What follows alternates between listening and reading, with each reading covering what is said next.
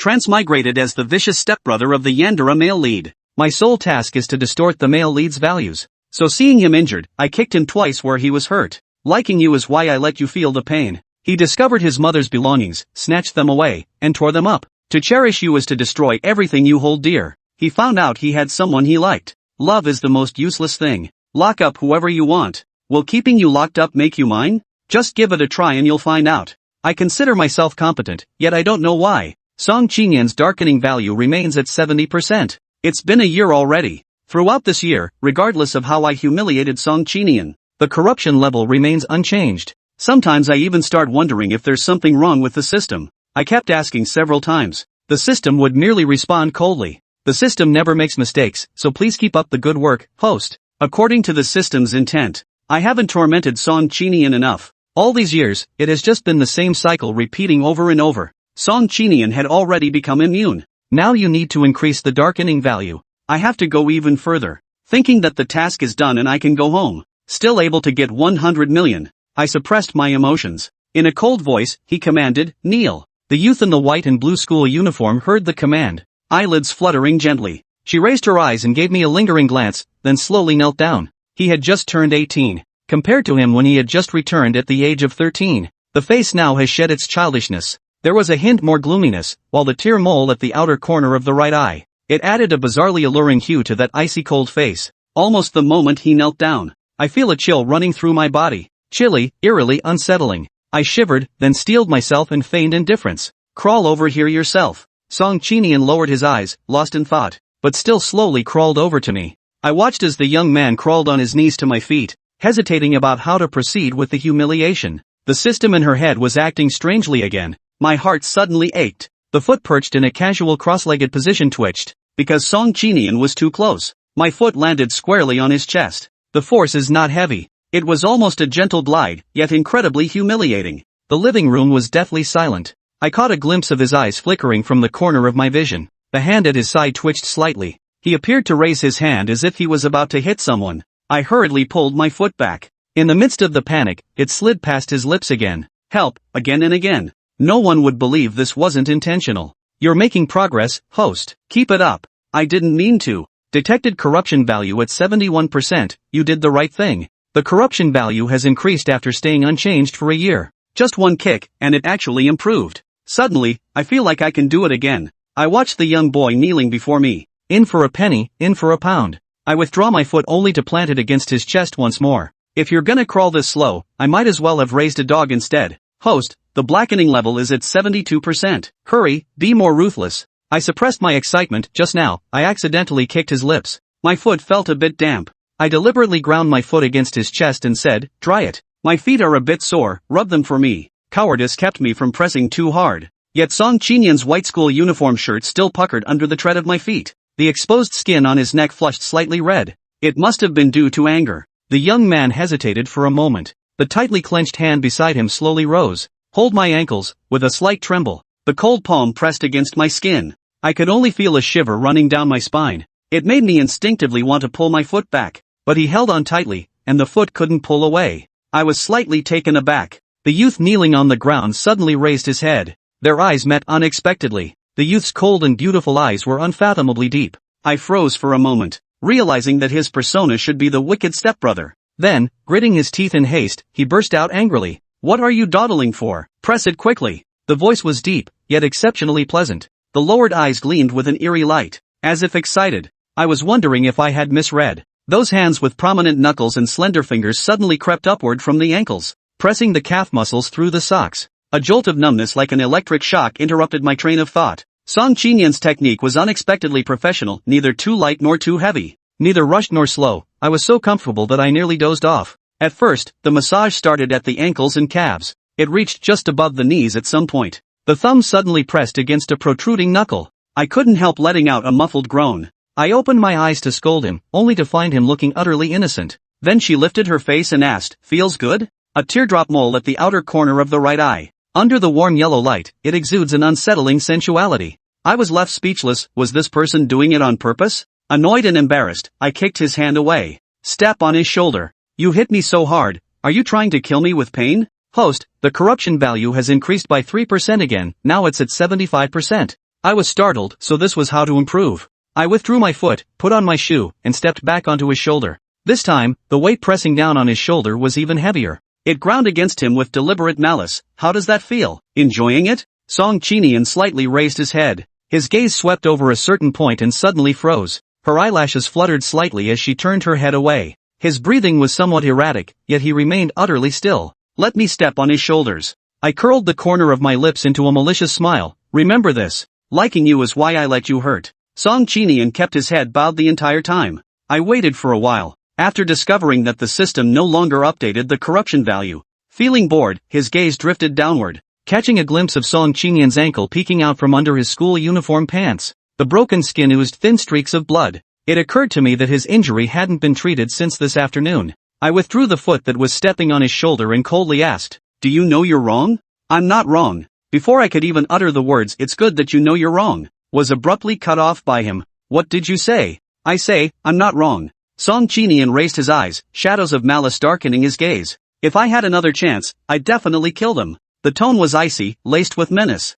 Yet, upon noticing my bewildered gaze, she, instantly lowering her head, she regained her quiet and docile demeanor. "What did they do to you?" "This afternoon, the teacher called me." Song Qinian got into a gang fight at school. He fought against multiple opponents alone and left them battered and bruised. Got complained about by another parent. Although the reason why Song Qinian hit them remains unknown. But this is a rare chance to punish the male lead. I certainly won't let it pass. So from the time I came back until now, I didn't even ask them the reason for the fight. Punish him first. But right now, I suddenly feel a bit curious. Song Qinian has had little episodes of violent outbursts in recent years. The last time I hit someone was when he had just come back. Someone insulted his mother right in front of him. What is the reason this time? No offense, just don't like the look of it. The voice was muffled, clearly brushing it off. He didn't want to say, and I couldn't be bothered to press him either. I stood up and smoothed out my hem. "If you really killed him, you'll end up in prison." "I'm relieved, since seeing you is annoying anyway." Harsh words come easily to hand. Song Qinian fell silent, and I stopped looking at him. Walked straight past him and head upstairs. "Alright, then. You still have school tomorrow, so let's call it a day." I went back to my room and lay on the bed for over 10 minutes, tossing and turning, unable to sleep, for some inexplicable reason. The image of Song Qinian's injured ankle keeps flashing through my mind, and the scene of limping back to the room. "Host, you're not planning to deliver medicine to him again, are you?" Before I could defend myself, the system immediately said, "He's the male lead, a little injury like this won't kill him. I beg you, don't always do unnecessary things. The male lead should endure inhuman torment in the early stages. Over these 5 years, you've always been too soft-hearted." No sooner had they finished bullying someone than they turned around to offer warmth. "You keep going back and forth like this. When will the task be completed?" I refused to accept it. I did it secretly without him knowing. In his heart, I'm still that wicked stepbrother. The system was left speechless by my antics. I've already opened the door, knowing one's own inability to stop it. Out of sight, out of mind, forcefully logged off. The living room lights were turned off, leaving only the floor lamps casting a faint glow. Song Wenying, holding a tube of ointment she had bought that afternoon, sneaked into the living room. In the darkness, she bumped into several pieces of furniture, the pain making her wince, but she forced herself to remain silent. She found the first aid kit, placed the tube of ointment specifically for bruises and scrapes inside, then walked to the door of Song Qinian's room and knocked. Song Qinian had just finished showering, with droplets of water still clinging to his hair, trickling down his neckline and into the depths of his collar. Even his pajamas were buttoned up tightly, with the top button fastened all the way to the collar.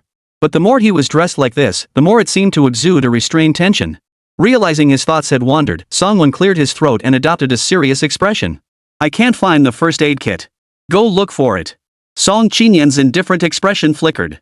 "Did your sister get hurt?" He was putting on a good act. If it weren't for the fact that Song Wenying knew how badly she had treated him over the past 5 years, she almost would have believed he genuinely cared about her.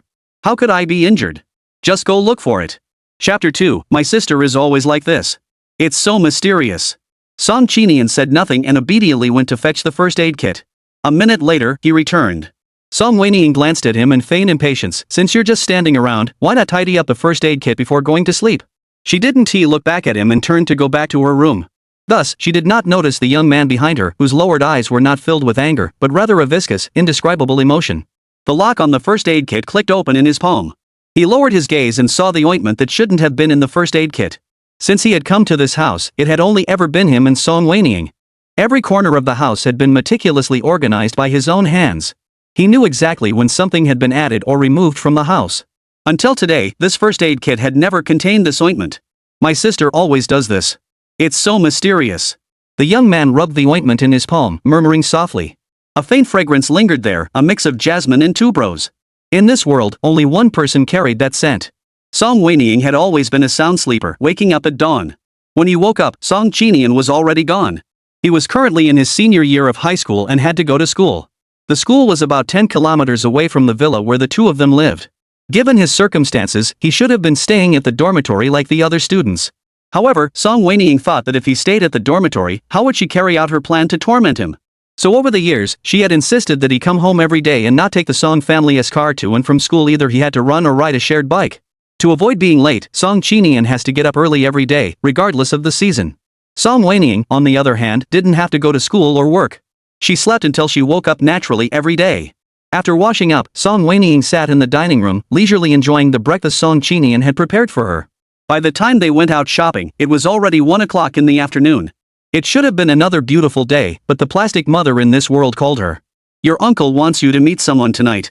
Song Wenying frowned. Here we go again.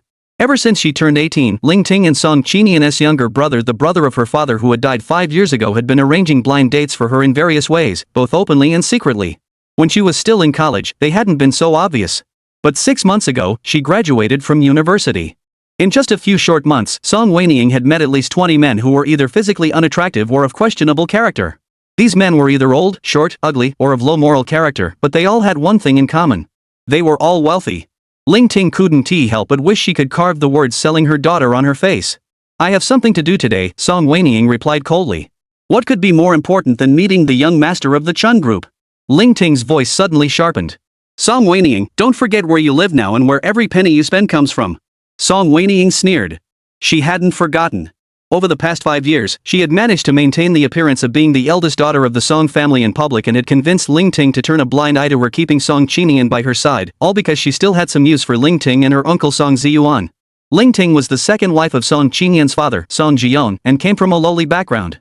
She was shallow and easily swayed. She knew nothing about business. After Song Jiong's death, she had hooked up with her younger brother-in-law, Song Ziyuan, to continue living a comfortable life. Unfortunately, Song Ziyuan was also a good-for-nothing. Over the past 5 years, the Song family business has been in decline under his management.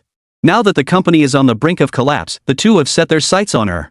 They plan to use her to arrange a marriage alliance and secure investment to save the company. If it weren't for her mission, she would have already cut ties with these two long ago. Chapter 3, Bumping into a stranger, only to find a handsome guy. After a moment of silence, Song Wenying accepted reality and compromised once more. What time? 7 o'clock at the Emperor's View Hotel. Remember to wear that white Chanel dress. Ling Ting hung up the phone satisfied. Song Wenying put down her phone and lost all interest in shopping. That Chanel dress was sent to her by Ling Ting 2 days ago. At the time, she had wondered what had gotten into her, suddenly being so nice to her. It turned out she was waiting for her here. There was no way she was going to dress up according to their plans. As usual, she returned to the villa, opened the innermost compartment of her bedroom wardrobe, and pulled out her battle attire. A deep purple dress. The neckline was exaggeratedly shaped like a wilted trumpet flower, and the waist was adorned with tacky sequins. Song Wenying put it on and held it up to the mirror. Perfect, she instantly looked tacky beyond belief. She rummaged through her makeup bag, selected a fluorescent pink lipstick, and applied it to her lips with a deliberately smudged, cheap-looking finish. Before leaving, she ruffled her previously smooth long hair into messy curls. She took her time riding the subway, arriving at the Imperial View Hotel at 7:30 p.m. She was half an hour late. Under the crystal chandeliers of the Imperial View Hotel, Song Wenying stumbled into the lobby in her ill-fitting high heels, glancing at the frantic calls on her phone before answering slowly. What's going on? Where the hell have you been? Ling Ting's voice on the other end nearly pierced her eardrums. What's the rush? Song Wenying casually fiddled with the sequin chain around her waist. Didn't you tell me to dress up? It takes time. One sentence silenced all of Ling Ting's anger. She suppressed her anger. Over the years, I've arranged so many eligible young men for you, yet you're so unambitious you can't even keep one of them. Mom, Song Wenying interrupted sweetly, if you keep scolding me, Mr. Chen will get impatient and leave.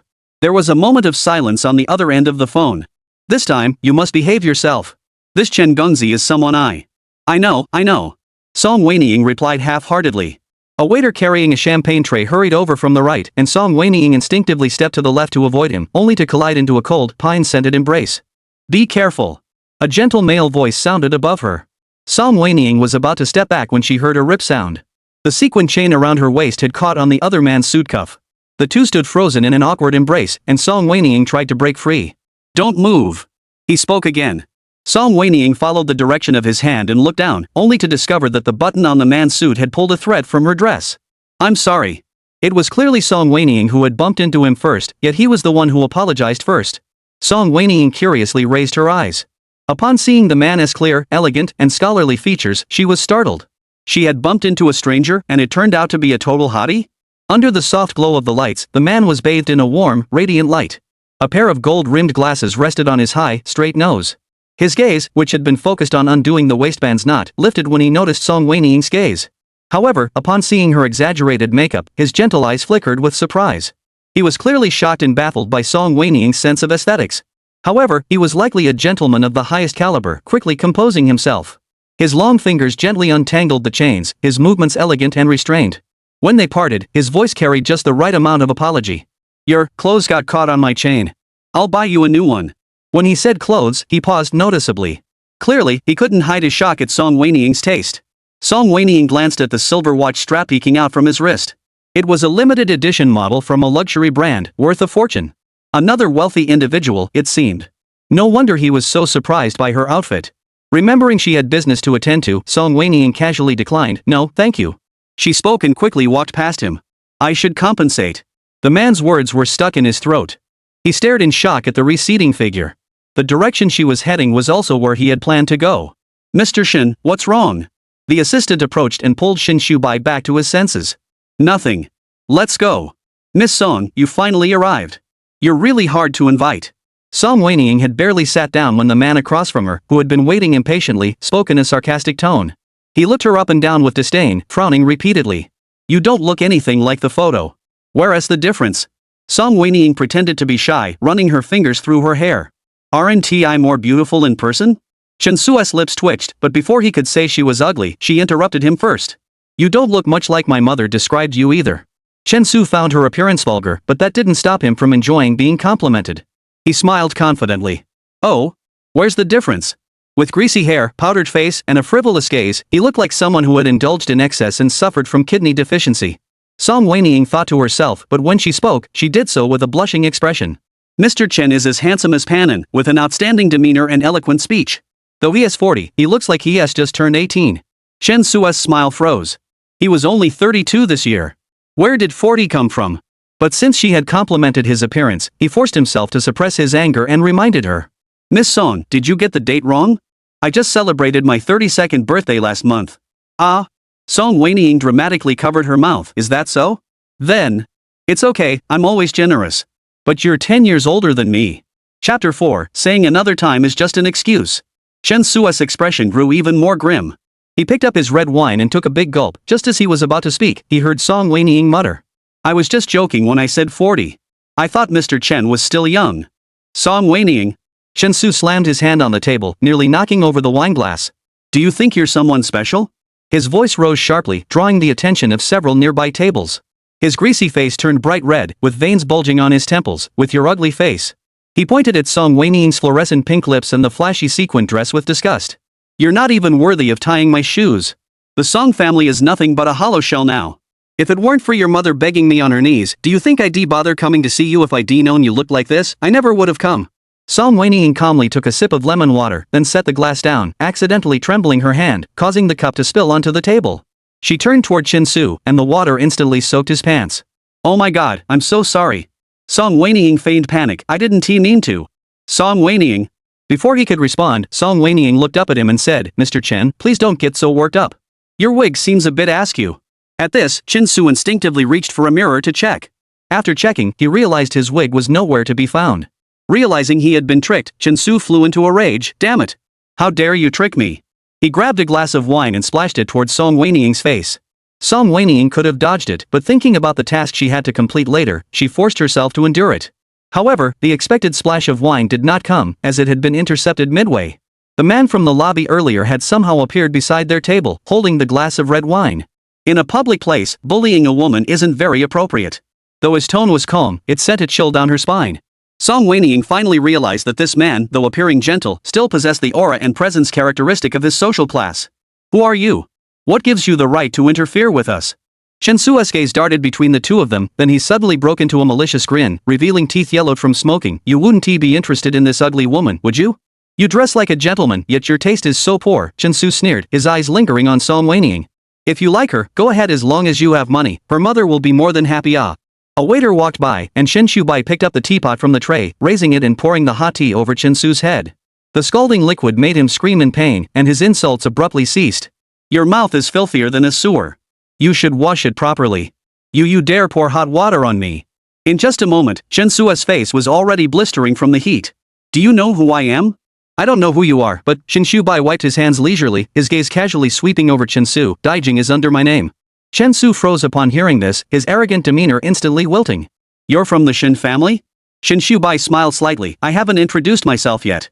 My name is Shinsu. Shinsu? Shinsu's face turned completely pale. He tried to say something, but Shinsu raised his hand to signal the security guards. Two security guards grabbed Shinsu's arms and dragged him out. He struggled to turn his head, his lips trembling. Mr. Shin, this is all a misunderstanding. Song Wenying is my fiancé. Seeing that Shinsu didn't even bother to lift an eyelid, he turned to Song Wenying and shouted furiously. Song Wenying, explain everything to Mr. Shin right now. Do you think I won't tell your mother when I get back? Explain what? Song Wenying looked completely bewildered and innocent. Shinsu was so angry his face turned ashen, and he could barely speak. You. Before he could finish, he was dragged out of the restaurant. The world finally fell silent. Song Wenying exhaled in relief. Just as she turned to thank Shinsu, she heard his gentle voice. Next time you encounter such people, there is no need to spare their feelings. He lowered his head slightly, his gaze focused and serious. The more you back down, the more they'll push their advantage. Song Wenying was startled. Was he really unaware, or was he deliberately playing along with her act? Earlier, she had clearly been provoking Shinsu on purpose with every word. Thank you. A neatly folded deep blue handkerchief was suddenly handed to her. Song Wenying raised an eyebrow. He said seriously, there's a bit of red wine on your face. Wipe it off.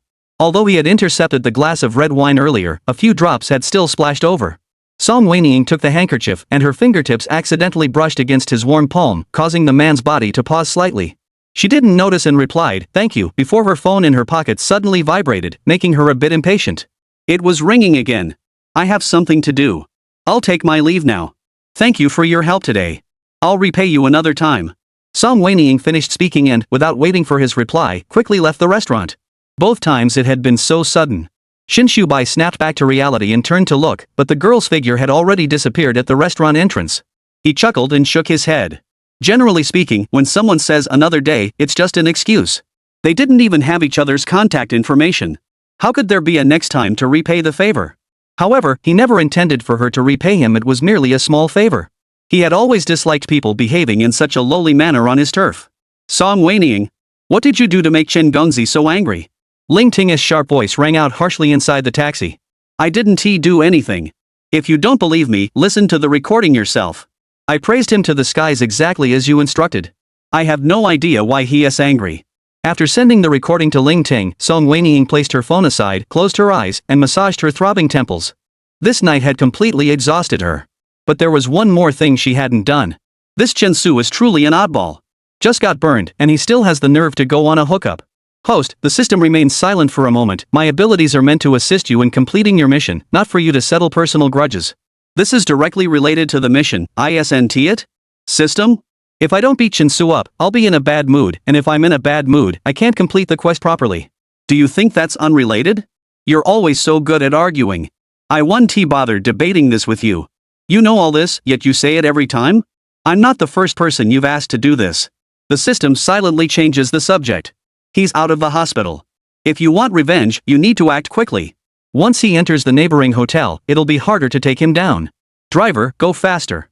Song Wenying opened his eyes and reminded the taxi driver. The driver immediately accelerated upon hearing this. Song Wenying looked out the window at the swiftly passing streets, then suddenly noticed a black Maybach following the taxi at a leisurely pace in the rearview mirror. He seemed to have seen it when he first got into the car. Why is it still following us now? Was he just coincidentally heading the same way? Chapter 5, Is that handkerchief important to your sister? Song Wenying had little connection with the people in this world. She didn't think the person was following her and didn't give it much thought. The car soon arrived at the hotel where Shinsu was staying.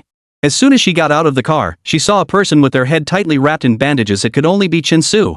Song Wenying had the system send Shensu a subtle signal, instructing him to walk to a secluded path with no people or surveillance cameras.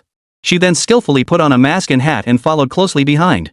She wasn't new to hitting people, and hitting a blind date was certainly not her first time. But she didn't hit every blind date.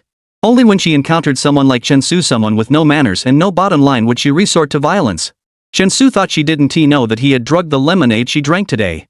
Unfortunately, Song Wenying was a time traveler with a system by her side. How could she possibly be affected by such a drug?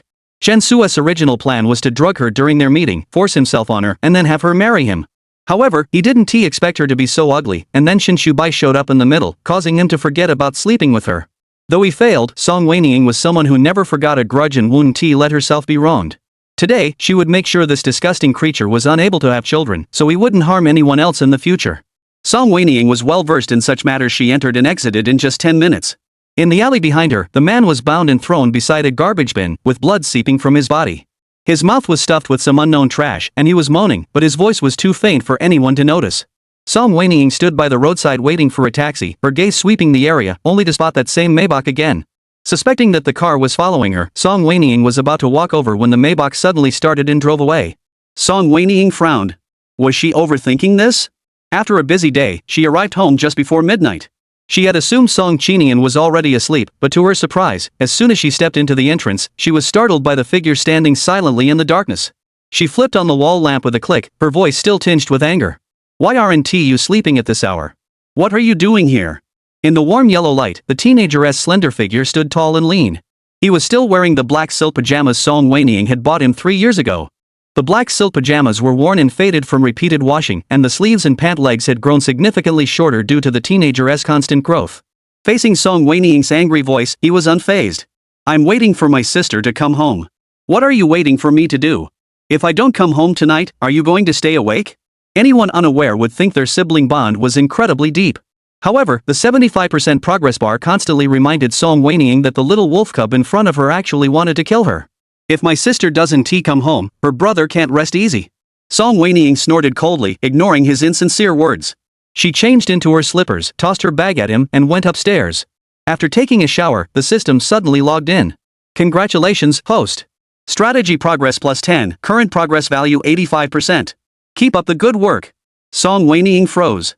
Surprised yet puzzled, she wondered. I didn't do anything, so why did it suddenly increase so much? The system doesn't know. This is beyond the system's analytical capabilities. Could it be because she ignored him earlier? Song Wenying could only think of this as the answer. But regardless of the reason, an increase was a great thing for her. Song Wenying happily dried her hair and was about to go to sleep when she suddenly remembered the man she had encountered that evening. She had left in a hurry and had taken his handkerchief. On the way back, Song Wenying checked the handkerchief and found it quite expensive. She thought about returning it to him next time she saw him, but after searching her room thoroughly, she couldn't find it anywhere. Suspecting she might have left it in her bag and left it outside, Song Wenying went downstairs to look for her bag, but it only contained her daily essentials and not the handkerchief. Recalling that Song Qinian had taken her bag earlier, she went to his room and knocked on the door. Song Qinian, have you seen a handkerchief? Song Qinian must have been taking a shower. It took a while before he opened the door. What handkerchief? You took my bag earlier. Didn't you see a dark blue handkerchief? When did my sister buy a handkerchief?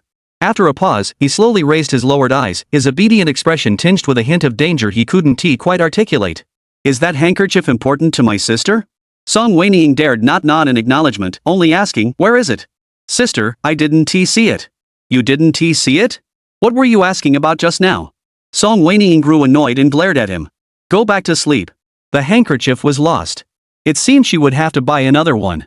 Song Wenying returned to her room, closed the door, and lay down to sleep.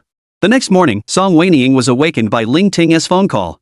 The house was already quiet, with only her movements audible. Song Qinian was preparing breakfast for her as usual. While Song Wenying was eating breakfast, Ling Ting, who hadn't been able to get through earlier, called again. As usual, Song Wenying didn't answer the phone. She was definitely going to scold her. But today, her tone was unusually gentle. Ying, have you gotten up yet? You've been calling non-stop since last night. It's hard not to wake up.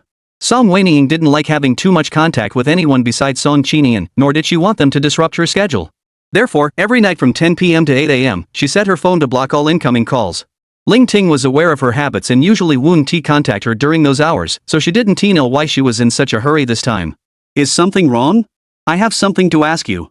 Her tone was unusually gentle. Do you know Shin Shubai? Who is that? Chapter 6, I don't deserve it. There was a moment of silence on the other end, followed by the sound of rustling. Soon, Song Ziyuan's voice came through the phone. When did you meet Shin Shubai from the Shun group? Shin Shubai? Such a familiar name. Host, the man who gave you the handkerchief is named Shin Shubai. You haven't forgotten, have you? The system's voice sounded a bit exasperated. Song Wenying fell silent for a moment. Of course I didn't forget, I was just wondering what those two were asking him. Oh. The system's tone was strange, and Song Wenying felt a bit embarrassed and angry. What is it to you? Go level up. I'm signing off, host. Song Wenying ignored it and only replied to the person on the phone. I don't know him. We met for the first time yesterday. Do you think we're stupid? Song Ziyuan raised his voice. You're telling us he de-skulled Shinsu for you on your first meeting? Do you really expect us to believe that? Yes, Ying, why didn't you tell us sooner that you know Shin Shubai? Mom has been worried about your marriage. I never thought you were so capable, able to climb your way up to the president of the Shin group. If you had told us sooner about your relationship with Shin Shubai, would Mom have had to send you to meet that Shinsu? Song Wenying's lips twitched. I'm truly amazed by Ling Ting. Ability, climbing the social ladder, that kind of relationship. These words using them to describe her own daughter? Does she really think they're compliments?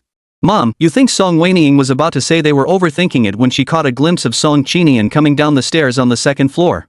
She was so startled that the porridge she had swallowed choked her, and she coughed, cough cough. She frantically grabbed a napkin to cover her mouth and said, Didn't you go to school? It's Sunday. The teenager still had faint dark circles under his eyes, and his voice was soft. He walked down the stairs step by step, his gaze fixed on the phone in her hand, which was still connected to a call. On the other end of the call, Ling Ting was still chattering away. Ying, there's a charity dinner next Tuesday. You should go with your uncle. Mr. Shin will definitely be there. Make sure to seize the opportunity. Song Wenying frowned, thinking she was just causing trouble. She wanted to argue with Ling Ting, but feared she would scold her in front of Song Qinian, leaving her no chance to show off in front of him. She turned off the speakerphone, walked past Song Qinian, and returned to her room. Only after closing the door did she say, I really don't know Shin Shubai well, and he doesn't even like me. Even if I go to the charity dinner, there will be so many people there. How could I possibly get close to him? If there's no chance, wouldn't you try to create one? How could I have such a stupid daughter? Ling Ting's voice suddenly rose, piercing her eardrums. Song Wenying left the phone on speaker and placed it aside before going to attend to other matters. Mr. Shin went out of his way to offend the Chen family for you yesterday. That clearly means he is interested in you. After the charity gala, find out which hotel he is staying at, then wear the silk nightgown I gave you and knock on his door. Mom, is that how you climbed into Song Qinian's bed back then? The phone went dead on the other end. The next second. Song Wenying, you think you're too good for us now? Do you not want your monthly allowance anymore? This was always her tactic. Song Wenying was about to retort, take it or leave it, but Ling Ting seemed to have anticipated her response and cut her off first. Song Qinian, that child. All these years, you've gone out of your way to protect him and oppose me at every turn. I'm sure you must care deeply for him. You don't want to see him expelled from school during his senior year, do you? You know I have the connections to get him back in. If you don't believe me, try it. Perfect, hitting her where it hurts. Song Wenying picked up her phone, clenching her teeth. I'll go. Anyway, she only agreed to go. She hadn't promised anything would work out. Besides wasting some of her time and energy, she just consider it a free dinner. If you had just listened to me earlier, this wouldn't have happened. Ling Ting hung up the phone satisfied. Song Wenying tossed her phone aside. Just as she opened the door to go out, she suddenly found herself face to face with Song Qinian's deep gaze. The teenager had been standing outside for who knows how long, his pale face devoid of any expression. What's wrong with you? What are you doing standing outside my door? I was just about to go back to my room. He stammered. But he didn't move. Song Wen grew impatient. Do you have something else to do? You. He hesitated, but Song Wenying pushed him aside. If you have nothing to say, get back to your room. Seeing you just annoys me. Just as he was about to close the door, a hand with prominent knuckles suddenly pressed against the doorframe. Wait a moment. Song Wenying raised an eyebrow impatiently. Do you have something else to say? The teenager's pale knuckles turned white from the force, and after his Adam's apple bobbed a few times, he finally managed to speak. That charity dinner, can I not go?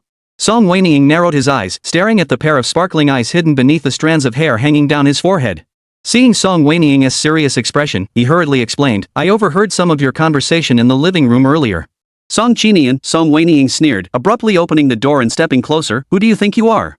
Do you think you have the right to meddle in my affairs? That's not what I meant. What do you mean you didn't mean that? How many meanings does that have? Do you think you can eavesdrop on my phone calls? The young man was forced to step back, his back pressing against the cold railing. He lowered his eyelashes, his voice barely audible. I'm not worthy. Good to know. Wow, host is so cool. I just logged in and already get to see your presence. Wah, actually, I'm not. I'm so nervous I could die. I'm playing a really weird character. I feel so guilty towards Song Qinian. He was just concerned about me, and I ended up humiliating him. You did it pretty naturally. I didn't notice any guilt. No, I'm really guilty. I'm so bad. Congratulations, host. Strategy progress +1, current progress value 86%. Keep it up. The system prompt suddenly rang in her mind, and Song Wenying's heart leaped with joy. Another point?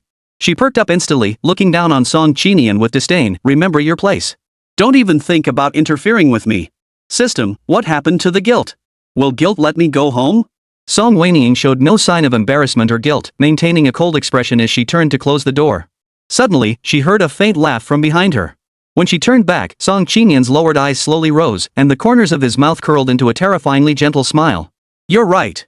His eyes were obediently submissive. I'll remember it well. Chapter 7, Reunion with Shin Shubai. Ling Ting booked a full-body spa treatment for Song Wenying, afraid she'd just go through the motions, and said she'd accompany her the whole time. Song Wenying looked at the spa location Ling Ting had sent on her phone. It was only 3 kilometers from Chitong Garden. She could also stop by and have dinner with Su Heir and the others. Song Wenying changed into a different outfit and left the house. As she was changing her shoes at the entrance, she saw Song Qinian coming downstairs from the upper floor. You don't need to cook dinner for me tonight. He paused slightly. All right. Song Wenying arrived at the clubhouse entrance in the Song family's car. As soon as she got out, she saw Ling Ting standing there glaring at her. It's so cold out here. Do you know how cold I'd been waiting for you? It was early March, and it was still a bit chilly in Haicheng. However, in Song Wenying's eyes, Ling Ting was just being stubborn. She wouldn't go inside to wait. She insisted on standing at the entrance, trying to morally blackmail her? That was impossible. Song Wenying remained unfazed. We agreed on 4 o'clock. Isn't it only 1 minute late? Ling Ting stammered, realizing she was in the wrong. All right.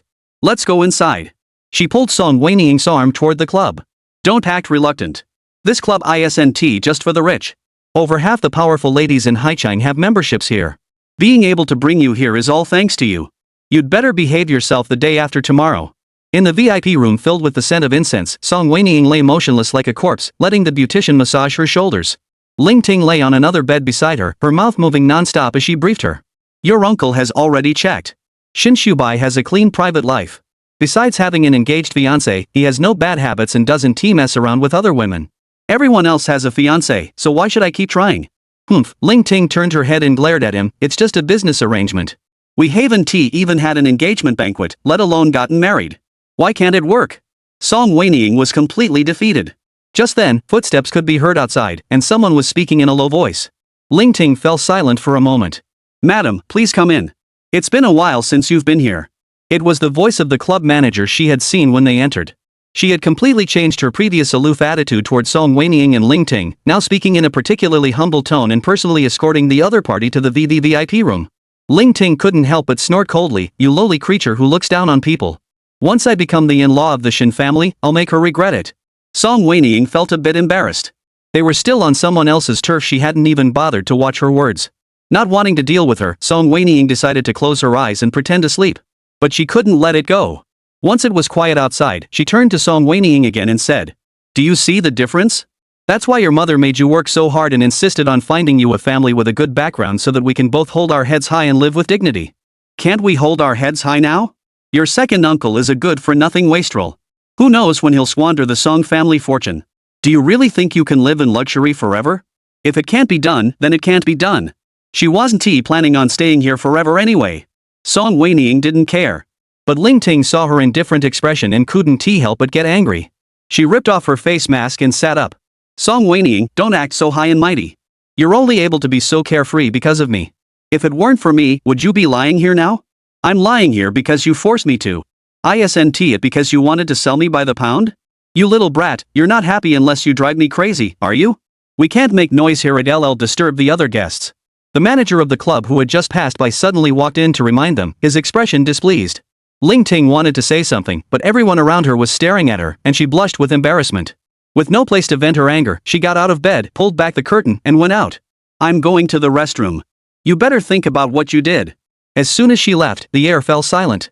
Song Wenying had been lying down for a while and felt a bit uncomfortable. Just then, her phone vibrated. It was a message from Heir. She signaled the beautician to stop, got up, put on a bathrobe, and went out. Wenying, Chung Che sent you the location for dinner. Take a look and see if it's okay.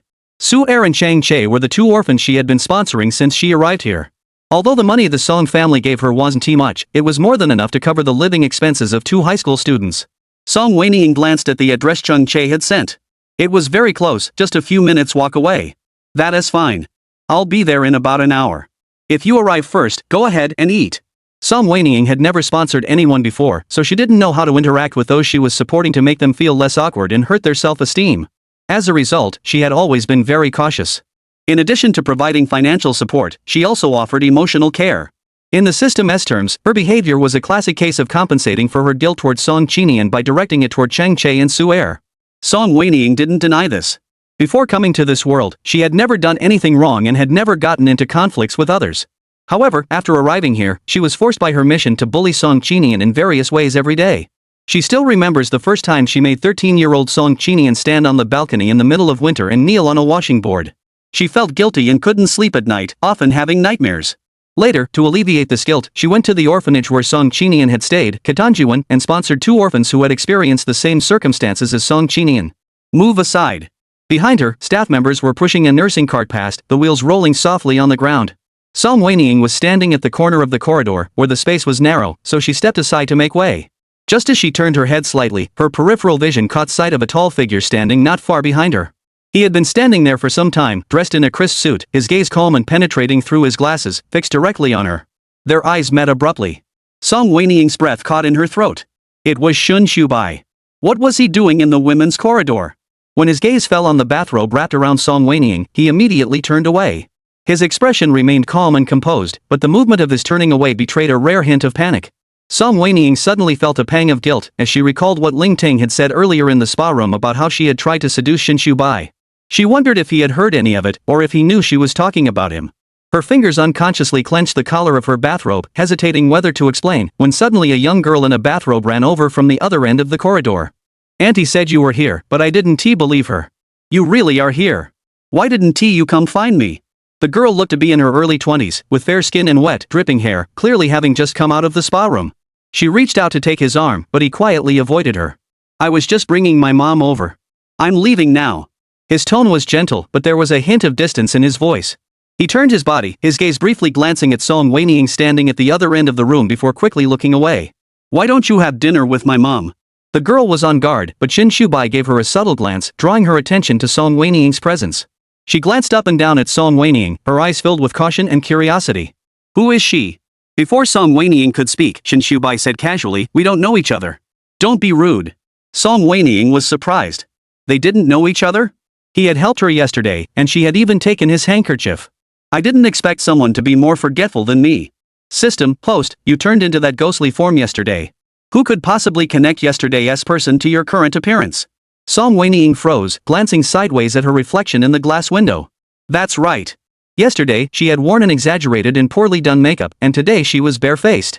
By the time she snapped out of her daze, the two had already walked far away. Song Wenying felt relieved. Judging by Shin Shubai's expression, he probably didn't hear her conversation with Ling Ting earlier. Otherwise, he wouldn't be so calm. He would have come over to confront her or warn her not to try to get something she can't have. Chapter 8, Your brother is the top student in the grade, didn't you know? By the time they left the spa, it was almost 7:30 p.m. Ling Ting couldn't stand Song Wenying's cold expression anymore, so she said a few words to her and slipped away as if she'd been released. Song Wenying told the driver to park the car where it was and walk to old Zhang's wonton shop. Heir and Chang Che had already arrived. Upon seeing Song Wenying, Heir waved first. Sister Wenying. Chang Che also stood up awkwardly, Sister Wenying. Song Wenying sat down and noticed that none of them had ordered anything, which surprised her. When did you arrive? About 20 minutes ago. Just now. 2 voices sounded simultaneously, the first belonging to the outgoing Heir, and the second to the reserved and taciturn Chang Che. Though their answers didn't match, Song Wenying knew that Heir was telling the truth. Chang Che indeed lowered his head, his ears turning red. He always acted this way. Over the years, they had seen each other quite often, but every time he saw Song Wenying, he was always so reserved. Song Wenying sighed. Didn't I tell you to order first? We're not hungry yet, Heir replied. He looked up and down at Song Wenying. Wenying, you smell so good. Where did you go just now? I was busy with something next door. Next door? Su-er thought for a moment, is that the beauty salon? I just passed by and saw someone coming out, and they smelled just like you. Not wanting to continue the topic, Song Wenying nodded and called the waiter over to bring the menu. Just as I was ordering my meal, I heard Su-er across the table sigh again. Wenying's skin is already so good, yet she still goes to the beauty salon for treatments. No wonder you're so beautiful. The envy was unhidden, and the praise was straightforward. Su-er was always like this, but Song Wenying still found it a bit hard to handle. After placing her order, she finally smiled and replied, if you're interested, I'll take you next time. Really? Su-er's eyes lit up. That SA promise. I'll remember. Song Wenying chuckled, alright, it's settled. Noticing that Cheng Che hadn't said a word, Song Wenying turned to him and asked about their recent studies. Cheng Che wasn't a talkative person, so most of the time, Sui was the one responding. As they continued talking, Su-er asked Song Wenying again. Wenying, Cheng Che is preparing for the college entrance exam. He said he is very nervous.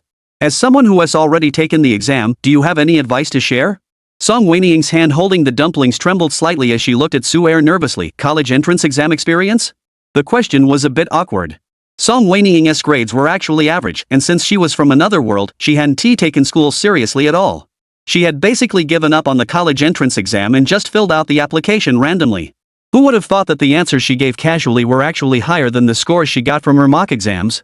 It was pure luck that she made it into a first-tier university. Cheng Che also wants to go to your university. Why don't you share your experience? Su-er's eyes sparkled. Song Wenying's smile was a bit forced. Cheng Che noticed her unusual expression and looked up at her in confusion. She glanced away and said, the college entrance exam, you know. Actually, the most important thing is your mindset. Ha? Su-er was confused. If you have a good mindset, your grades will improve? No. Song Wenying shook her head, scooped up a spoonful of dumplings, and ate them. A good mindset can help you not be too upset even if you do poorly. Perhaps because Song Wenying spoke so seriously, Su-er had expected her to say something different. But her answer was so unexpected that Su-er's mouth dropped open in surprise. After his initial surprise, Cheng Che lowered his head and curved his lips into a faint smile, as if he were smiling. Song Wenying felt a bit embarrassed and quickly changed the subject. By the way, Cheng Che, what is your ranking in the recent mock exams? Cheng Che put down his chopsticks and spoke softly, second in the grade. Song Wenying. Are all the top students like this now? I just heard Su-er say he was nervous, and I thought it was because his grades weren't good. Second in the grade? Last time he was fifth. Wenying, you didn't know, but he's been studying until midnight every day for the past 2 months just to get into your school. Su-er's words made Cheng Che blush again. He seemed genuinely shy. He lowered his head, his voice sounding a bit downcast. But I still didn't get first place. Who got first place?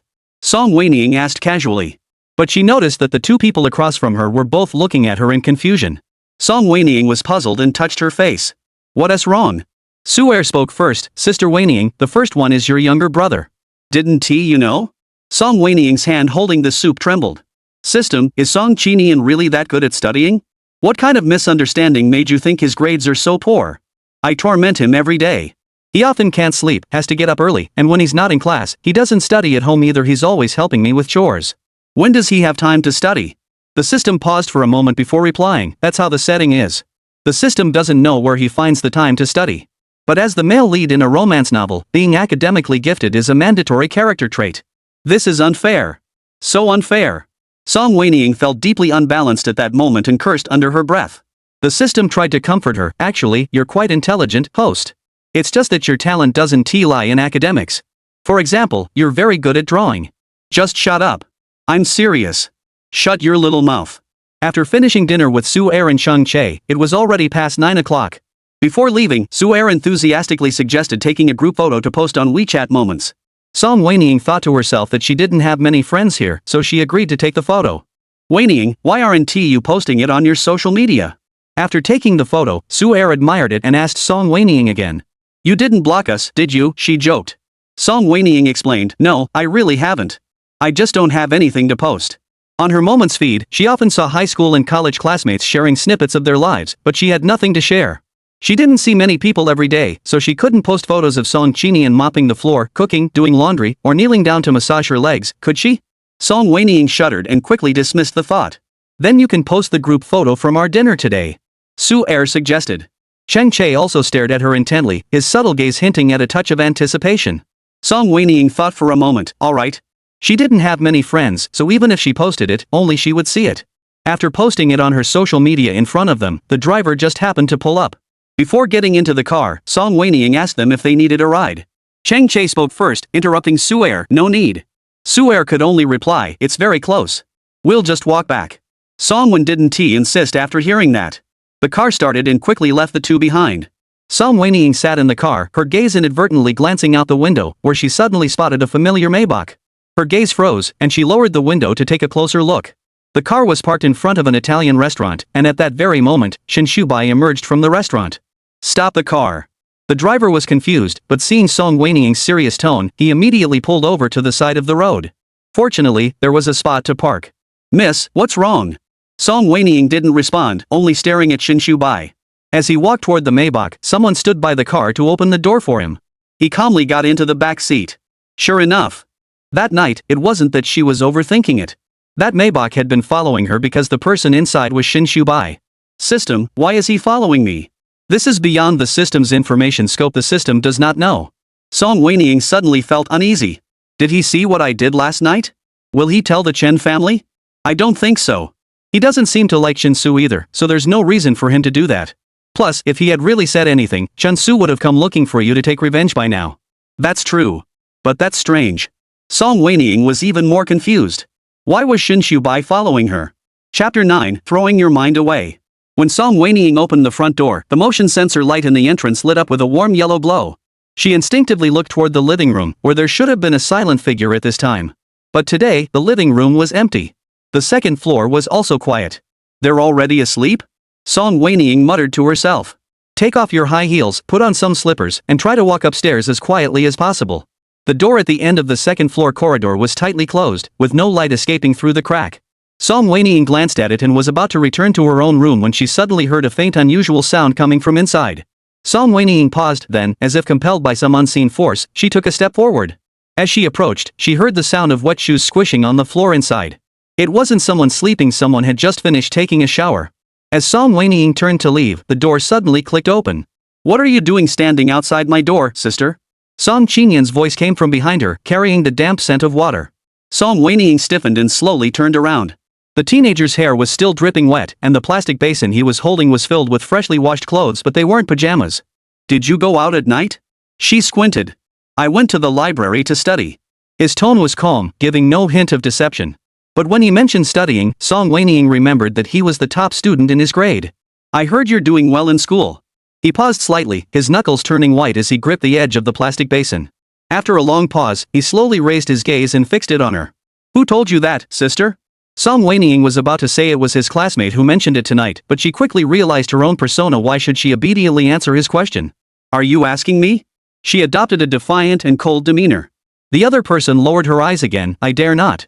A strange curve played at the corners of his mouth, his damp bangs clinging to his forehead, exuding an ominous and dangerous aura. Song Wenying suddenly felt a bit intimidated again. System, what's the progress value? I think something's wrong with him. This guy might lose control suddenly. Kill me if you have to. Host, Song Qinian is the male lead, not a murderer. Your concerns are unnecessary. But he's a sickly male lead. The system didn't want to answer her question, refreshed the data, and replied, the progress value hasn't changed, it's still 86%. Song Wenying was a bit disappointed. Alright. Host, don't lose heart. It's been increasing rapidly lately. In just a few days, it's already gone up by more than 10 points.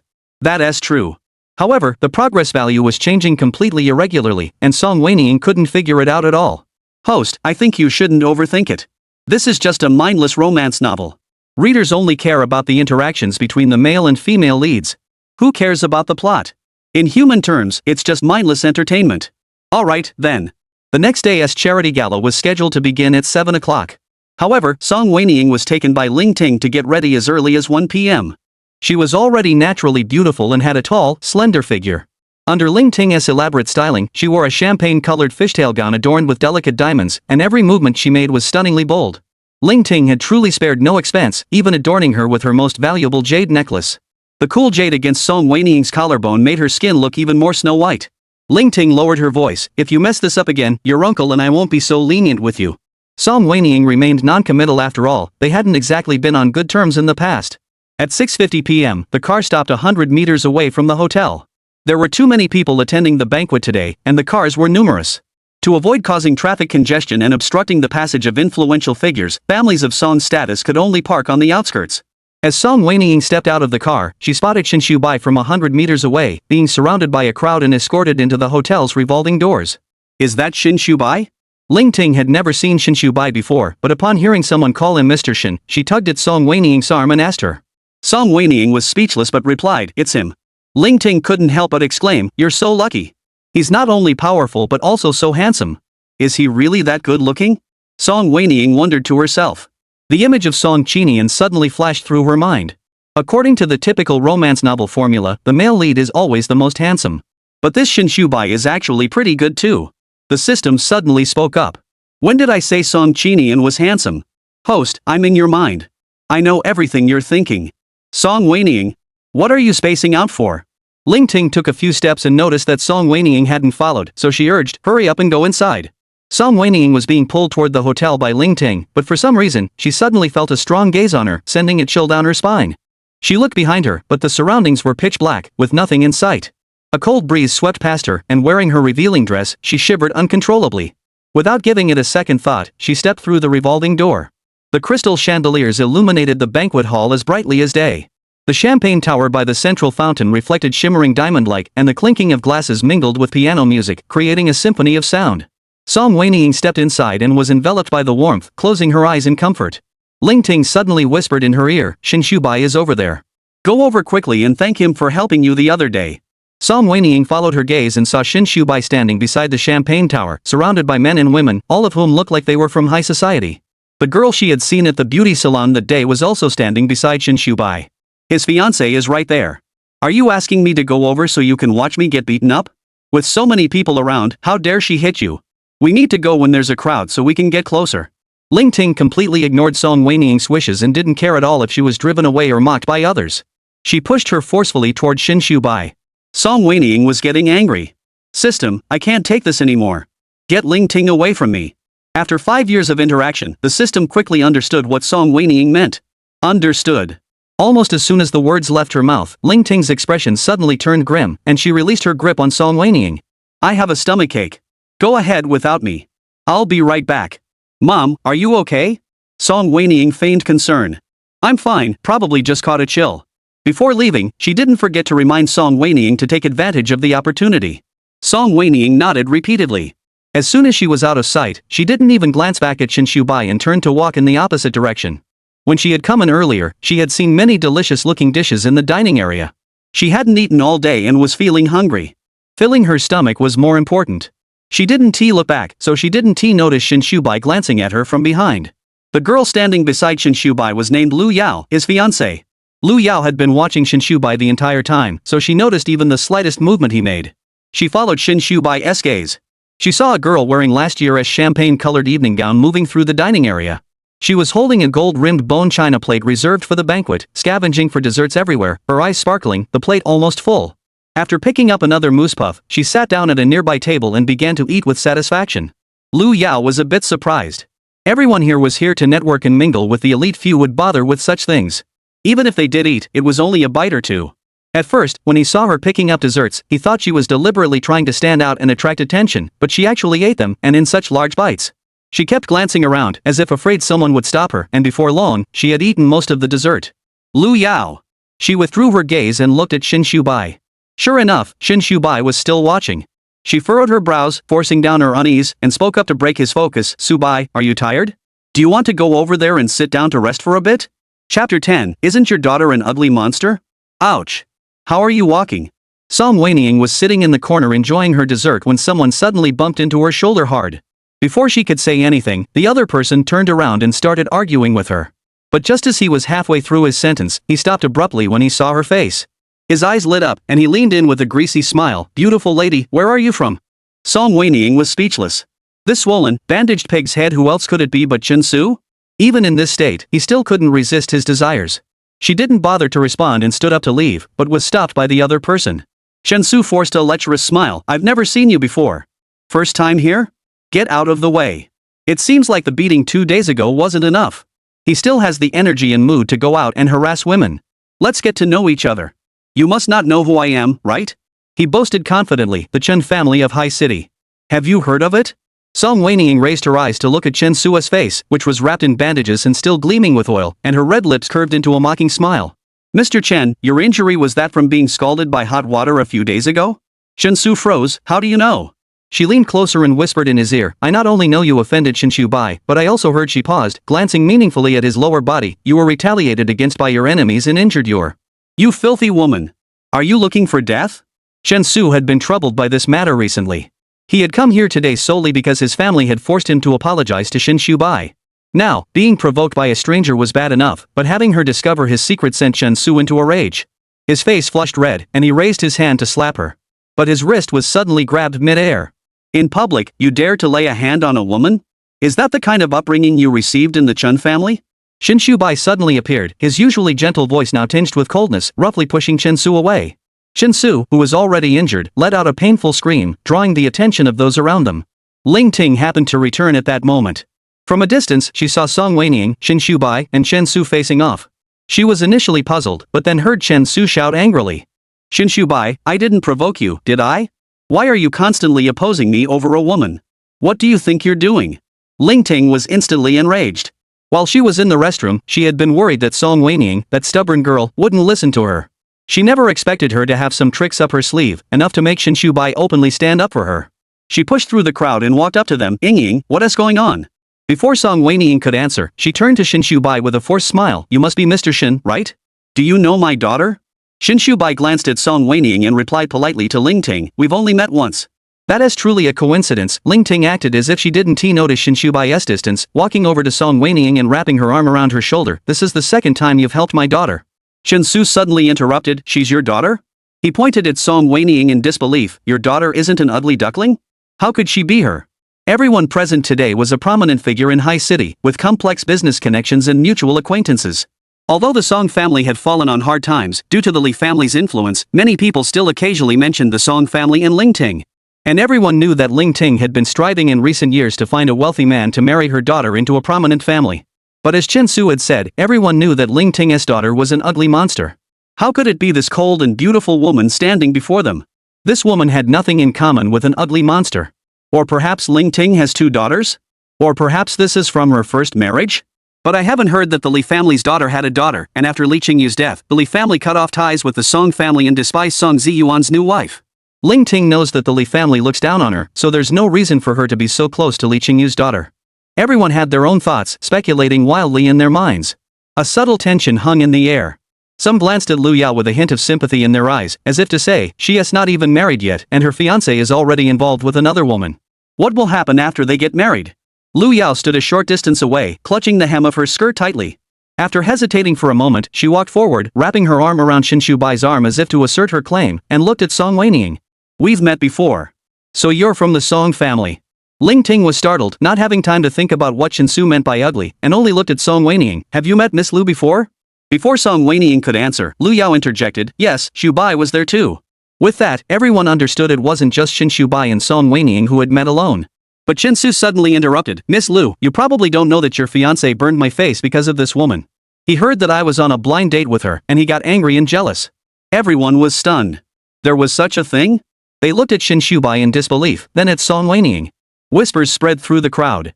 Ling Ting struggled to suppress her inner excitement, hoping Chen Su would continue speaking so everyone would know her daughter was connected to Qinshu Bai.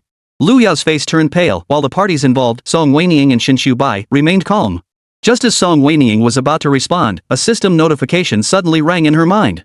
Congratulations, host. Target corruption value +1. Current total corruption value, 87%. Keep up the good work. Song Wenying's expression froze. Are you sure there's no issue? You weren't hacked, right? Your data isn't corrupted, is it? Please do not doubt the system's capabilities.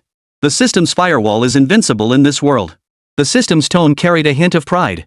But Song Wenying was even more confused. I haven't seen Song Qinian today. He should be in school right now. How could he have turned evil? Perhaps something happened at school? The system speculated uncertainly. So the person you encountered that day was Miss Song. Qinshu Bai's gentle voice interrupted Song Wenying in the system's conversation. His words seemed as though he had just found out, but Song Wenying knew he had known all along. She never expected someone who looked so gentle on the surface to lie so calmly. Song Wenying raised an eyebrow and replied casually, "Thank you for your help that day, Mr. Shin." Both of them were very polite and distant, leaving everyone else confused about whether they were related or not. However, Shin Shubai then turned to Chinsu, "Mr. Chen, I don't care how you behave in private, but today you openly spread rumors about me and Miss Song. I don't care about myself, but a young lady's reputation is something you cannot tarnish so lightly. I hope you will apologize to Miss Song." His tone remained gentle, but everyone could feel the pressure. Chapter 11. Did you hear Song Qinian's voice? Shensu felt humiliated and didn't want to obey, but just as he was about to retort, Shensu's father arrived in time. He was out of breath, his face ashen, and he slapped Shensu on the head hard, cursing him before bowing respectfully to Shin Shubai. "I said, not to me, but to Miss Song." Shin Shubai remained composed and showed no sign of guilt over the remark. Everyone was puzzled, and Shensu's father couldn't figure out what the relationship between Shin Shubai and Song Wenying was, so he reluctantly turned to apologize to Song Wenying. Song Wenying, who had been in this world for 5 years, had never felt so prominent before. She forced herself to reply, "It's okay. Host, I see it now. Song Wenying? What did you figure out? Actually, you're a bit socially anxious. The system analyzed seriously, every time there are more people around, you become quiet, appearing aloof, but it's all just a mask for your anxiety about not knowing what to say. Are you losing it? No, you're afraid of crowds. The system spoke solemnly, you've always said you don't want to interact with people in this world, afraid you'll feel attached and unable to leave. That's why you don't attend class reunions, don't post on social media, and refuse all the banquets Lingting arranged for you. After graduation, you even stopped going out to work. I'm just lazy." According to big data analysis, many socially anxious people are also just too lazy to interact with others and always make excuses, saying things like, "I just prefer being alone." Damn system. Song Wenying gritted her teeth, "You dare to talk down to me? If the system weren't intangible, Song Wenying would have beaten it senseless right now. Host, I just wanted to say that you have potential social anxiety. Or rather, you have social avoidance disorder. Whatever you say." Song Wenying had no words to respond. On the other side, Shensu's father, having received Song Wenying's response, nervously looked at Shin Shubai. As long as Miss Song has forgiven her. Upon receiving the response, Shensu's father sighed in relief and dragged Shensu away quickly. As soon as they left, everyone's gaze fell back on Shin Shubai, Song Wenying, and Lu Yao. Lu Yao pretended not to notice, instead clinging more affectionately to Shin Shubai's arm and pouting. "You've already helped us out. Now it's time to go find our father and the others. He's been urging us all along, saying that Uncle Lee wants to introduce someone to us. Don't keep the elders waiting too long." Shin Shubai nodded and murmured, Before leaving, he politely but distantly nodded in Song Wenying's direction. Song Wenying was engrossed in her confrontation with the system and didn't notice him. Lingting suddenly exclaimed excitedly in her ear. "You little brat, I really underestimated you. You actually managed to hook up with Mr. Shin. Mom, my hand is going to break." Song Wenying reminded her expressionlessly, "You don't want a daughter with a broken arm, do you?" Lingting finally realized she had squeezed Song Wen's arm until it turned blue. She let go with a smile, Mom just got a little excited. Feeling the subtle glances from those around her, Song Wenying felt uncomfortable. "I'll go to the restroom." Lingting was in a good mood, so she did whatever Song Wenying said. She smiled and watched her leave. Only when she reached the restroom did Song Wenying finally relax. In fact, during the banquet, she had intermittently felt an odd sense of being watched. At first, she thought it might be Shin Shubai, since he had a history of following her. But just now, Shin Shubai was right in front of her, and she still felt an intangible gaze. That meant the person spying on her wasn't Shin Shubai. Song Wenying really made a scene tonight. What's so impressive about that? It's just some underhanded tricks. With her background, even if Shin Shubai were to take an interest in her, do you think Shin's wife would agree? True, Mrs. Shin is known for her iron-fisted ways. They say the restroom is a place for gossip, and it's true. Song Wenying was about to go out to wash her hands when she heard people talking about her. Seeing that they had no intention of stopping the conversation, Song Wenying could only walk out. The women saw her and flinched, then all looked at her with disdain. Some people really have no shame. Yeah, Song Wenying interrupted, washing her hands and smiling at the person. Some people are indeed thick-skinned. They can talk behind someone's back and then, when the person overhears them, they can keep going without batting an eyelid, acting all righteous and continuing to slander them. That's what I call thick-skinned. You. The woman grew furious, raising her hand to strike, but was held back by the two women beside her. Don't act impulsively. The group whispered among themselves, presumably discussing how they didn't know the nature of Song Wenying and Shin Shubai's relationship and shouldn't provoke them unnecessarily. Song Wenying didn't bother to argue with them and walked out, shaking her hands dry. The hotel was large and confusing. It was her first time there, and she couldn't quite remember the way. After wandering aimlessly for a few minutes, she finally spotted a waitress carrying a tray in the distance. She followed him, intending to ask for directions. But she saw him push open the door and enter a room. As Song Wenying approached, she saw Shin Bai sitting inside through the door that hadn't been closed properly.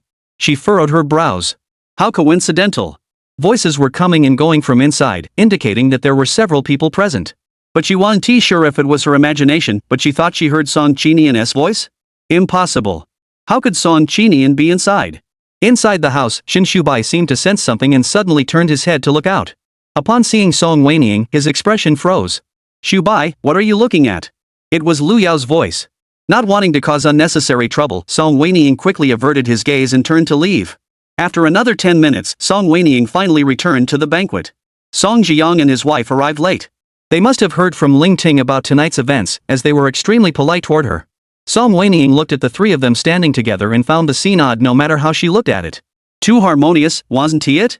Does this aunt really not know about Ling Ting and Song Jiang's relationship? Or does she simply not care? Lin Yu noticed Song Wenying looking at her and smiled. I noticed you're walking a bit oddly. Is it because you're not used to wearing high heels? She playfully pulled Song Wenying toward the sofa to sit down. Lin Yu had never been kind to Song Wenying before, but today she was acting completely out of character. Though Song Wenying found it odd, her feet were indeed very sore, probably from the heels rubbing against the shoes. She didn't refuse. Ling Ting always loved the commotion. She couldn't sit still and naturally didn't follow Song Wenying. Song Jiang was the same. He had come here to seek investment, and greeting Song Wenying had already wasted enough of his time. As Song Wenying followed Lin Yu to sit down, a waiter happened to walk by. Lin Yu gestured for the waiter to place the drinks. You've grown so much in the blink of an eye. You don't come to places like this often, do you? She held out a drink to Song Wenying. Want some? Song Wenying raised an eyebrow, took it without a word, and said, thank you. You're welcome. Lin Yu's smile felt a bit forced. She kept glancing at her out of the corner of her eye, as if waiting for her to drink. Song Wenying pretended not to notice and took a sip. Lin Yu hesitated, then said, the drink is pretty good. Want another sip? Song Wenying obediently took another big sip. It was indeed tasty, with a lychee flavor. If only she could ignore the sleeping potion in it. However, the drugs in this world had no effect on her body. Curious about what Lin Yu was up to, Song Wenying downed the rest in one gulp. A few minutes later, she feigned dizziness and collapsed into Lin Yu's arms. Chapter 12, She has a terrible temper and is a bad person.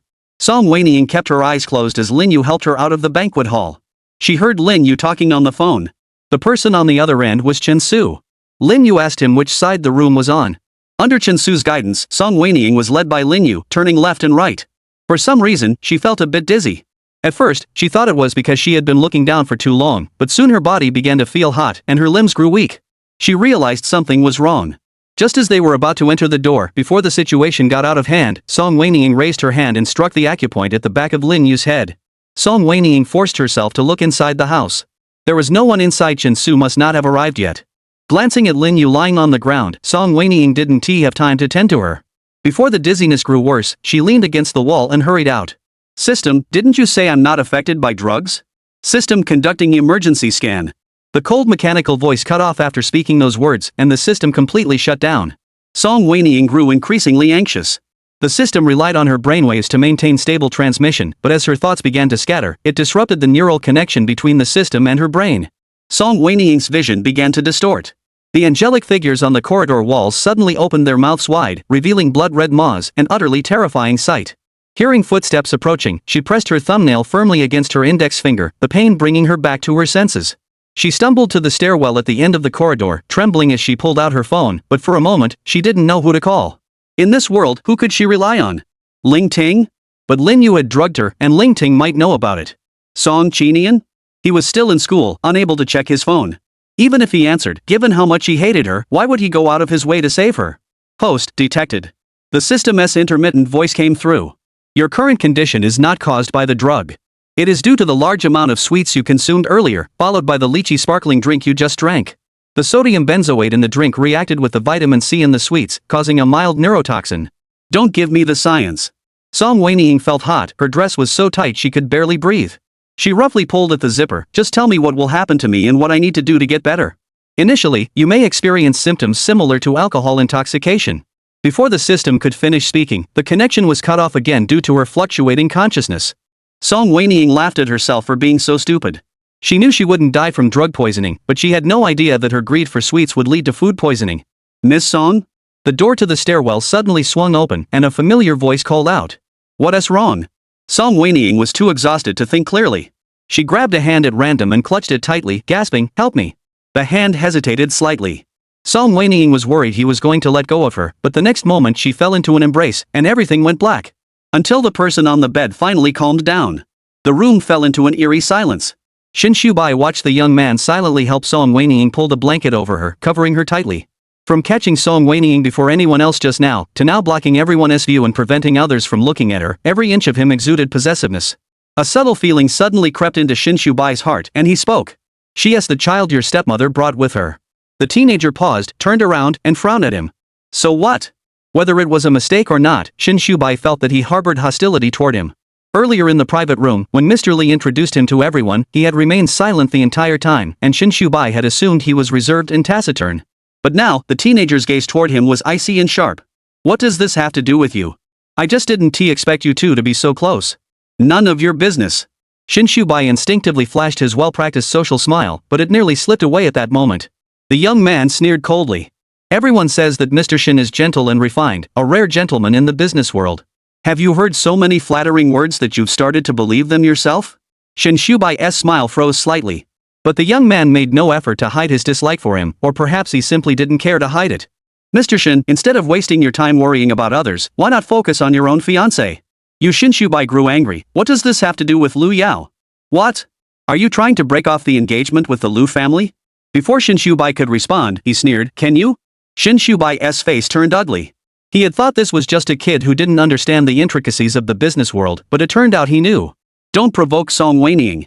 Song Qinian said this, his gaze cold enough to freeze the blood. Yet his posture was casual, and his fingertips even casually brushed against the cheek of the person lying on the bed. "She's not like you imagine her to be. She has a terrible temper." His gaze lingered briefly, and the corners of his mouth curled up slightly. "She is also wicked." Shin Shubai furrowed his brows slightly, not quite understanding what the young man was saying. For the first time, he felt someone was so utterly baffling, like a madman. Chapter 13, someone like Song Qinian actually scrolls through WeChat moments. When Song Wenying woke up, he found a large bump on his forehead. After finishing her morning routine in the bathroom, she walked around the room, still unable to make sense of what was happening. She couldn't recall any of last night's memories. The system's perception of the outside world was tied to her mental clarity. Since she had been so disoriented last night, the system had no idea what had actually happened. The system only knows that the host suffered from food poisoning last night and was rescued while unconscious. "Miss Song, are you awake?" A stranger's voice came from outside the door. Song Wen opened the door and went out. The woman appeared to be in her 40s and looked very efficient. "You were drunk last night and were found by staff, who brought you to this hotel room and took care of you." As if knowing that Song Wenying couldn't remember, she came over to clarify her confusion. "Are you sober now?" Song Wenying sensed that she was withholding some information. However, she did not press further. After nodding and thanking the person at the door, she dismissed her. Last night's charity banquet was held at this hotel. After the banquet ended, the bustling atmosphere faded away. When Song Wenying stepped out of her room, she looked at the empty corridor, occasionally passing by a few guests, her mind still a bit dazed. As her gaze wandered, it caught the security cameras overhead, and her eyes paused. When she returned to the Song family villa, it was noon. It was Wednesday, and Song Qinian should be in class at this time. Song Wenying sighed in relief. It was better that he wasn't there. She wasn't ready to face him yet. She quickly packed her belongings and moved out that day. That evening, she sent Song Qinian a message. "I have something to do. I won't be coming home for a while. You don't need to cook for me during this time." An hour later, Song Qinian replied, "All right." It couldn't have been any shorter. She guessed he didn't care whether she replied or not, and perhaps he was even happier if she didn't. Song Wenying's thoughts were in disarray. For several days, she stayed in her hotel room, pondering the meaning of life. Ling Ting found it odd that since the charity gala, she hadn't received a single call from him, unlike usual. Normally, she and Song Ziyang would have been calling her multiple times a day to urge her to meet Shin Shubai, but these past few days, they were as quiet as if they were dead. And for some reason, every day someone added her on WeChat, introducing themselves right away. There was Ming Miss from a pharmaceutical company, Su Miss, the only daughter of a real estate tycoon, Lin Miss, the heiress of an internet tycoon, Cheng Miss, who made her fortune from rare earth mines, and Yen Miss, a returnee whose father was the deputy governor of the central bank. Even Liu Yao, the heiress of the Liu shipping group, had added her on WeChat.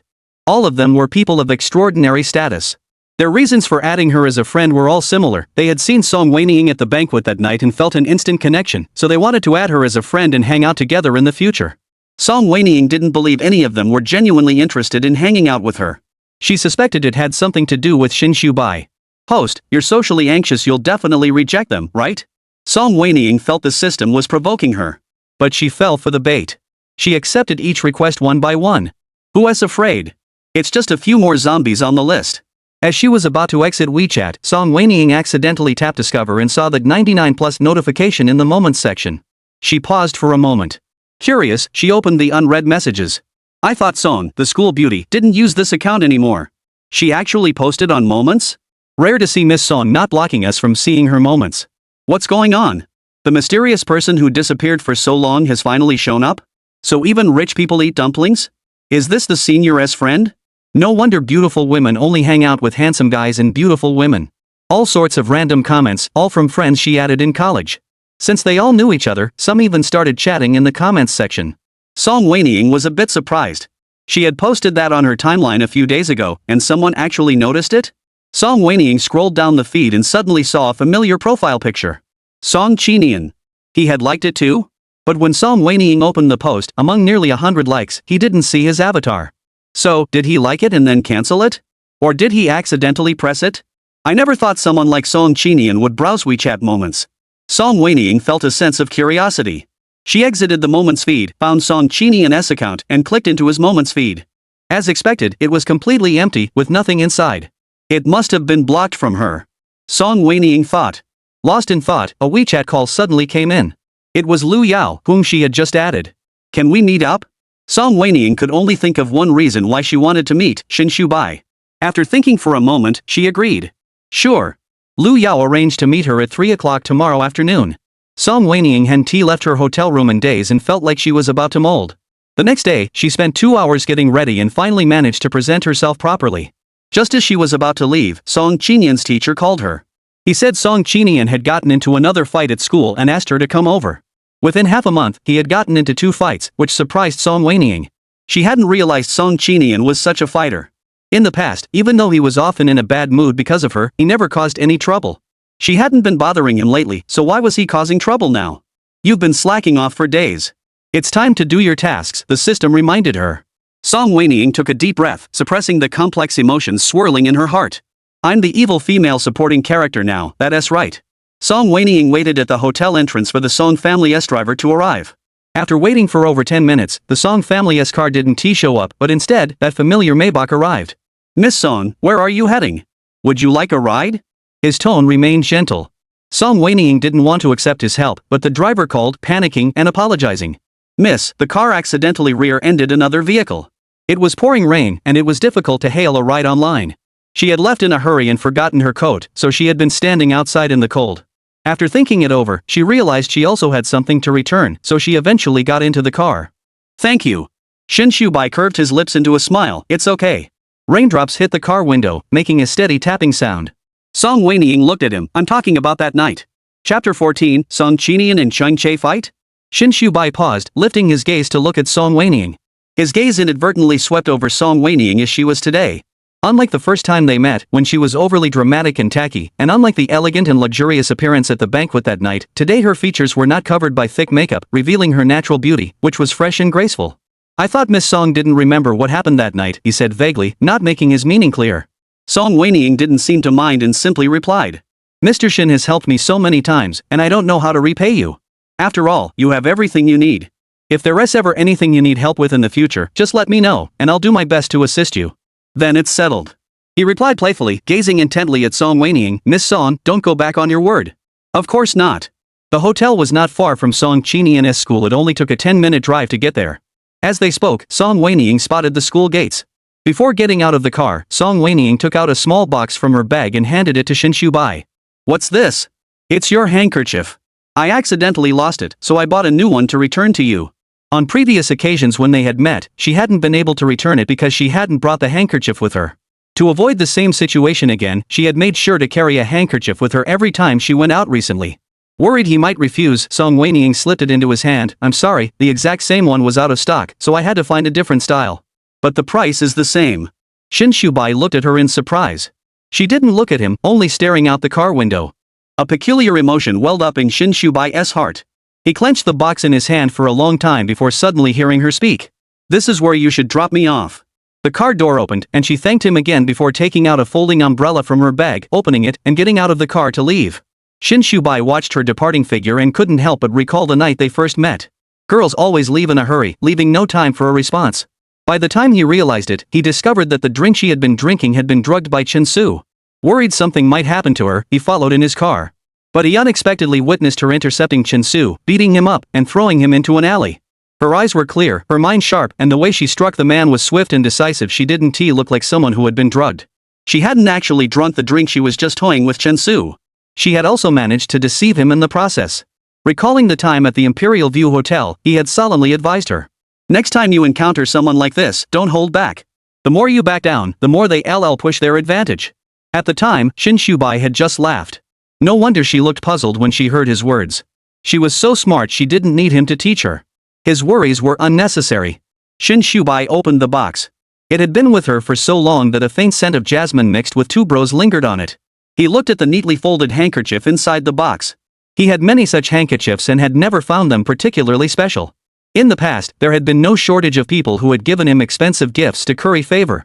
He would thank them politely but later give them away or donate them. But this gift today, he felt, might be worth keeping.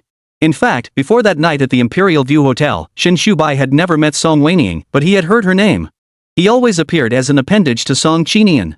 Because the old patriarch of the Li family had said that his grandson had always refused to return home, all because of Song Wenying's instigation. The old patriarch cursed Ling Ting and her daughter, saying they weren't easy to deal with. One had lured his son-in-law, and the other had lured his grandson. Shin Shubai took note of the name Song Wenying at that time. Later, at the Imperial View Hotel, when Shin-su called her Song Wenying, he was shocked. Was Song Wenying really like that? It was hard to say if he was a bit disappointed at the time.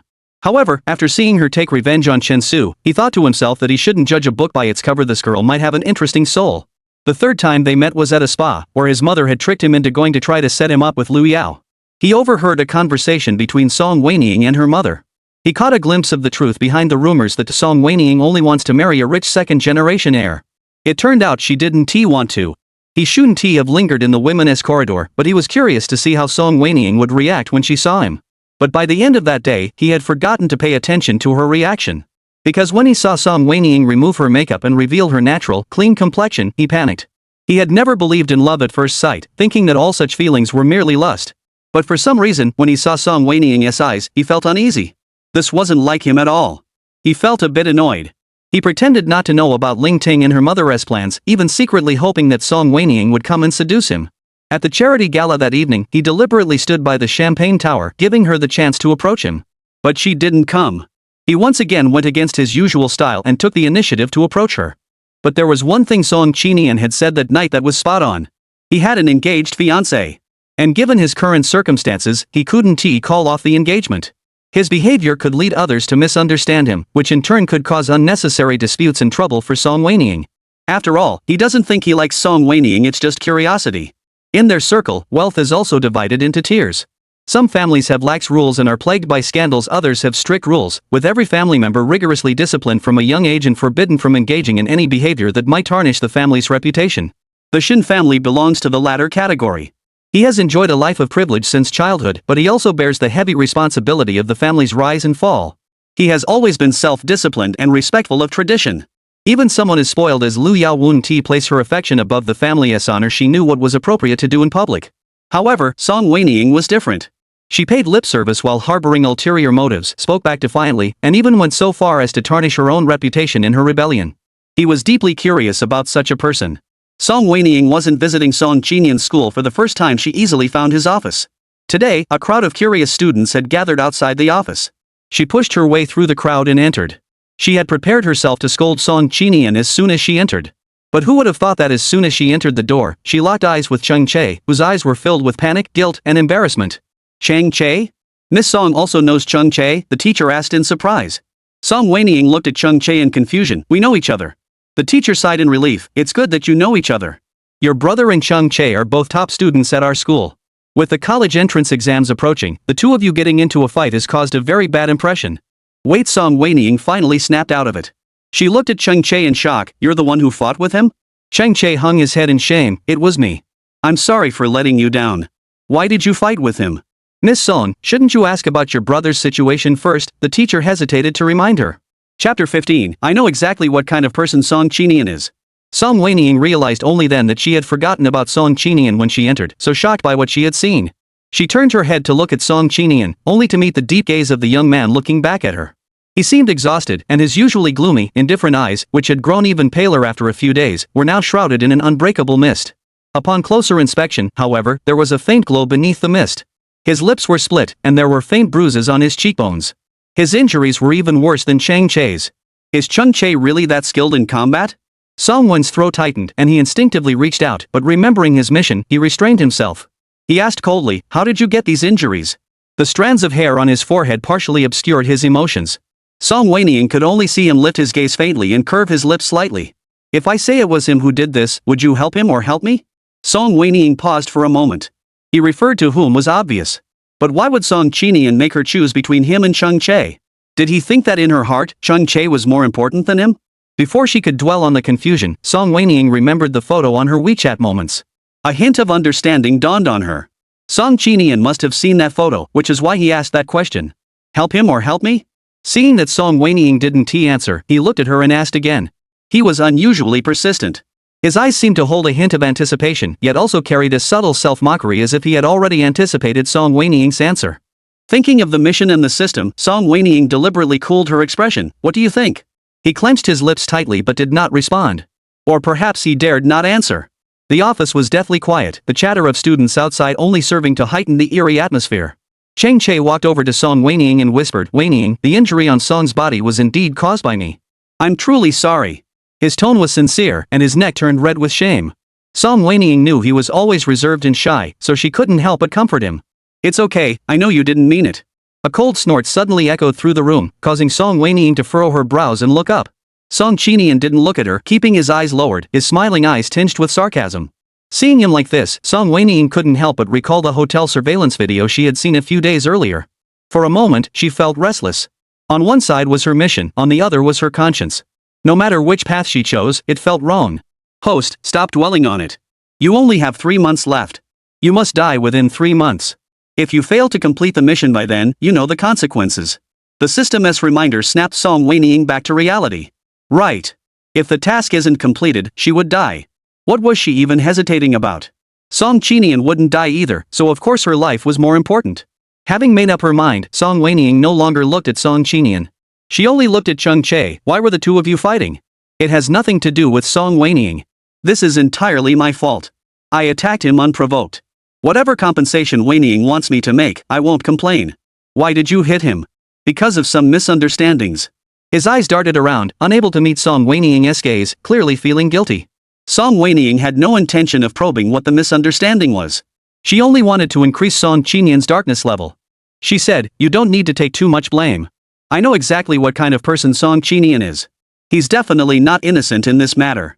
Upon hearing this, everyone present, except for Song Qinian, was taken aback. The students outside the classroom, who had been noisy moments ago, fell silent instantly. Someone murmured softly, "Is she really Song Qinian's sister?" Today, Song Qinian was the one who got beaten up, yet she doesn't blame Chang Che but instead defends Song Qinian. Last time, Song Qinian fought with someone else for her sake, and I heard that when she came, she also scolded Song Qinian. I've never seen such a sister. Fighting for her? Song Qinian? Song Wenying's heart trembled, and her eyelashes fluttered slightly. But the system's voice suddenly rang out in her mind. "Congratulations, host. Target corruption value +3. Current total corruption value has surpassed 90. Only 10% remaining to complete the mission. Keep up the good work." Song Wenying's chaotic thoughts were once again pulled back to reality. It must be because of what she said that the corruption value increased. To verify, she looked at Song Qinian and continued deliberately. "Even if he really hit you, you wouldn't be innocent. You deliberately didn't fight back. Were you trying to frame him?" Song Qinian's pupils contracted sharply, as if pierced by something sharp. His eyelashes trembled as he stared at Song Wenying in disbelief, trying to confirm whether she was speaking the truth or lying. But Song Wenying remained silent, letting him scrutinize her without changing her words. "So you think this is my fault? What else? Who knows if you didn't provoke him on purpose?" His breath caught in his throat for a moment, and he felt his body go rigid from head to toe. He opened his mouth but couldn't utter a sound. Finally, he forced a wry smile, as if his self-defense mechanism had kicked in. As if he didn't care. But his tightly clenched jawline and knuckles, white from gripping his fists, betrayed him. The classroom fell silent for a moment before the teacher spoke up, trying to ease the tension. "Actually, Chang is a pretty mild-mannered and well-behaved student. I don't know what happened today that made him hit his brother so hard. He glanced at Song Wenying and Chung Che standing together, then at Song Qinian standing alone on the side. Something didn't add up. Who was this woman's brother? But this farce needed to end quickly, so he forced himself to continue. Although both parties were at fault in the fight, Song was indeed the one who was most seriously injured. Chang is an orphan with no other relatives. Miss Song, since you know Chang, why don't you two discuss this privately? No need. Song Wenying interrupted, I won't pursue this matter. She looked at Song Qinian, since it was a fight, both parties are at fault. Chang Che has already apologized. Shouldn't you also apologize to him? Song Wenying's words not only angered the students outside the classroom but also left the teacher speechless. He hesitated, then looked at Song Qinian, wanting to see his reaction. But Song Qinian showed no reaction, only lowering his eyes and speaking obediently. I'm sorry, Chang. The crowd gasped in unison. This was the top student in their grade. He was usually so smart, yet in front of his sister, he was so willing to endure humiliation and not fight back? So should we just let this go? The teacher had never encountered such an unusual situation before and didn't know how to handle it. He could only ask Song Wenying. But she insisted, make him write another few thousand words of self-reflection. The teacher. What kind of evil sister are you? Do you even deserve to be Song Qinian's sister? Exactly. It's a good thing Song Qinian heard someone slandering you and stood up for you. People weren't wrong to criticize you. Voices defending Song Qinian echoed one after another. Song Wenying didn't care. She was just wondering why the system hadn't changed again. Hadn't what she just said been even more outrageous than before? She had resolved to play the villain, yet she hadn't gained anything in return? Host, I forgot to mention that based on previous data, once the quest progress reaches 90%, the data becomes very difficult to fluctuate. To improve further, you'll need to try harder. Song Wenying's newly sparked hope collapsed instantly upon hearing those words. She had been so harsh earlier, wasn't that enough effort? Chapter 16, I'll make you regret it. When Song Wenying left school, she received a call from Lu Yao. I saw on Miss Song's WeChat that something came up unexpectedly. Is there anything I can help with? Suddenly being so friendly, Song Wenying didn't think she was being sincere. Thanks, it's already taken care of. Oh, I see, her tone was a bit odd, but she forced a smile, glad it's taken care of. Even through the phone screen, Song Wenying could sense the resentment in her words. But she quickly added, are you free tomorrow afternoon? I'm home alone and feeling bored. Why don't you come over to my place? Song Wenying was a bit confused by this person. Had their relationship already reached the point where they could invite each other over to play? You're not going to cancel again, are you? I really want to be friends with you. Though she sensed something fishy, she had just enjoyed a successful date, so she couldn't bring herself to refuse. She could only agree. Song Wenying had no idea that on the other end of the call, Lu Yao had hung up, sent her the address, and immediately changed her expression after putting down the phone. Her eyes were filled with suppressed anger. The woman sitting next to her was named Wang Wei. Seeing her in a bad mood, she couldn't resist adding fuel to the fire. What urgent matter? That shameless fox is clearly busy seducing Xinshu Bai. This made Lu Yao even angrier. Thinking back to the photo Wang Wei had sent her an hour ago of Song Wenying getting into Xinshu Bai's car, she was boiling with anger. I really underestimated this Song Wenying. She can lie so convincingly that I almost fell for it. If it weren't for the photo, she never would have thought this woman dared to flirt with Xinshu Bai right under her nose. I heard that Song Wenying goes on blind dates every day, just trying to marry into a wealthy family. I never expected her to have such big ambitions, daring to set her sights on your fiancé. Lu Yao clenched her fist so tightly that her nails dug into her flesh. She gritted her teeth. Tomorrow, I'll make her see the difference between us. Lu Yao's plans, of course, were unknown to Song Wenying. Song Wenying's driver had just settled the rear-end collision and immediately came to the school to pick her up.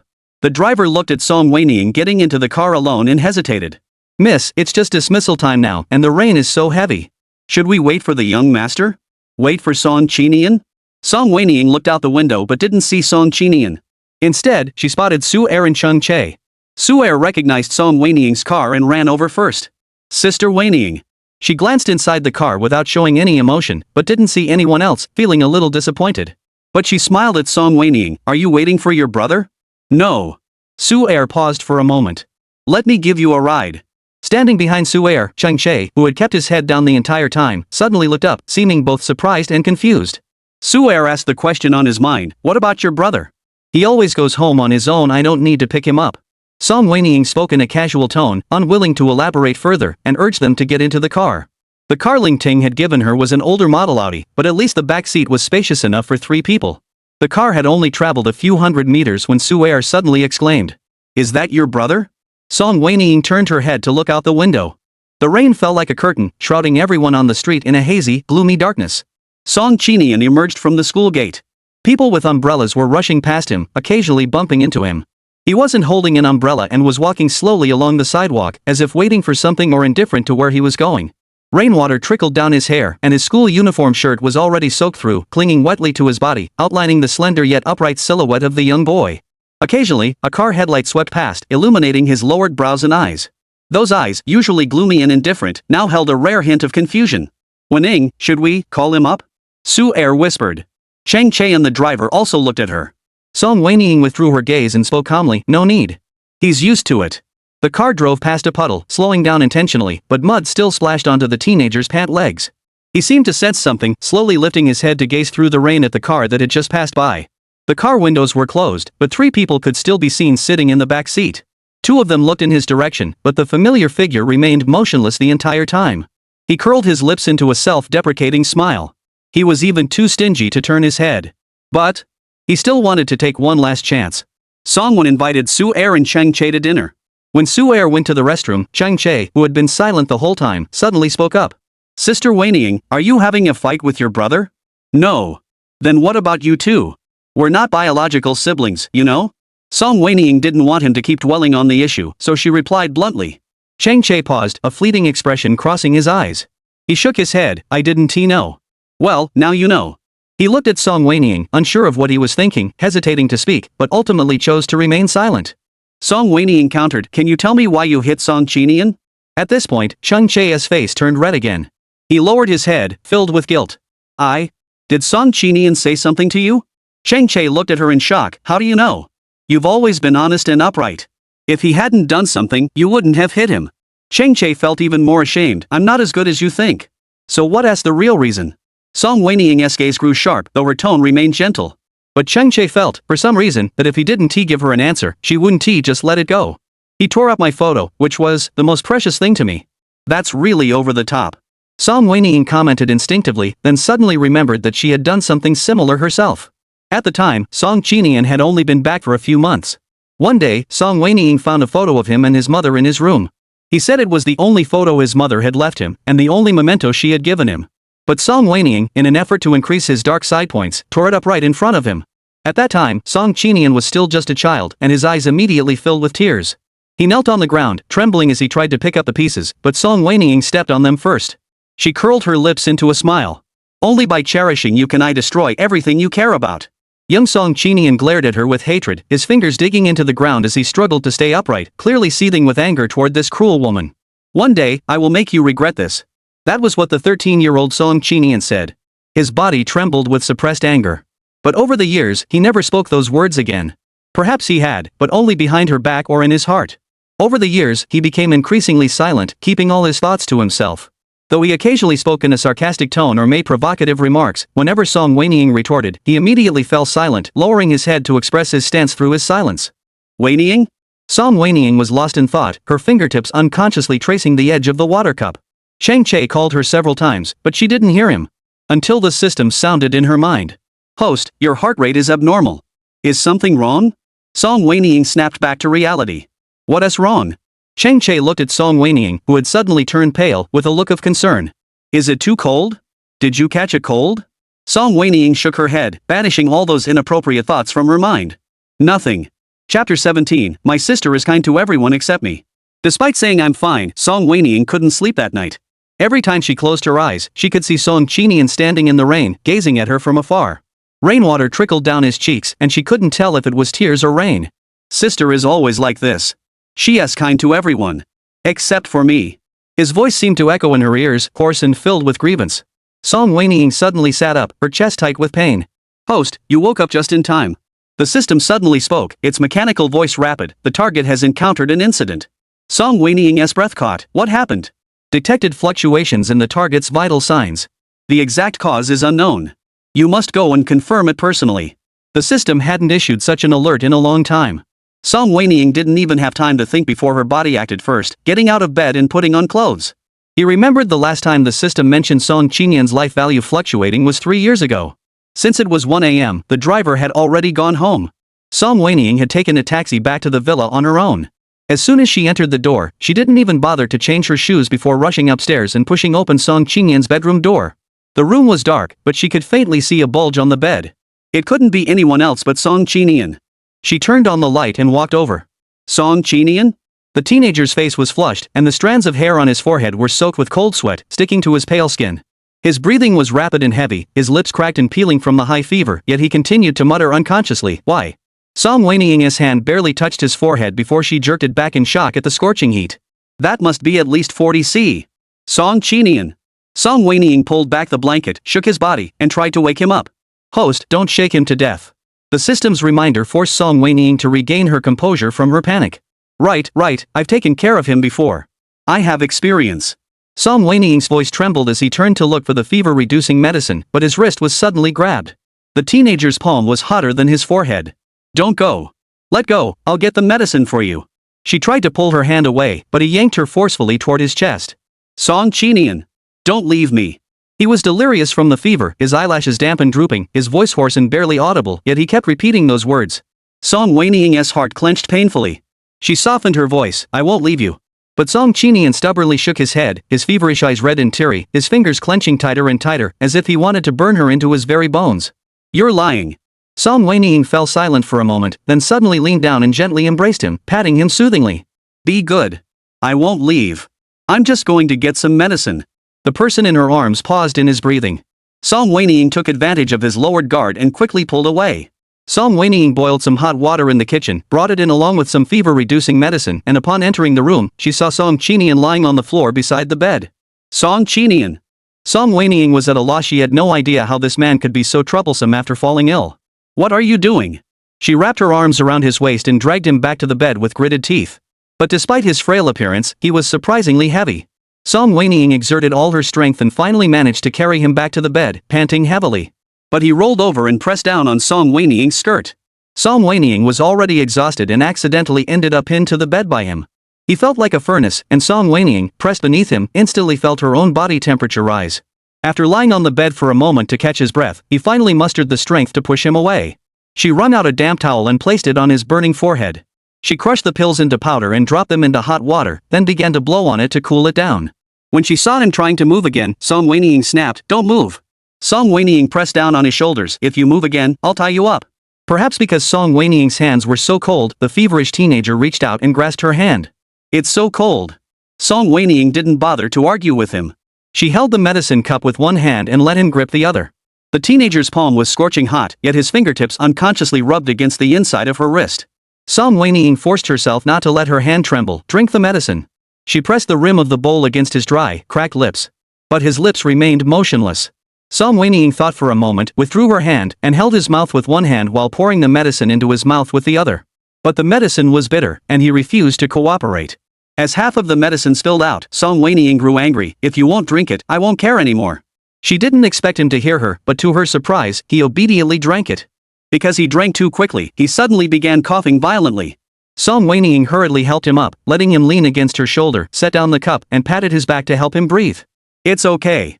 Taking advantage of the fact that he was delirious from the fever and wouldn't remember later, Song Wenying didn't pretend to be cold anymore but softened her voice to comfort him. The teenager's eyelashes trembled slightly, but he never opened his eyes the entire time. Song Wenying gently wiped his forehead, cheeks, chin, and neck with a damp towel. As her fingertips brushed against the protruding Adam's apple, she suddenly remembered something, and her cheeks flushed. That night at the charity gala, she had thought it was Shin Shubai who had saved her. But she had instructed the system to signal the surveillance room staff, and when she obtained the surveillance footage, she discovered that the person who had carried her away from the stairwell was Song Qinian. He was dressed completely differently from how he looked at school or at home, exuding an air of nobility and elegance. There was no trace of the timid boy she had bullied in the past. Even the mocking expression he had always directed at her was gone, replaced by a deep, intense gaze. They say that good-looking people can make even a telephone pole look romantic, and Song Qinian was probably like that. Song Wenying dared not dwell on it further and continued to look down. However, when she saw herself, in a dazed state, rubbing against him, even biting his Adam's apple and collarbone, Song Wenying felt like dying on the spot. Though it was the drugs affecting her, he was just a child. What had Song Qinian been thinking of her at that moment? A perverted, depraved woman? She couldn't face him and fled back home in a panic, moving out. Chapter 18, Host, you can use others for warmth. Congratulations, Host. The target's vital signs have stabilized. The system's voice echoed in her mind, snapping Song Wenying back to reality. However, according to the retrieved data, he has only taken medication and is not fully recovered yet.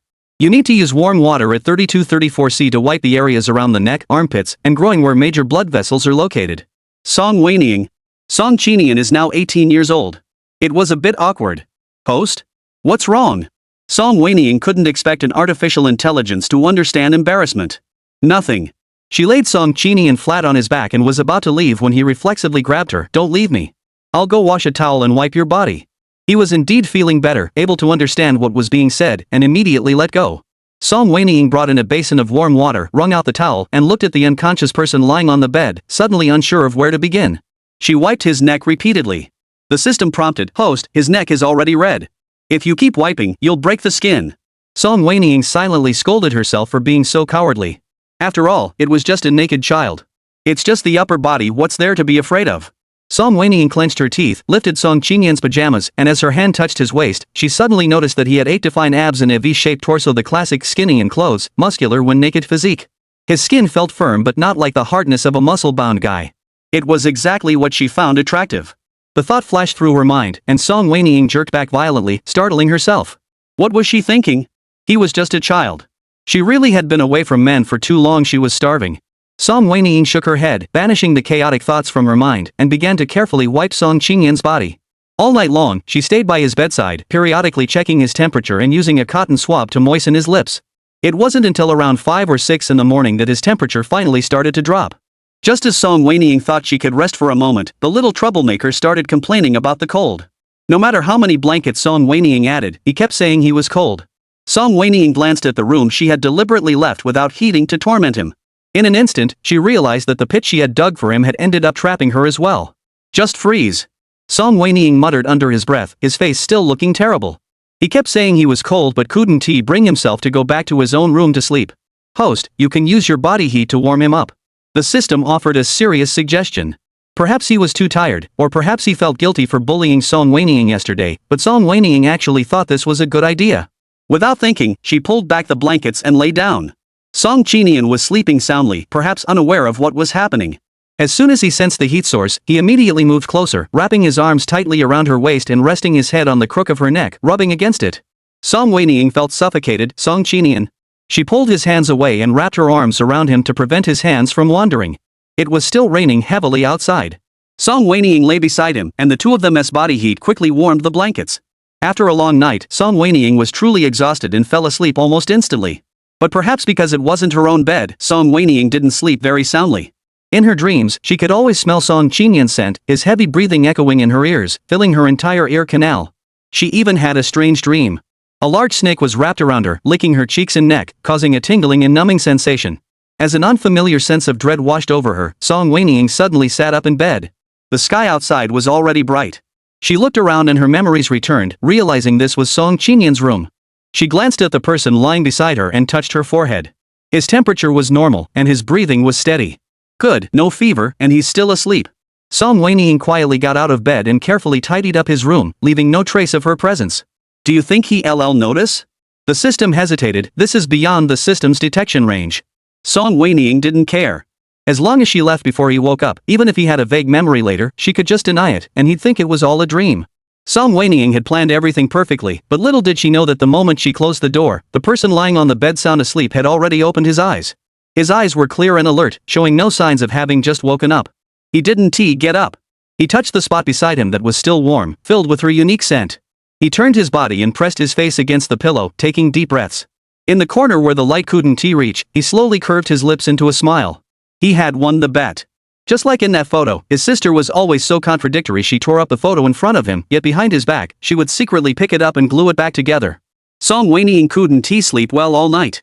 When she returned to the hotel, she took a nap and woke up to find it was already 4 o'clock. On WeChat, Lu Yao had sent her many messages. Did you arrive yet? Why aren't you replying? Are you lost? Should I send a driver to pick you up? Did something happen? Song Wenying, do you need me to come over? Song Wenying. She said she didn't mean to stand him up again. Can Lu Yao believe her? Host, if it were me, I wouldn't believe her. Song Wenying gave up. She shrugged helplessly, but I really didn't mean to. I just forgot because I was tired. Then how do you plan to respond? Song Wenying lay on the bed, deliberating for 10 minutes before sending Lu Yao a message. Sorry, I had something come up at the last minute and couldn't make it. Let's do it next time. I'll definitely come next time. System, your response sounds pretty insincere. But I'm being sincere. As for what Lu Yao thinks, that's none of her business. After waiting for several hours, she finally received Lu Yao's reply. When she saw the message, she was furious. In a fit of anger, she threw her phone across the room. Thud. The sound echoed through the living room, where the wealthy young masters and ladies were playing, causing them to fall silent and turn to look at her. Lu Yao, what's wrong? Even Xin Shubai in the corner looked at her. Lu Yao noticed this in time and quickly withdrew his menacing gaze, answering sweetly, nothing's wrong. Though she said it was nothing, her face turned ashen. Xin Shubai glanced at her but showed no intention of approaching to ask. He remained seated quietly. The others didn't seem to care whether she was okay or not and continued with their own activities. Wang Wei, who knew the entire story, cautiously spoke up beside her. This Song Wenying is really too arrogant. She's mocked you twice. 3 strikes and you're out. Lu Yao clenched her teeth, her previously cute and innocent face now looking terrifying. She clutched the sofa beneath her tightly. I want to give her another chance to humiliate me. Chapter 19. Since Song Qinian returned, her daughter has become a different person. Lu Yao's anger, of course, Song Wenying was unaware of. Even if she did, she wouldn't care. After all, in this world, the only person who mattered to her was Song Qinian, her target. Ling Ting hadn't bothered her for over a week, and Song Wenying had assumed the other party wouldn't call again for the second quarter's living expenses. But when Song Wenying woke up, she saw a text message on her phone. It was a deposit of 1 million. You're rich. Host, the system expressed her excitement. But Song Wenying furrowed her brows, sensing something was off. When did Ling Ting become so generous? She has always only given 10,000 before this time she has given 10 times that? Maybe she thinks you've hooked up with Xin Shubai, and this is a reward for you? No, Song Wenying shook her head, she's always so stingy. She can't even bring herself to treat me to a spa, let alone just hand over 1 million. Then where did the money come from? Song Wenying carefully checked the bank account number to make sure it wasn't a mistake. But after looking for a while, she didn't find anything wrong. It was definitely the same account as before. Song Wenying rarely took the initiative to call Ling Ting. What's wrong? Is this 1 million you sent me? There was a moment of silence on the other end before she replied, yes. Her voice was calm but restrained, and Songwon could detect a hint of gritted teeth and resentment. Mom, has the Song family business been doing well lately? How did you suddenly come up with so much money? You've never cared about the Song family's operations before. Why are you asking so many questions today? Song Wenying raised an eyebrow. She was avoiding the topic. You and Uncle Heir haven't called me lately. Weren't you always trying to set me up with Xin Shubai before? At this point, the person on the other end finally responded, but with a completely different tone. Mom has thought it over. It was Mom who was wrong before. Xin Shubai already has an fiancé. How could Mom ask you to be his mistress? Mom won't force you anymore. Just be happy. Her tone carried a hint of caution and flattery. It was as if she had been scolded by someone and was still trembling with fear. Song Wenying confirmed that Ling Ting was up to something. She thought of the person she had been neglecting all along, Lin Yu. She paused and asked, how are Uncle Heir and Aunt Heir doing lately? Why are you suddenly concerned about them? Can't I care? Ling Ting's tone was a bit impatient, but she forced herself to remain calm. Your second uncle has been busy with company matters, and your second aunt is sick and still in the hospital. Lin Yu is sick? Which hospital? Ling Ting had no idea why Song Wenying was asking these questions, but she knew Song Wenying had never liked the Song family, so she figured it was just a casual inquiry and wouldn't amount to anything. She didn't hide anything and quickly gave her the address, finally ending the call. As soon as she hung up, Song Jiyoung walked over and snorted coldly. Does she really not know, or is she just pretending? Ling Ting massaged her temples. Who knows if she knows or not? This daughter of his had always been headstrong. She is your daughter, isn't she? Song Jiyoung's tone was harsh, but he forced himself to continue. Why don't you go talk to her and tell her to beg that boy for mercy? That bastard said not to speak a single word to Song Wenying, or else the Song family will be ruined. If you want the Song family to shut down immediately, go yourself. I'm not going. In truth, she had secretly made other plans in recent days. When Song Ziyuan passed away, he left her a substantial inheritance, including the portion meant for Song Qinian, which was now in her possession. If the Song family really was destroyed by Song Jiyoung, she would abandon him, sell off the inheritance, and deposit the money in the bank. That way, she could live comfortably for the rest of her life. If that didn't work, Song Wenying was still her daughter. She could maintain a good relationship with her in the future. Given how much that bastard cared about Song Wenying, he wouldn't dare harm her own mother, would he? There was just one thing that Ling Ting had always found odd. She used to be too lazy to think about it, but lately, the more she thought about it, the more it fell off. Song Wenying was the daughter she had raised with her own hands. Before Song Qinian returned, Song Wenying's aspirations and ideas were completely aligned with hers. Perhaps because of her difficult upbringing, Song Wenying had lofty ambitions and refused to settle for an ordinary life. When she discovered that Ling Ting was involved with Song Ziyuan, she went to great lengths to please her, begging her to take her along. The two of them deceived her terminally ill father into signing the divorce agreement. On the day they left, Song Wenying didn't even look back, showing no signs of attachment. It could be said that Song Wenying's desire for power and money was even stronger than hers. When she first arrived at the Song family, Song Wenying didn't hesitate to flaunt her status as the Song family's eldest daughter. She went on a shopping spree, buying clothes and luxury items, attending various high society events, desperate for people to notice her. However, it seemed that 5 years ago, after she brought Song Qinian back, she changed. She no longer enjoyed being around people, distanced herself from her, and constantly argued with her, mocking and insulting her, calling her materialistic and money-hungry. The shared aspirations they once had were completely forgotten. Ling Ting couldn't fathom how someone could change so drastically overnight. The only possibility she could accept was that she had been pretending all these years. This daughter of hers was far more forward-thinking than she had ever imagined. Song Wenying had always recognized the potential in Song Qinian, which is why she had been so kind to this worthless person all along. But whenever she thought about how Song Wenying had harbored other intentions all along without telling her, Ling Ting felt so angry her head ached. If Song Wenying had told her earlier, would she have had to abuse Song Qinian so much? Now Song Qinian hates her so much. Minor issues like these don't require hospitalization. Lin Yu hadn't heard of any serious illnesses beforehand. Song Wenying was curious about why Lin Yu was hospitalized, so she went to the hospital where she was staying. To her surprise, she didn't see Lin Yu first, she ran into Shin Shubai instead. He was coming up from the underground parking lot, and Song Wenying was waiting for the elevator.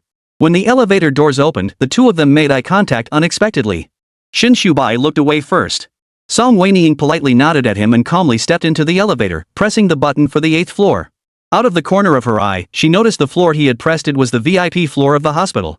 I wonder who he was visiting. Song Wenying had no intention of striking up a conversation, but he spoke first. Miss Song, are you here to visit someone? Song Wenying thought to herself that she wasn't visiting a patient, was she just here to kill time? But she knew he was just being polite, like asking, have you eaten yet? So she replied casually, my aunt is sick, so I came to check on her. But he paused, turning his head to look at her.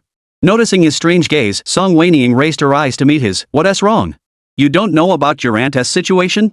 What should I know? He seemed surprised, a complex expression fleeting across his eyes. He smiled faintly and shook his head, nothing.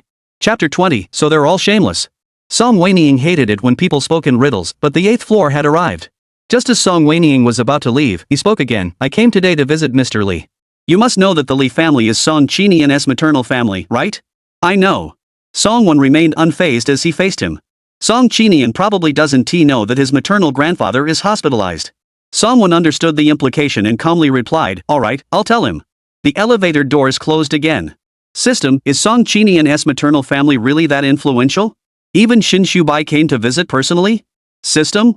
After a moment of silence, he replied softly, host, you really don't remember anything. If you think the Shin family is powerful, then the Li family is 10 times more powerful than the Shin family. Seeing that Song Wenying had never asked about this matter even once, he assumed she had everything under control. So this person didn't even bother to remember it? That powerful? Host, in the plot, the male lead graduated from high school and established himself in High City in just 4 years, becoming the most feared figure in High City and even the entire business world in 7 years. Without any external assistance, do you think he could have started his own business empire while still in college? Song Wenying hadn't thought that far ahead, but if Song Qinian has such a powerful family background, how come he has been bullied so badly by me all these years?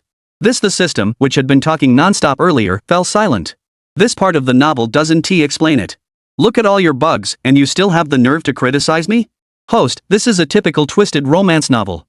Everything is for dramatic effect.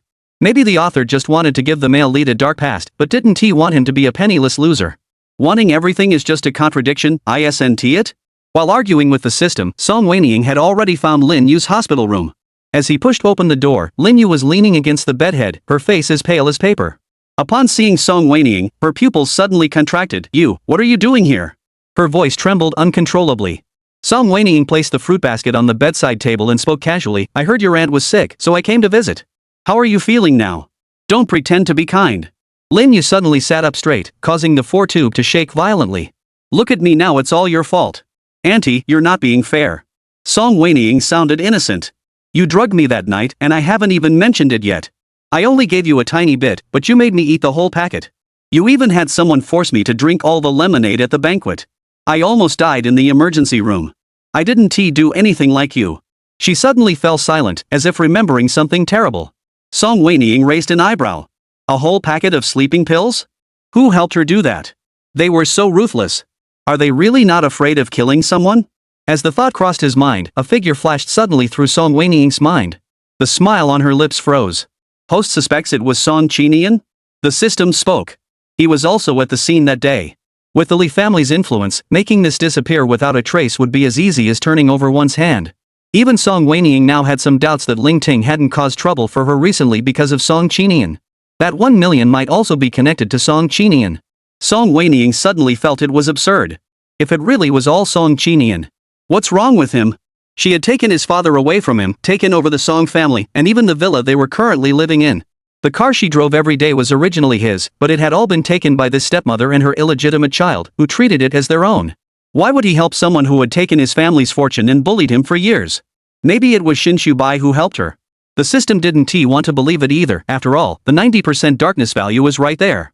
Auntie, Song Wenying suddenly spoke up. Did Song Qinian look for you two that night at the banquet? As soon as the words left her mouth, Lin Yu's expression changed slightly. There was no need to ask further. Song Wenying already had the answer in his heart. It was indeed him. That night I was possessed by a demon. Lin Yu suddenly softened her tone. But your mother seduced my husband first. I was just using her own methods. Then go seek revenge on Ling Ting. Why are you coming to me? Song Wenying interrupted, refusing to be morally blackmailed. That night, you were planning to hand me over to Chen Su, weren't you? Did he give you something in return? Lin Yu's face turned even paler. I didn't succeed, did I? Now you're getting your revenge. Can you please make Song Qinian stop tormenting our Song family? He has also a Song, isn't? What does he gain from destroying the Song family? So Song Qinian had done something this big recently? But he had seen her earlier and hadn't batted an eyelid. Song Wenying truly couldn't see it coming or even imagine it. Host, is this the time to think about this? As she stepped out of Lin Yu's hospital room, the system's tone grew serious. According to the plot, Song Qinian should hate you. He wouldn't do these things for you. So? He is likely suffering from Stockholm Syndrome after being humiliated by you for so long. He has developed feelings for you. That's not funny at all. Miss Song. Bai's voice suddenly interrupted Song Wenying's conversation with the system. Song Wenying looked up. Bai had been standing at the hospital entrance the whole time, clearly waiting for her. She was puzzled. Mr. Shin, is there something you need?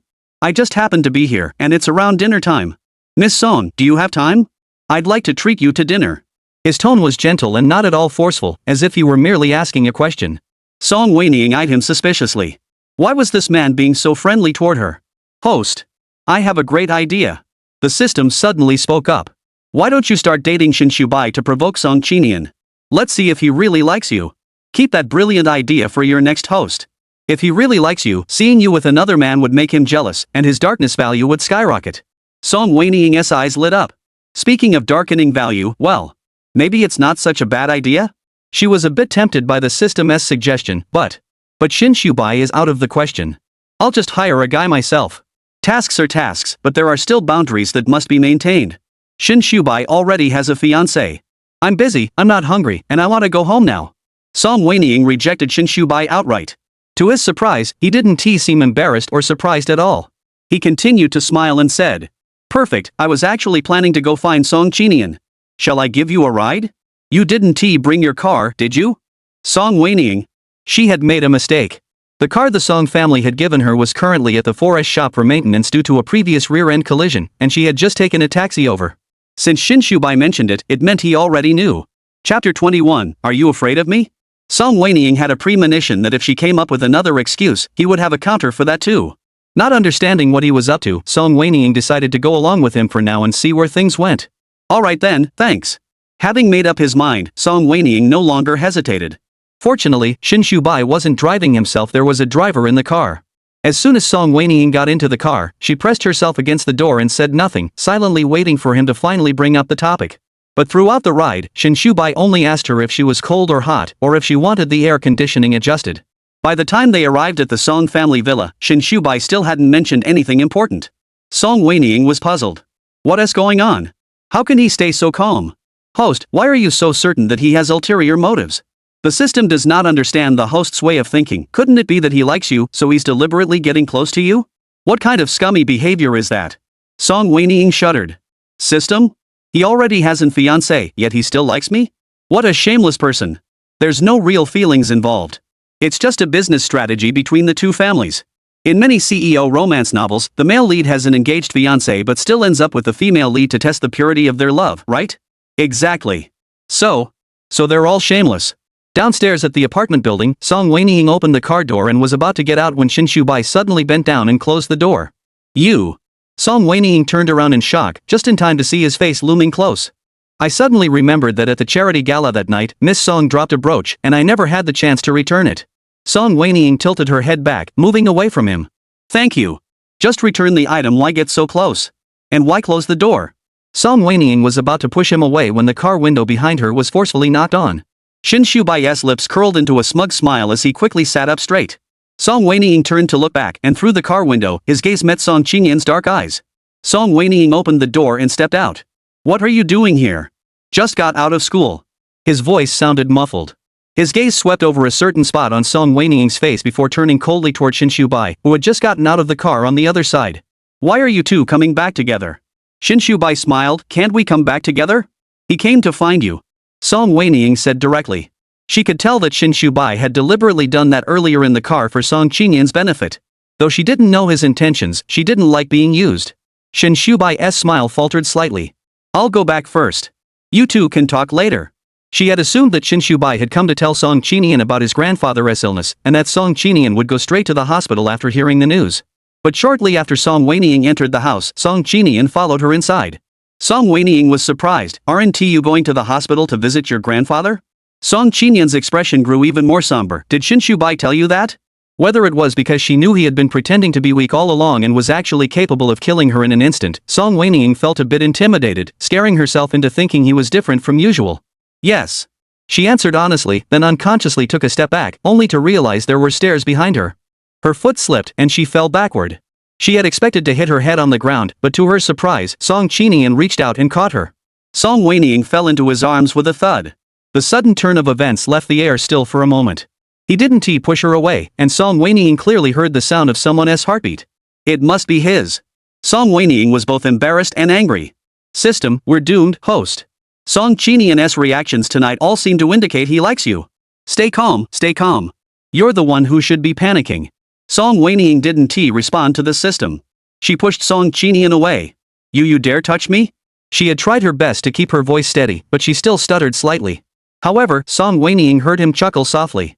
There were only the two of them in the room, and Song Wenying felt an inexplicable chill. Of course, his reaction was no different from before. It was just his imagination. You think you're all grown up now? After just a few days, you dare to speak to me like this? Did I give you permission to laugh?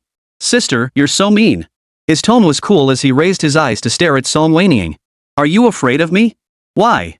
Song Wenying was so startled by his gaze that she unconsciously took a few steps back. Host, didn't you say you weren't panicking?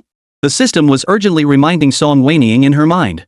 Song Wenying wanted to cry but couldn't. I wanted to, but you said the Li family is very powerful. She admitted it. She was just a paper tiger. Even if the Li family wants to take revenge on you, they need an opportunity. As long as your strategy points reach 100, we'll all be gone by then. How can they take revenge then? The system's tone was almost pleading. Song Wenying knew this, but with no other options at the moment, she could only convince herself. She forced a calm expression. Who is afraid of you? Do you know how annoying you are right now? As soon as she finished speaking, Song Qinian's previously carefree gaze froze instantly. Chapter 22, You're not allowed to steal Chung Che's first. Seeing his expression grow cold, Song Wenying thought he was about to get angry or do something, but instead, he lowered his eyes and forced a self-deprecating smile. So that's how you feel, sister. His voice was cold and menacing. Under the warm yellow light above, faint traces of red could be seen on his cheeks. Those were the marks left by her slap. Song Wenying felt inexplicably irritated and snorted coldly, of course. She stood up, walked around him, and was about to leave when he spoke again. Bai hasn't left yet. Are you going to find him? What's it to you? Are you so concerned about whether I'm going to see him? She paused, then turned to look at him. Song Qinian, you don't like me, do you? The words left her mouth, and the air seemed to freeze instantly. Realizing what she had said, Song Wenying wished she could bite her tongue off right then and there. How could she have said that? What if it's not just awkward? I didn't mean it like that. Of course I like it. The young man didn't move, nor did he show any embarrassment or confusion after being called out. He even smiled casually.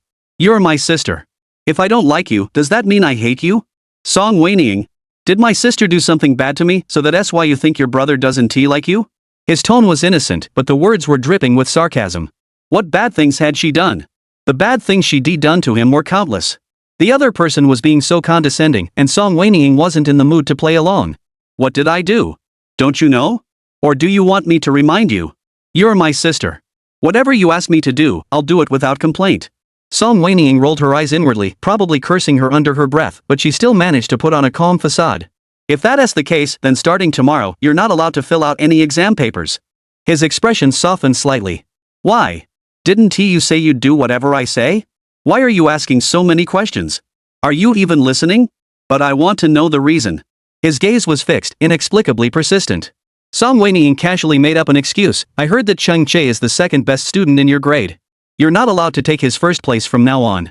His eyelashes trembled slightly, and after a long moment, he lowered his gaze. All right. His voice was calm, showing no sign of anger. Song Wenying looked at him for a moment, then ignored him and went out again. She wasn't going to look for Shin Shubai, she was just hungry. Dinner hadn't been served yet. Lu Yao and Shin Shubai were following her like they had radar on her. One had just left when the other arrived. Song Wenying was eating at a small restaurant when Lu Yao walked in. Dressed in an elegant, high-class manner, she stood out in a place where the average bill was only 30 yuan. Miss Son, what a coincidence. Song Wenying glanced up at her. The Lu family has gone bankrupt too? The polite smile on her face vanished instantly. Your family is the one that went bankrupt. If you're not bankrupt, what are you doing here? To find you, she ground out between clenched teeth. Song Wenying laughed. Then why did you say it was such a coincidence just now? She choked on her words and fell silent. Song Wenying vented the frustration she had felt earlier at Song Qinian, feeling much better. She took a satisfied bite of noodles before looking up at Lu Yao and said, Miss Lu, do you plan to stand there forever? Lu Yao looked around at the surroundings, then at the table and chairs in front of her, wrinkled her nose in disgust, and didn't move. What's wrong? Do you think it's dirty? She looked at Song Wenying in confusion. Don't you think this place is dirty? Manager, this person says your store is dirty. Song Wenying suddenly shouted toward the kitchen, instantly drawing the attention of all the staff and customers in the store. They glared at Lu Yao, who felt like she was being stabbed in the back. She angrily sat down and glared at Song Wenying. Are you trying to trick me? If I hadn't said that, would you have sat down? Lu Yao was so angry she couldn't speak, realizing she had been led astray and almost forgotten her original purpose. She took a deep breath and regained her composure. Miss Lu, what would you like to eat? I'll treat you. No, I want to eat here. Before Lu Yao could finish her sentence, Song Wenying had already waved down a server. The waiter had just approached when he heard Lu Yao's words, and his expression immediately turned displeased. Miss, there are plenty of other customers who will eat. Why are you so dismissive of our place? What are you doing here? Realizing she had been set up by Song Wenying again, Lu Yao was so angry her face turned red. Song Wenying. Song Wenying couldn't help but laugh out loud. She had never found teasing someone so amusing before, and all her pent-up frustration vanished. After dismissing the store clerk, she turned to her and said, Miss Lu, I have no connection with Shin Shubai, and I have no intention of competing with you. I hope you won't do anything unnecessary in the future. You speak so nobly, but in the end, you're still secretly seducing him. Do you think I don't know he drove you home tonight? Song Wenying was taken aback. Could this person have been sending someone to follow her or Shin Shubai all along? See? I told you so. You're feeling guilty, aren't you? Lu Yao sneered. If you weren't guilty, why didn't you come when I invited you before? I really had something to do. Song Wenying, you really are a liar.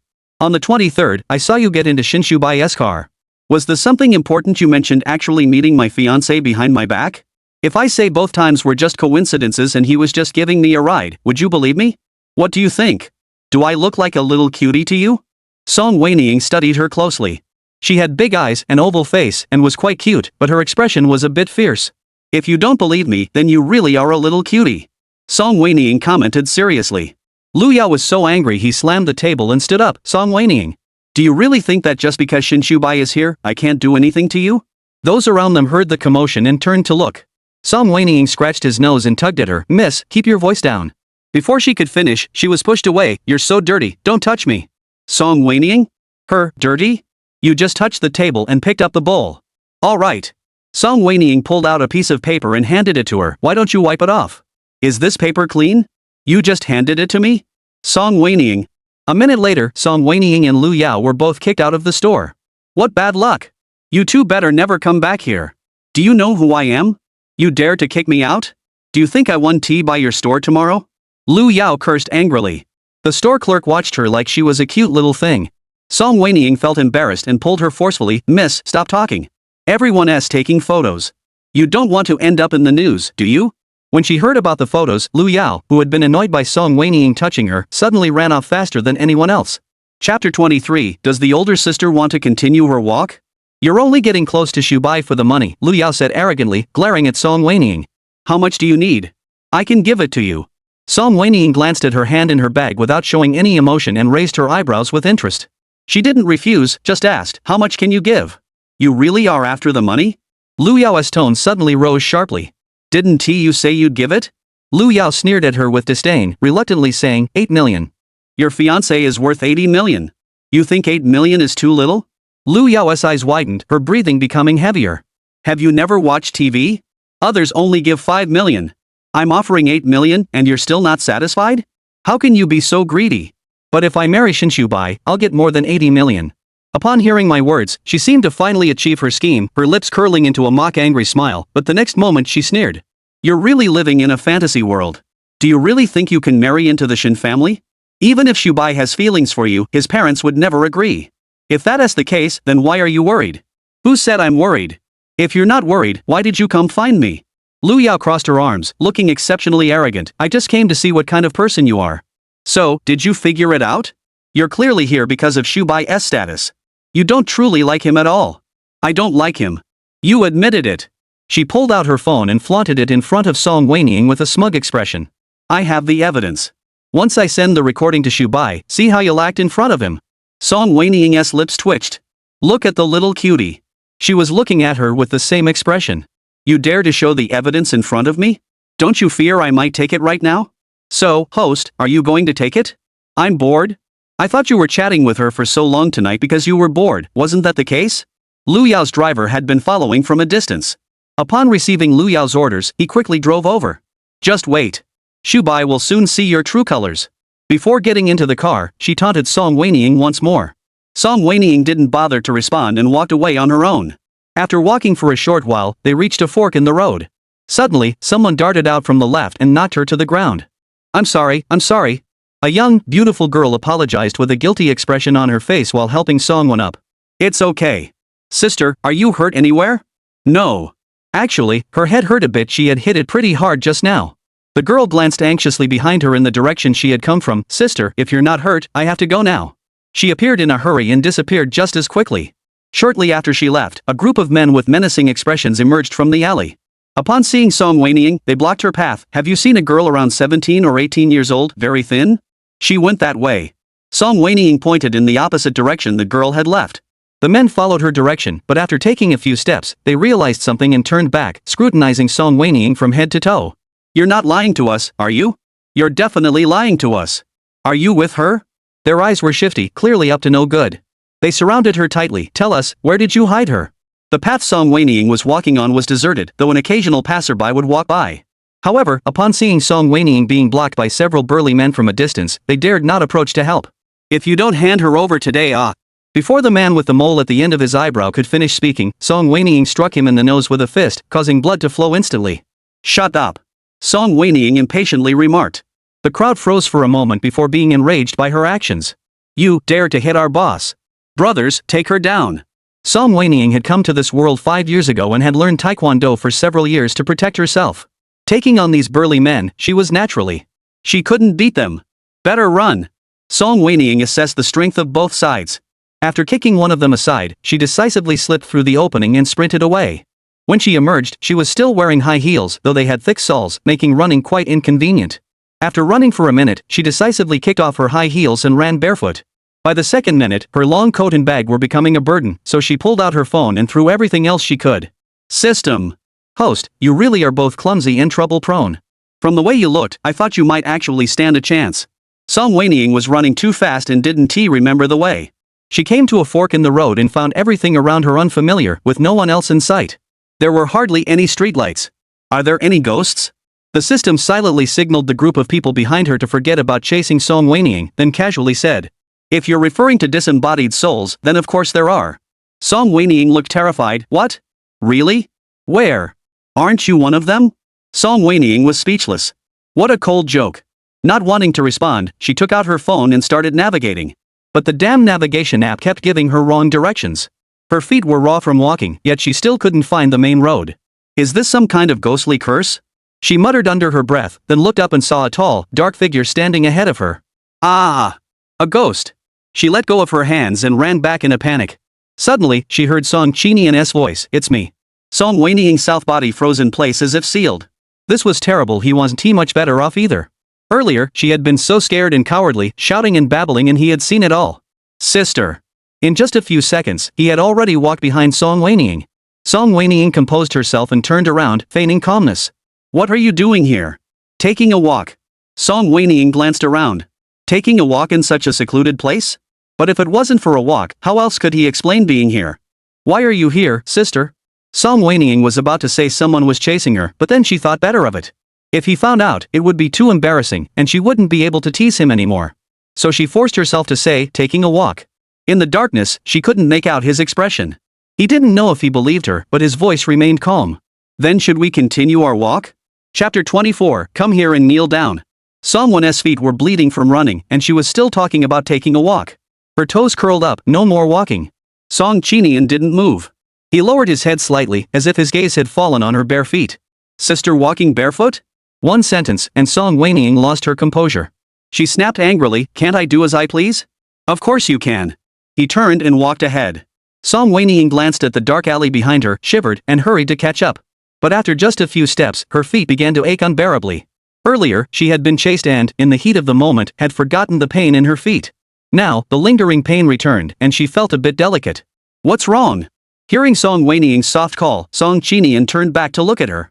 Song Wenying took a deep breath, deciding to put aside any concerns about her pride, and pointed at him. Come here and kneel down. Song Qinian hesitated for a moment but didn't disobey. He walked over obediently and squatted down in front of her. Turn around and squat down. Song Qinian frowned but continued to obey, turning his back to her. Suddenly, a soft body pressed against his back, and his neck was wrapped by a pair of hands. The breath he had heard in his midnight dreams was now right by his ear. His body stiffened abruptly. But he heard the person behind him shout angrily, "What are you standing there for? Pick me up." The hands at his sides grew stiff, but he forced himself to obey, wrapping his arms around her knees and carefully standing up. I'm tired. I don't want to walk. Carry me back. His tone was harsh, and he didn't need to look to imagine the expression on her face. She was clearly unwilling. If she hadn't been injured, she wouldn't have let him carry her. All right. His low, hoarse voice trembled slightly with restraint. It wasn't fear, nor was it disgust. It was the unstoppable surge of blood boiling within him. Every single item she wore on her body over the years had passed through his hands. To make even the slightest change without her noticing would be child's play. Tonight, he was about to go to sleep when he glanced at her usual spot out of habit and noticed something was off. He went out to look for her. But the spot hadn't moved at all. When he arrived, he only saw shoes, clothes, and a bag scattered along the way. For the first time in his life, he felt lost and helpless. He couldn't find her. What should he do? He searched every nook and cranny of the maze-like alleys, but didn't find her. Instead, he found a group of people. No one else would ever come here. Their appearance here must be related to Song Wenying. I had intended to interrogate them to find out where Song Wenying was, but no matter how badly I beat them, they kept shaking their heads and saying they didn't know. Song Qinian. Song Wenying's voice snapped Song Qinian back to reality. He hummed in confusion. What are those things over there? Song Wenying forced herself to stay calm, but her hands tightened around Song Qinian's neck in fear. Song Qinian turned his head slightly in the direction Song Wenying was looking. The pitch-black fork in the road stretched out for only a few dozen meters before coming to an end. At the end, several dark, shapeless things lay faintly visible. Song Qinian turned away. Trash. Trash? Song Wenying didn't think it looked like trash. But it didn't seem that important either. After all, his feet hurt. Song Qinian carried her to the roadside, hailed a taxi, and by the time they returned home, it was already past 10 o'clock. Without needing Song Wenying to tell him, he went to get the first aid kit with experience. Do you want me to apply the medicine for you, or? I'm going to take a shower. It's so dirty, I can't stand it. Song Wenying didn't bother with him and went upstairs to her room to take a shower. The shower gel mixed with water touched her bleeding feet, causing her to wince in pain. She stumbled and fell to the ground with a loud thud. I've done too many bad things. This is karma coming back to haunt me tonight. Song Wenying sighed in resignation. Just as she tried to get up, she suddenly heard the sound of someone knocking on the door. Sister, are you okay? I'm fine. Now she had to rinse off her freshly washed body again.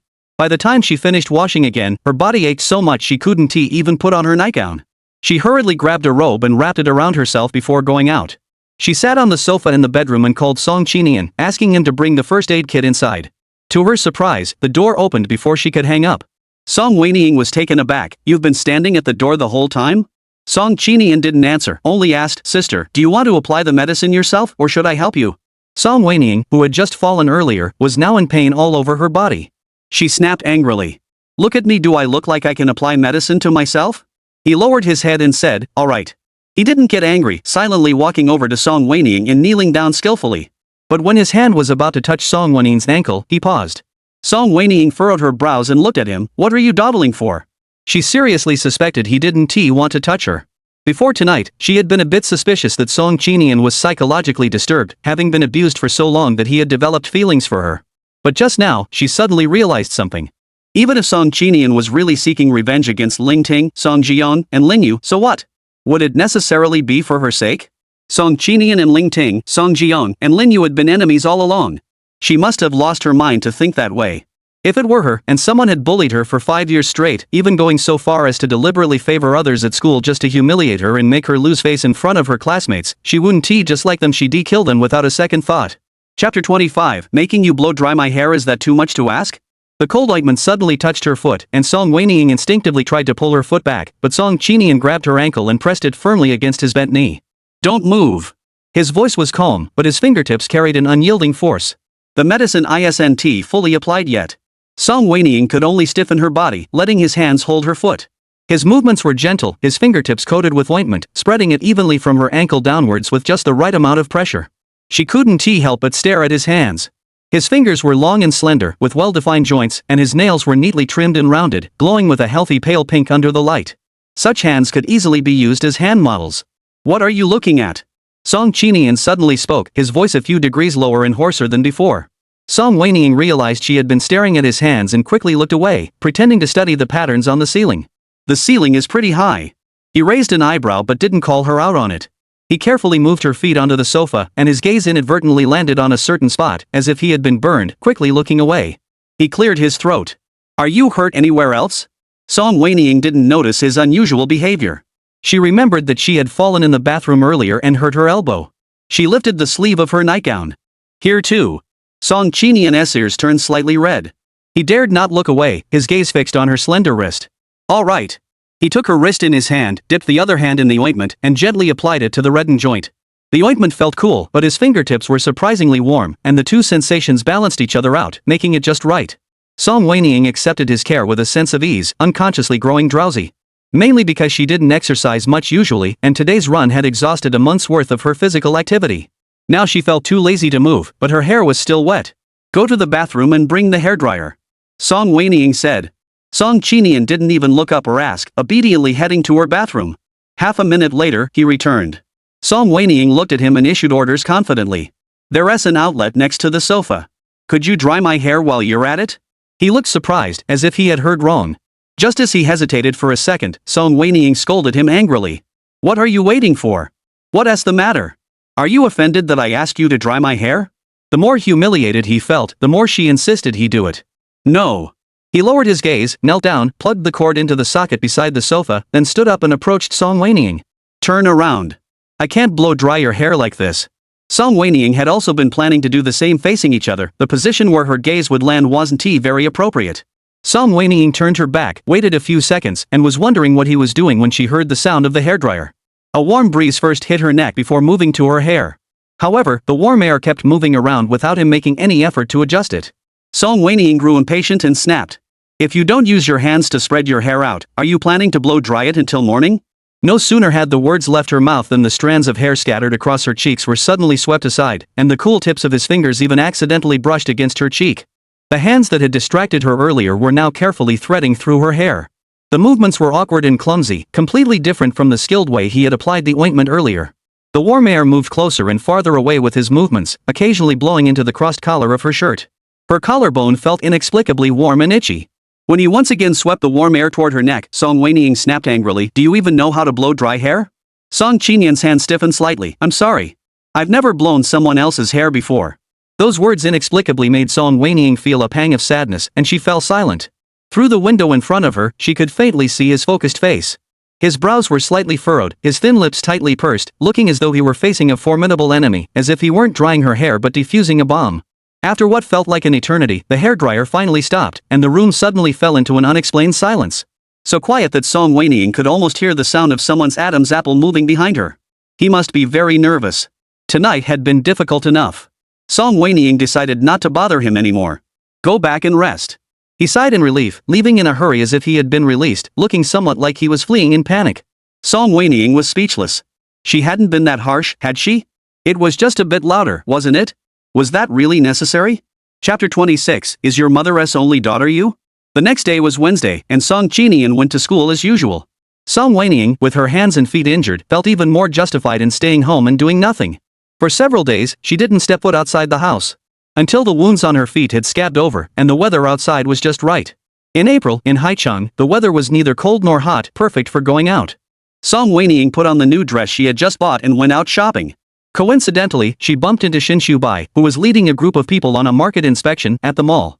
What a small world. Miss Song. Song Wenying was about to slip away unnoticed, but to her surprise, he called out to her in public. Miss Song. Song Wenying. Song Wenying muttered a curse under her breath and ran even faster. Without paying attention, she collided head-on with a mannequin handing out flyers. The mannequin fell to the ground, and its headpiece came off. Song Wenying also fell to the ground and was helped up by Shinshu Bai, who had followed closely behind. Are you okay? Song Wenying snapped. If you hadn't been chasing me, I wouldn't have been hurt.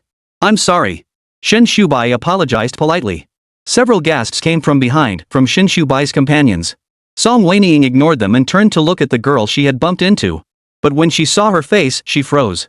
Why was it this girl again? Having encountered her twice in just a few days was too much of a coincidence. She suppressed the turmoil in her heart and asked, Are you okay? I'm fine. Song Wenying turned her gaze and suddenly noticed that Shinshu Bai was staring at the girl. His expression was odd, as if he were lost in thought. Sir, why have you been staring at me? The girl's expression turned slightly displeased. Song Wenying couldn't help but chuckle upon hearing the term. Shinshu Bai didn't respond to Li Mukin's words, but instead shifted his gaze to Song Wenying's face, his expression still odd. Why are you staring at me? Song Wenying asked the same question as Li Mukin. Miss Song, is your mother your only daughter? Song Wenying? I'm sorry, I didn't mean anything by it. I was just curious. His expression was gentle and sincere, and he didn't seem to be teasing her. Should I say I'm the only daughter? Song Wenying answered uncertainly. It was mainly because of Ling Ting's style. Even if she told her now that there was another illegitimate daughter, Song Wenying wouldn't be surprised. Should be? Shinshu Bai's eyes narrowed in suspicion, unsure of what he was thinking. He glanced at Song Wenying, then at the girl, and finally, for some reason, decided not to press the matter further in public. The people behind him cautiously reminded him, Mr. Shin, it's almost time. Shinshu Bai finally remembered he had important matters to attend to. As he was about to leave, he remembered something and turned to Song Wenying. About the matter Lu Yao mentioned to you a few days ago, I'm truly sorry. This was my fault. Song Wenying was taken aback. You called me over just to talk about this? Yes. If you hadn't called me over, that would have been the best apology you could have given me. Question mark. Shinshu Bai was confused, and Song Wenying glared at him with a lingering look. If Lu Yao finds out you spoke to me again today, he'll probably be annoyed with me again. His expression froze slightly. Song Wenying didn't bother with his reaction and turned to leave. Behind him, Shinshu Bai watched the two girls leave, one in front and one behind, with a complicated expression. Although he was quite surprised by how similar they looked. But what puzzled him even more was why Song Wenying showed no reaction at all. Hadn't she noticed that this girl was identical to her, or rather, to the person she used to be? Chapter 27, Love Can't Be Taken Away. As she descended the stairs, Song Wenying passed by a jewelry store and, for some reason, thought of Su-er. She hadn't bought anything for Su-er yet. Su-er's 18th birthday was approaching, but by then she wouldn't be here anymore. Perhaps she could buy a small gift in advance. Not knowing what Su-er liked, Song Wenying browsed around the store, her eyes sweeping over rows of sparkling hair accessories. Suddenly, she was drawn to a white rabbit hairpin in the corner. It was a snow-white, plump rabbit with red eyes and cheeks, holding a carrot, looking both delicate and adorably cute. Song Wenying reached out and picked it up, gently running her fingertips over the rabbit's round belly. Host, do you like it? Song Wenying snapped back to reality and paused for a moment. No, I don't. Even if I did, I couldn't take it with me. It's better never to have had it at all. This wasn't a sentimental remark.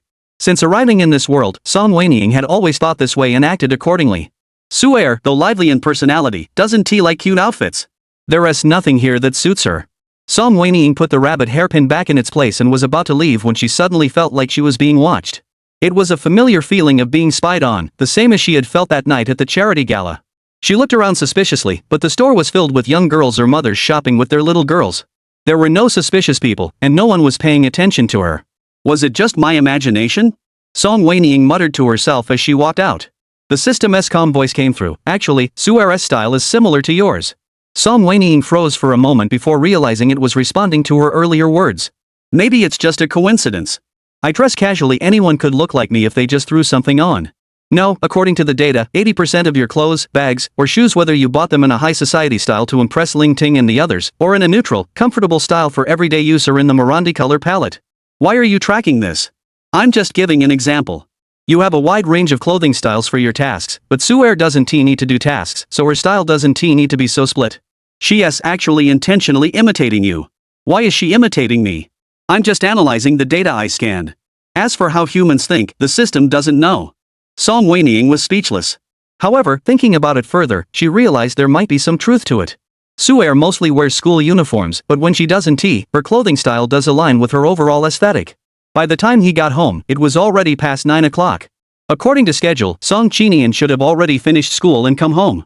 He was staying out overnight and had applied for permission not to attend evening self-study. But today, unusually, Song Qinian didn't come back. Song Wenying was puzzled when she heard the door open behind her. Where did you go? Song Qinian was holding something in his hand. Upon seeing her, he nonchalantly slipped his hand into the backpack behind him. I went to the library to study. It looked strange. However, Song Wenying had no intention of prying into his odd behavior. Upon hearing him mention going to study, she recalled the long-dormant darkness value within her and said with a stern expression. What book? Didn't I tell you not to fill out the exam papers during the exam? He lowered his gaze and didn't respond. Song Wenying walked up to him. Song Qinian, you're not planning to disobey me and secretly fill out the exam papers, are you? No. How many days until the exam? 3 days.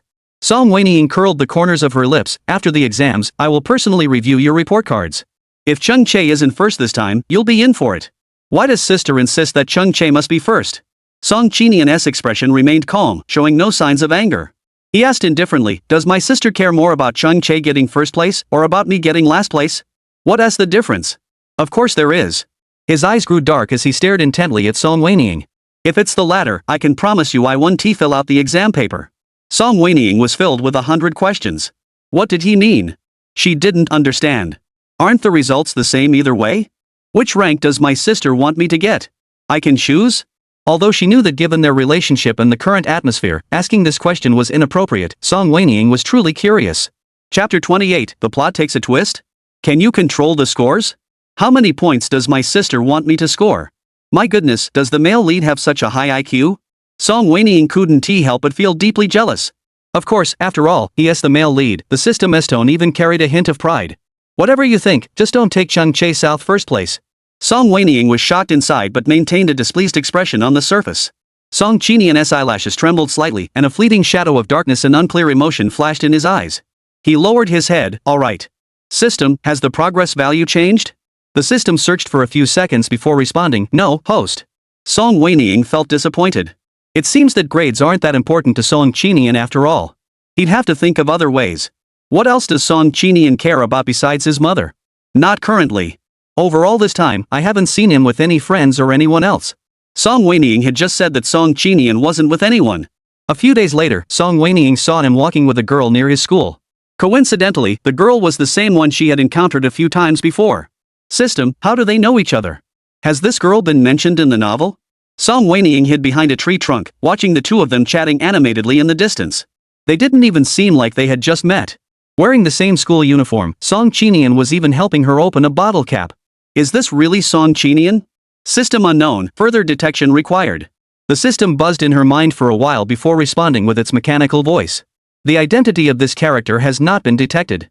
They are likely not a character from the novel. There may be an error somewhere. However, host, Song Qinian is not supposed to have a mutual love before the main story begins. If he receives redemption prematurely, this means your progress will stall or even decline. You don't have much time left. Song Wenying suddenly lost interest in the drama. This is way too unfair. Song Wenying protested. The task requirements are as stated. Please come up with a solution as soon as possible. Song Wenying felt even more frustrated. After working diligently on the task for 5 years, just when success was within reach, she was told the task might fail? Host, it's not that the task is definitely going to fail. You still have a chance. The system's tone was deceptive, and Song Wenying wasn't fooled. Over the past 5 years, every time she was about to give up, the system would calmly repeat the same line. Song Wenying had heard it all before. She sat on the edge of the flower bed under the tree and kicked a pebble on the ground with all her might. The pebble hit the tree trunk across from her with a thud, then bounced back and rolled to the front of a pair of white sneakers. Sister, what are you doing here? The familiar, crisp voice came from above her, and Song Wenying snapped her head up, locking eyes with Song Qinian's usually somber, emotionless gaze. It was dismissal time, and the setting sun cast a soft glow behind him. Fragments of light filtered through the leaves, falling on his shoulders and making his handsome features even more defined. You. Song Wenying instinctively looked toward where he had been talking to the girl earlier. You weren't over there. What's wrong over there? The area was now empty. The girl was nowhere to be seen. Who is your sister looking for? Song Wenying snapped back to reality, glaring at the person who might cause him to fail his mission, and snapped. Are you questioning me? I dare not. He lowered his eyelids, saying he dared not, but Song Wenying could tell he was far from afraid. She stood up and pushed him aside, about to leave, but unexpectedly stepped on the stone she had kicked away earlier. Her foot slipped and she stumbled forward. At the critical moment, Song Qinian wrapped his arms around her waist from behind. Though he prevented her from falling flat on her face, the force sent her into his arms.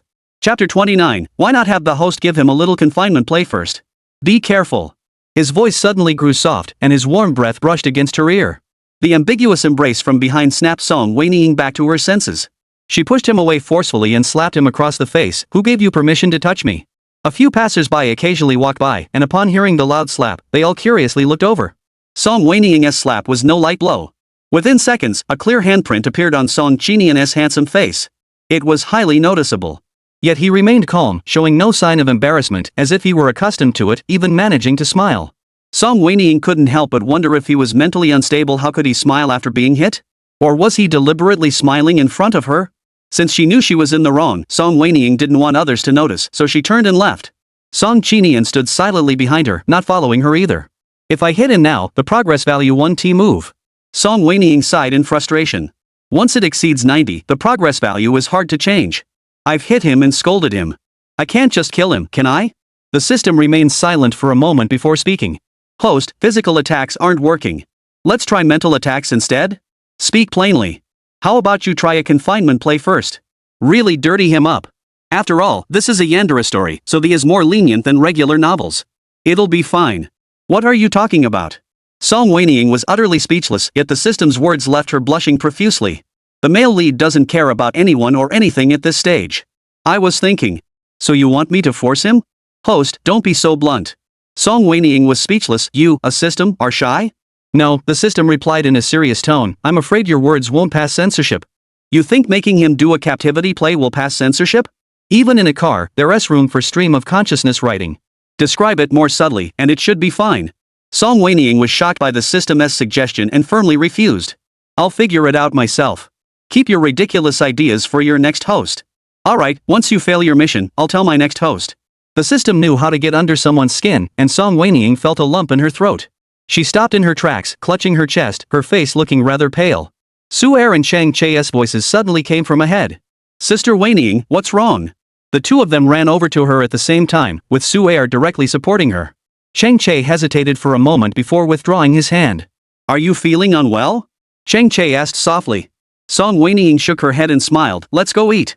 She had come today for 2 reasons. First, to give Su-er a birthday gift, and second, to discuss future arrangements and say her final goodbyes. She would be leaving in about 2 months. Whether she returned to her original world or was erased, she had to say goodbye to these 2 people. During dinner, she remembered that the exam results should have been released today, but she had forgotten to ask Song Qinian about it earlier. So Song Wenying asked Chang Che, how did you do on the exam?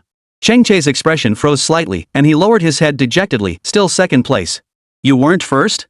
Song Wenying thought maybe Song Qinian really hadn't listened to her, so her tone was slightly surprised. But upon hearing this, Chang Che's face turned pale. I'm sorry for letting you down. Song Wenying realized he had misunderstood her meaning and hurried to comfort him. Second place is already very good. Don't put too much pressure on yourself. After a pause, she couldn't help but ask out of curiosity, so first place was Song Qinian? Upon hearing this, Heir interjected. Song Qinian came in last this time and was even scolded by the teacher. After saying that, she realized something and looked at Song Wenying nervously. Wenying's sister, your brother might have some hidden circumstances that caused him to score 0. Don't be angry. Chapter 30, how did you get this hairpin? No. This was something she had requested herself, why would she be angry? However, such unreasonable demands should not be revealed to outsiders. So she changed the subject and started talking about their future plans. She asked them where they wanted to go after high school graduation and what they planned to do in the future, and secretly prepared some money for them, waiting for it to be automatically transferred into their accounts after graduation. After dinner, Song Wenying took Heir to the spa, as she had promised her earlier. Chang Che couldn't go along, so he returned home alone. However, before leaving, he felt something was off. Watching Song Wenying and Heir about to leave, he blurted out, "Will we see each other again in the future?" He froze after asking. Heir looked confused. What did you say? Song Wenying felt a bit guilty and didn't look at him, only saying, "Be careful on your way." Chang Che was already embarrassed by his own words, so upon hearing this, he dared not think or ask any further, and hurriedly left. Song Wenying and Heir finished their spa treatment and returned home. Upon opening the door, they saw Song Qinian's backpack carelessly hung in the entranceway, but his shoes hadn't been changed, and his slippers were still in the shoe cabinet. He's out again? She muttered to herself as she took off her coat. While hanging her bag, she accidentally knocked over Song Qinian's backpack. The backpack landed with a thud on the floor. Song Wenying worried that something inside might have been damaged, so she opened the zipper to check. Fortunately, everything inside was neatly arranged and hadn't been damaged. Just as she was about to zip it up, Song Wenying's gaze inadvertently swept across the contents, and she suddenly spotted a familiar rabbit hairpin. She froze. Just as she picked it up, the door behind her opened. "What are you doing, sister?" The cold voice changed when she saw what Song Wenying was holding in her hand. Without caring if Song Wenying would be angry, she snatched it away forcefully. "Why are you rummaging through my backpack?" Her tone was annoyed, and her expression was extremely unnatural. Song Wenying was surprised. Did he really care so much about this rabbit hairpin? "How did you get this hairpin?" He hid the hairpin behind his back, his eyes darting around nervously. "I was curious, so I bought one to take a look." A guy, curious about a hairpin? Song Wenying couldn't help but laugh at his clumsy excuse. Recalling how he had seen him walking with that girl earlier that afternoon, and how she had been wearing the same hairpin in her hair at the time, Song Wenying looked at him meaningfully. "Song Qinian, do you have a crush on someone?" He wasn't entirely sure yet, and his tone was mostly teasing. To his surprise, Song Qinian's face turned red upon hearing this, his ears and neck quickly turning crimson. He stammered. "What do you mean by that, sister?" Song Wenying raised an eyebrow, walked closer to him, and stared at him intently. "I saw you walking with a girl this afternoon." His expression darkened. He stared back at Song Wenying, "Just a classmate. It's rare to see you walking with a classmate for so long, especially a female classmate. What exactly are you trying to say, sister?" He frowned, seeming displeased, but his fingertips unconsciously tightened around the hairpin, clearly showing his nervousness. Song Wenying hadn't seen him like this in a long time, and her suspicions grew even stronger. "You're still young, there are some things you might not understand yet. But I'm your older sister, and there are some things I need to teach you now." Song Wenying curled her lips mischievously. "In your situation, you've fallen for that female classmate of yours." "I don't. Don't deny it. I'm not some old-fashioned parent who'd try to break up a couple." Song Wenying interrupted. His eyelashes trembled slightly as he looked at her deeply, then fell silent. Song Wenying was still lost in his own thoughts. She recalled what the system had told her earlier that afternoon. The main plot of this novel was forced imprisonment of love. If Song Qinian hadn't fully turned evil, he wouldn't imprison the female lead. Without the imprisonment plot, the mission would fail. She asked the system. "As long as there's a plot involving imprisonment, regardless of the target, does that mean my mission will succeed?" The system didn't quite understand what she was getting at and could only answer honestly. "In theory, that's correct. However, no buts." Just like that. Song Wenying received the affirmative response, closed the connection with the system, and looked at Song Qinian. "I saw you two chatting today. From my experience, she doesn't like you."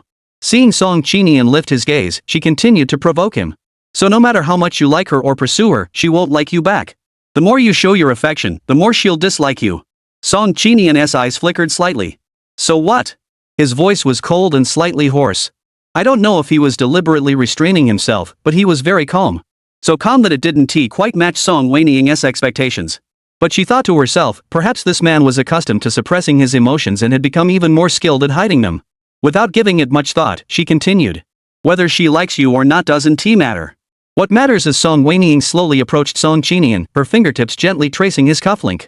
Taking advantage of his momentary startlement, she snatched the hairpin from his hand. Someone like you, secretly keeping something she used she'll never know. And if she does, she might even find it disgusting. Song Qinian's breathing stalled for a moment and a flash of panic and confusion crossed his eyes. Song Wenying then looked at him with a sincere expression. Don't you think it's silly to go out of your way to please someone you like and pursue them so relentlessly? His eyelashes trembled slightly as he raised his gaze to look at Song Wenying. Then what should I do, sister? In my opinion, love is the most useless thing. If you want someone, just lock them up. Will she belong to me if I lock her up? Why not try and see? But what if he hesitated, lowering his gaze to the lips mere inches away, his Adam's apple bobbing, she gets angry and hates me. So what? Once you get her, it's yours. Song Wenying continued to spout his twisted logic while silently apologizing to the girl in his heart. When she snapped back to reality, she realized Song Qinian was still staring at her. His gaze was strange, his dark, deep eyes swirling with a sickening undercurrent. What's wrong? Don't you agree with what I said? Song Wenying was wondering if her words had scared him, but he quickly returned to his usual self, curling the corners of his lips. No, I'll give your suggestion some serious thought. Whether it was a mistake or not, Song Wenying felt his tone was odd, and she couldn't help but feel a chill run down her spine. Chapter 31. If you like someone, just lock them up. Recalling that he had just returned from outside, Song Wenying asked him. Where did you go tonight?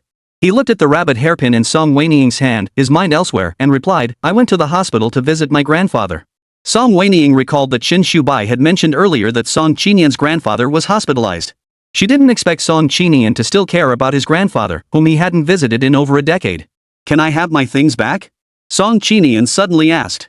Following his intense gaze, Song Wenying realized she was still holding the hairpin she had snatched from him earlier. Seeing how much he seemed to care, Song Wenying felt a pang of guilt. What if I don't give it back? He clenched his lips tightly, looking displeased. Song Wenying curled the corners of her lips, meeting his gaze with an even more defiant expression. I want to give it to you. Song Qinian's half-face was hidden in the shadows, the corners of his lips curling into a smug smile. Song Wenying didn't notice and had already turned to go upstairs. This thing, just leave it here with me. If you really like her, listen to me and lock her up. To confirm the nature of the relationship between Song Qinian and that girl, Song Wenying waited at the school gate for a long time the next day and finally spotted her. Her name was Li Mukin. Upon seeing Song Wenying, Li Mukin greeted her enthusiastically, Sister, nice to see you again. Song Wenying didn't have much time, so she got straight to the point, introducing herself as Song Qinian's sister and asking her what her relationship with Song Qinian was. Li Mukin was a bit surprised, looked at Song Wenying meaningfully for a while, then smiled. I don't know Song Qinian very well. I just transferred here recently. A couple of days ago, after seeing you at the mall, I also saw him. Later, we met again at school, and he approached me to ask some random questions. Out of school spirit, I just chatted with him for a bit. The mall? When did you two meet there? It was shortly after we parted ways last time. I bumped into him at a jewelry store.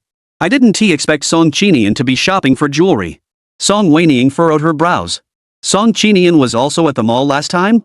But when she asked him at home, he said he had gone to the library. There were details she felt she had overlooked, but she couldn't quite put her finger on them, leaving her feeling frustrated and annoyed. Song Wenying felt that Song Qinian had been acting strangely lately, often coming and going without a trace. Despite the upcoming college entrance exams, he showed no interest in his studies and even skipped classes. The teacher had invited Song Wenying to the school several times for a talk, essentially telling her as the parent to pay more attention to her younger brother and make sure there wasn't something wrong with his mental state. The teacher's words implied that Song Wenying must be treating her younger brother badly, which was why he was rebelling before the college entrance exams. Song Wenying pretended not to know and just nodded in agreement. As she left the school, she spotted Song Qinian from a distance. She was about to call out to him, but he didn't notice her. A car was parked in front of him, and he got in with ease. The driver closed the door for him, got into the driver's seat, and drove off. Looking at the car's license plate, it must have cost at least several million. It couldn't be a taxi. So, was it someone from the Li family? Song Wenying quickly got into her own car and instructed the driver to follow Song Qinian. But whether it was because Song Qinian was in a hurry or had noticed someone following him, the car sped off at breakneck speed, leaving Song Wenying behind in no time. She could only return home in frustration. There were only half a month left before the college entrance exams. After the exams, if Song Wenying couldn't make Song Qinian's darkness value reach 100, and if Song Qinian didn't imprison Li Mukin, Song Wenying would have no choice but to wait for death. Lately, Song Qinian had been acting strangely. Although Song Wenying had never been able to figure him out before, the sense of loss of control was particularly intense recently. Song Wenying didn't sleep, sitting in the living room waiting for Song Qinian to return. But by 1 a.m., her eyes were too heavy to stay open, and still no sign of him. Where on earth did he go in the middle of the night? With the system's permissions, I cannot track the protagonist's whereabouts. I'm sorry, I can't help the host. Song Wenying was too tired to notice when she lost consciousness. However, when she woke up the next day, she was in her own room. She suspected she had walked back but forgotten. When she went downstairs, as expected, Song Qinian wasn't there. If I can't find him to complete the task, I'm really going to die. She clenched her teeth and threw a series of punches into the air in the living room. Suddenly, she heard a noise behind her and jumped in surprise. But when she turned around, she saw Song Qinian, whom she hadn't seen in days, standing there. Song Wenying was overjoyed, so much so that she didn't notice the shock and confusion in Song Qinian's gaze as he looked at her. Didn't you go to school today? He stared at her for a moment before remembering to respond. I'll go later. Song Wenying didn't want to miss this rare opportunity to see him. She leaned in closer. What have you been up to lately? The teacher said you skipped class? Are you worried about me, or are you asking on behalf of the teacher? I should have scolded him at this point, but if I did, he'd get angry and leave, and what would I do about my task? Wah! Song Wenying was going crazy in her mind. The system tried to comfort her. Host, don't worry. There's still 1 month left. It's less than a month, only 23 days. If he doesn't turn evil soon, I'm really going to die. The young man across from her, who had been staring at her the whole time, suddenly froze in place, his gaze locking onto hers, his breath catching for a moment. Chapter 32, Darkening Value 95%. Song Wenying didn't notice. She snapped back to reality and continued where he had left off. You're preparing for the college entrance exam. Your teacher and I, of course, hope you do well. Does my sister also hope I do well? Of course. But didn't you tell me not to answer the questions last time? I dug this hole myself, so I have to fill it. If I had known the grades wouldn't make him go dark, I wouldn't have done such a despicable thing. I feel so guilty. Host, why don't you just listen to me? Do it the way I said last time, and he'll definitely turn bad. He.S. still my brother. How could I bring myself to do that? He.S. not your biological brother. What's the big deal about sleeping with him? You. Cough cough. The person across from him suddenly coughed lightly, though he tried to suppress it, it still interrupted Song Wenying's train of thought. Someone came to her senses and saw his long eyelashes trembling violently, his face red all the way to his neck. What's wrong? Are you catching a cold? He suddenly raised his gaze, his eyes filled with a mix of emotions. Sister, I. Congratulations, host. Congratulations, host.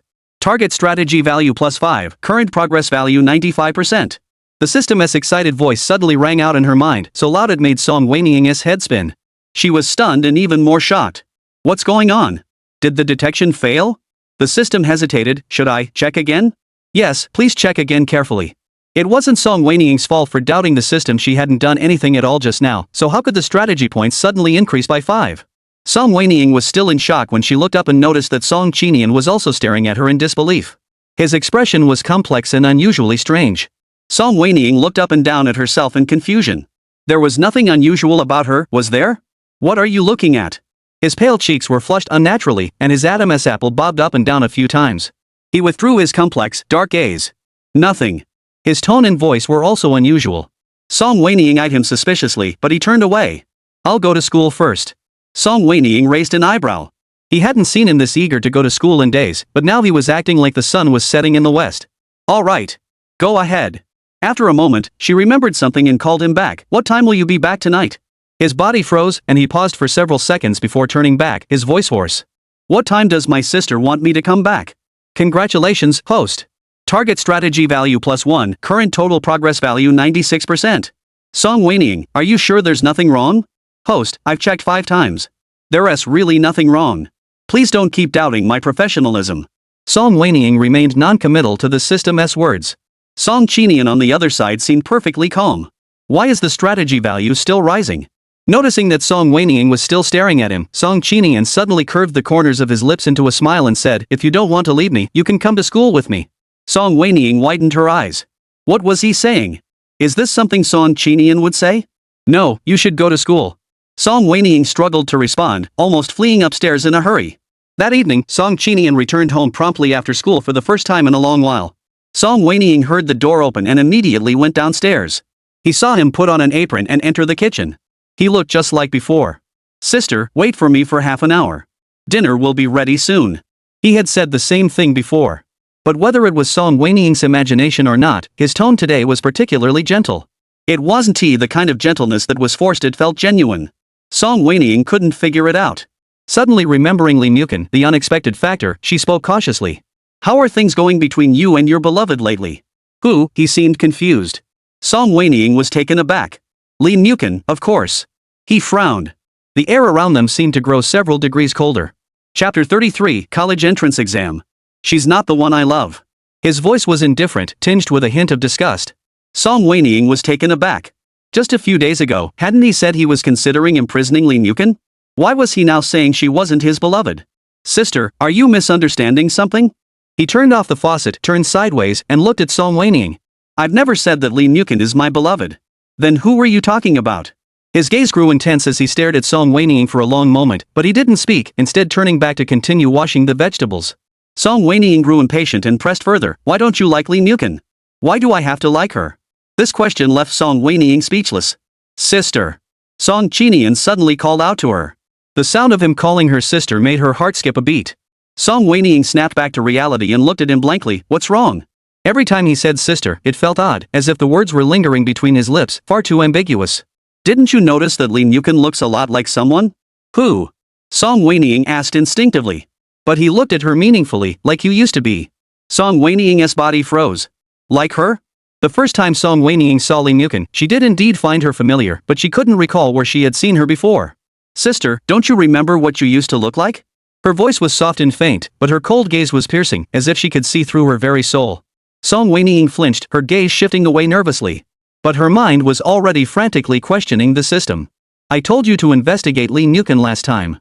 Why didn't you mention she resembles the original body? I scanned everyone you've seen using her face, and there were no similarities. The system's voice was weak. How was I supposed to know she looked like the original body just then? I missed you when I scanned. Song Wenying was speechless.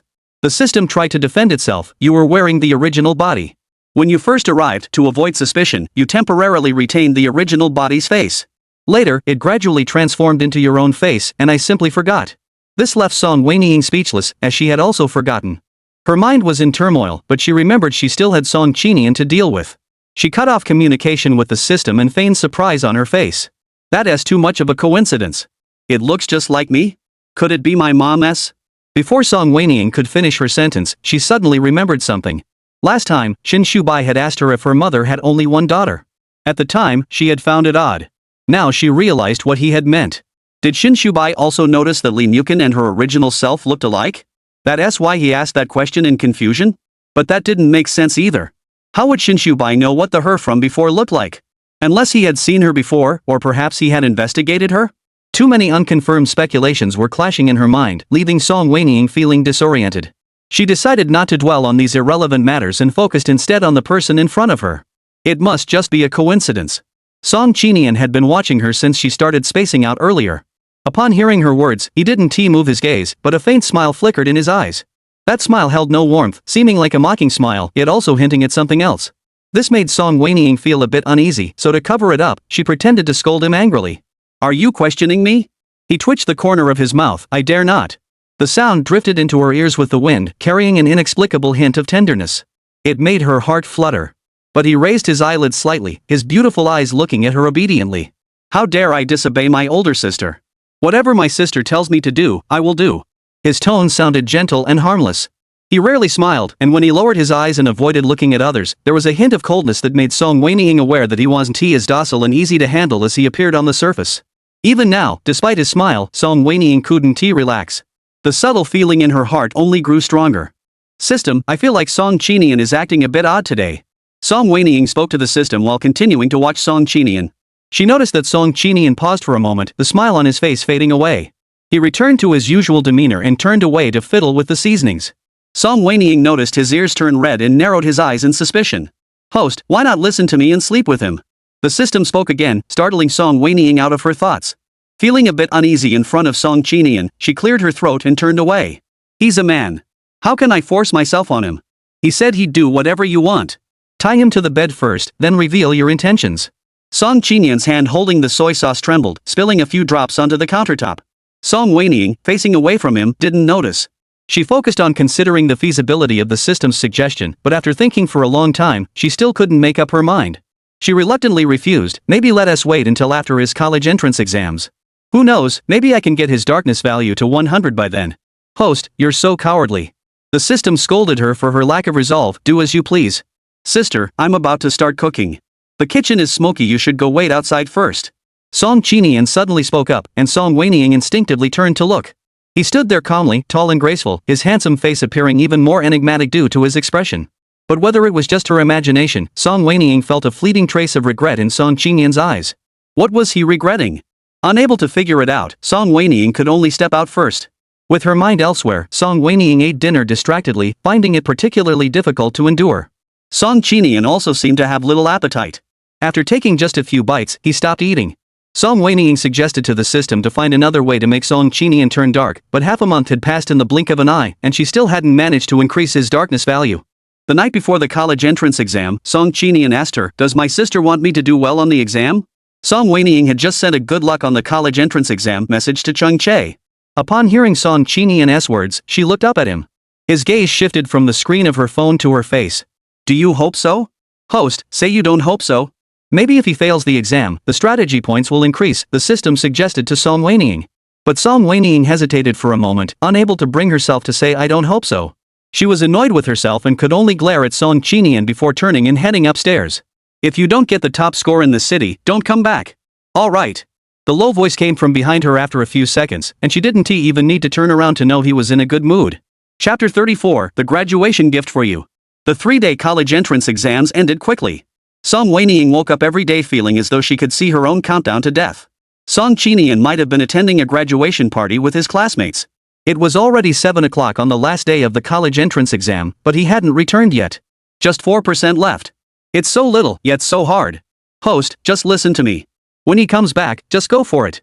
Song Wenying looked at the package that had been sitting in the corner for several days. She hesitated for a moment. "If all else fails, it's not impossible to try." "Host, why did you suddenly change your mind?" The system's tone was filled with surprise. Suddenly, the sound of a fingerprint lock echoed from the door. It was Song Qinian returning. Song Wenying grew nervous and began fumbling around. When Song Qinian entered, he saw Song Wenying crouched in front of a delivery box, looking suspicious. "Sister, what are you doing?" Although the delivery box hadn't been opened, Song Wenying felt guilty and feared that Song Qinian would notice what was inside. She pushed the package behind her and looked up at Song Qinian. "How did the exam go?" "It's okay." He said it was okay, which meant he was confident. "Why didn't you stay out longer with your friends tonight?" "Host, didn't you say we were going to act tonight? Why do you want him to come back late?" "Shut up." I didn't realize she was just making small talk because she was nervous. "There's nothing to do." Song Qinian's faint voice drifted down from above. From Song Wenying's perspective, the young man seemed to have grown taller in the past few months. He was tall and slender, with deep-set features and a striking bone structure. His demeanor and aura were impeccable. Though he had grown up under her strict guidance without the refinement of aristocratic upbringing, he still exuded an air of nobility, like the son of a high-ranking official from a prestigious family. He stood there, casually glancing her way, his arrogance and coldness blending seamlessly. Song Wenying felt a bit dazed. She also felt a touch of self-loathing. She despised herself for the act of defiling this pure, untouched youth. Over the years, she had harmed him time and again to survive, and now she was about to trample on his soul. "Host, don't overthink it." The system suddenly reminded her. Song Wenying snapped back to reality, suppressing the chaotic emotions churning in her heart. She told Song Qinian, "Go back and take a shower early," then hugged the delivery box and turned to go upstairs. After taking a shower in her room and waiting for a while, she thought Song Qinian should have already returned to his room and finished showering. She opened the door and stepped out. But standing before Song Qinian's door, her fingertips hovered above the doorframe for a long time, unable to bring herself to knock. Just as she was about to give up, the door opened. Song Qinian stood inside the door, his black hair slightly damp, wearing only a loose white t-shirt with the collar askew, revealing the damp traces on his collarbone, exuding an air of restraint. He was dressed more revealingly than usual today. In the past, he always buttoned his shirt all the way to the top. "Sister, were you looking for me?" His dark eyes fixed on her, appearing unusually intense in the dim night. Song Wenying bit her lip, gathered her resolve, and ordered, "Turn around." The corners of his lips curved ever so slightly, and he obediently turned around. She raised her hand, covering his eyes with a black cloth, and as she tied it tightly at the back of his head, her fingertips accidentally brushed against his hair, feeling slightly cool. "What is this?" His tone was calm, even tinged with innocent confusion. She didn't answer, but instead grabbed his wrist and snapped the cold. Click. "What is this?" he asked. His voice remained gentle, but his Adam's apple twitched slightly. "It's your graduation gift." Song Wenying pushed him toward the bed. Song Qinian obediently let her push him onto the bed, his wrists cuffed to the headboard, his entire body sinking into the soft mattress. He tilted his face upward, the black cloth covering his eyes. "Sister." "Shut up." Song Wenying thought about what she had to do next and dared not look into his eyes, afraid that he would uncover it himself. After thinking for a moment, she handcuffed his other hand to the bed as well. "What are you doing?" His voice was cold and hoarse, his Adam's apple bobbed slightly, but there was no sign of struggle. She stood by the bed, staring at his bound form, her heart pounding so hard it felt like it might burst from her chest. The room was eerily quiet, with only the sound of their breathing intertwining. Song Wenying clenched her teeth and finally stepped onto the bed, her knees sinking into the soft mattress as she slowly moved closer to him. "You said you'd do anything I asked, so now I'm going to take off your clothes." "Why do you want to take off my clothes? What do you think?" His eyes were covered, and Song Wenying couldn't tell what he was thinking, but his slightly hurried breathing told her he wasn't completely indifferent. Song Wenying's slender fingers touched the fabric, but she suddenly found it difficult to proceed. This was a t-shirt, not a shirt, and Song Qinian's hands were bound, making it impossible to remove the clothing. She furrowed her brows, got out of bed, and stepped onto the cold floor with bare feet, beginning to search the room for scissors. She opened drawer after drawer, but couldn't find what she was looking for. Perhaps hearing the sound of Song Wenying leaving, Song Qinian spoke up, "Sister?" Song Wenying didn't respond, her movements halting. How could her set of undergarments, which had been missing for months, be in Song Qinian's wardrobe drawer? The way they were neatly folded and stacked didn't look like they had been mistakenly placed there. Chapter 35. Do you know you were wrong? Thinking of an unimaginable possibility, Song Wenying shuddered violently, her features tightening. No way. Could Song Qinian have become a pervert, but with the wrong target? Meanwhile, Song Qinian, unaware of what was happening, asked from behind. "What are you doing?" Song Wenying took a few steps back to the bedside and slapped him across the face. Smack! Song Qinian turned his face slightly away, and faint red fingerprints immediately appeared on his fair skin. His eyelashes trembled and his Adam's apple bobbed, but he didn't struggle. Instead, he spoke softly, "Why?" Song Wenying forced herself to look angry. "Do you know you're wrong?" "I'm sorry." "Where did you go wrong?" He slowly turned his face back, the black cloth covering his eyes, yet it seemed as though he could see her precisely. "If my sister is unhappy, then it's my fault." Though bound and lying on the bed in a subordinate position, he did not appear disheveled. His delicate features were striking, and even with his icy expression, he exuded a fatal charm. Song Wenying stared for a moment, realizing she had been so captivated she had lost herself in thought. She bit her lip in frustration and snapped. "You don't even know where you went wrong." I don't know," he said softly. "Do you want to hit me again? Asking to be hit again?" Song Wenying's fingertips went numb. She didn't want to hit him anymore, her hands hurt from hitting him. She looked around, then got out of bed and left the room. A few minutes later, she came back in with a pair of scissors and quickly cut his shirt to shreds. She cut wildly, but after finishing, seeing the scene before her, Song Wenying hesitated again. It wasn't the first time she had seen Song Qinian in such a disheveled state. She had seen him before when he was sick, but this was the first time she had seen him like this without any obstructions. Song Qinian's skin glowed with a cold, white luster under the dim bedside lamp, like fine porcelain. Her gaze couldn't help but drift over his collarbone. "What are you looking at?" The young man suddenly spoke. Song Wenying snapped back to reality, her ears burning bright red. She hurriedly looked away, but heard the faint clinking of chains, thinking he was trying to break free. Instinctively, she pressed him down. "Don't get up without my permission." "All right." His voice was hoarse. The skin she was pressing against felt slightly hard and warm. Song Wenying's hands suddenly became clumsy, and her eyes darted around, not knowing where to look. He was too close. After a moment of tension, her fingertips trembled slightly as she moved them to the teenager's neck and suddenly pinched him. The exposed skin on the teenager's neck turned red at a visible speed. "What does this mean?" Song Wenying dared not answer him, continuing to pinch other parts of his body in a twisted manner, from his neck to his torso, even his cheeks. The pinches weren't particularly hard, but the areas she pinched quickly turned red, leaving behind suspicious marks. The system was also confused by her strange behavior. "Host, what are you doing? Aren't you supposed to be sleeping with the male lead? Your method is too low-key. I've thought of a better one." "My method is low?" The system sounded innocent, and then taking off someone's clothes and pinching them everywhere is more sophisticated? Song Wenying felt embarrassed. She was at a loss for words, unable to come up with a rebuttal. She forcefully cut off communication with the system, pulled out her phone, which she had prepared earlier, and aimed the camera at Song Qinian, whose eyes were covered. "Look at the camera. Say whatever I tell you to say." She deliberately ran her fingertips along his collarbone. The teenager's eyelashes trembled slightly. The warm yellow bedside lamp cast a suggestive glow over his tense jawline. His Adam's apple moved slightly before he replied in a hoarse voice. "All right." The first request alone was enough to make Song Qinian blush even more. "Do I really have to call you that? Hurry up. If you don't listen to me," Song Wenying leaned forward, "I'll take a photo of you right now and send it to all your classmates and teachers, so they can see how the top student in their grade and the cold school heartthrob really is." Song Qinian's breathing grew heavy. Song Wenying smirked triumphantly, I'll give you 3 seconds. The air froze for 3 seconds. The teenager's Adam's apple bobbed slightly, and a few hoarse sounds escaped his throat. The sound grew fainter, the trailing notes trembling, as if he were ashamed to the extreme yet compelled to obey. Song Wenying suddenly felt her mouth go dry. His hand trembled, and the phone fell, hitting the teenager's forehead and knocking the fabric, which had already been loosened by friction, askew. Song Qinian's pitch-black eyes suddenly came into view, locking with Song Wenying's gaze. Those eyes, like ink-soaked glass, glowed with a damp sheen in the dim light. Song Wenying's breath caught in her throat. She saw her reflection trembling in his pupils, like a startled rabbit. Her voice caught in her throat. Song Qinian tilted his head slightly, and the crooked fabric slipped completely off. His eyelashes trembled slightly as he stared intently at her. Do you need me to call again? Hearing this, Song Wenying suddenly felt that it wasn't Song Qinian who was abnormal, but her. But the arrow was already on the string. She had already gone halfway down the path of perversion, so she could only grit her teeth and continue. She picked up her phone, suppressing the trembling in her hands, and continued to face him. Call me again.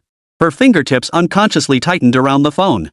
The teenager glanced at her legs, which were kneeling on the bed with her knees together, and her slightly trembling hands, then the corners of his mouth curled up slightly. He called out to her a few times with ease and familiarity.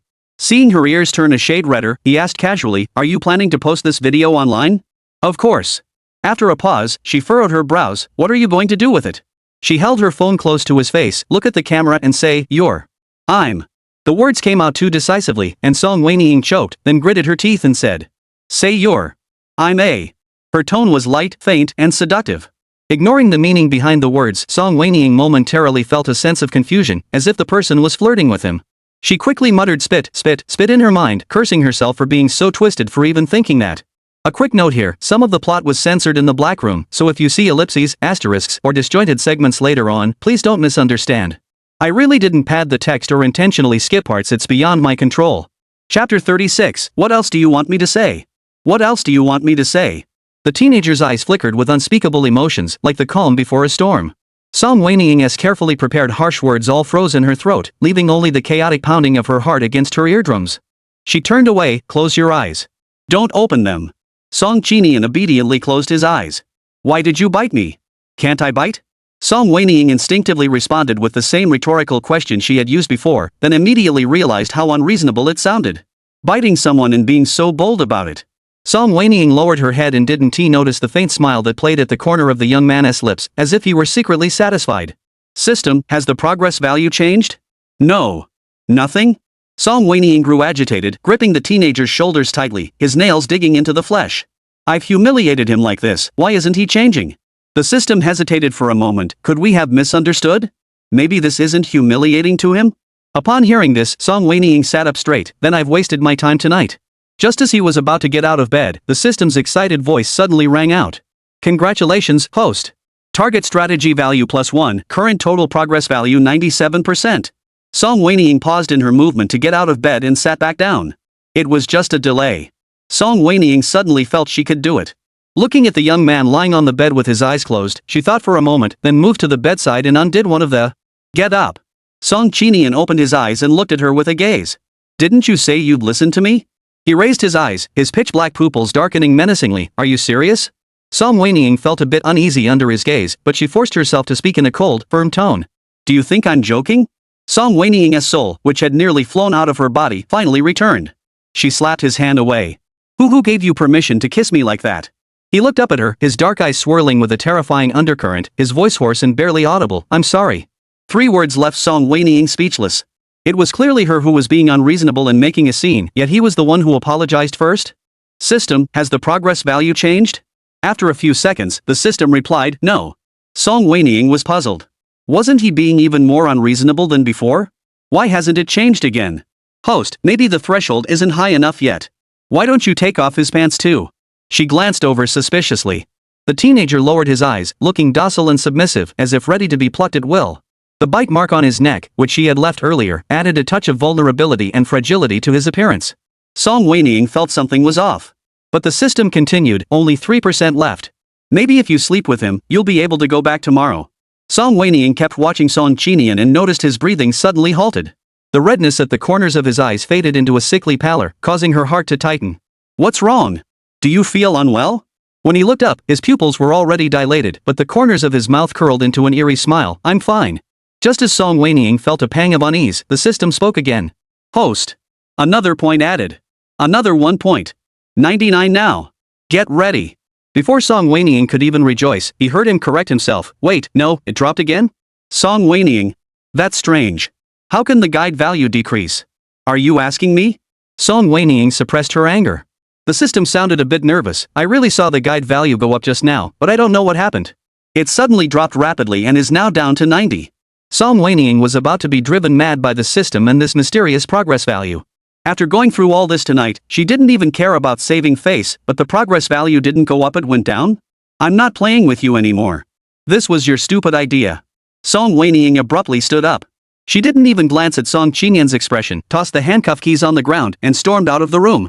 Because of what happened that night, Song Wenying stayed in a hotel for the next few days, doing her best to avoid running into Song Qinian. She didn't know if Song Qinian was thinking she was a pervert. However, the item she had discovered that night was left behind on the ground. If he found it later, he would probably feel ashamed of himself. She didn't hold out much hope for the strategy points, but she thought maybe staying in her room and not going out would really help her avoid disaster. But one afternoon, while Song Wenying was staying in her hotel room, several people suddenly burst in and kidnapped her without saying a word. When Song Wenying saw the light again, she found herself facing an arrogant old man. Miss Song, let me introduce myself. I'm Li Rongxuan, the maternal grandfather of Qinian. Song Wenying was in a bad mood and didn't feel like giving the man who had kidnapped her a friendly look. What does this have to do with me? Why did you kidnap me? Tonight's banquet, I wanted Qinian to attend, but he refused. So I had no choice but to bring you here. The arrogance of the wealthy lies in the fact that they don't bother to torment you over trivial matters. Therefore, although Song Wenying had been kidnapped, Li Rongxuan did not restrict her freedom at the banquet and even prepared an evening gown for her. Song Wenying looked at the nightgown she was wearing. Though she was reluctant, she put on the evening gown to go out. Once she went out, she finally understood Li Rongxuan's true intentions for tonight. It turned out that tonight's banquet was specifically prepared for Song Qinian. Li Rongxuan wanted Song Qinian to be included in the Li family genealogy and even intended to have him take over the Li corporation. Though she couldn't understand why, given that he had several grandsons, he insisted on choosing an outsider to take over. However, Song Qinian had apparently already refused, so to force him to comply, Li Rongxuan had arranged tonight's banquet. He planned to announce his identity to everyone at the banquet. Chapter 37, Mission Complete. Song Wenying stood among the crowd, watching Song Qinian on stage with obvious impatience, surrounded by whispers of curiosity. Some said that Li Rongxuan had chosen Song Qinian because, despite his young age, he had demonstrated extraordinary talent in the field of biohacking technology. In just 3 years, he had independently developed a remarkable neural sensor. This sensor could be used in criminal investigations, such as monitoring abnormal activity in the amygdala of a suspect's brainwaves to quickly identify potential dangerous individuals. It can also be used in the medical field, such as using alpha-wave induction technology to alleviate nightmares in PTSD patients, stimulating the hippocampus to help restore traumatic memories, and assisting communication in children with autism. Their conversation was spoken in low, intermittent voices, with some terms being quite technical. Song Wenying, who had lived nearly 23 years in a laid-back, carefree manner, naturally found it difficult to understand. She felt like someone was watching her, and the creeping sensation made her feel queasy. Just then, Song Qinian on stage noticed her again. Seeing that he seemed to be coming down to find her, Song Wenying didn't want to stand with him in front of everyone and be the center of attention, so she slipped out of the banquet hall before him. There was a swimming pool in the hotel, and today they had organized a pool party there, with only wealthy young masters and ladies in attendance. As Song Wenying approached, she noticed a familiar face among the crowd. Lu Yao. She was the eldest daughter of the Lu family, yet for some reason today, she had become the target of everyone's bullying. She was thrown into the pool and not allowed to get out. The people around her laughed and mocked her. As she struggled to stay afloat in the cold water, her legs growing weak and sinking, no one came to help her. A girl crouched by the poolside looked at Lu Yao with a troubled expression. She's from the Li family. They gave the order, and I can't help you. You know our family relies on our partnership with the Li family. The words trailed off, but Song Wenying could guess that Lu Yao must have offended someone from the Li family. Go find Shu Bai for me. Lu Yao's voice trembled. The woman nodded repeatedly, but Song Wenying clearly saw the mocking and schadenfreude on her lips as she turned and walked away. Song Wenying was certain that this woman wouldn't help Lu Yao. Who knew how bad this young Mrs. Temper was usually? In a time of trouble, not a single true friend came to help. Song Wenying? Someone suddenly spoke up. Everyone turned to look at her upon hearing the voice. Whether it was Song Wenying's imagination or not, the glances people cast her way today were filled with fear and caution. Are you here to mock me? Lu Yao gritted her teeth, her disheveled appearance doing nothing to dampen her anger as she glared at Song Wenying. I just recorded it. Is that really worth complaining about? No one understood what she was saying, but as soon as she finished speaking, her feet slipped and she sank into the water. Song Wenying glanced around at the people nearby. Aside from the few black-clad bodyguards who remained motionless, everyone else stood by indifferently, as if waiting for the situation to escalate and see which side would suffer the consequences. Help me! Save me! Lu Yao's cries for help echoed through the air, followed by a splash from the swimming pool. Everyone looked over in shock. Someone couldn't believe it. This is the punishment that old Master Li specifically requested to discipline his granddaughter. Who dares to? When they saw Song Wenying helping Lu Yao out of the water, everyone fell silent. As if afraid of being caught up in the chaos, everyone quickly scattered, leaving only Lu Yao, Song Wenying, and the few security guards who looked as though they had been killed in the pool. Why did you save me? Lu Yao coughed up a few mouthfuls of water and asked Song Wenying awkwardly. Song Wenying wrung out the water from her skirt and casually replied, if you want me to kick you back in, that's fine too.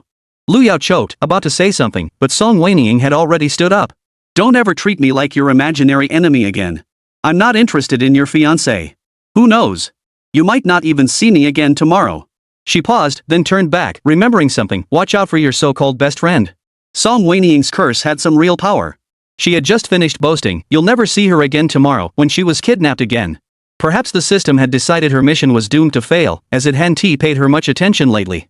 Both times she was kidnapped, it didn't even bother to help her. Perhaps it figured that helping her would be pointless anyway. Or perhaps this was the death she was destined to meet. When Song Wenying was thrown into the trunk, she sighed and thought to herself, at least this is better than nothing. In her original world, she had been in poor health and ended up in the operating room. Although she lost consciousness in the operating room. But perhaps, without this book-jumping incident, she wouldn't have been able to leave that operating room either. Now, she had gained 5 extra years, 5 healthy years. She should be content. Don't blame me, blame Song Qinian for taking something that wasn't his. When she was thrown into the sea, Song Wenying heard a cold, menacing male voice in her daze. Cold seawater rushed into her mouth and ears, instantly depriving her of hearing and breath. The sensation of suffocation overwhelmed him, and Song Wenying thought he was going to die. But the familiar system voice suddenly rang out. Congratulations, host. Mission complete. Current progress, 100%. As the mechanical voice echoed, the suffocating sensation faded away. She felt as though she had entered a virtual space, blank and illusory.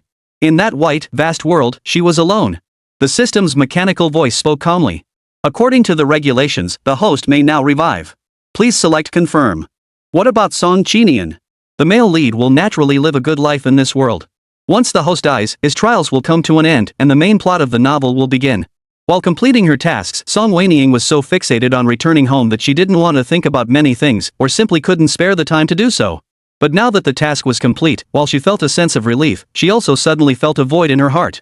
There were some things she had been avoiding, things she hadn't had the chance to confirm with Song Qinian before leaving.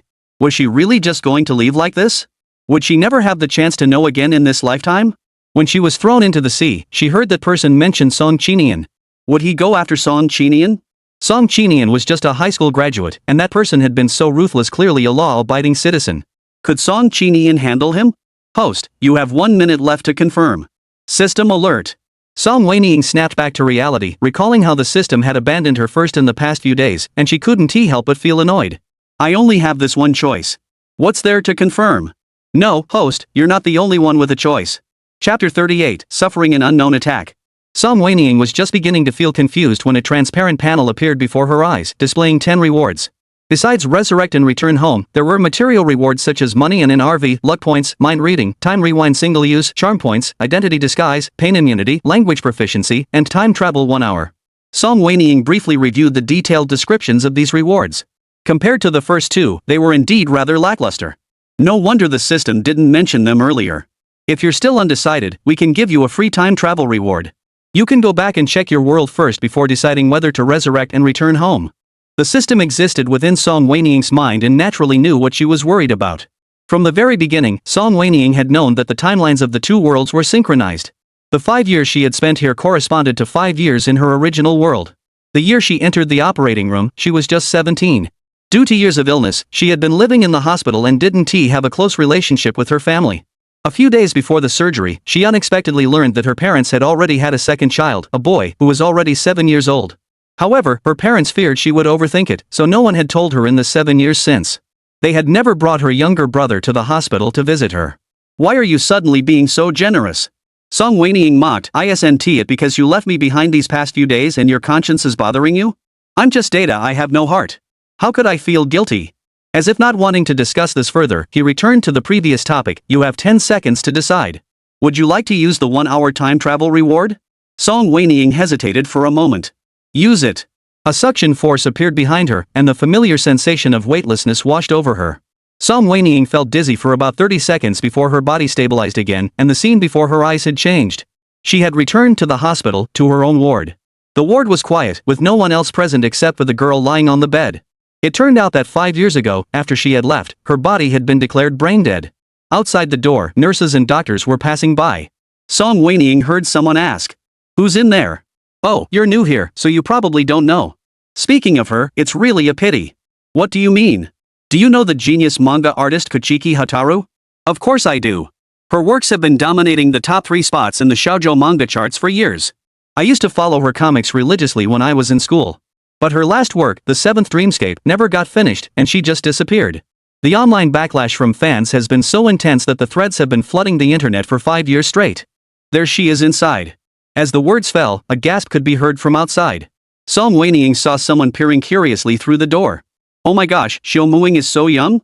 Everyone said she stopped drawing because of a broken heart, but it was actually because she was sick?" "Yeah, she's been in a vegetative state for 5 years. In all that time, her family hasn't visited her more than a few times." The voices grew fainter as they walked away, eventually fading into silence. Song Wenying was still dazed by the phrase "not even a few visits from her family in 5 years" when a familiar pull drew her attention. The scene before her eyes shifted once more. This time, she saw 2 familiar faces. Her father and mother. And a teenage boy.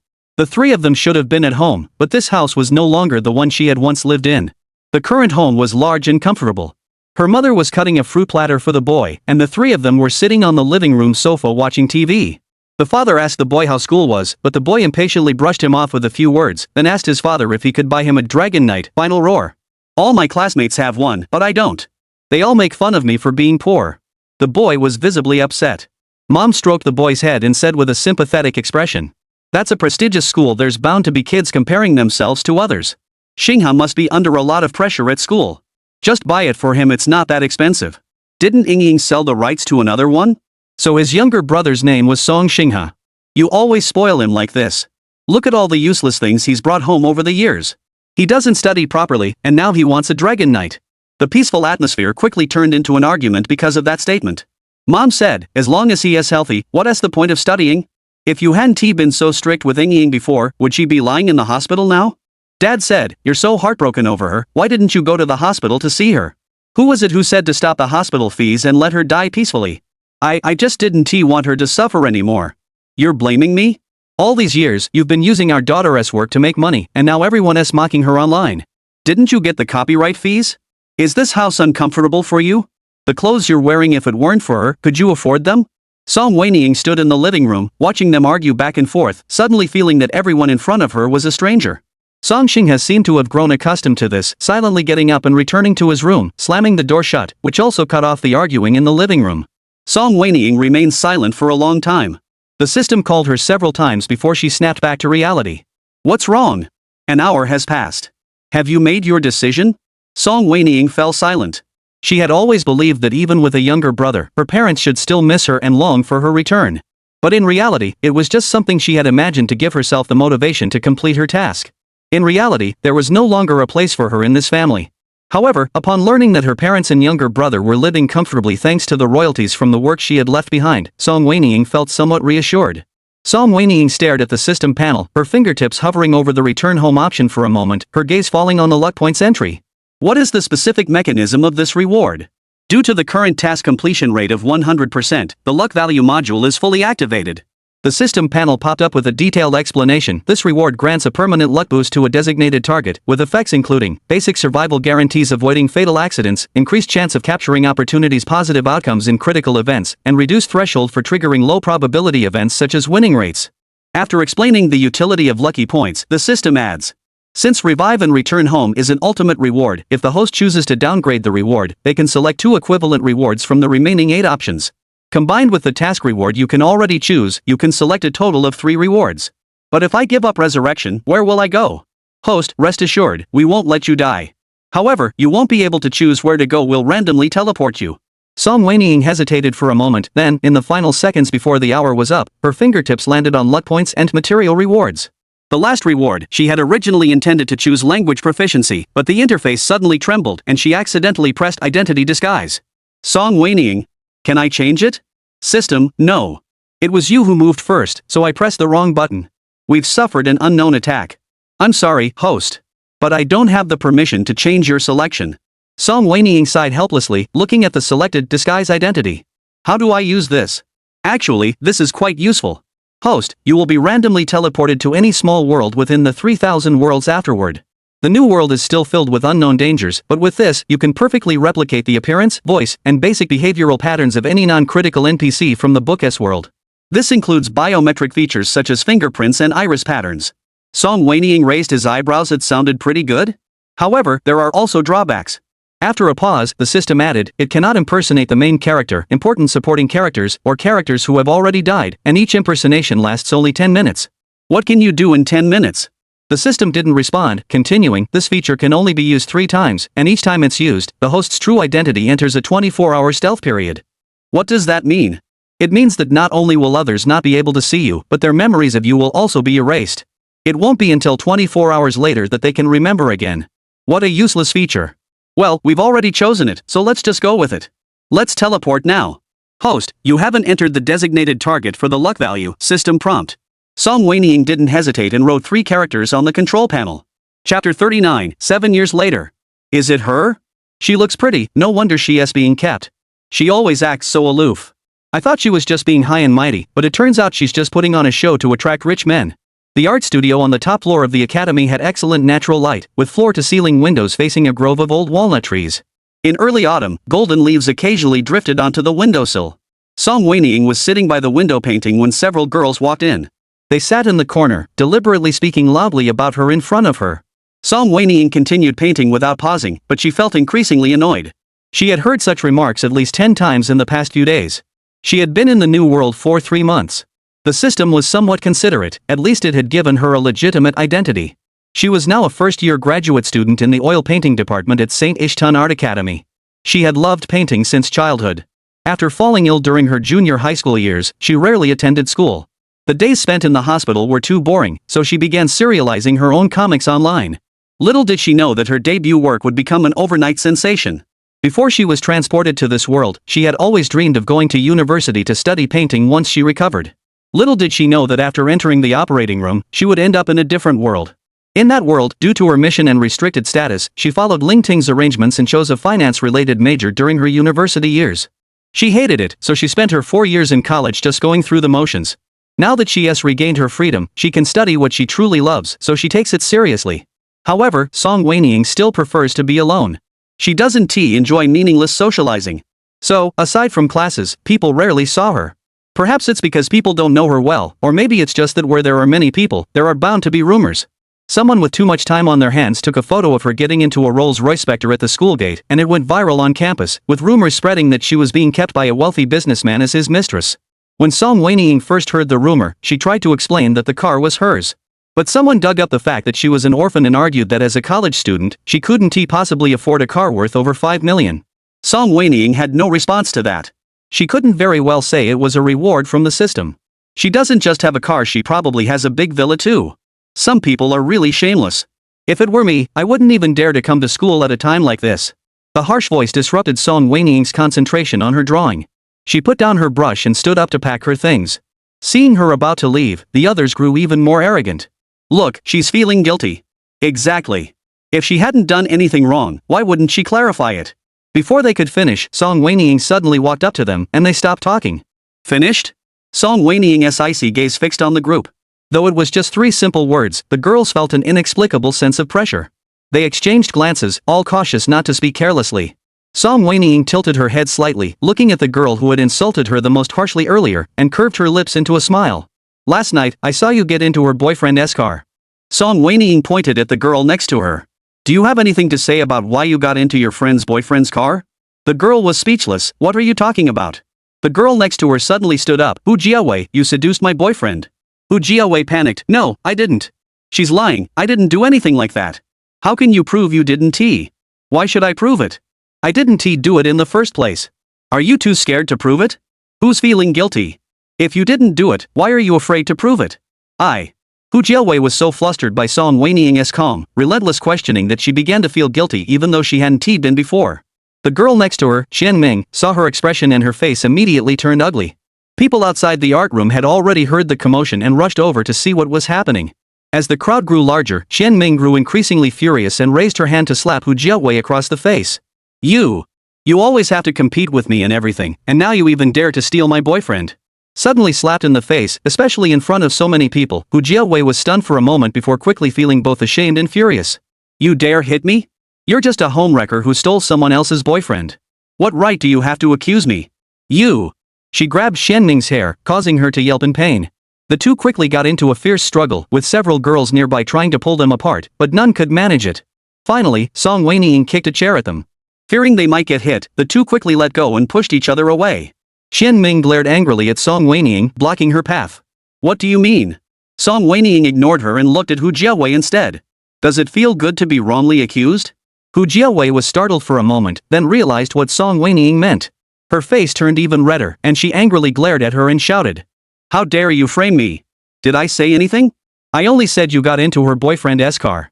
She is the one who imagined you were seducing her boyfriend based on that statement. Hu Jiawei was speechless for a moment, realizing that it was indeed true. She glanced at Qianming secretly, wanting to say something but unable to find the words, and ended up holding her breath until her face turned red and then pale. Qianming also realized she had been played, and she too grew furious. Wenying! How dare you try to drive a wedge between us? After arriving in the new world, Song Wenying dropped the surname Song and now goes by Wen, with the given name Ing. But you have to cooperate with me for me to be able to drive a wedge between us. You dare to twist the truth. It was clearly you who falsely accused Jiawei first. Hu Jiawei chimed in. Exactly. I think you're just nervous about your own affairs, so you're using me to divert attention. You always pick on the weak. The crisp sound of the paintbox closing echoed through the studio, bringing it to a sudden silence. Everyone stared intently at Song Wenying. They wanted to know what she would say or do. But she merely smiled at Hu Jiawei and Qianming. You two are still so close? Just now, didn't she call you a whore? She turned to Hu Jiawei. She just slapped you in front of everyone. Aren't you angry? She then turned to Qianming. She knows you care most about your hair, yet she dared to grab it. Doesn't that mean she's been planning this all along? A few words caused Hu Jiawei and Qianming's expressions to freeze simultaneously. Their eyes met for a second before quickly averting, each lost in their own thoughts. Song Wenying noticed the expressions on their faces and said nothing more. She turned around, carrying her art supplies, and left the studio. Hurry up! They said the auditorium is already full. I should stayed home today. Who knew a award ceremony could attract such big shots? Song Wenying was walking through the campus, thinking about what to eat for dinner. A few students ran past her, muttering something excitedly. She was puzzled when someone called out to her. Wenying! She stopped and turned around. It was Yu Qingyang, her senior from the oil painting department. Yu Qingyang was also a well-known figure at their school, not only because of his outstanding appearance and emotional intelligence, but also because of his talent. As the first and only recipient of the John Moore Painting Award at their school, he was undoubtedly the top star of their school. Senior, is there something you need? Can you help me out? What kind of favor? You know, tonight is the Star Elite Scholarship Award ceremony. That's the highest level scholarship in our school, make that the entire country. He paused, then smiled awkwardly. We had everything planned out, but a VIP suddenly decided to come in person. With him here, the standards have changed, and we're now short one hostess. Could you step in for me? Yu Qingyang had helped Song Wenying before.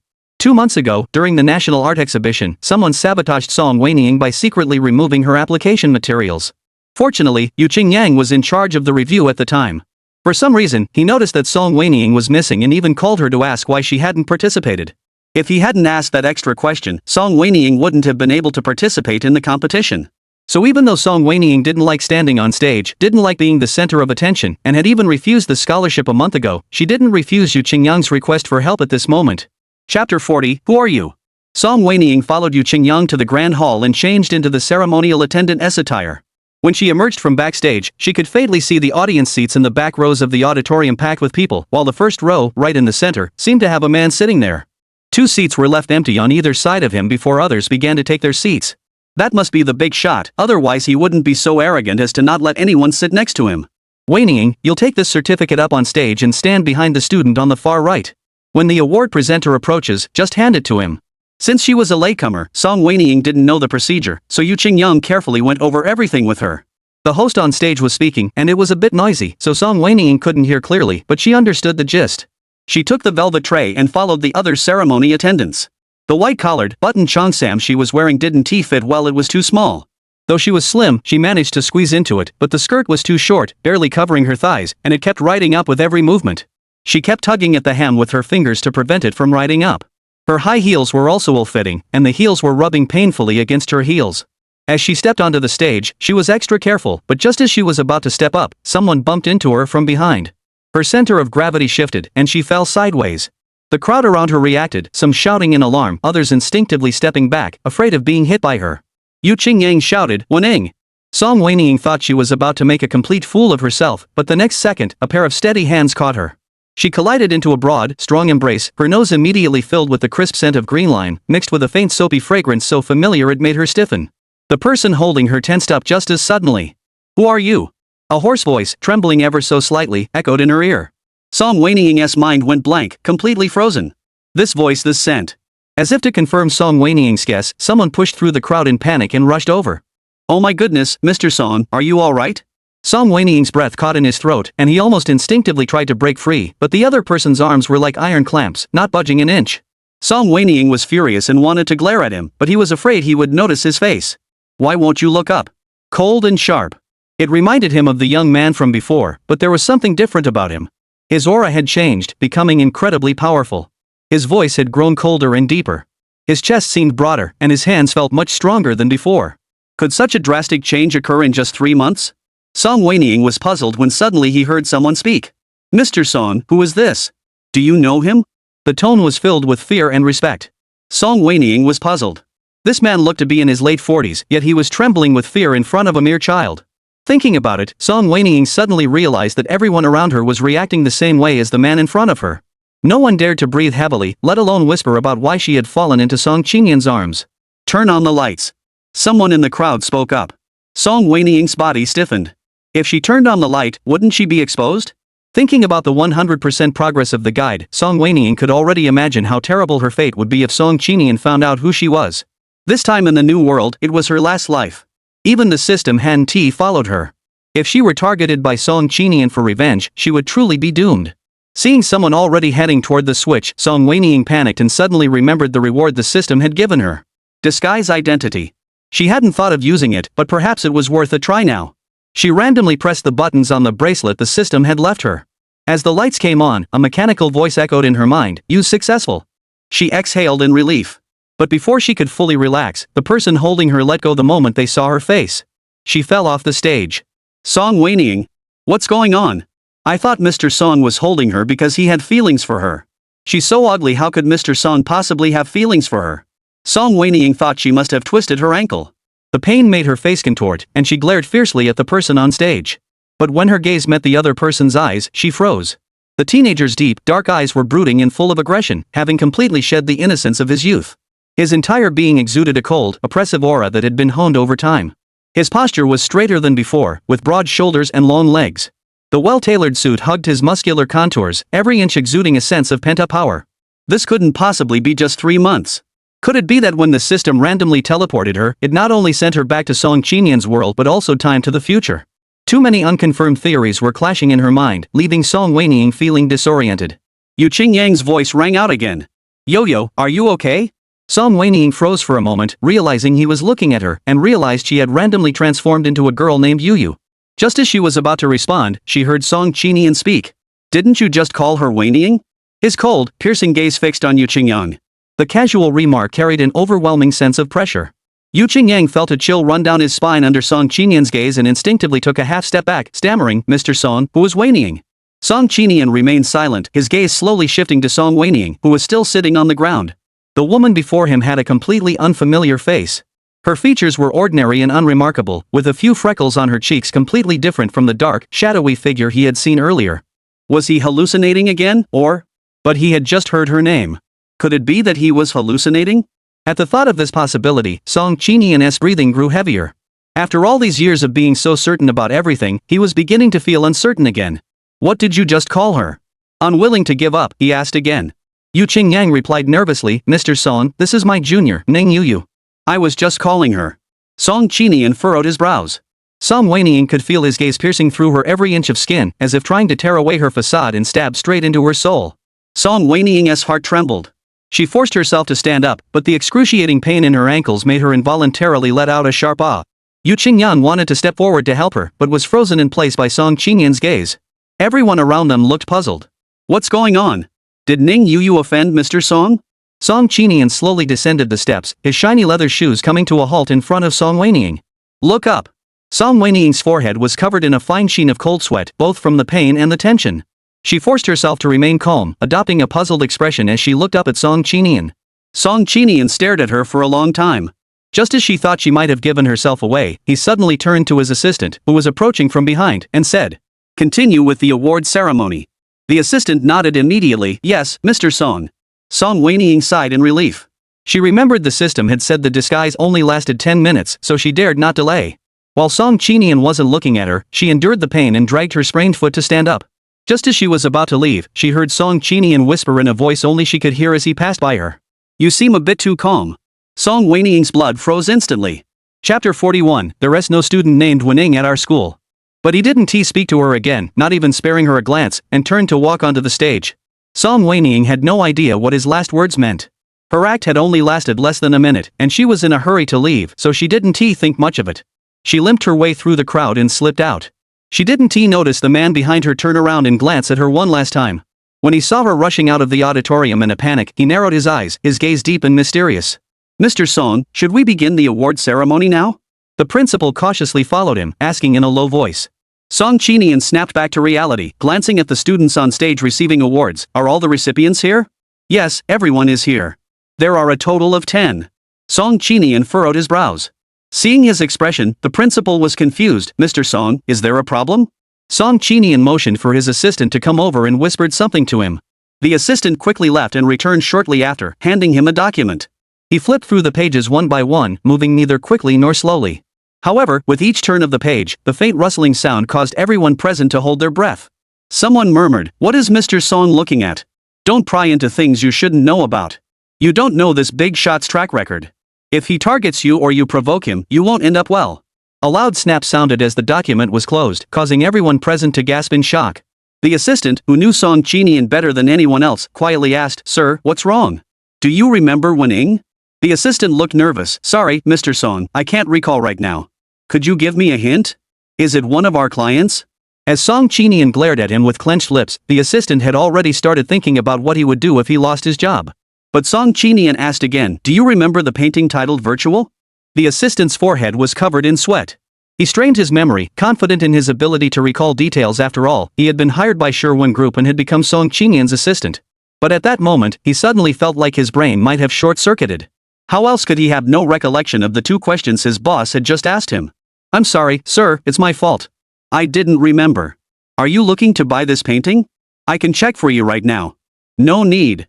Song Qinian interrupted. The assistant was feeling uneasy and then saw him glance at the principal. He noticed that the principal was also beginning to show the same uneasy expression. I remember there was a student named Wenying on the list of award winners. Why isn't her work here? Are there any winners named Wenying? The principal turned around nervously to look for Yu Qinyan. Come here. Yu Qingyang stepped forward, puzzled by the situation where the principal wasn't awarding the prize but instead asking questions. You were in charge of this event. Do you have any recollection of the student named Wenying? The principal asked him, attempting to divert Song Qinian's attention to him. Yu Qingyang noticed Song Qinian's gaze and felt a bit nervous, but he still checked his phone carefully before replying seriously. There is no student named Wenying at our school. As he finished speaking, everyone sighed in relief. Song Qinian's cold gaze grew even deeper. He looked at the people in front of him. Everyone was confused by his question, as if he had asked something utterly bizarre. When everyone else was the same, it made him seem odd. But he was certain he wasn't losing his mind. He had indeed seen that painting and had decided on a whim to come here. And the entire trip, including the planning of this scholarship program, had been arranged by Chuyu. Chuyu knew the person named Wenying and had also seen the painting titled Virtual. He didn't think the assistant could be that forgetful. So, something must have gone wrong. Song Wenying returned to the backstage area, just closing the door, when she saw her own reflection in the mirror slowly reverting to its original appearance. Good thing she ran quickly, otherwise, she would have scared them to death. Just as she let out a sigh of relief, she suddenly remembered something. The system said that after using this feature, she would enter a 24-hour stealth period where no one could see her, right? Song Wenying waved her hand in front of the mirror. This didn't look like she was turning invisible at all. Her shadow was still there. Confused, her feet hurt, so she decided not to think about it anymore. She took off her uncomfortable high heels and sat down on the chair to check her wound. Before long, two people suddenly walked in through the door. I thought he was going to present the award himself. What a pity. I was hoping to see him up close. But he seemed to be looking for someone earlier. Wenying, do you know him? Never heard of her. Song Wenying was startled when they suddenly entered, fearing they might reveal what had happened backstage. However, she noticed they were talking and packing their things, completely ignoring her sitting beside them. Song Wenying froze. Could they not see her? She deliberately walked over to them and circled around, but they still didn't react. Song Wenying stood up and looked at herself in the mirror. She could still see herself. Could this feature only work on others and not on the person themselves? That must be the only possibility. However, since others couldn't see her, she didn't need to hide backstage anymore. Song Wenying retrieved her clothes and shoes, went into the changing room to get dressed, and when she came out, the people outside were still there, removing their makeup. They were still chatting about gossip involving Song Qinian. Song Wenying wasn't interested in listening. Taking advantage of their inattention, she opened the door and went out. How did the door open on its own? A girl asked suspiciously. Another girl didn't even turn around, maybe it was the wind. The girl walked over to close the door and muttered under her breath, but there's no wind here. Song Wenying had no idea she almost caused a paranormal incident. When she came out from backstage, taking advantage of the fact that no one could see her, she returned to the grand hall. The host on stage was still speaking. But the figure in the front row of seats was no longer there. Had he left? Song Wenying ignored the strange emptiness in her heart and turned to leave the auditorium. Her foot still hurt, and she needed to find some medicine to apply. But now she was invisible, she couldn't go to the pharmacy, let alone the hospital. After thinking for a moment, she walked over to a marble column and sat down, taking out her phone to buy medicine online. Just as she finished placing the order, she suddenly heard a familiar voice. Ms. Song, please wait. Song Wenying looked up at the sound and saw Jiang Nan, the school beauty and a third-year undergraduate student at their university. Jiang Nan, who had always been cold toward others, now had a blush of shyness on her cheeks. And standing before her was Song Qinian? He hadn't left yet? Song Wenying instinctively wanted to hide, but just as she moved, she suddenly remembered that she was invisible to others in public. Who could see her? Thinking this, she calmed down and even felt like joining the crowd to watch the commotion. Chapter 42, Song Qinian is completely insane. Classmate, is there something you need? Song Qinian didn't even acknowledge Jiang Daxiawa. The one speaking was Song Qinian's assistant. Jiang Nan didn't seem too disappointed upon hearing this, he simply maintained a humble demeanor. Mr. Song, I accidentally broke your pen last time. I bought this one to replace it, it's exactly the same as yours. She handed the pen over, here you go. However, Song Qinian gave the pen a meaningful glance but did not take it. The standoff lasted for a moment, and Jiang Nan looked pleadingly at the assistant, as if asking him to take it. But the assistant was adept at reading Song Qinian's expressions. Without receiving a signal from Song Qinian, he naturally wouldn't take it either. Jiang Nan could only sheepishly take it back, but he didn't give up and continued to find a topic. Last time, I really appreciated your help, Mr. Song. I'm truly grateful. Although there are always some negative rumors about Mr. Song, I know you're a good person. They don't understand you, that's why they say you're moody and unpredictable. A good person? Song Qinian seemed to have heard the funniest joke in the world, staring at her with an odd smile. Although Jiang Nan felt uneasy, seeing that he had finally responded to her, she blurted out without thinking. Of course you're a good person. They're just jealous of you. Song Qinian's lips curved slightly, completely different from his earlier cold and distant demeanor. At that moment, he looked noble and gentle. Jiang Nan was momentarily speechless. When she saw him reach out his hand, Jiang Nan instinctively handed him the pen. The moment their hands touched, Jiang Nan's heart leaped with excitement, and she didn't even think to pull her hand back immediately. The first time she saw Song Qinian, she was utterly captivated by his striking good looks and exceptional charm. Who could possibly call him a devil? It must be jealousy of how perfect he was. The moment Song Qinian saved her from that group of idle playboys, she secretly vowed to herself that she would do whatever it took to win him over. She heard he didn't associate with women, and she was confident she could be the first woman to stand by his side. These hands. His voice echoed in her ears, slow and seductive. Jiang Nan felt a shiver run through her body, her face flushing red as she asked shyly, "What's wrong with my hands?" She knew her hands were beautiful, but she still wanted to hear him say it. Maybe he was a hand enthusiast, and her hands were what drew him to her. What a pity. With a tone of regret, Jiang Nan hadn't yet understood why it was a pity when suddenly her hand felt a sharp pain. With a sharp click, her hand was pierced by the pen she was holding. The pain was secondary, she was an aspiring artist. Jiang Nan's face turned pale, her legs went weak, and she fell to the ground. Her hand hurt so much that her voice trembled. Mr. Song, why? Song Qinian had already withdrawn his earlier casual demeanor, his face once again bearing his usual cold expression. Because you disgust me. Cruel and utterly cold-hearted. He didn't even glance at her. The assistant standing beside him seemed unfazed, skillfully pulling out a bottle of alcohol disinfectant and pouring it onto Song Qinian's hands to wash them. He washed his hands slowly and deliberately right in front of her, as if she were some kind of filthy thing that needed to be disinfected the moment he touched her. Jiang Nan, who had never been humiliated in her life, was now being treated this way by Song Qinian. She was overcome with shame and anger, and tears began to fall. Mr. Song, what did I do to you? Why are you treating me like this? Song Qinian looked down at her with no trace of warmth in his eyes, as if she were nothing more than an ant under his foot. You really don't know? His voice was low and suddenly tinged with a sickening pleasure. Do you think I'm stupid? What I hate most is people like you. Smart Alex. Jiang Nan stared blankly for a long time before realizing the extent of the humiliation she had endured. People were already coming out of the grand hall and glancing over at the scene. She heard people whispering about her, then heard the man's cold voice again. Next time I see you, it won't just be your hands that are cut off. She collapsed where she stood, trembling all over, tears mingling with humiliation as they fell to the ground. She finally understood that all the rumors were true. Song Qinian was a complete madman. Jiang Nan. Are you okay? As Song Qinian walked away, a boy ran over, saw Jiang Nan's hand, and jumped in shock. What happened to your hand? Jiang Nan didn't even notice her own hand. Her gaze fell on the blood-stained pen on the ground, and she remembered something. She panicked and said, Yuzha, take me to the hospital. Yuzha helped her up, both worried and angry. Who did this? We need to call the police. Don't. Jiang Nan managed to keep her composure and stopped Yuzha from dialing 110. She was both furious and wronged. We can't beat him. Indeed, they couldn't. Song Wenying had already searched online for Song Qinian and his company while watching the scene unfold. It turned out she had really returned to this world 7 years later. She hadn't thought about coming back, so she hadn't bothered to look into Hai Chang, let alone Song Qinian or the others. But just now, she didn't know until she looked it up, and it was a shock. It turned out that over the past 7 years, Song Qinian had indeed become the all-powerful, wealthiest person in the country, just as the novel described. However, according to online information, it seems that Song Qinian didn't change his surname to Li, nor did he follow his grandfather's arrangements to join the Li family after graduation. Instead, he chose to start from scratch, and in just a few years, he had taken over the family businesses of both the Li and Song clans and established a new group.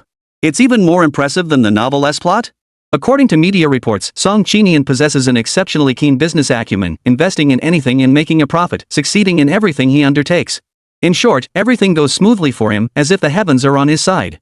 Upon hearing this description, Song Wenying couldn't help but recall a long-forgotten incident. Could it be that Song Qinian's career is going so smoothly because she wrote his name in the lucky persons section of her fortune cookie? Her phone suddenly rang, snapping Song Wenying back to reality. It was the delivery guy. Song Wenying was about to answer, but worried the delivery guy wouldn't hear her, so she hung up and specified a location on the app, telling him to leave the medicine there. After sending the message, she waited for a while, assuming the delivery guy had left, before heading to the west gate of the Grand Hall to retrieve the medicine. According to the current stealth logic, anything she touched should become transparent. The west gate was less crowded, so she should be able to retrieve the medicine without anyone noticing the strange disappearance of the medication. Song Wenying had planned everything perfectly. When she arrived at the west gate, she spotted a bag of medicine on the steps in the corner from a distance. She limped over, reached out to pick it up, but suddenly, a slender, delicate hand with clearly defined joints appeared before her. He had already taken the medicine first. Song Wenying stared in disbelief. Who was this person, taking someone else's things? She turned to glare at him, but her breath caught when she recognized the familiar face. Song Qinian? Why hadn't he left yet? Why had he come over here again? Chapter 43, I've got you. Got you. The low voice was too intense, carrying an inexplicable meaning within it. The night was dark, and the surroundings were quiet, with only the faint glow of a street light in the distance casting a soft, blurry light on Song Qinian's face. He squinted at the note on the delivery slip, gently rubbing his fingertips against it. It was clearly the medicine bag, but Song Wenying felt an inexplicable itch at the back of her neck. The delivery bag had her name written on it. According to logic, the side effects of disguising one's identity should affect everyone, so why did Song Qinian still seem to remember her? In the novel, after Song Qinian had turned dark, he would never have the chance to meet Song Wenying again, so naturally, there would be no description of how he avenged those who had wronged him. But from the way he broke Jiang Nan's hand without hesitation just now, Song Qinian, with his evil side fully unleashed, wasn't someone to be messed with. He must be ruthless. So would he spare someone who had humiliated him for 5 years? Song Wenying shuddered at the thought of being caught by him. She tiptoed away from the scene. The system's feature was quite intelligent. When she got into her car, she noticed that the large vehicle had automatically become invisible. She drove along a secluded path, taking a detour to return home, just as the newly purchased medicine arrived. Song Wenying had him leave it at the door. After peeking through the peephole to make sure no one was around, she opened the door to retrieve it.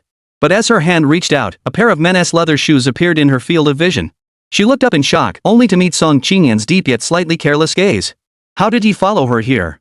Song Wenying was so scared her legs went weak, and she collapsed onto the ground, blinking at him. He couldn't possibly see her, yet his gaze seemed to have landed perfectly on her face. This made Song Wenying start to wonder if he knew something. Just as she was feeling anxious and unsure of what to do, she suddenly saw him raise his eyebrows and speak softly. "Oh, I went the wrong way." He turned and walked toward another villa deeper into the residential complex. He didn't even look back, as if he truly meant what he said. He had taken a wrong turn. But what does taking a wrong turn even mean? As if to answer Song Wenying's confusion, the assistant by Song Qinian's side suddenly opened the door of the mansion villa in the residential area that had never been inhabited before. "Sir, your new home is here." New home? Song Wenying was completely speechless. Why did Song Qinian happen to buy a house here? 3 months ago, when she arrived here, the system had arranged a car and a house for her based on her needs. The system explained it all in great detail. It claimed it had compared options for a long time before finding this one, and that the Cloud Peak estate was absolutely perfect. Located on a hillside, surrounded by lakes on 3 sides, with a private road leading directly to the mountaintop, and a state-of-the-art security system, it perfectly matched her requirements. She had only just moved in and hadn't even enjoyed it for a few days yet. Now she was being told that Song Qinian was also going to live here? Song Wenying felt like crying, but she couldn't bring herself to sell the house. While applying ointment on the living room sofa, Song Wenying secretly decided she wouldn't leave the house for the next few days. She wouldn't go to school either. After 24 hours, she would take a leave of absence. Anyway, school was optional. The plan was perfect, but that night, while Song Wenying was sleeping, she suddenly heard the doorbell ring. She thought it was a dream, but when she turned over, she heard it again. Seeing that the doorbell kept ringing as if it wouldn't stop until she answered, Song Wenying angrily threw off the blankets and went downstairs, suppressing her anger. Who is it? Her mind was still fuzzy, but her mouth spoke first. She realized what she had done, but by then, the other person couldn't hear her. But the next second, she heard Song Qinian's voice at the door. "Hello, I'm your new neighbor. I just moved in today." Song Wenying's mind went blank. What is going on? Song Qinian could hear her voice? No, that's not the point. Why is he knocking on a stranger's door in the middle of the night? And introducing himself? Song Qinian isn't the kind of person who would do that. Is something wrong? Song Wenying cleared her throat and changed her voice, hoping he hadn't recognized her earlier. There was a brief pause at the door. He must not have recognized her voice, as he replied calmly. "I slipped and fell while taking a shower and hurt my foot." Song Wenying froze, looking completely confused. Then he spoke softly and slowly. "I just moved in, and there is no medicine at home. It's the middle of the night, and delivery won't come here. I saw you get some medicine for a sprain from your delivery earlier. Can I borrow some? Buying it is fine too. Is this even a question about buying?" Song Wenying was speechless. What kind of ridiculous excuse is that? Song Qinian is the kind of person who would go looking for a stranger in the middle of the night to get medicine? "Don't worry, I'm really not a bad person." His tone grew increasingly gentle, but in Song Wenying's ears, it sounded more and more like the wolf in the fairy tale trying to trick Little Red Riding Hood into opening the door. "My foot really hurts." His voice carried a hint of sadness. Through the door, Song Wenying couldn't see his expression, but she didn't believe him. Firstly, Song Qinian never complained about pain. Second, who was Song Qinian? The male lead of a novel. For heaven's sake, having a doctor friend who's available 24/7 was a given. She didn't believe that a wealthy CEO would be unable to call a doctor or a delivery person in the middle of the night. "Sorry, I don't have any medicine at home. I just ran out of it. You should try asking other neighbors." Although Song Wenying's excuse was also far-fetched, if the other party dared to come up with such an excuse, what was she afraid of? Let us see who can outlast who. Song Wenying waited for a moment after speaking, but there was no movement outside the door. She didn't know what the other person was planning, and her heart was racing. But moments later, she only heard Song Qinian's disappointed voice. "All right." The tone sounded oddly aggrieved. Song Wenying felt a mix of emotions. Peering through the peephole, she saw Song Qinian with his eyes lowered, his face looking genuinely pale, and his lips slightly pale. His movements were stiff as he turned around, as if he was truly in pain from his feet. Was he really injured? Song Wenying looked through the peephole, but he had already walked away, revealing his entire body. Through the streetlight outside, Song Wenying saw that his foot wasn't just sprained, it was bleeding. How could the injury be so severe? Song Wenying instinctively reached for the door handle but stopped himself in time. Wait! She shouted from inside the door. The person outside heard her. He stopped in his tracks, the corners of his mouth curling slightly, but when he turned to look back, his expression was calm. However, his tone was gentle. Is there something else the neighbor needs? Ignoring the strange feeling he gave her, Song Wenying went into the living room, grabbed a few bottles of medicine for various injuries, opened the door a crack, and kicked them out. There are instructions on the label, you should be able to read them yourself, right? He was facing away from the light, and Song Wenying couldn't see his expression. She only noticed that he stared at the bottles on the ground for a while, and his facial features seemed to twitch slightly. After a long while, she heard a faint voice. All right, thank you. It sounded harmless enough. Chapter 44, My sister is truly as kind-hearted as ever. Song Wenying had thought giving Song Qinian the medicine would be enough. But the next day, he came again, braving the heavy rain. This time, Song Wenying hadn't gone to sleep yet. But the 24-hour effect had worn off. She couldn't hide anymore. Neighbor, hello. Song Wenying was speechless, but forced herself to speak. Is there something you need? I feel a bit unwell. Today, his voice was hoarse, and his tone was weak. Song Wenying peered through the peephole. The rain was pouring heavily outside. A few drops landed on him, making his hair slightly damp and his face flush red. Did he have a fever? What's wrong? I think I have a fever. If you have a fever, you should go to the hospital. Why did you call me? Because of some special reasons, I hate hospitals. His tone was dejected. Song Wenying looked at him and didn't even need to ask to know that the reason he hated hospitals had something to do with her. In the past, she had always tormented him. Whenever he was sick, as long as he wasn't dying, she wouldn't let him go to the hospital. The belated guilt made Song Wenying unable to stand by and do nothing. She couldn't help but ask one more question. Are you asking to borrow some fever-reducing medicine? He curled his lips and looked through the peephole with innocent eyes. Yes. Song Wenying was about to turn around to get the medicine when she saw the figure at the cat's eye suddenly collapse downward. At the same time, a loud thud sounded from outside the door, the sound of something heavy hitting the ground. No way, he fell at her door? She couldn't just leave the door open like this, could she? Song Wenying was completely flustered by this person, unsure if he had truly fainted. But with such heavy rain outside, she couldn't just leave him there. After thinking for a moment, she called the property management. But the signal seemed very poor on the property management end. What? Miss One, what did you say? I'm too busy. Can you call back tomorrow? Then the call was hung up. Song Wenying was baffled. This was a villa worth tens of millions, with monthly property fees alone costing tens of thousands of dollars, and this was the property management's attitude? But the property management had always been very polite before. What was going on tonight? Sir, are you okay? Song Wenying called out cautiously from inside the door, waiting for several minutes, but there was no response. As the rain grew heavier, it was being blown sideways by the wind, likely landing on Song Qinian. Song Wenying hesitated for a long time inside the room, sighed resignedly, and finally pushed the door open. When he saw the man lying on the ground, his face flushed red, with an exposed ankle and a large gash that hadn't been bandaged, Song Wenying's heart sank. What had happened to him? How had he ended up in such a mess?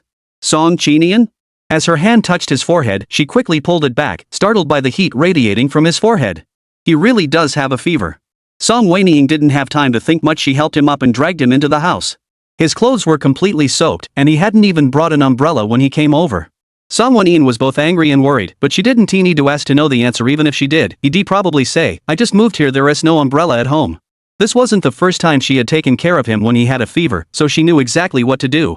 When taking his temperature, she first bandaged the wound on his foot and then went to prepare the medicine. 7 years had passed, yet this man still didn't take his medicine properly when he was sick. Song Wenying had to put in a lot of effort to pry open his mouth and feed him. However, his collar was now soaked in medicine, and Song Wenying couldn't help but feel distressed. Wearing wet clothes would only make it harder for him to recover. After hesitating for a moment, she looked at the man who had fainted from the fever and thought, if I take off his clothes now and put them back on in the morning, he probably won't notice, right? With that thought, Song Wenying went ahead and did it. After all, it wasn't the first time she had undressed him. Besides, she was doing it to save him. It wasn't like she was trying to take advantage of him on purpose. She tried to convince herself, but when she tremblingly undid his shirt buttons and revealed the body beneath, her fingertips curled as if burned. 7 years had passed, and the young man wasn't just his face that had lost its youthful innocence, his body had too. His already superior physique became even more sexually charged as he grew older, his muscles taut and powerful, his waistline narrow and lean, and his abs disappearing beneath his belt, hinting at a certain danger. Song Wenying was so captivated that her face flushed and her heart raced when she suddenly noticed a scar on his chest, one that hadn't been there before. When had it appeared? Her fingertips unconsciously touched the scar, and she suddenly felt the person beneath her breathing heavily. Song Wenying thought he was about to wake up, so she quickly withdrew her hand, stood up, and took a few steps back, watching him warily. However, Song Qinian only breathed heavily and showed no signs of waking up. Perhaps he was running a fever and his breathing was uncomfortable. Song Wenying thought this and relaxed a bit, though she dared not undress him further. She fetched a small space heater from the storage room, plugged it in, and aimed it at his legs. This should dry him off quickly, right? Song Wenying sat at the coffee table, propping her chin up as she watched the man sleeping soundly, a naive thought suddenly crossing her mind. If she started to please Song Qinian now, could he forgive her and stop seeking revenge? Lost in thought, she suddenly heard Song Qinian's breathing grow heavier. Song Wenying snapped back to reality and saw his Adam's apple bob once as he murmured in a hoarse voice. Hot. Hot. Song Wenying's gaze drifted down from his face. Song Wenying's face flushed bright red, and she abruptly turned her head away. Before the feelings of panic, embarrassment, and awkwardness could surface, her gaze fell on the small sun beside her, and Song Wenying was startled. Oh no, the little sun is still pretty hot. It's so close, and it's blowing on one spot the whole time. How could it not be hot? Don't tell me it's going to burn it. She quickly turned the small heater in another direction. She glanced nervously at Song Qinian, whose face was flushed, praying he hadn't been burned. Even if he did get burned, please don't remember it. Otherwise, she'd be finished. She had already offended him before, and now she had almost caused him to lose his ability to have children. Cough cough. Realizing her thoughts were getting out of hand, Song Wenying cleared her throat and decided to ignore Song Qinian for now and go back to her room to wash up. He'd already taken his medicine, he wouldn't die. It wasn't tea until he heard the footsteps gradually fade away and finally disappear around the corner on the second floor that the man lying on the sofa slowly opened his eyes. He glanced at where Song Wenying had been sitting, then at the small sun. The lingering warmth beneath him had yet to fade, and he couldn't help but sigh in exasperation. If he hadn't pretended to faint, he wouldn't have known what would have happened when he woke up. But he was still as soft-hearted as ever. Every single time. Chapter 45, Why can one person be so divided? The first time I discovered that Song Wenying had a completely different side from his outward appearance was when Song Qinian was 15 years old. He had a fever in the middle of the night and, in his days, felt an unprecedented sense of care. The hands resting on his forehead were so soft and warm. She moved with the utmost care, feeding him medicine, taking his temperature, and applying ointment, each step done with extraordinary tenderness, as if afraid to cause him the slightest discomfort. Song Qinian thought to himself, how is this possible? The person in front of me can't possibly be Song Wenying. After all, he had caught a fever because she had inexplicably made him kneel on the balcony in the middle of a cold winter night. Why was she now looking so worried and anxious? But her acting was simply too convincing, and she had taken care of him all night long. Song Qinian thought to himself, when she wakes up, she'll definitely demand an explanation for everything. For this reason, he deliberately kept her busy, not letting her rest or sleep, dragging her to stay by his bedside. He had prepared himself to be rejected by Song Wenying, but she didn't. At that moment, his heart trembled violently. But the unfamiliar emotions were overwhelmed by confusion. He didn't understand why. Why could someone be so torn apart? Just as he had felt the first time he saw her. Song Qinian was lost when he was 6 years old. Perhaps in other families, a 6-year-old child would be unaware of such things, but Song Qinian saw it all too clearly. The new wife Song Ziyuan had married was no ordinary woman. The child she brought with her was even worse.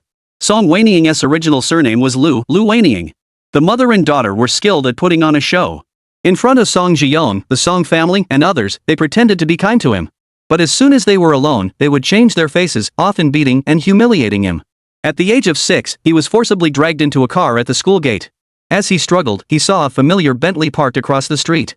That was the car Song Ziyuan had bought for Ling Ting to drive.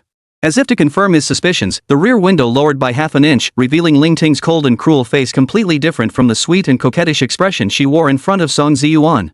Lu Wenying was sitting beside her.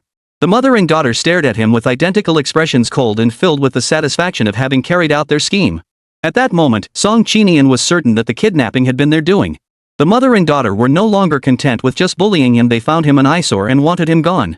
Even if this attempt failed, there would be another one. Song Ziyuan, blinded by lust, wouldn't care about him at all.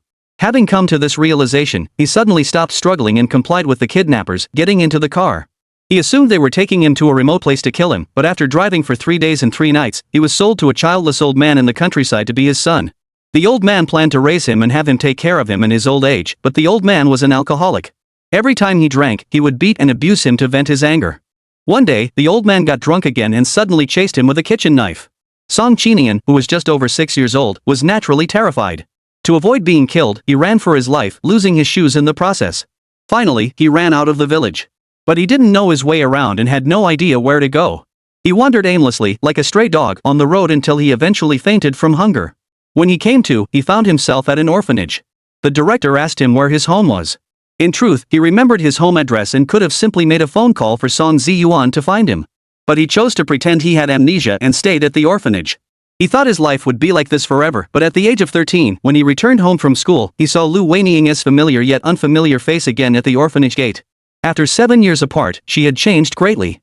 The once bold and arrogant girl had become more reserved.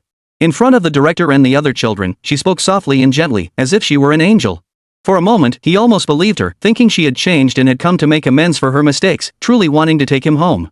But as soon as she got him into the car, she slapped him across the face. She glared at him with disdain and impatience. "Your father is dead. Don't think you can come back and compete with me for anything." Even though she said those words with a mix of guilt and pity in her eyes, Song Qinian was completely awakened by that slap. He knew that beneath that angelic face lay the heart of a devil. She brought him back simply because she had found a new source of entertainment, seeking pleasure through his suffering. He was merely her new toy. In the first few years, it was exactly as Song Qinian had anticipated. Song Wenying would humiliate him without reason every few days. There was no pattern to it, it was as unpredictable as an old bachelor. He grew angry and resentful, yet curiosity began to take root. Because he gradually realized that the Song Wenying of 7 years later was quite different from the one before. The previous one, Song Qinian could tell, hated him from the inside out, and she loved to show off and was extremely vain. But the one before him now, though she still bullied him, her eyes didn't tell him the same thing. When she scolded him, her eyelashes trembled, and fear flickered in her eyes. When she hit him, her movements were hesitant, and her eyes showed reluctance. Even when she falsely accused him, he could tell from her poor acting that she was doing it on purpose. She clearly believed him, so why did she have to say such things? In the daily grind of being oppressed, he developed an unbelievable thought: was Song Wenying being held hostage by something? At first, when he had this idea of defending Song Wenying, Song Qinian thought he was probably going mad, suffering from Stockholm Syndrome. But he couldn't control his thoughts. He wanted to investigate and verify. He began observing Song Wenying, and to learn more about her, he even took on a part-time job despite his financial difficulties, earning money to buy parts and assemble various listening devices and tracking devices. Every time he left early in the morning and returned late at night from work, Song Wenying assumed it was because she wouldn't let him ride the bus to and from school, causing him to waste time on the road. In fact, she was so naive. She couldn't possibly watch him 24/7, and without the Song family's car, couldn't he just take another one? The bicycle he had secretly bought was parked near his home, but she had never noticed it. Or perhaps she simply didn't care. The person he reunited with 7 years later seemed to bully him, yet it also seemed like he only cared about him. She was only interested in anything related to him. The rest of the time, she was listless. When Song Qinian realized this, he felt as though the empty space in his heart that had been there all along had finally been filled. He felt excited and fulfilled. Song Wenying had been intentionally implanting negative ideas into his mind all along, he thought. Perhaps her prolonged brainwashing had truly taken effect. Otherwise, why would he feel so happy knowing that Song Wenying only cared about him, or rather, was only interested in bullying him? Sometimes, when Song Wenying ignored him for a long time and didn't bully him, he would feel miserable. To get her attention back on him, he would have to think hard about how to provoke her today and what trouble to cause tomorrow. Chapter 46, Credit Stolen. Footsteps echoed from upstairs, damp and wet, making a squeaking sound on the wooden floor. Song Qinian's gaze flickered, and he adjusted his sleeping position to match hers when she had left. Song Wenying didn't notice his change. She was waiting for someone. Earlier, while taking a shower, she had thought it over and decided she couldn't just confront Song Qinian like this. She wasn't sure what he felt about her, and meeting him so abruptly would be too risky for her safety. So she had called a caregiver to come over.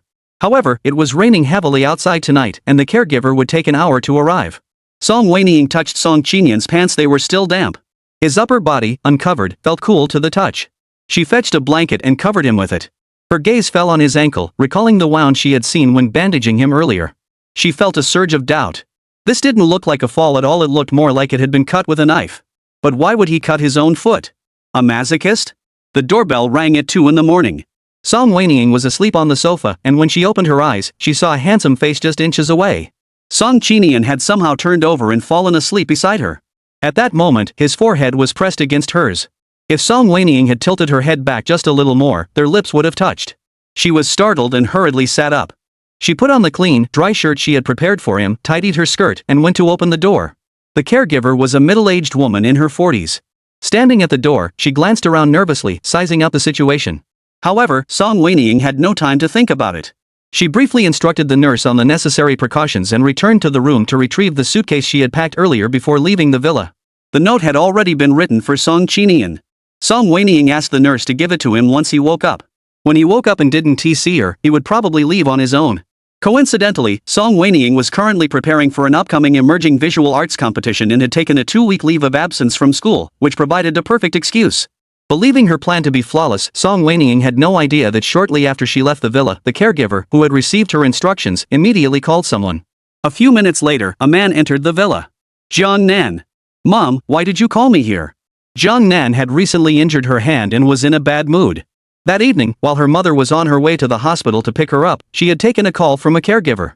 Since they were in a hurry, she had brought her along as well. Already annoyed by the heavy rain and waiting in the car, her mother insisted on bringing her along as well. I called you here because there's good news. Jiang's mother smiled as she pulled Jiang Nan aside and whispered.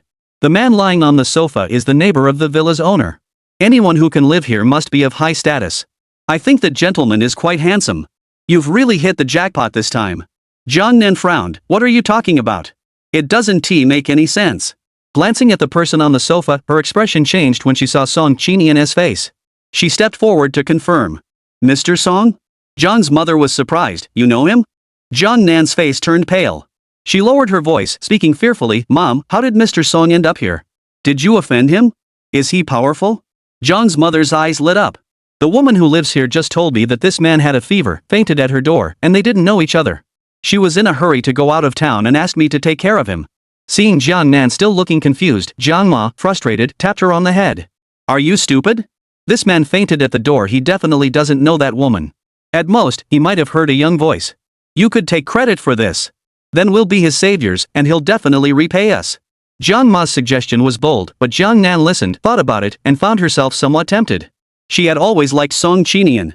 If Song Qinian thought she had saved him, would he change his opinion of her?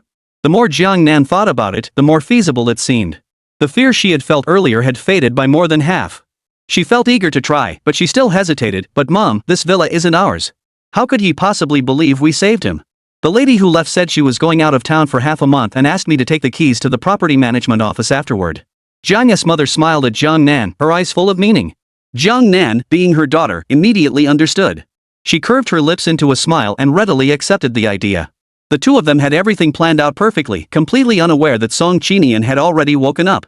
He leaned back on the sofa, his pale fingers pressed against his throbbing temples, the knuckles turning slightly blue from the pressure. But when he slowly raised his eyes, his weary pupils were tinged with coldness. How did you get in here? His voice was low and hoarse, laced with a heavy aura of hostility.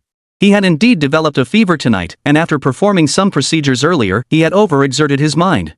He had fainted almost immediately after finishing the procedures.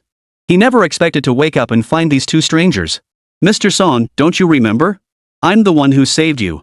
Jiang Nan forced herself to answer, but the shadow of having her hand broken by Song Qinian still lingered, so she dared not approach and spoke with a trembling voice. Ms. Jiang, seeing this, hurriedly smiled and approached. Sir, you fainted at my daughter's doorstep.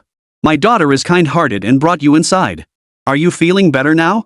The two disgusting faces chattered nonstop, making everyone's head ache. Song Qinian couldn't help but grow impatient. Where is she? The two exchanged glances, both feeling uneasy, but Jiang Ma was bolder. Which lady are you referring to, sir? There's only me and my young mistress here. Song Qinian laughed coldly, his eyes devoid of any warmth. I'll ask again. Where is she? Despite her gaunt and sickly appearance, sitting there with her head tilted upward, looking at the two of them standing before her, Jiang Nan still felt an overwhelming sense of pressure. Fear mingled with an uncontrollable surge of attraction. Such a man, if she could have him, how glorious it would be. That Yuzha, though kind to her, was too ordinary. Average looks, ordinary family background, and no remarkable talents. How could he possibly be worthy of her? She refused to accept it.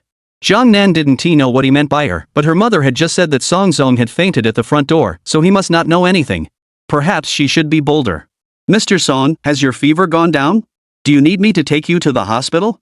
Get out. Mr. Song. While I can still speak clearly. He looked at her, his voice soft, almost gentle. Jiang Nan had experienced his gentle blade once before and instantly sensed the danger. He wasn't warning her. He was giving them their last chance to survive. Seeing her mother about to say more, Jiang Nan quickly pulled her out. We're leaving right now. Mr. Song, please don't get so upset. The door slammed shut and the room fell silent once more. Song Qinian paused for a moment, confirming that Song Wenying was indeed not there. Assuming she had slipped away again, he furrowed his brows slightly. After a moment of concentration, he remembered something and slowly closed his eyes. Chapter 47, System Return. Host. Song Wenying was asleep on the plane when he suddenly heard a voice. It was the familiar mechanical voice. Suspecting it might be a dream or a hallucination, she focused her attention for a moment and the mechanical voice sounded again. Host, can you hear me? Song Wenying was startled. System? Yes. Song Wenying sat up abruptly and her reaction was so startling that the business class passenger sitting next to her, who had been sleeping with sunglasses on, turned to look at her. Song Wenying didn't bother to look at him, focusing instead on the conversation in her mind with the system. Why did you appear? Didn't you say the mission was complete and you couldn't follow me anymore? Perhaps due to the poor connection from the initial connection, the system remained silent for a few seconds before responding. There's a new mission. Upon hearing this, the fleeting joy of reuniting with an old friend that had briefly flashed through Song Wenying's mind vanished instantly. The host should already be with the person from 7 years later. What? The signal seems bad. I didn't catch that. Still can't hear clearly. I'm on a plane right now. I didn't sleep last night and I'm really tired. I'll take a nap first. After finally regaining her freedom, she now had money and was in good health. Why would she take on another mission? Song Wenying pretended not to hear clearly, refusing to communicate with the system.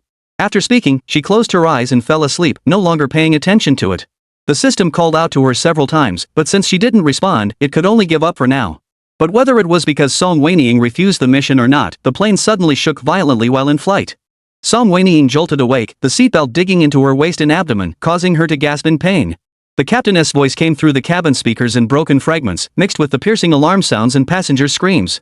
Song Wenying muttered a curse under her breath and reopened communication with the system. You're being way too much. You're threatening my life just because I refuse? Is your life in danger? You didn't do this? Host, what's happening to you? Whether it was because the system had been upgraded this time, Song Wenying could detect a hint of human urgency in the cold mechanical voice. Just as he was about to respond to the system, the aircraft tilted again and a sensation of weightlessness swept over him. The oxygen mask snapped off his head with a loud snap. Song Wenying and the other passengers followed the flight attendant's instructions to put on their oxygen masks, too preoccupied to continue communicating with the system.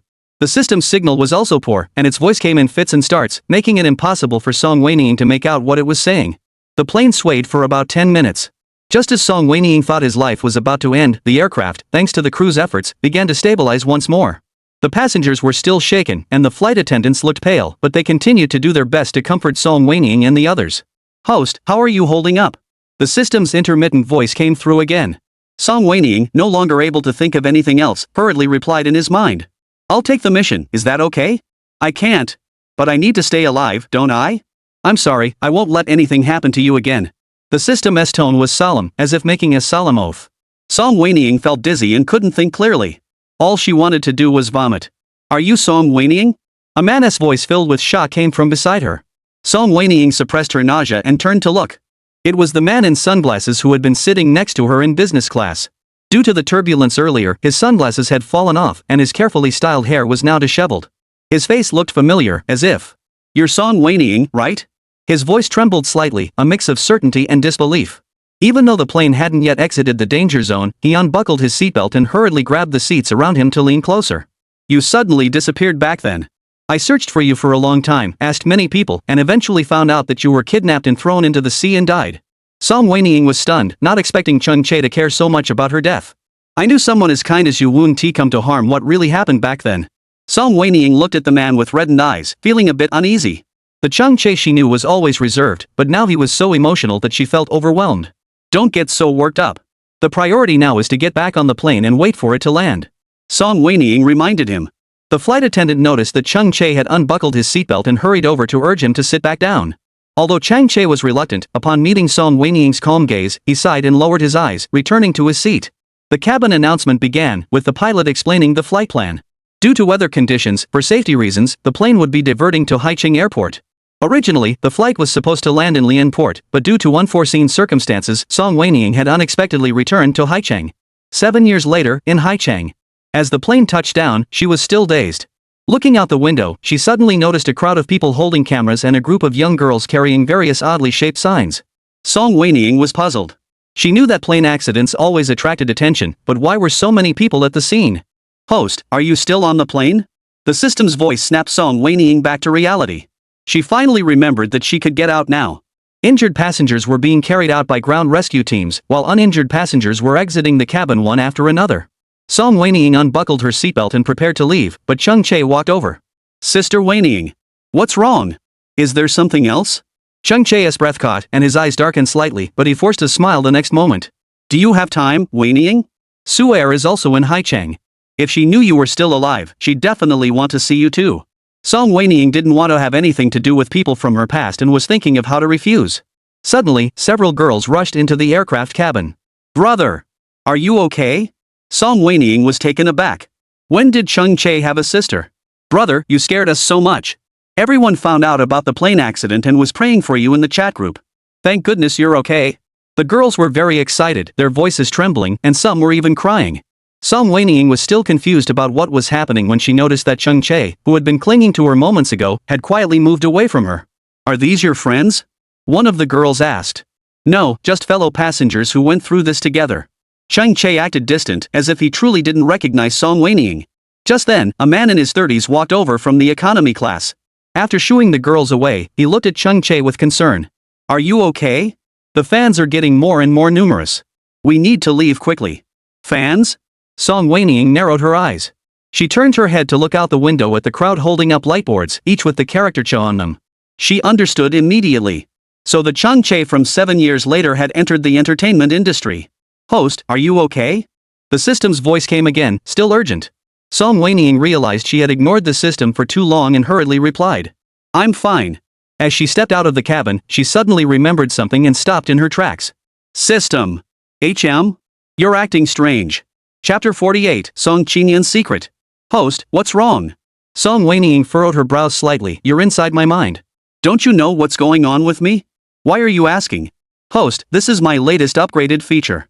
The mechanical voice replied calmly and logically, according to the Intelligent Ethics Protocol version 7.2, after this upgrade, I will no longer be able to actively access the host's physiological or mental data.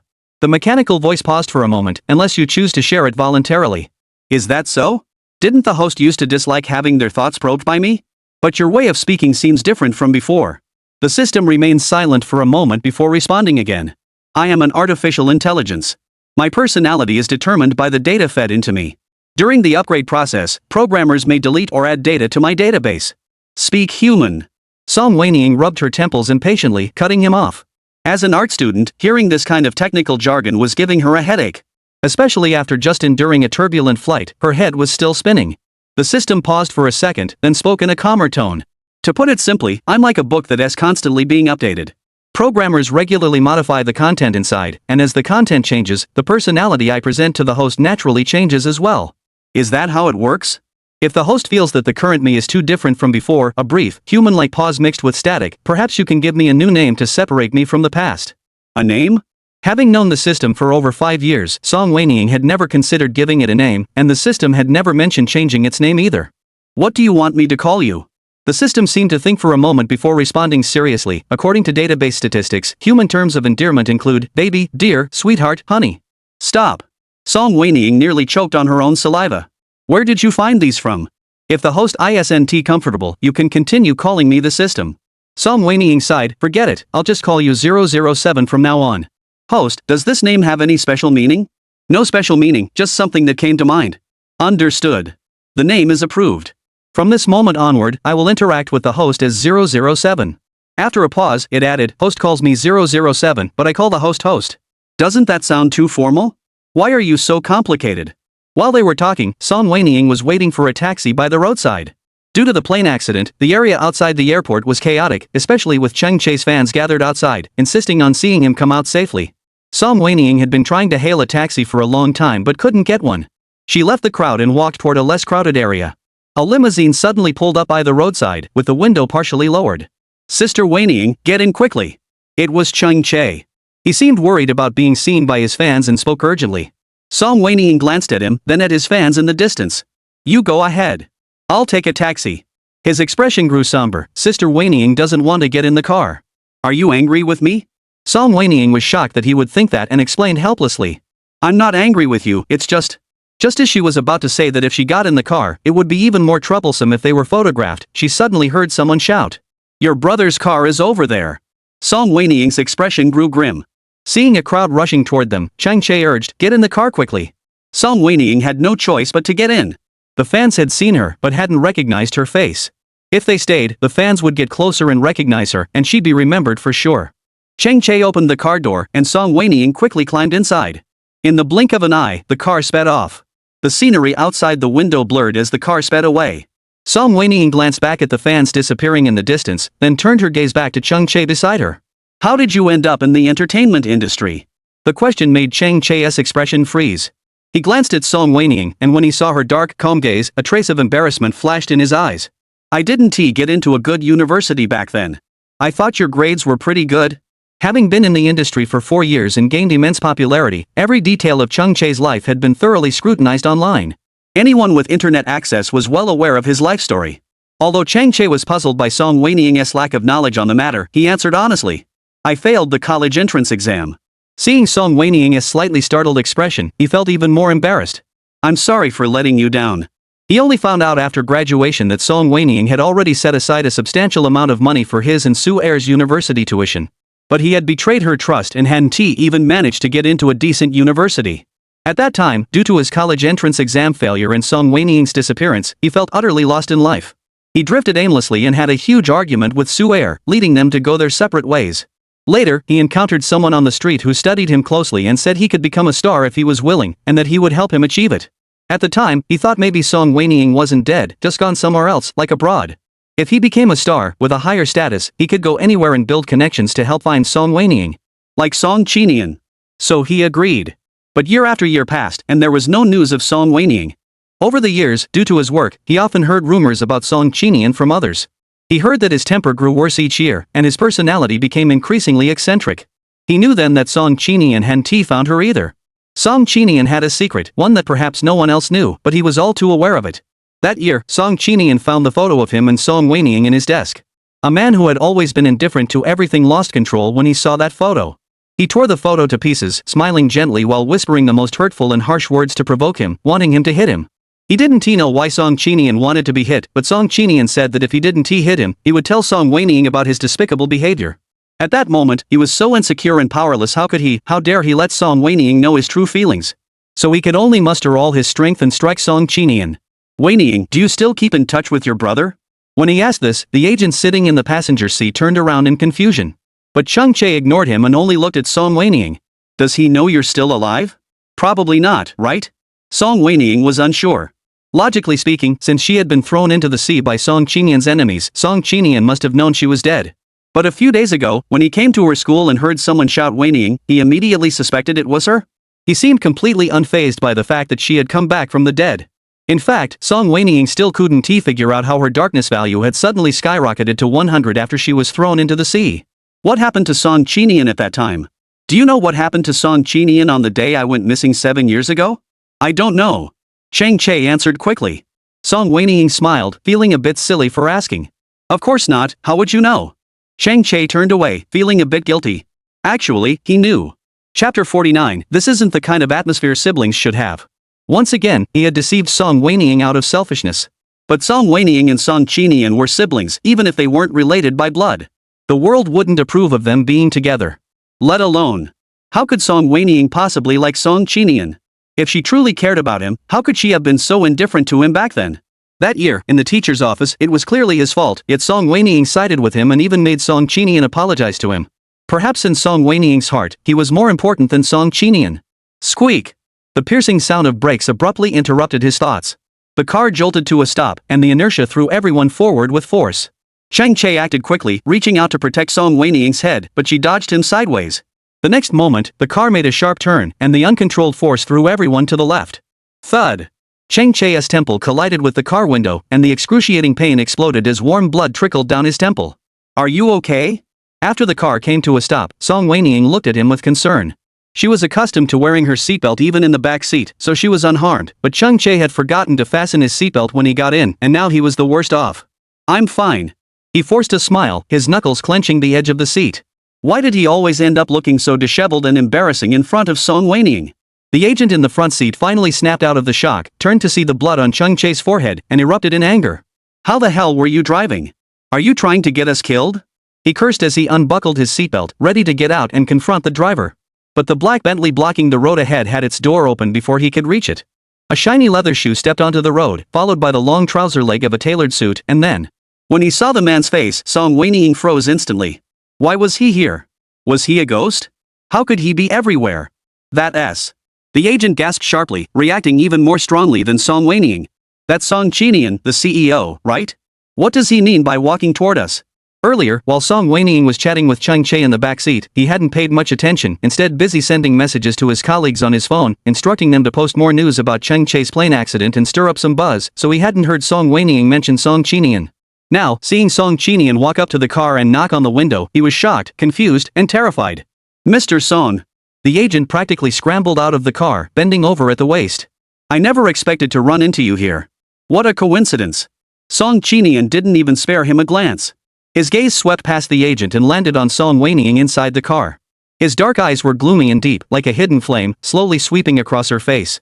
Song Wenying's back tensed instantly. This was their first clear-headed encounter since their reunion. Though she had no idea why Song Qinian was here, it was clear now that he had come for her. Sister. He spoke. His voice was soft, like a lover's whisper, but it made the agent standing beside her break out in a cold sweat. Sis. Sis? He looked at Song Wenying in surprise, then turned to Cheng Che with a questioning gaze. Cheng Che's face had turned ashen the moment he saw Song Qinian. He clenched his lips tightly, looking uneasily at Song Wenying. Song Wenying's expression wasn't much better than Cheng Che's. She gripped the seatbelt tightly, refusing to move.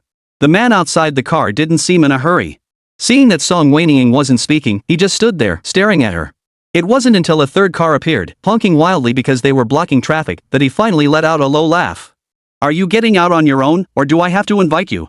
Just one sentence, and Song Wenying's body froze. She raised her eyes to meet Song Qinian's gaze. His black suit fluttered slightly in the wind. His tone was so gentle, even smiling, but Song Wenying found it unsettling. But she knew that continuing the standoff wasn't a solution. After a moment of silent standoff, she gave up the struggle, unbuckled her seatbelt, and got out of the car. As soon as her feet touched the ground, her wrist was suddenly grabbed by Song Qinian. Song Wenying jumped in surprise. You. Sister, get back in the car quickly. We're blocking the way for others. He pulled her, as if afraid she would change her mind or try to escape, and quickly shoved her into the backseat of the car. Song Wenying. Someone's injured. Stay behind to handle it. He pushed his assistant out of the car, closed the door, and drove off. The assistant was left stranded on the roadside, but he didn't seem surprised. It seemed like he was already very experienced in handling such matters.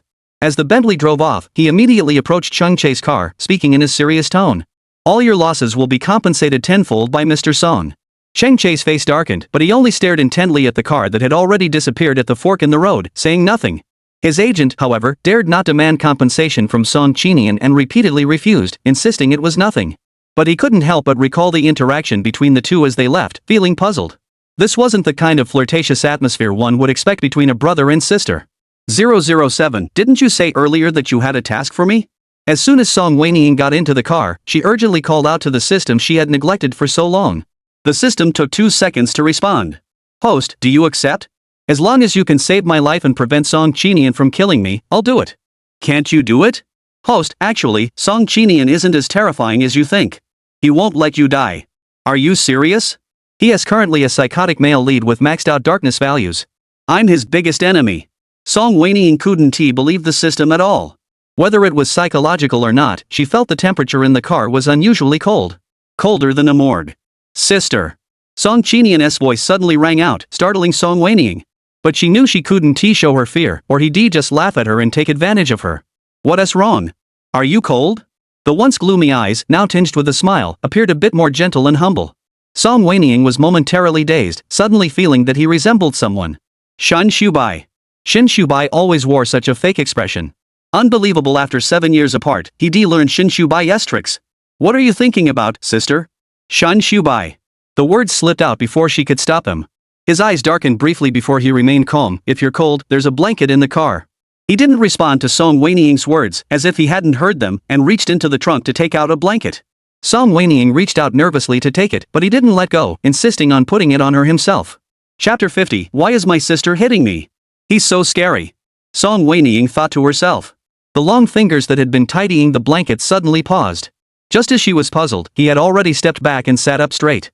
Sister, if you're feeling unwell, please tell me. His tone remained gentle. The car drove along unfamiliar streets.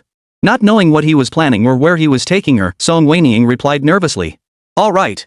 Song Qinian glanced at her. That single glance seemed to hold 1,000 emotions, but in the end, he said nothing, letting out a faint sigh before turning his gaze toward the window. Is he going to take me into the deep mountains and abandon me there? The system remained silent for 2 seconds. Host, he is just concerned about you. No way. I humiliated him like that back then. After a moment, she realized arguing with the system was pointless. Song Wenying asked, what was the task you mentioned earlier? The system seemed taken aback by the sudden change of topic, pausing for a moment before continuing calmly. It's still related to Song Qinian. You don't mean I have to bully him again, do you? Before the system could respond, Song Wenying eagerly refused. No, I can't. He is in such a high position now. How dare I bully him? Do I want to die even faster? I didn't say to bully him. Then what do I need to do? Song Qinian's darkness value is too high. You need to lower his darkness value. Song Wenying almost thought he had heard wrong, startled and disbelieving. You told me to increase his darkness value, and I went to great lengths to do it. Now you want me to lower it? Song Wenying's face darkened. Are you playing with me? I'm sorry. The system spoke seriously, but if his darkness level is too high, both you and the people around him will be in danger. After a pause, the system added, life-threatening danger. Song Wenying thought she might be overthinking it. The system's words sounded like a threat. But there was no time to think about it now. She just wanted to know how to lower the darkness level. What should I do? The system remained silent for a long time. You can be nicer to him. How do I be nicer to him? I don't know how. After bullying others for so long, she was now only skilled at that. Being kind to others was something she truly didn't know how to do. Host, you did a good job before. Just keep doing it the same way. Song Wenying was filled with questions at the system's words. What did I do before? Like when he was sick, you would hold him and sleep with him. 007, are you pulling my leg? Song Qinian hates her so much now, and you want her to hold him while he sleeps? Does he think her life isn't short enough? Host, you may not understand Song Qinian. This time he returned, we conducted a comprehensive analysis of him. Song Qinian actually has unique hobbies. How unique? Due to years of being tormented by you, his mind is in a twisted state.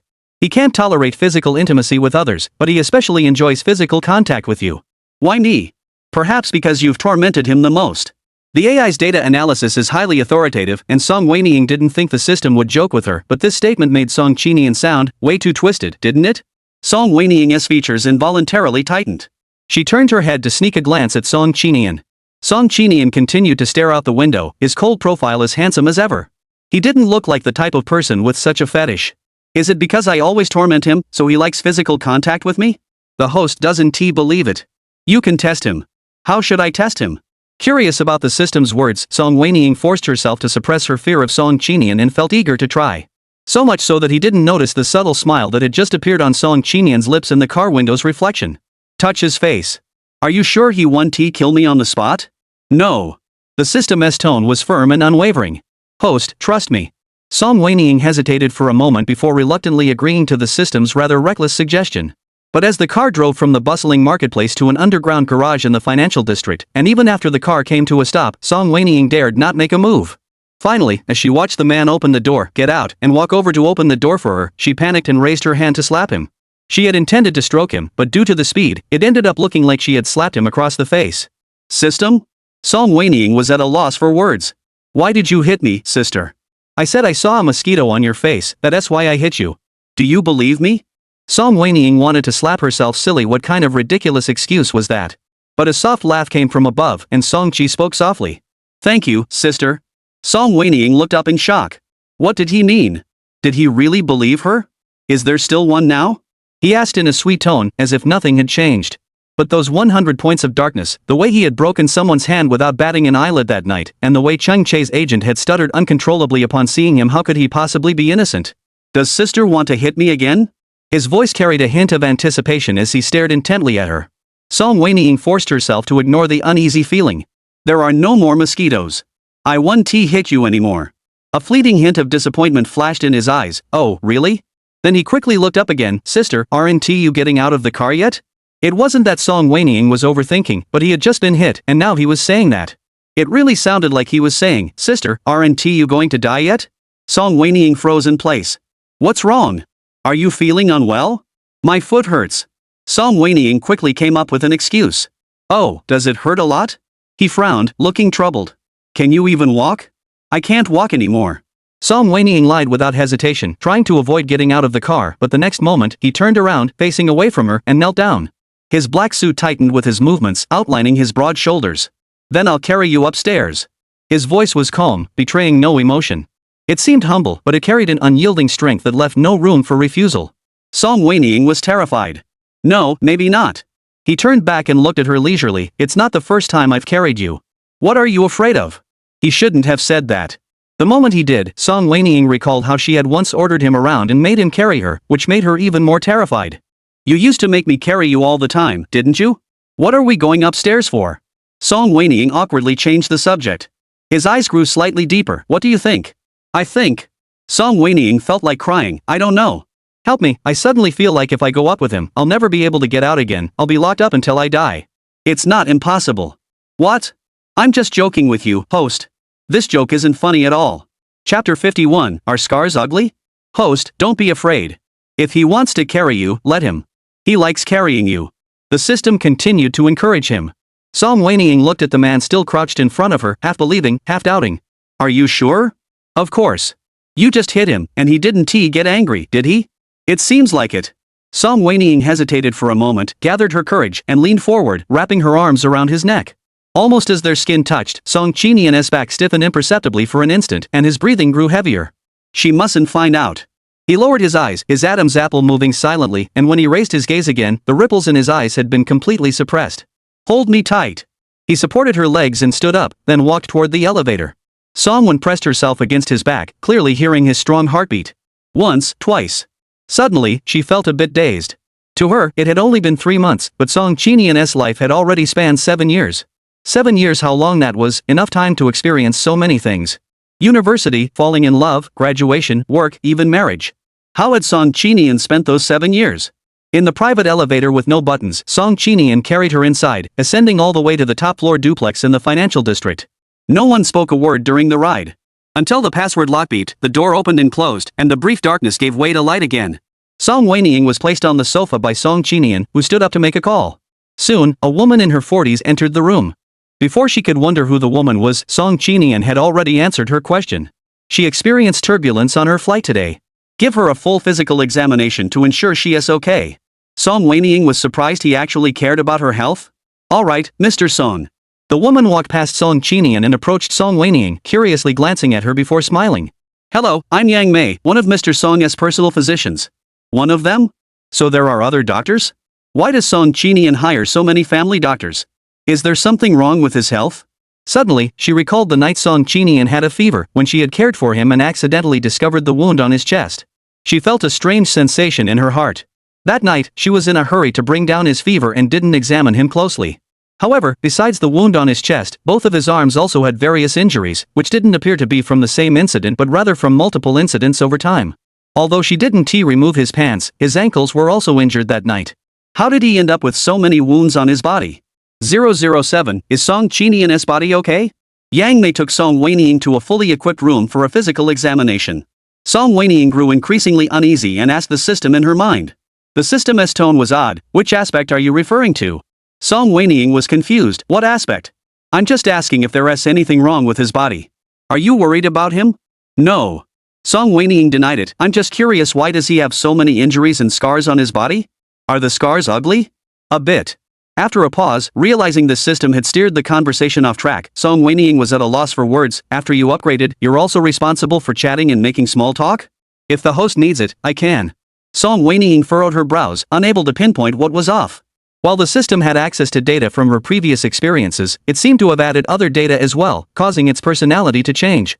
It used to be more lively, but now it's a bit aloof. Although it often makes cold jokes, it just doesn't feel like the same system anymore. In the data age, upgrades and iterations were normal. But perhaps because the system had always presented a more human-like image to Song Wenying, she had come to see it as a comrade in arms. Now that the comrade has changed, Song Wenying can't help but feel a bit melancholy. "Host, what's wrong?" "Nothing." The examination lasted 2 hours, the most thorough physical checkup Song Wenying had ever undergone in her life.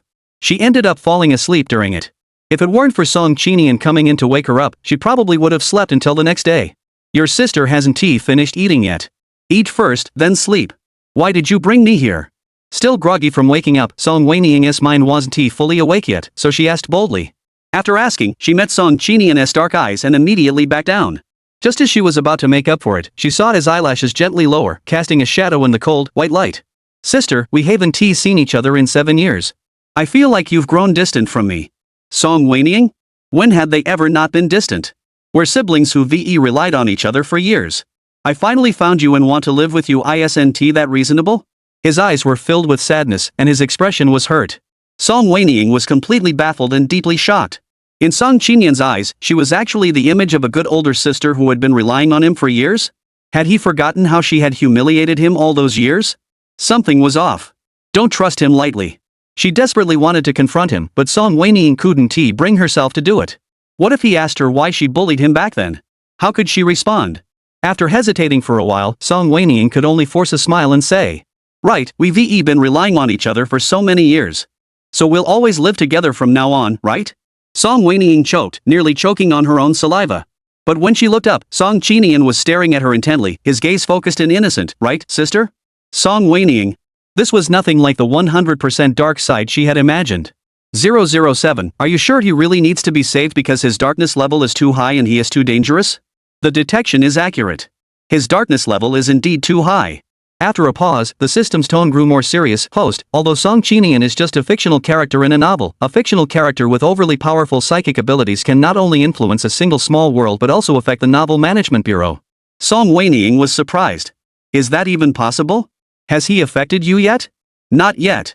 For some reason, Song Wenying couldn't help but recall the last time she completed a mission and was about to choose her reward when the system mentioned an unknown attack. You mentioned an unknown attack earlier. Are you okay now? It's fine. Did you find out what caused it? The system remained silent for a few seconds before responding in a mechanical tone. It was just a system bug. After a pause, it changed the subject. Why are you suddenly interested in this, host? Song Wenying ignored the question, his mind fixated on the word system bug. He replied irritably. So, because of your internal issues, I ended up choosing the wrong task reward, and now I have to take the blame? I'm sorry, host. The system's tone even carried a hint of guilt. How would you like to be compensated? You said last time there was no compensation and it couldn't be changed? Last time it wasn't possible, but I've been upgraded now. Is that how it is?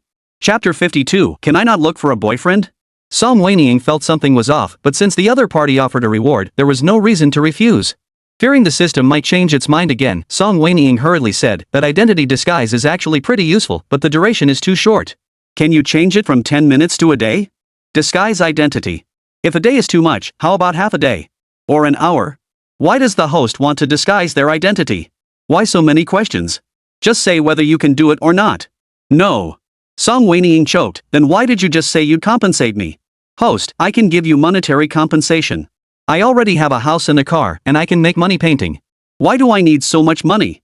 I won't even be able to spend it all. After a pause, remembering something, Song Wenying asked again. I feel like that luck value is pretty useful. Why don't you give me another one? Again? After a brief pause, the system's tone softened, carrying a hint of guidance that even Song Wenying didn't notice. What does the host want 2 of them for?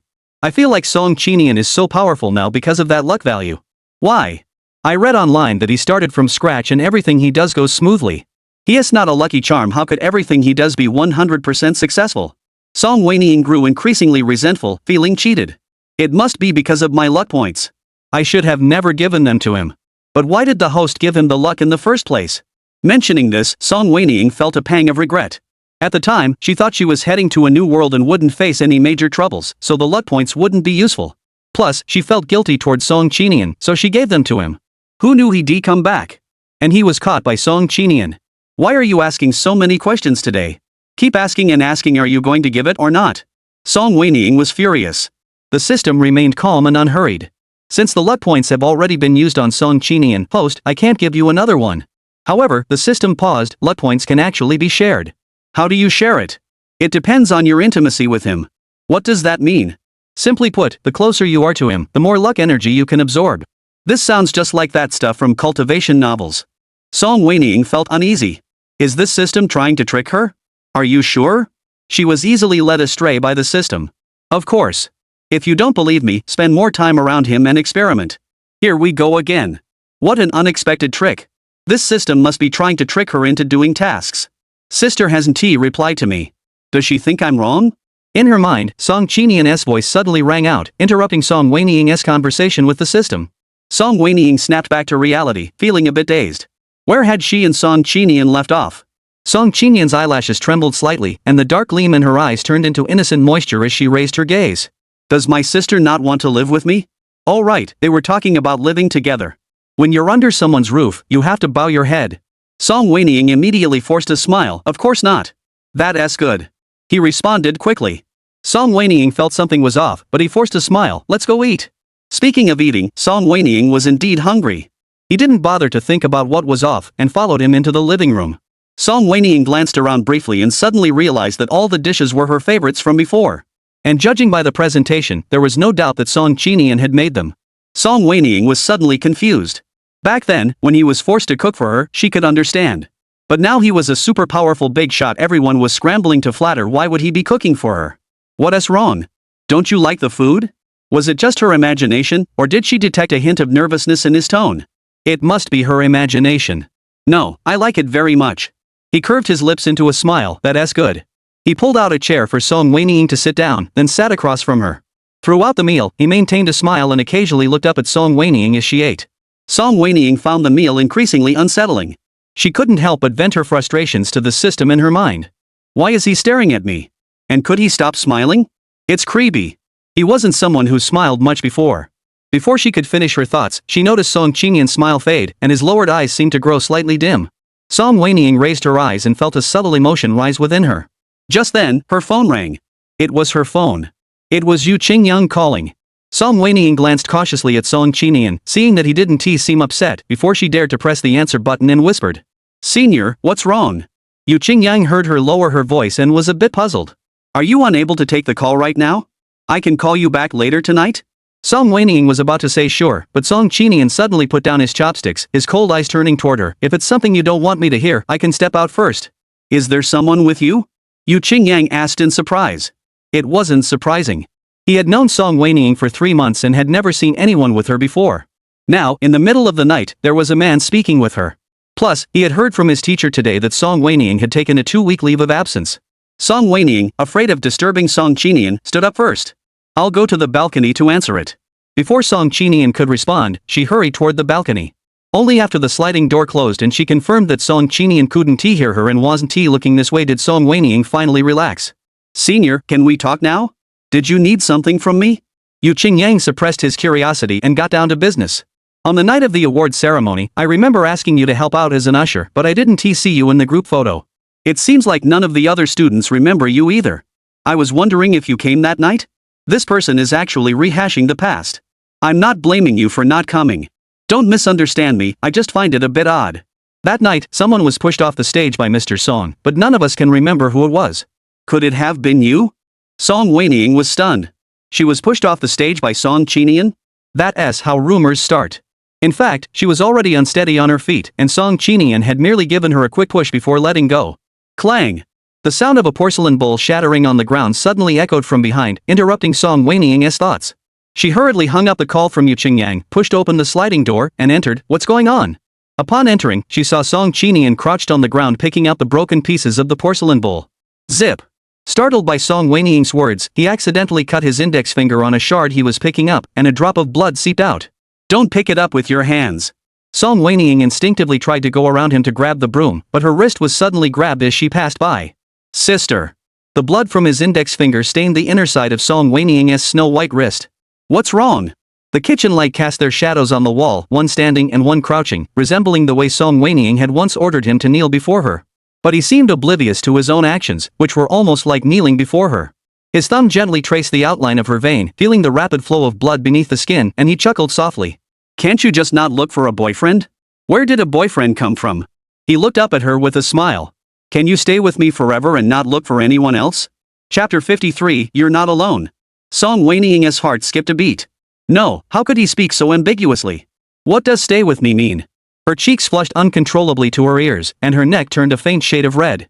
But before she could say anything, Song Qinian had already lowered his eyelashes, his fingertips sliding down to gently tug at her fingers, the force so light it seemed as though he feared being pushed away. His voice grew softer. My parents passed away early, and I have no siblings or friends. His Adam's apple bobbed once, and when he raised his eyes, a layer of moisture glistened in the corners of his eyes, making him look especially vulnerable in the light. You're all I have left. The tone was so pitiful, as if he were an abandoned puppy, even his eyelashes trembled slightly. Song Wenying froze in place, momentarily unable to tell if he was speaking from the heart or acting. Host, weren't you trying to lower his darkness value? This is the perfect opportunity. The system suddenly spoke up. Song Wenying was confused. How do I lower it? Hug him. Startled, Song Wenying quickly realized what the system meant. Take advantage of Song Qinian's moment of vulnerability to comfort him and build goodwill. Back then, you were kidnapped because of me. Though you narrowly escaped death, you haven't contacted me at all in the past 7 years. Is that? Before Song Qinian could finish speaking, Song Wenying suddenly knelt down, embraced him in her arms, and his words trailed off. Just like when he was sick before, Song Wenying gently patted his back. Don't be afraid. You're not alone. You have me. The sudden warmth enveloped him, and her hair occasionally brushed against his cheek, carrying the familiar scent of jasmine. Song Qinian took a deep breath, lowered his eyes, and buried them in her shoulder, silently curling the corners of his lips. But when he spoke, his hoarse, dangerous voice carried a hint of grievance. You really want to leave me again? Of course not. Song Wenying couldn't see the almost obsessive gleam in his eyes, nor did she notice his fingers silently climbing up her back to pull her closer. She was too focused on trying to rationalize the way she had bullied him in the past. Finally, she gently stroked his back and hesitated before speaking. Qinian, actually, when we were kids there was a reason why I treated you that way. Feeling the body in her arms stiffen slightly, she thought she had touched on a sensitive topic and felt uneasy. What's wrong? This is the first time you've ever called me that. He looked up, his eyes filled with emotions she couldn't decipher. Song Wenying was slightly taken aback, realizing he wasn't angry because of her words. She sighed in relief and softened her voice. Back then I was so stupid, I didn't know how to treat you well. You said you were alone, and so was I. My mother wasn't kind to me either. I was afraid you'd leave me too, so that's why I was so controlling. This excuse was so absurd she could barely keep it up, but she forced herself to continue. Actually, every time I treated you that way, I regretted it. Seeing you hurt made me feel so sorry for you. Her voice grew softer. I'm sorry for treating you that way back then. Do you really feel sorry for me? He hadn't noticed anything else she'd said. Song Wenying felt a bit embarrassed, of course. The person in her arms buried his face in her shoulder. I always thought you didn't like me. It sounded like she was genuinely afraid of being abandoned, her hoarse voice tinged with a hint of grievance. Song Wenying's heart trembled slightly, feeling a dull ache. Before she could understand why, she suddenly felt the arm around her waist tighten.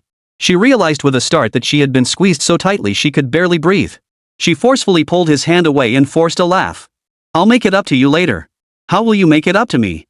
He looked up at her, his eyes wet and glistening, the corners tinged with a faint red, his eyelashes trembling slightly. His dark eyes were mere inches away, staring at her with such intensity that she felt her heart skip a beat. Song Wenying panicked and looked away. What do you want me to do to make it up to you? Can I have anything I want? My heart is racing. Was she nervous or afraid? The sound of her heartbeat, it's so beautiful. This realization caused a twisted smile to flicker across his eyes. He curved his lips slightly. Can you hug me again? The trailing note rose slightly, tinged with innocent confusion. Songwon opened his mouth but found his throat dry and parched. Why? I want your hug. His voice was cautious, showing no trace of force, as if he were just a child longing for his family's affection. The system promptly reminded him in his mind, Host, Song Qinian has been isolated for too long and desperately needs physical contact with someone close to him. Am I someone close to him? Yes. But why? I used to bully him so much, why is he acting this way now? Host, don't try to understand the thoughts of someone with a twisted mind. You said it yourself, he's a sickly, twisted male lead. Song Wenying's rising doubts and sense of crisis were eased by the system's words. She looked at Song Qinian and tried to respond in a natural tone. Of course. She hesitated for a moment, then reached out again. But when he suddenly sat up straight, she was shorter than him, and no matter how hard she tried, she could only wrap her arms around his waist. Finally, his head rested on her shoulder, and his embrace made the shadow on the wall look as though she was being held in his arms rather than the other way around. Song Wenying felt a strange sensation welling up inside her, but the firm, muscular contours of Song Qinian's waist pressed against her palm were so defined that she couldn't help but let her imagination run wild. She instantly forgot what had felt odd. Her mind went blank, and she blurted out. Do you work out regularly? The person in her arms paused slightly, his tone uneasy. I've been busy with work lately. Do you like working out? I could join you. Realizing he had misunderstood her, Song Wenying hurriedly interrupted. No, I meant you have a great physique. As the words left her mouth, she realized what she had said and wished she could bite her tongue off. What had she just said? She couldn't tell whose heart was racing, but it was pounding faster and faster, almost too loud to hide. The head resting on her shoulder tilted slightly, and the warm breath tickled her ear, sending a shiver down her spine. What did you just say? Song Wenying stammered, trying to correct herself. What I meant was that you have a good body. Ha? That doesn't sound right either. No, How do you know I'm in good shape? He asked in return. The slight movement as he spoke caused his high, straight nose to brush against her earlobe, sending a tingling sensation through Song Wenying. Chapter 54, My hand is bleeding, it hurts so much. Song Wenying instinctively tried to push him away, but Song Qinian's arm suddenly tightened, pulling her closer into his embrace. 007, the ISNT psychologically twisted and mistakenly thinks he likes me, is he? The system took 2 seconds to respond. Host, aren't you supposed to be pursuing him? If he likes you, isn't that perfect? But I don't like him. This makes me feel so burdened. Then who does the host like? No one. Song Wenying tried hard to think, but the only person who came to mind was Song Qinian. However, she didn't think it was love. Perhaps it was just because in her simple life, she hadn't interacted with many people, and Song Qinian happened to occupy 90% of her life. What about Shinshubai, Chung Che, and that Yu Qingyan? Don't you like any of them?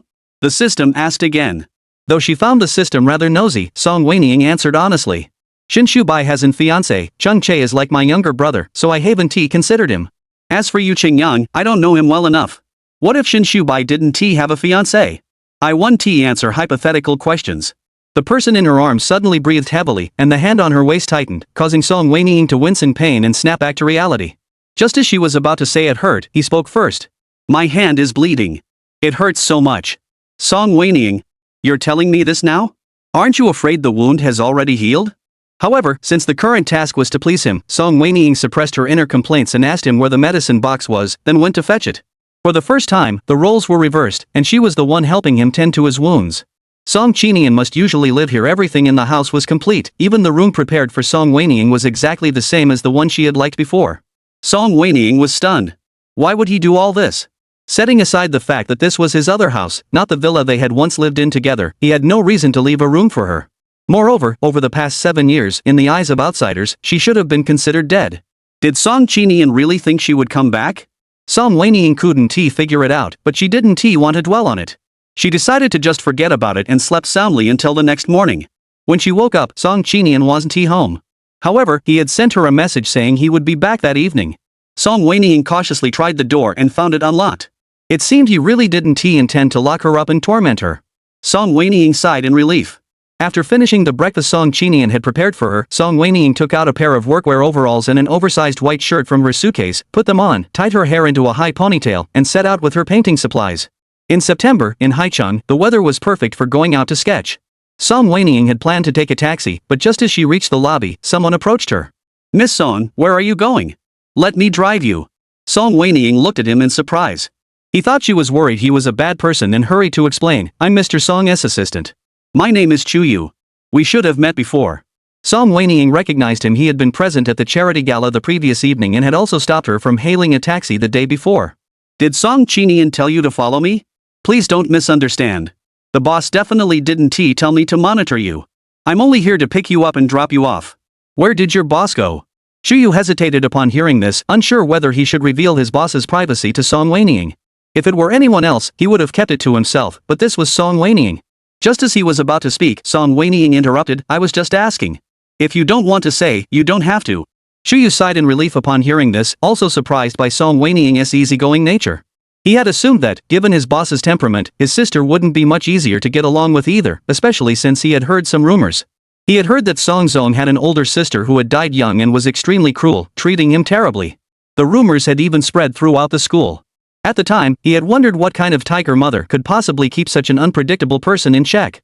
But upon seeing her in person, he began to wonder if he had misunderstood, and that the person before him wasn't the same one everyone had described.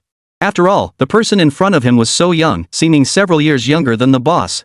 But then again, maybe not. After all, women tend to take good care of themselves. Take me to the Fogsong Art Museum. Song Wenying spoke up.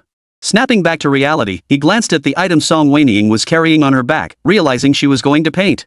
He nodded and turned to open the car door for her.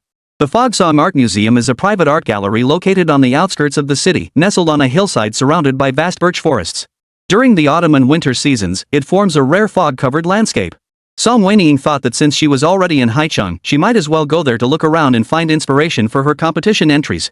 But she never expected to run into an old acquaintance there. Shun Shubai. How small the world is, to keep running into people you know.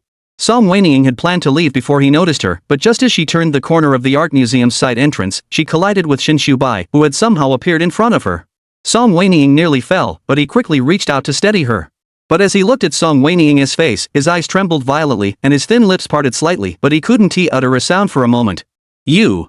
Earlier, from a distance, he had felt like she looked familiar, but up close, she looked even more like. Song Wenying shook off his hand and took a step back. I'm sorry, he forced a smile, but it looked more painful than crying. You look very much like someone I once knew. Song Wenying? Too much like her. But if she were still alive, she wouldn't be as young as you. Song Wenying finally remembered what had struck her as odd about Song Qinian. 7 years had passed, and she was still the same as before, but Song Qinian seemed to have never found it odd? And she accepted it so calmly. May I ask your name? Shin Shubai Adam S. Applebob as he stared intently at Song Wenying's face. He couldn't believe she wasn't an old acquaintance, but he scanned her from her eyebrows to her lips, inch by inch, as if trying to confirm whether this was really her. Song Wenying had something to ask him, so she didn't hide it. Shin Shubai, it's me. Shin Shubai's pupils suddenly contracted, and his usually gentle eyes widened to their fullest. Song Wenying? Yes. Shin Shubai was startled for a moment, then realized the entrance wasn't a suitable place for a conversation. He led Song Wenying into the art gallery. Song Wenying hadn't expected that this art gallery was actually funded and built by the Shin Group. Shin Shubai casually led her to an area off-limits to visitors. 3-meter-high floor-to-ceiling windows framed a vast expanse of white birch trees outside, creating a breathtaking view. As soon as they sat down, he couldn't help but speak up. Weren't you kidnapped by Li Junnan and fell into the sea to your death? Li Junnan? You don't know who kidnapped you? Shin Shubai explained, he is Song Qinian's cousin. Back then, he was dissatisfied that Mr. Li had passed the inheritance to Song Qinian, so he took it out on you. It seemed that Shin Shubai indeed knew a lot. Song Wenying was right to be honest earlier. Shin Shubai, do you know what happened to Song Qinian on the day I was in trouble? As he finished speaking, Shin Shubai's expression froze slightly. He looked at Song Wenying, his eyes dark and unclear. You're only curious about that? Don't you want to know what happened to the people who harmed you? Those people can wait. Tell me first what happened to Song Qinian that day. Shin Shubai frowned, suddenly feeling annoyed. The usually gentle and easygoing man spoke with a touch of irritation. If you want to know, go ask him yourself. He's not dead, so why ask me? Song Wenying? What's wrong with these people? They've all changed so much. 007, is there a conflict between Shin Shubai and Song Qinian? Song Wenying unconsciously asked the system in her mind. But after waiting for a while, she didn't hear the system's voice, which made her feel strange. Come to think of it, she hadn't communicated with the system at all today, and it hadn't popped up on its own to chat with her like it usually did. 007? Are you there? Song Wenying called out to the system several times but heard no response. Just as she was feeling puzzled, the world suddenly went black and she found herself being embraced by Shin Shubai. You. Before Song Wenying could push him away, she heard the sound of a door opening behind her. Chapter 55. Does it hurt? It's all red. You still owe me a favor. Remember? Shin Shubai's voice was so soft that only Song Wenying could hear it. Now, I want you to hold me. Song Wenying frowned. What was this man talking about? Just as she was about to push him away, his arms suddenly tightened, holding her firmly against his chest. At the same time, a cool breeze carrying the familiar scent of cold lemon swept in from behind. Song Wenying stiffened. Before she could react, a hand reached out from behind and grabbed her arm, pulling her back. But Shin Shubai refused to let go, and as they both pulled, Song Wenying winced in pain, causing Song Qinian to panic and immediately release her. Song Wenying was thrown back into Shin Shubai's arms, but before a second had passed, a fist flew past her eyes and struck Shin Shubai's nose with a loud thud. You're asking for death.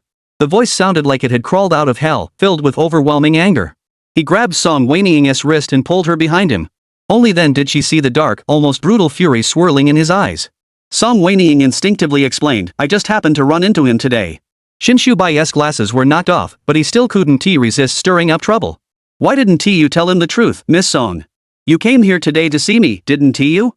Everyone knows this art gallery is mine. Song Wenying stared at him in shock, never expecting Shin Shubai to be so despicable 7 years later. It seems I've interrupted the two of you. Song Qinian's voice echoed through the empty observation room, sounding cheerful yet cold enough to send chills down one's spine. Song Wenying hurriedly said, don't believe him, I really wasn't he. Shin Shubai interrupted again, Song Qinian, didn't you just see us hugging? Those words instantly ignited the rage in Song Qinian's eyes. Hugging? His knuckles cracked as he released Song Wenying's hand, stepping forward and kicking Shin Shubai's knee with all his strength. You don't deserve it. With a crisp crack, Shin Shubai grunted and collapsed to his knees. But he still felt unsatisfied and kicked Shinshubai in the stomach again. Which hand did you use to hold her? His eyes were filled with ice as he went mad, stomping on Shinshubai's left hand and grinding it viciously. Is it this one? He then stepped on Shinshubai's right hand, or this one? Shinshubai was in agonizing pain, but he still smiled defiantly. Not only did I hold her, I also kissed her. What, are you going to kill? Shinshubai, I think you're really asking for death. Song Qinian grabbed Shinshubai by the back of the neck and violently slammed his head against the ground, over and over again. The force was so great that Song Wenying cried out, Song Qinian. Song Qinian paused, his dark eyes fixed on her. Do you feel sorry for him? No, I'm afraid you'll go to jail. Poof. He laughed lightly. Do you really think I'm that easy to fool?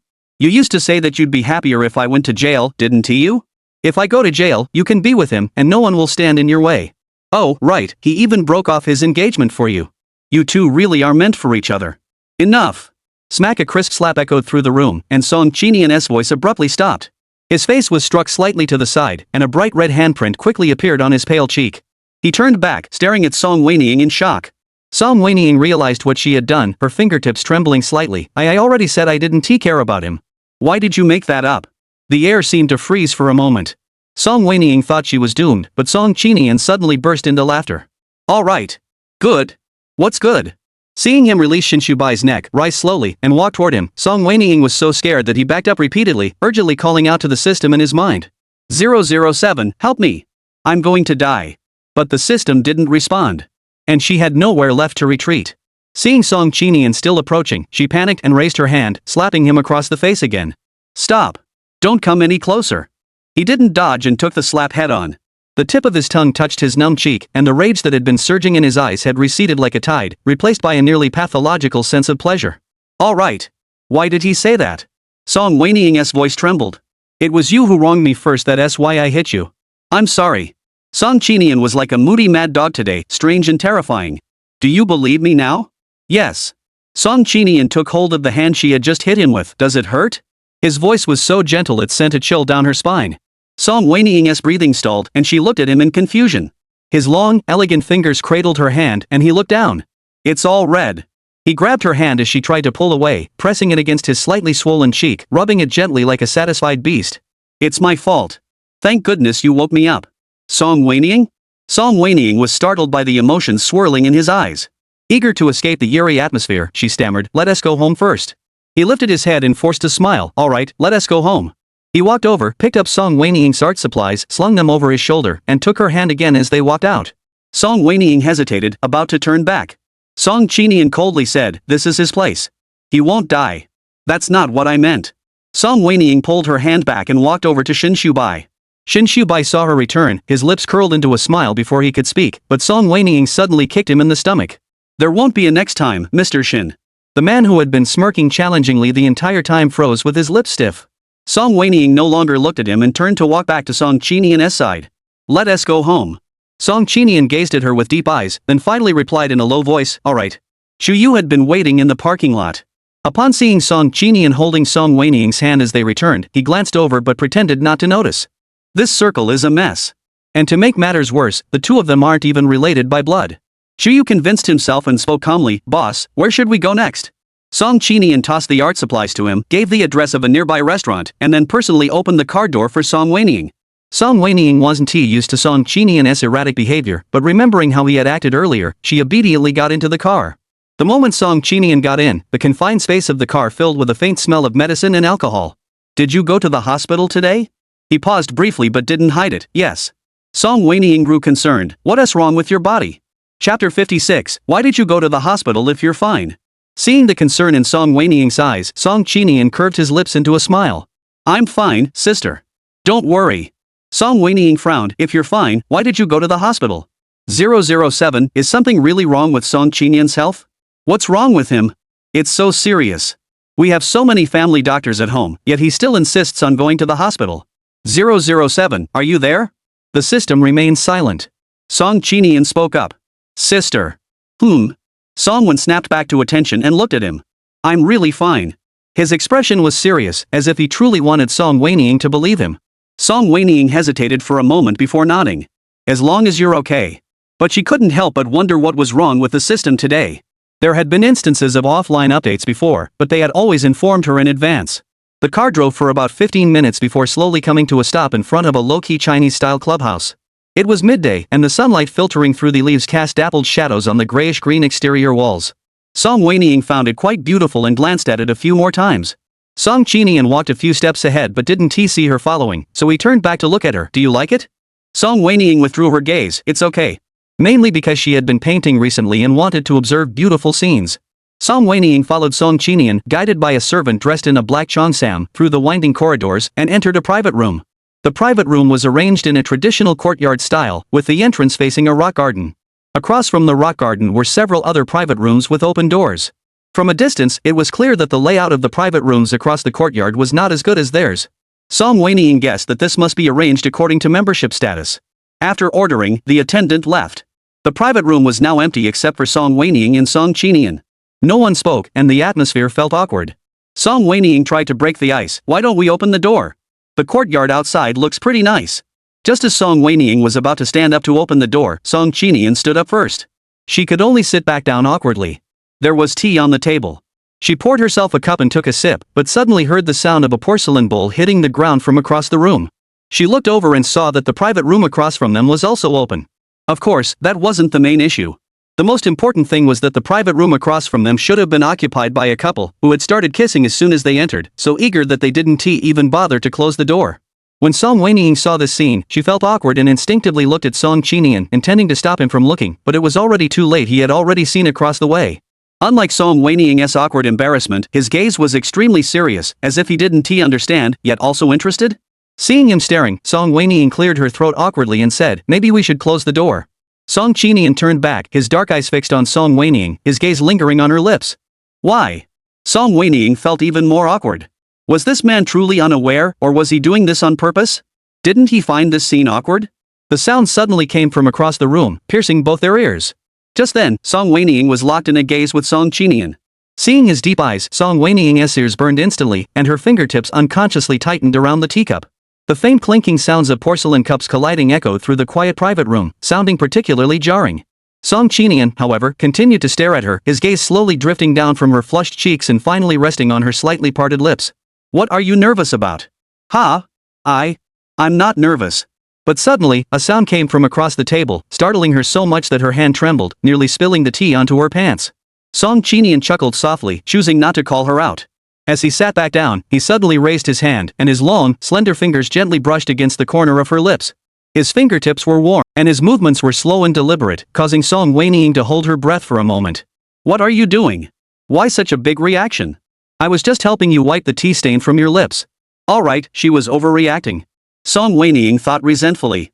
Just then, the waiter arrived with the dishes. Seeing the food, Song Wenying's attention was immediately drawn to it. She completely failed to notice that Song Qinian across from her was eating distractedly, glancing over at the two of them from time to time, his eyes flickering with deep thought. After finishing their meal, Song Qinian followed Song Wenying home in the car. Song Wenying was puzzled the entire way home, wondering why Song Qinian was working on a weekday during the daytime instead of going to work. Suddenly, he spoke up, "Sister." Song Wenying turned her head to look at him. What's wrong? What does kissing feel like? His tone was as calm as if he were discussing the weather outside the window. Song Wenying was so startled she choked on her saliva, unable to believe he would ask such a direct question. She glanced nervously at Chuyu, who was driving, then back at him. Why are you asking that? His eyes were focused and inquisitive, curiosity. Song Wenying's ears burned. Meanwhile, Chuyu in the front seat gripped the steering wheel tightly, seemingly oblivious to the conversation in the back seat. You're asking me, she whispered, her eyelashes trembling, how would I know? Has your sister never kissed anyone? Song Qinian persisted with a touch of stubbornness, have you? This kind of question. Song Wenying raised her hand to turn his face back. Let us talk about it later. All right. Just then, the car entered a tunnel. In the dim light, the reflection in the car window showed Song Qinian's gaze fixed on the lips of the person beside him, his Adam's apple moving slightly. Song Wenying felt uneasy all evening after returning home due to Song Qinian's question in the car. Since the system wasn't available, she gave a quick greeting before returning to her room. In the middle of the night, just as she had fallen asleep, she suddenly heard the sound of something breaking and shattering outside. Startled awake, she curiously went out to investigate. The living room was dark, but a faint light shone through the kitchen door. Song Qinian was in the kitchen? Just as she was thinking this, she heard another strange sound. She closed the door and walked toward the kitchen. The cold white light from the kitchen cast a tall, slender silhouette on the floor. Song Wenying stepped onto the shadow and looked up to see Song Qinian standing with her back to her, leaning against the coffee bar. He held a water glass in one hand, wearing a black silk nightgown with a low neckline that revealed his sexy collarbone. He was completely different from the person who used to button his shirt all the way up. Song Wenying was momentarily lost in thought when she heard him speak. "Why are you out here, sister?" Song Wenying glanced at the scattered glass shards on the ground and a pool of water that hadn't dried yet. "I heard a noise, so I came out to check." She paused, then asked, "Why aren't you asleep yet?" "I can't sleep." He put down the cup in his hand and turned to look at Song Wenying. "You still haven't answered me about this afternoon." His hair, still damp from the shower, hung down over his forehead, partially obscuring his eyes, but Song Wenying could still sense the dangerous glint in his gaze. This made Song Wenying feel uneasy for no apparent reason. She instinctively took a half step back, but he suddenly stood up and walked toward her. Just as she was about to turn and run away, he grabbed her wrist. "Didn't you say you'd tell me when we got home?" Her back pressed against the cold wall. Song Qinian's gaze locked onto hers without flinching. "Can you tell me now?" The cold light from the kitchen behind him spread over her, casting his tall figure onto her like an invisible net. Song Wenying could clearly hear her heart racing in the silent night. Before she could speak, Song Qinian suddenly stepped closer, He lowered his head, his warm breath brushing against her ear, like before. "You once said that as my older sister, it was your duty to teach me things I didn't understand." His voice was lower and hoarser than usual, tinged with a hint of seduction. "So now, can you teach me personally, sister?" Chapter 57, Can You Teach Me Again? Song Wenying was startled by his sudden approach, causing her heart to race. Her palms instinctively pressed against his chest, trying to create some distance. But the fabric of his pajamas was too thin and smooth. The moment it touched him, the firm muscles and scorching body heat beneath the fabric seared through the fabric straight to her heart, startling her into quickly pulling her hand back. "You." Before she could speak, she lifted her gaze to meet his lips, which were mere inches away. His lips were thin and elegant, still damp with a hint of water droplets, glistening seductively in the light. Song Wenying was momentarily dazed, instantly forgetting what she had been about to say. "This is too good looking." Just then, Song Qinian deliberately leaned in closer, his throat emitting a soft, laughter-laced breath. "What did I say? Why didn't you finish?" He deliberately slowed his speech, his warm breath gently brushing her lips, yet his eyes were clearly filled with a mischievous smile. It was deliberate teasing. He was way too confident. Was it because he had lived a few more years than her, or because his current status had changed, giving him the audacity to act this way? Once upon a time, the young boy she had teased until his ears turned red now dared to corner her against the wall and toy with her? Feeling a bit defiant, Song Wenying suddenly found the courage to stand her ground. Or perhaps it was sheer boldness. Seeing him still smiling at her with a crooked smile, she suddenly tiptoed up and, with a touch of malicious teasing, kissed him on the lips. The moment their lips touched, Song Qinian stiffened. Clearly caught off guard by her sudden kiss, the casual demeanor he had just moments ago vanished entirely. The confident offensive he had been mounting moments ago crumbled to pieces. Noticing his eyelashes trembling nervously, Song Wenying smirked triumphantly and stepped back half a pace. "Satisfied? Sister?" The lips that had just been teasing him so effortlessly now trembled slightly, uttering a few incoherent syllables. Song Wenying almost laughed out loud, but suddenly realized how amusing he looked. The slight panic and guilt she had felt from kissing him vanished instantly. She deliberately tilted her head, her lips curving into a smile, and spoke slowly. "What about me? Didn't you ask me to teach you?" Song Qinian's ears turned red as if they were about to bleed, his Adam's apple bobbed once, but he couldn't utter a single word. Song Wenying, who was used to pushing her advantage, teased, "Little brother, why aren't you saying anything now?" Noticing his trembling fingertips, likely from nervousness, Song Wenying felt delighted. She reached out and gently tapped his chest, her tone light and cheerful. "It's okay. If you want to know anything else next time, just come find your older sister." After speaking, she turned to leave triumphantly, only to have her wrist suddenly grabbed by him. Song Qinian's palm was burning hot, and his voice was hoarse and barely audible. "Sister." Song Wenying turned back in confusion. He raised his eyes, his gaze intense. "Can you teach me again?" Song Wenying was taken aback. "Teach me again? Does that mean to kiss again?" His Adam's apple bobbed violently, but he quickly lowered his gaze, his eyelashes casting a shadow over the emotions churning in his eyes. "Can I?" Song Wenying didn't expect him to be so shy that his ears were bright red, yet he still dared to ask so directly. "You." She opened her mouth but didn't know what to say. Song Qinian kept his eyes lowered, his eyelashes trembling slightly, his voice so soft it was almost inaudible. "It was too sudden just now. I didn't know what to do." So pure and stubborn, it made Song Wenying's heart melt. She swore she wasn't feeling anything, it was just that a guy this good-looking acting like this in front of her, who could resist? The thread of reason in her mind snapped, and against her will, Song Wenying didn't refuse his request. She leaned closer to him again, recalling the posture she had taken earlier when she had looked up at him. She felt it lacked presence, so she said, Lower yourself a bit, you're too tall. She swore again that she didn't mean for him to squat or kneel like he had before. But as soon as Song Qinian heard this, he obediently squatted down in front of her, his wet black eyes looking up at her. Is this okay? Song Wenying. She swore again that she really didn't have any perverted preferences, she just simply thought that him crouching like that while kissing her was quite nice. That's right. Song Wenying reached out to cup his face. This time, she didn't pull away immediately, she kissed him slowly, as if she were truly waiting for him to learn. However, she was just a paper tiger. She had only seen others kiss on TV, but when it came to actually doing it herself, she had no idea what to do besides pressing her lips against his. So after a minute, Song Wenying's waist was already starting to ache, but her lips were still stiffly pressed against his. She could feel Song Qinian's breathing growing heavier, his warm breath brushing against her cheek, carrying an undeniable heat. Just as she hesitated whether to pull away, Song Qinian suddenly gripped her slender waist, his voice hoarse beyond recognition. Sister. As he spoke, their lips inevitably brushed against each other and stuck together. Song Wenying panicked.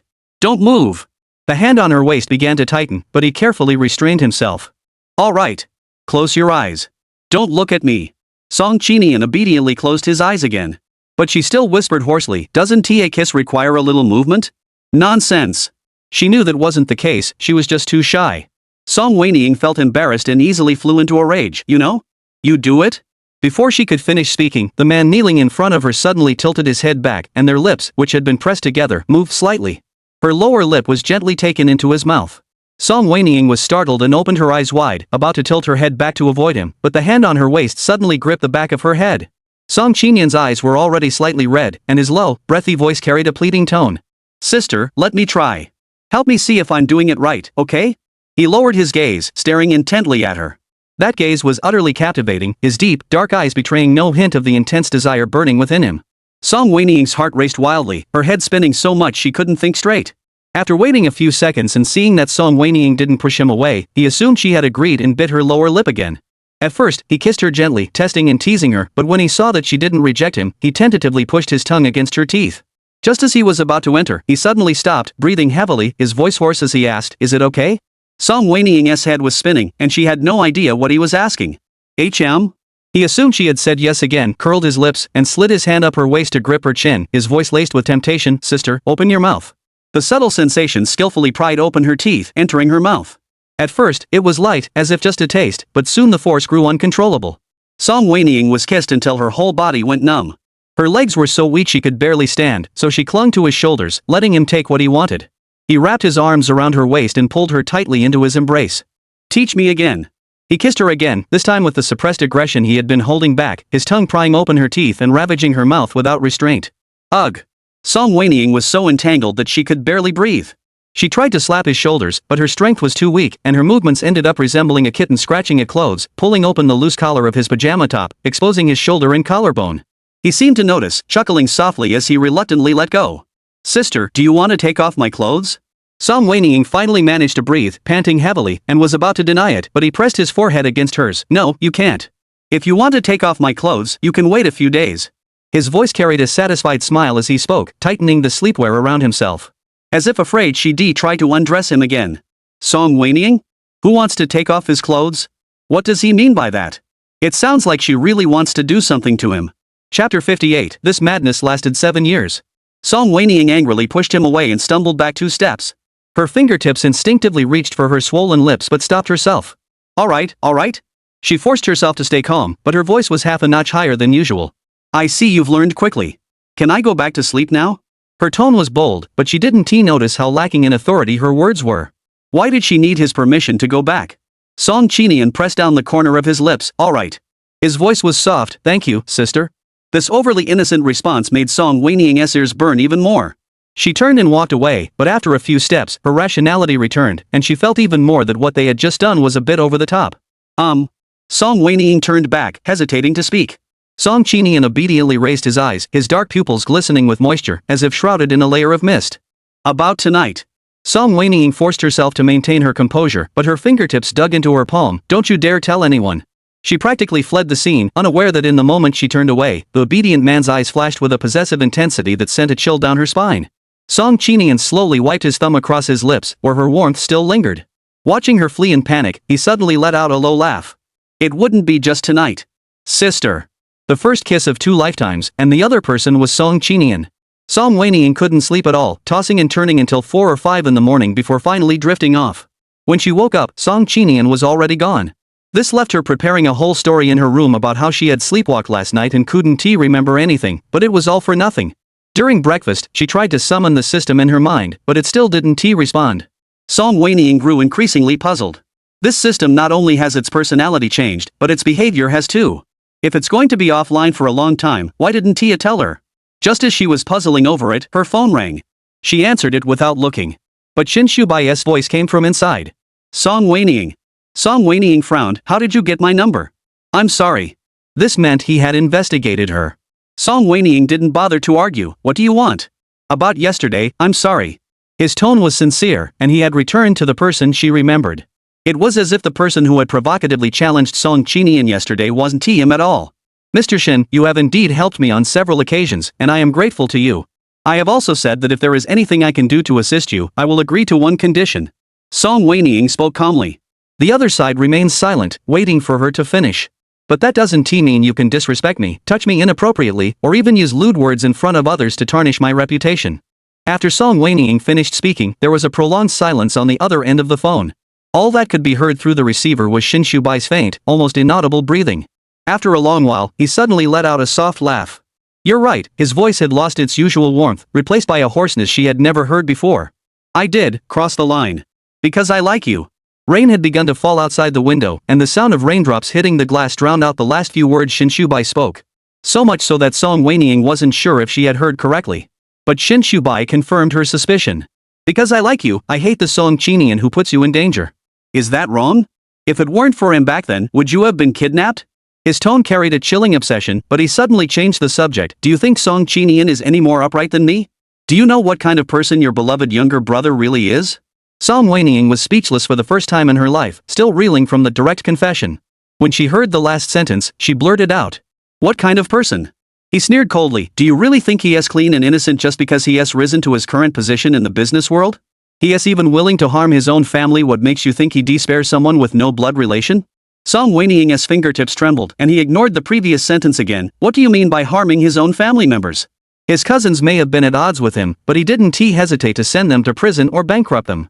His maternal grandfather was so kind to him, yet he repaid that kindness with betrayal, driving his grandfather to his death and then acquiring the Li family business his grandfather had built with his own hands, erasing the Li group from existence. Song Wenying was astonished. It seems like Song Qinian has done quite a lot in the past 7 years. His motives toward you are far more despicable than mine. As Shin Shubai spoke, he suddenly shifted the topic back to Song Wenying. Seeing that he was about to continue, Song Wenying feared he might say something he didn't want to hear, so he hurriedly interrupted. Enough. Don't you trust me? The rain outside grew heavier. Song Wenying gazed at the blurry rain curtain and suddenly felt exhausted. Just assume that's the case.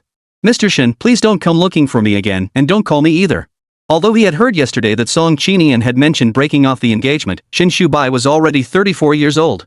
He couldn't possibly remain alone forever, could he? Maybe he had a girlfriend, or even a new fiancée?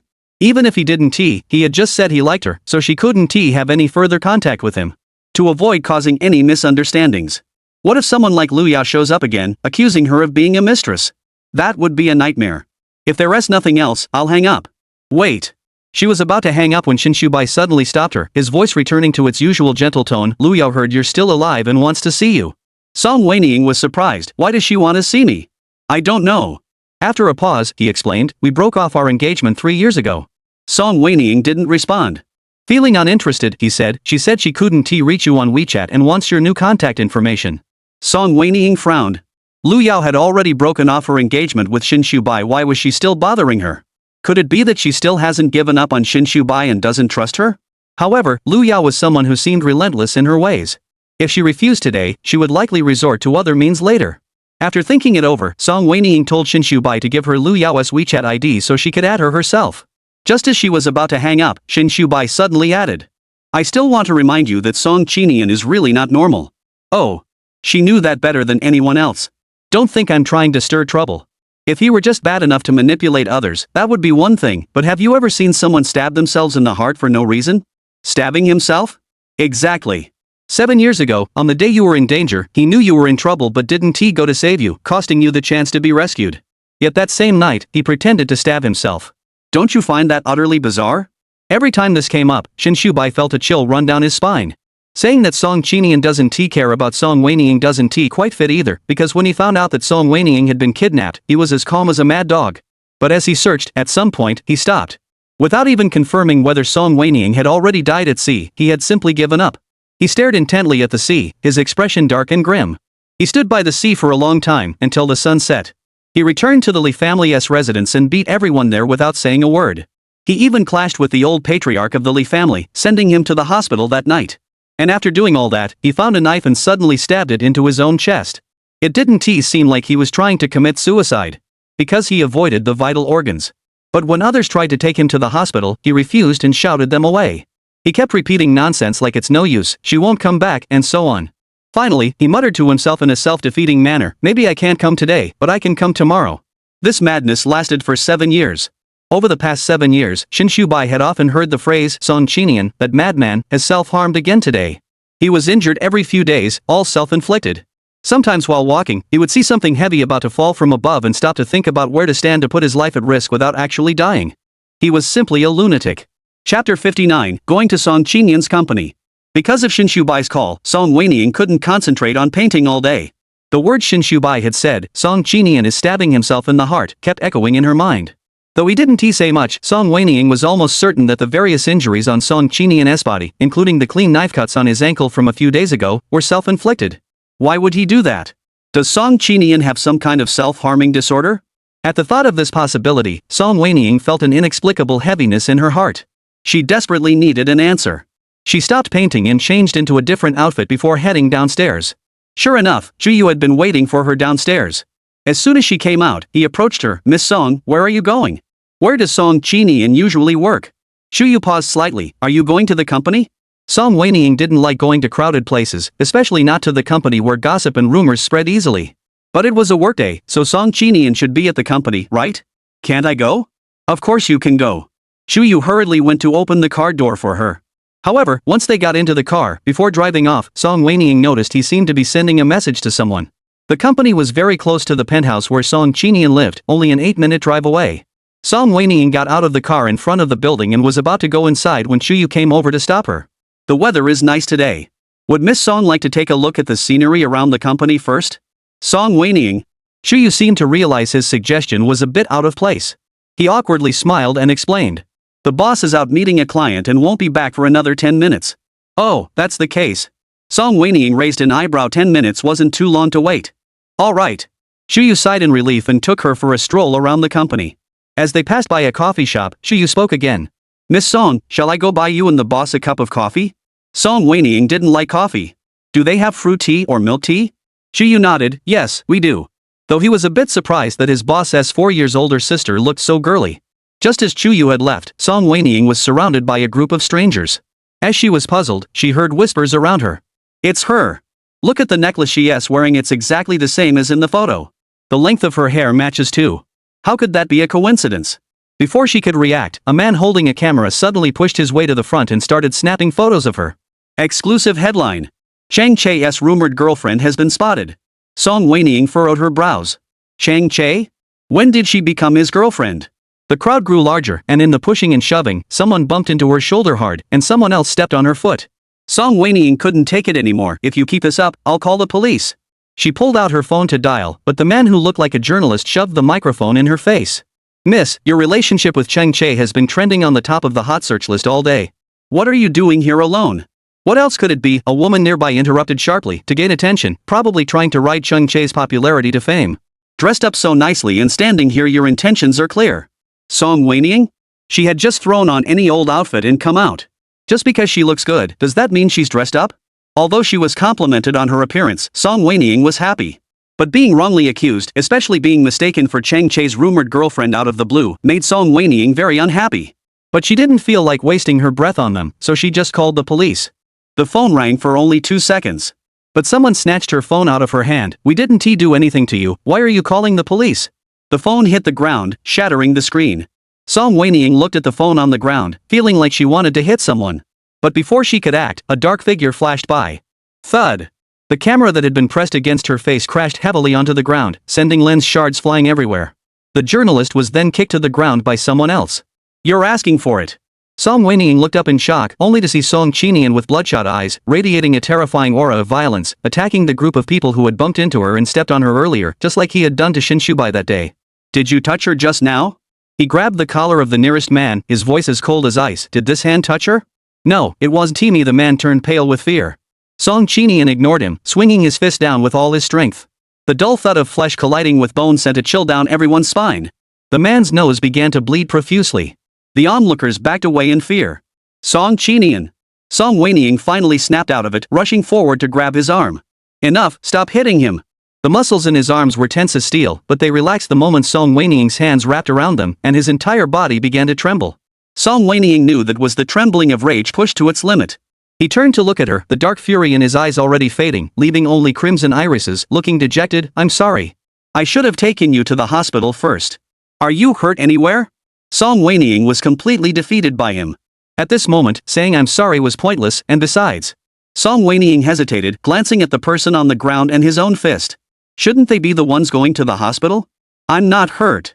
Just as he finished speaking, the security guards in Chuyu arrived quickly. Song Qinian shot a cold glance at Chuyu, who froze instantly, wanting to say something. Song Wenying interjected first. I asked him to go buy me a drink.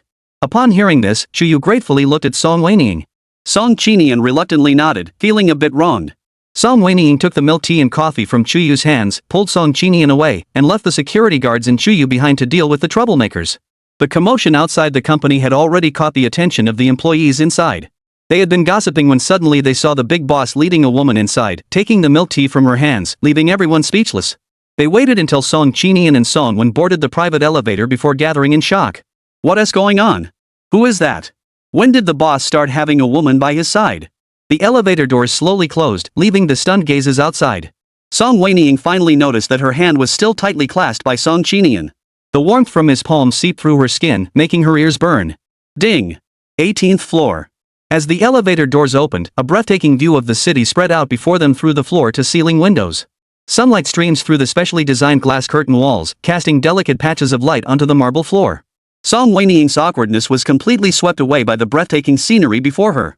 This was truly magnificent. Does Song Qinian work in a place like this every day? What a life of luxury. Sister, what are you looking at? Can I come here every day? Song Qinian paused in confusion before chuckling softly. If you want to come, I'd be delighted. Chapter 60, whatever you give me, I'll love it. Song Qinian led her through the employee area outside and into an office. A soft click sounded. Song Wen snapped back to reality, seeing Song Qinian lock the office door behind him. He walked toward her slowly, took her hand, and sat her down on the sofa. His eyes flickered with emotions she couldn't decipher. Your hand is injured. Do you have any medicine? Let me help you apply it. Song Wenying felt inexplicably nervous. Suddenly, she remembered the passionate kiss from last night. This seemed to be their first meeting after the kiss. Sister, do you like Chung Chae? Song Wenying was startled by the question and hadn't had time to react before Song Qinian had already moved close to her. His dark eyes stared straight into hers, his voice low and hoarse, tinged with a hint of hurt. Do you like him like that? Song Wenying was completely taken aback by his sudden accusation. When did I say I liked him? He lowered his eyelashes. Then why did he say you're his girlfriend? Song Wenying was stunned. He said I'm his girlfriend? Song Qinian pulled out his phone, opened a certain social media page, and handed it to her. Song Wenying took it and saw that someone had posted several photos online that morning showing her getting into Chang Che's car. The post claimed that Chung Chae had nearly been in an accident while flying and had issued a statement to play the victim, which had moved his fans to pity him. However, the photos showed him traveling with his girlfriend in a romantic manner. This statement infuriated the fans. To make matters worse, Chung Chae posted a vague Weibo message. Private life, please stop discussing it. To everyone, this statement was seen as an admission. An official announcement trended on social media, and upon clicking in, it was clearly Chung Chae's post. So, for a time, fans and onlookers were all saying that Song Wenying was Chung Chae's girlfriend. Sis, isn't he basically announcing to everyone that he acknowledges your identity? Song Qinian's voice sounded a bit jealous. Song Wenying put down her phone, feeling annoyed. What is he doing? Does sister not like it? Of course not. She had always regarded Chung Chae as just a younger brother she knew, never considering anything else. Now that it was being spread around online like this, how awkward would it be to see him again in the future? Song Qinian slightly curved the corners of her lips, but her voice still sounded aggrieved. I thought you liked him. You were always so biased toward him before. Mentioning this, Song Wenying felt a pang of guilt. She had done many things in the past that had wronged Song Qinian, and among them, this matter was the one that troubled her the most. Why aren't you saying anything, sister? Did I hit the nail on the head? You really do care. Song Wenying suddenly hugged him. I'm sorry. He stopped speaking. His body stiffened for a moment. He lowered his gaze to look at Song Wenying, who had suddenly hugged him, his Adam's apple moving slightly. Sister, what does this mean? Song Wenying's voice was muffled. At that time, I had no choice but to side with him. In my heart, he wasn't as important to me as you are. Feeling her body growing increasingly stiff in his embrace, yet he remained silent, Song Wenying grew puzzled. Had she said the wrong thing? Just as Song Wenying was about to step back, her waist was suddenly wrapped by a hand, and the body that had been keeping a certain distance moments ago was now tightly pressed against hers. Is that true? His voice trembled with disbelief, leaving Song Wenying no time to think about the intimate gesture that had crossed the line. So I'm important to you, aren't I? Of course. Although the system was offline, the task still had to be completed. She was just trying to calm him down and lower his darkness level. Song Wenying tried to convince herself, raising her hand to pat his back. You're my brother. He is not, so of course he is not as important as you. Just, my brother, he repeated softly, his voice hoarse with sadness. Song Wenying instinctively realized she had said the wrong thing. He suddenly let go of her, his dark eyes fixed on her. Then what about last night's kiss? Cough cough. Song Wenying choked in surprise, not expecting him to ask so directly. What are you talking about? Last night. In her panic, she stammered out the excuse she had prepared earlier. I slept straight through until dawn last night. I didn't leave the house. I couldn't have been sleepwalking. You kissed me while you were sleepwalking last night. He interrupted. Song Wenying. The air in the office seemed to freeze. Song Wenying opened her mouth but couldn't utter a sound. Song Qinian didn't give her a chance to think. His breath was hot as he leaned closer. His long fingers lifted her chin, forcing her to meet his gaze. Last night, we were this close, in this position. His eyes flickered with a disturbing undercurrent. Do you need me to help you remember, sister? Unlike the dim lighting of last night, the office was now brightly lit, with the floor-to-ceiling windows left wide open without even a curtain drawn. In such an exposed space, every subtle expression on the other person's face was clearly visible. Song Wenying's ears burned instantly, the heat spreading down her neck and across her cheeks. As he leaned closer, his breath almost brushing against her, Song Wenying suddenly raised her hand to cover his mouth and stood up abruptly. Let us tend to your wound first. She stood up and pretended to go to the door. But the person behind her took a long stride forward, caught up with her, grabbed her wrist, and pressed her against the door. Sister, now. Song Qinian traced her burning cheek with his fingertips, letting out a low laugh. Are you trying to deny it? The laughter carried a hint of danger. Song Wenying could hear her own heart pounding loudly in her ears. But she hated the feeling of being dominated and manipulated, so she forced herself to remain calm and coldly replied. Are you looking for a beating? Hearing this, the previously carefree expression in his eyes turned to curiosity, and he looked at her expectantly. Does my sister want to hit me? Where should I hit you today? You. She tried to break free from the hand holding her down, but unexpectedly, he let go suddenly. Song Wenying's hand couldn't stop its momentum in time, and it landed precisely on his face. Smack! The crisp sound of the slap echoed loudly in the office. Song Qinian turned his head slightly, and several red marks quickly appeared on his pale cheek. He slowly turned back, his tongue touching his burning cheek, but his eyes gleamed with a sickening smile. Sister, you hit me so accurately. Song Wenying froze in place, her palm still tingling from the impact. She looked at the clear fingerprints on Song Qinian's face, her heart racing. I didn't mean to. Why are you apologizing, sister? He whispered, leaning closer, his hot breath tickling her ear. I really like it. He grabbed her trembling hand and gently pressed it against his burning cheek. As long as it's from you. I like them all. Song Wenying. He really is crazy. Glancing down unintentionally, Song Wenying caught a glimpse of his collarbone peeking out from beneath his collar. Remembering why he had come here today, he suddenly became serious. Take off your clothes. Chapter 61, Uncomfortable. As soon as Song Wenying finished speaking, the air in the office froze. Song Qinian slowly raised his gaze, a fleeting shadow of darkness flickering in his eyes. Sister wants me to take off my clothes? His Adam's apple bobbed, his voice raspy with danger. Do you know what you're saying? Stop wasting time. Song Wenying forced herself to remain calm. Strangely enough, he had already noticed a faint smell of alcohol on him yesterday, and it was there again today. He couldn't have gone to the hospital again today, could he? Eager to confirm something, Song Wenying grew impatient. Are you going to take it off or not? Sister. His voice was low and hoarse, and a dangerous gleam flashed in his eyes. My clothes aren't that easy to take off. Think about the consequences. Song Wenying furrowed her brows. What did he mean by that? Was he threatening her? Are you too scared to take them off? Song Qinian suddenly chuckled softly, releasing her hand and letting his long fingers rest on the buttons of his shirt. Sister, I warned you. My clothes aren't that easy to take off. He slowly undid the first button, nor are they that easy to put back on. Her cold, white collarbone was faintly visible, and Song Wenying felt an inexplicable sense of danger. Seeing him about to undo the second button, she suddenly pressed her fingertips against his hand. Wait a moment. What? Song Qinian's movements halted, a hint of regret flashing in his eyes. Are you scared, sister? With a deliberate hint of provocation. Song Wenying remembered why she had come here today. After hesitating for a moment, she let go of his hand and forced herself to say, "Keep going." Song Qinian was now skilled at intimidating her, but she refused to believe it. If she really wanted him to take off his clothes, what could he possibly do to her? Maybe he just didn't want to take them off, so he was deliberately provoking her. The more she thought about it, the more likely it seemed. Song Wenying couldn't bother with shyness anymore and urged, "Hurry up and take it off." A fleeting look of surprise flashed across Song Qinian's eyes before it turned into an even deeper smile. All right. His long fingers continued downward, slowly undoing the second button, then the third. Song Wenying's gaze followed the opening of the collar downward. The man's lean waist was well defined, and the contours of his abdominal muscles were even more pronounced than she had seen a few days ago. But her gaze suddenly froze. Where's the scar? Where the scar should have been, there was only a faint red mark, nothing else. She instinctively reached out, her fingertips brushing against the spot where his heart should be. It was clearly here last time. Song Qinian's breathing grew rough and irregular at her sudden touch. Sister. His scorching breath sprayed uncontrollably against Song Wenying's ear. She looked up in shock, but when her gaze met his deep, terrifying eyes, she froze. What's wrong? His Adam's apple bobbed up and down as he struggled to steady his increasingly chaotic breathing. Do you like it, sister? Like what? Sister probably doesn't like scars, does she? I went to the hospital to have it removed. He paused, then added with a hint of hurt, although medical technology is advanced now, the time was too short. The scar on my chest is too deep to be completely removed right away.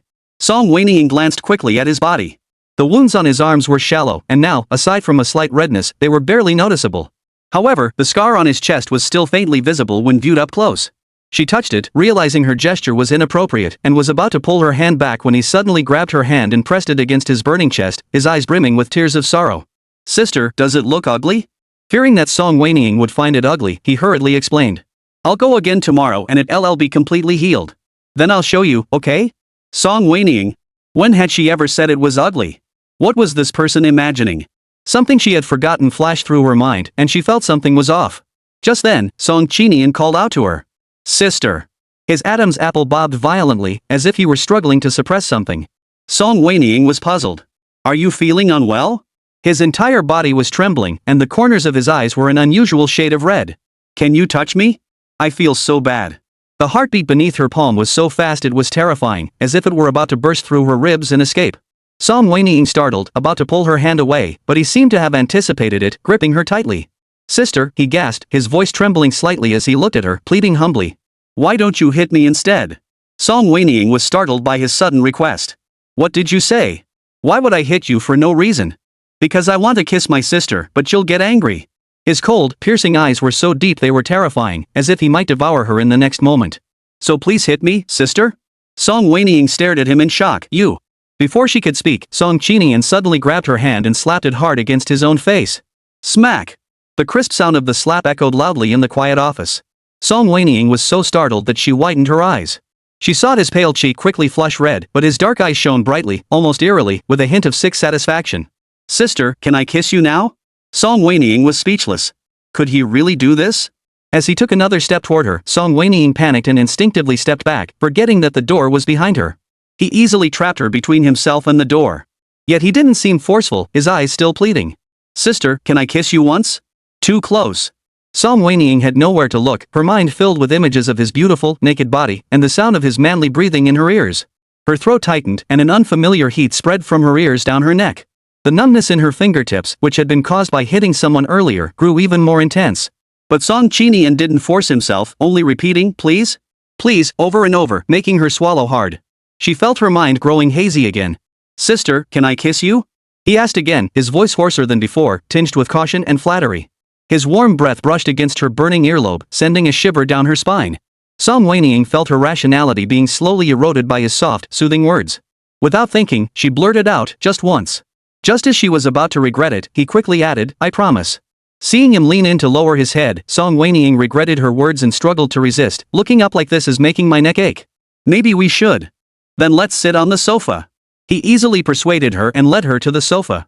But if I sit down, I'll still have to tilt my neck. Then can I sit on your lap? Song Wenying was curious by this and couldn't help asking, "How do I sit?" After asking, she suddenly realized why she had followed up with that question. Shouldn't you just refuse directly? Why are we even talking about this? She realized that whenever she was with Song Qinian, she ended up acting strange too. Chapter 62. Well, it's all my fault. Song Qinian was already sitting on the sofa when he suddenly grabbed her hand and pulled her toward him. Song Wenying was caught off guard, her knee colliding with his, feeling a tight grip around her waist. His hands gently lifted her waist and she found herself floating in the air. Her knees instinctively spread apart and the next moment she landed steadily on his lap. Like this, he murmured with a low laugh, adjusting his position to pull her completely into his embrace. Now you don't have to tilt your head up. This position left the two of them almost perfectly pressed against each other. Song Wenying could clearly feel the contours of his thigh muscles, as well as a certain heat that couldn't be ignored. She panicked and tried to push herself up by holding onto his shoulders, but he held her waist tightly, pressing her even closer. Didn't you say you'd give me a kiss? Song Qinian's lips were almost touching hers. Sister, you have to keep your word. Song Wenying admitted she had been goaded into it and couldn't go back on her word. But this man, who kept demanding others to keep their word, wasn't he doing the same himself? A passionate and intense kiss lasted over a minute. Just as Song Wenying was about to lose her breath, he pushed her away slightly. But as soon as she caught her breath, he leaned in again, repeating the same action over and over without stopping. Song Wenying wanted to remind him, but he held her head tightly with one hand and gripped her waist with the other, silencing all the words she had on the tip of her tongue. 10 minutes passed and Song Wenying's lips were swollen. It was nothing like the just once he had promised earlier. Song Qinian seemed intent on devouring her whole. Ugh. Just as she was about to suffocate again, Song Qinian reluctantly pulled back slightly, but still gently bit her lower lip. Sister, you need to learn how to breathe. If Song Wenying hadn't been too busy trying to breathe to speak, she would have cursed him. Can you swim, sister? Let us find some time and go swimming. Why bring up swimming again? Swimming can help you practice holding your breath. Oh, so it's all about benefiting himself after all. Song Wenying angrily pinched the flesh on his body, but his muscles were too tense to pinch, so she shifted her target to his face. She pinched both sides of his cheeks, gritting her teeth. Didn't you say just once? His face was distorted from the pinching, looking somewhat comical, but he didn't stop Song Wenying. Instead, he remained calm. I'm sorry, sister. One pinch wasn't enough. Originally, Song Qinian hadn't intended for things to turn out this way before bringing her up. But she had suddenly touched him, and he had lost control. Anyway, his sister was soft-hearted and wouldn't really get angry with him. If she really did get angry. Didn't you say you'd keep your word? Song Wenying squeezed his neck, planning to settle the score later. He licked his lips, looking into her eyes with a satisfied smile. It's my fault for being shameless and lowly. I deceived my sister. Punish me, sister? What do you need me to do? Because Song Wenying was choking him, a certain part of his body was being rubbed uncomfortably. Fearful that she might notice and reject him, he held her waist and moved slightly away from that area, then suppressed his breath and continued. Sister, do you want to hit me again? Or like before, should I kneel down and bark like a dog for you? Song Wenying. What kind of fetish is this? Suddenly, there was a knock on the door, startling Song Wenying, who hurriedly stood up to go downstairs. Song Qinian held her waist. Be careful, don't fall. He remained calm. What are you afraid of, sister? They wouldn't dare come in. It had rained this morning, and the sky had grown dark quickly in the afternoon. Song Wenying glanced at the sky outside and realized belatedly that she and Song Qinian had been in his office for so long. There were still handprints on his face. Though she couldn't see her own, Song Wenying glanced at his lips and could guess that she wasn't in much better shape. It's all your fault.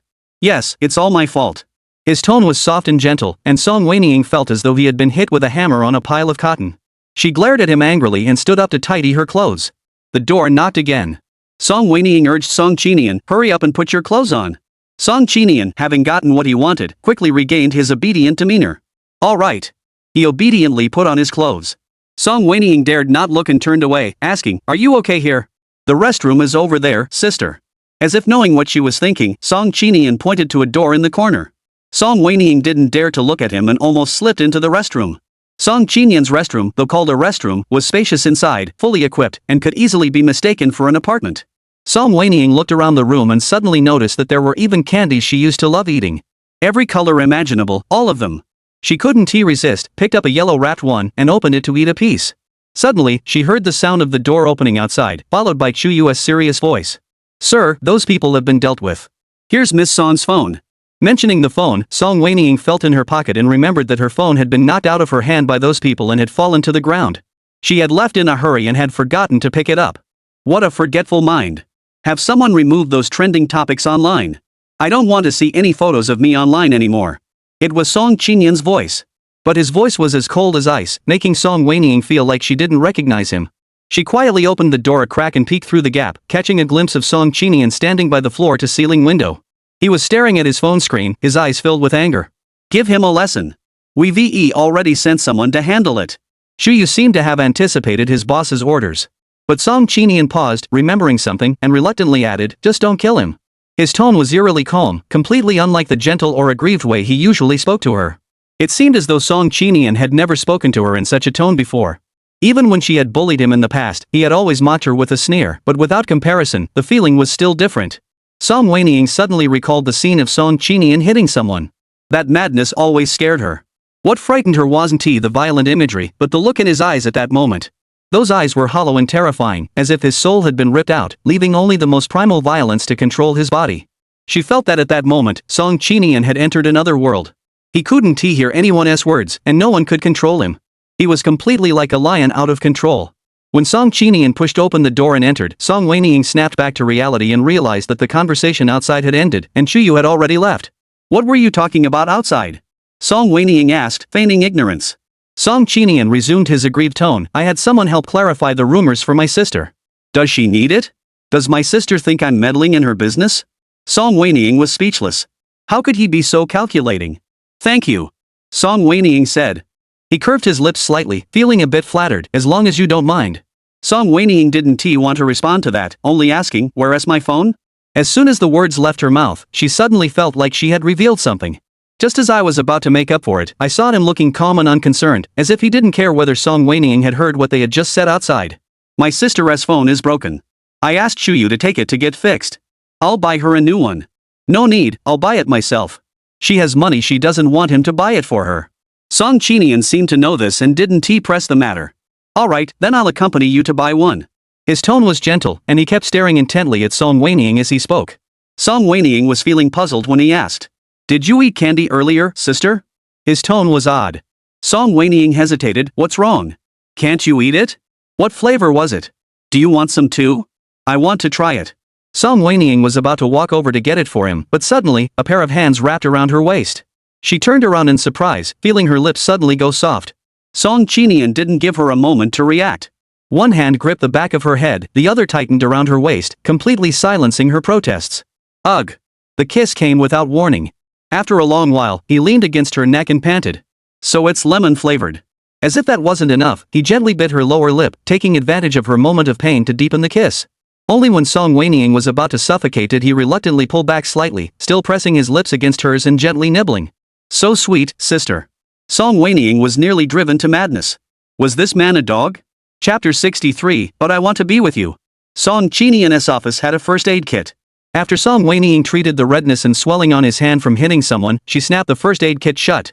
The more she thought about it, the angrier she became. He had clearly promised to just kiss her once, but instead he held her down on the sofa and kissed her for so long. For someone who doesn't keep his promises and keeps pushing further, Song Wenying couldn't help but speak harshly. I'm leaving. Now she couldn't even hit him, because Song Wenying had discovered that he had a perverted fetish. The more she hit him, the more excited he became. She stood up with a cold expression, and Song Qinian immediately followed her. I'll go with you. Having just kissed someone, his eyes still held traces of unsatisfied desire. Song Wenying saw those usually cold eyes now shining brightly, and the slight curve of his lips made him look like a cat that had stolen some milk, making her feel even more annoyed. She glared at him fiercely. No need. How had she ever been charmed by him before? Truly, beauty is a dangerous thing. She hurried toward the door, but just as she grasped the doorknob, footsteps followed closely behind her. Sister, he stopped her from opening the door, his voice soft and gentle. Your phone is broken. It's inconvenient for you to go back alone. Let me accompany you. Song Wenying struggled to break free but couldn't, her anger rising. I told you it's not necessary. Let go. But I want to be with you, he repeated.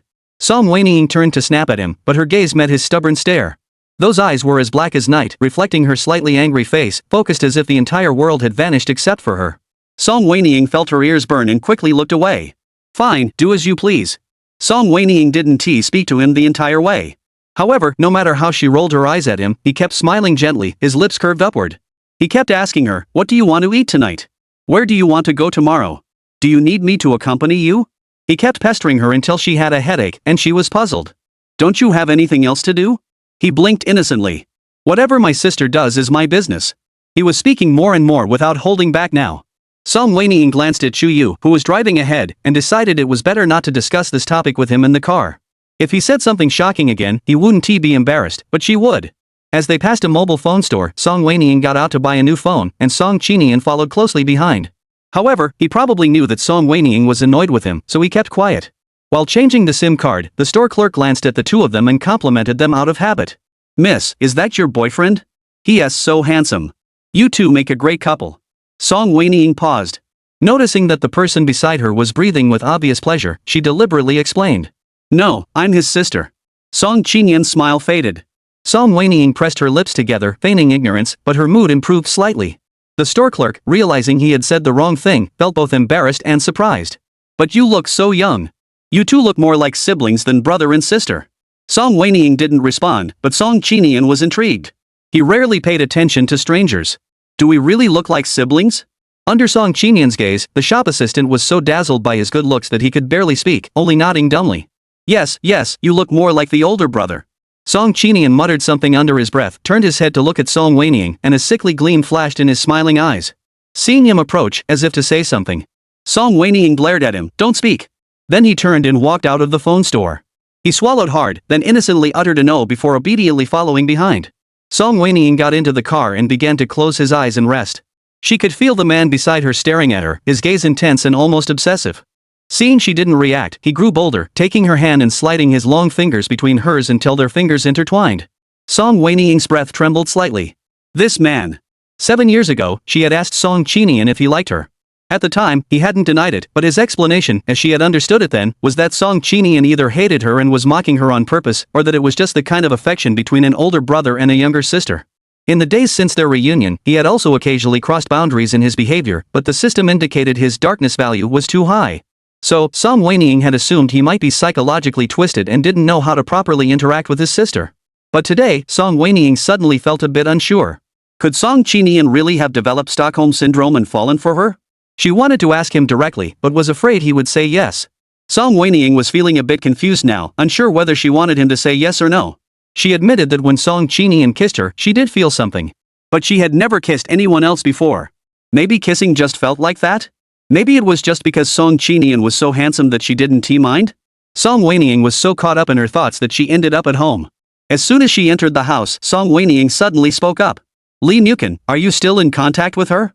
Song Qinian looked at her innocently. "Sister, what are you talking about? Who is she?" "Song Wenying?" Song Qinian remained calm. Seeing her barefoot and not changing her shoes, he knelt down on one knee in front of her, took her slippers with one hand, and gently held her slender ankle with the other, carefully slipping the slippers onto her feet. "It's a bit cold. Don't catch a cold, sister." The warm palm pressed against the slightly cool skin, sending a faint shiver through her body. Song Wenying instinctively tried to pull her foot back, but he held it even tighter. There's still one left. Song Wenying still wasn't convinced. "Lee Nukin, you really don't remember? You transferred to your school in your senior year, and you used to steal her hairpin, didn't you?"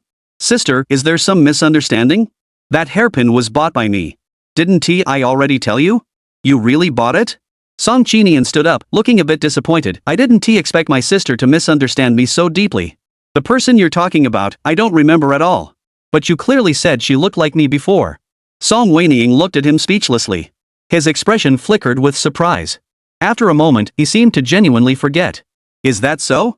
7 years have passed, maybe I've forgotten a bit." After a pause, he looked at Song Wenying and smiled. "Sister has such a good memory.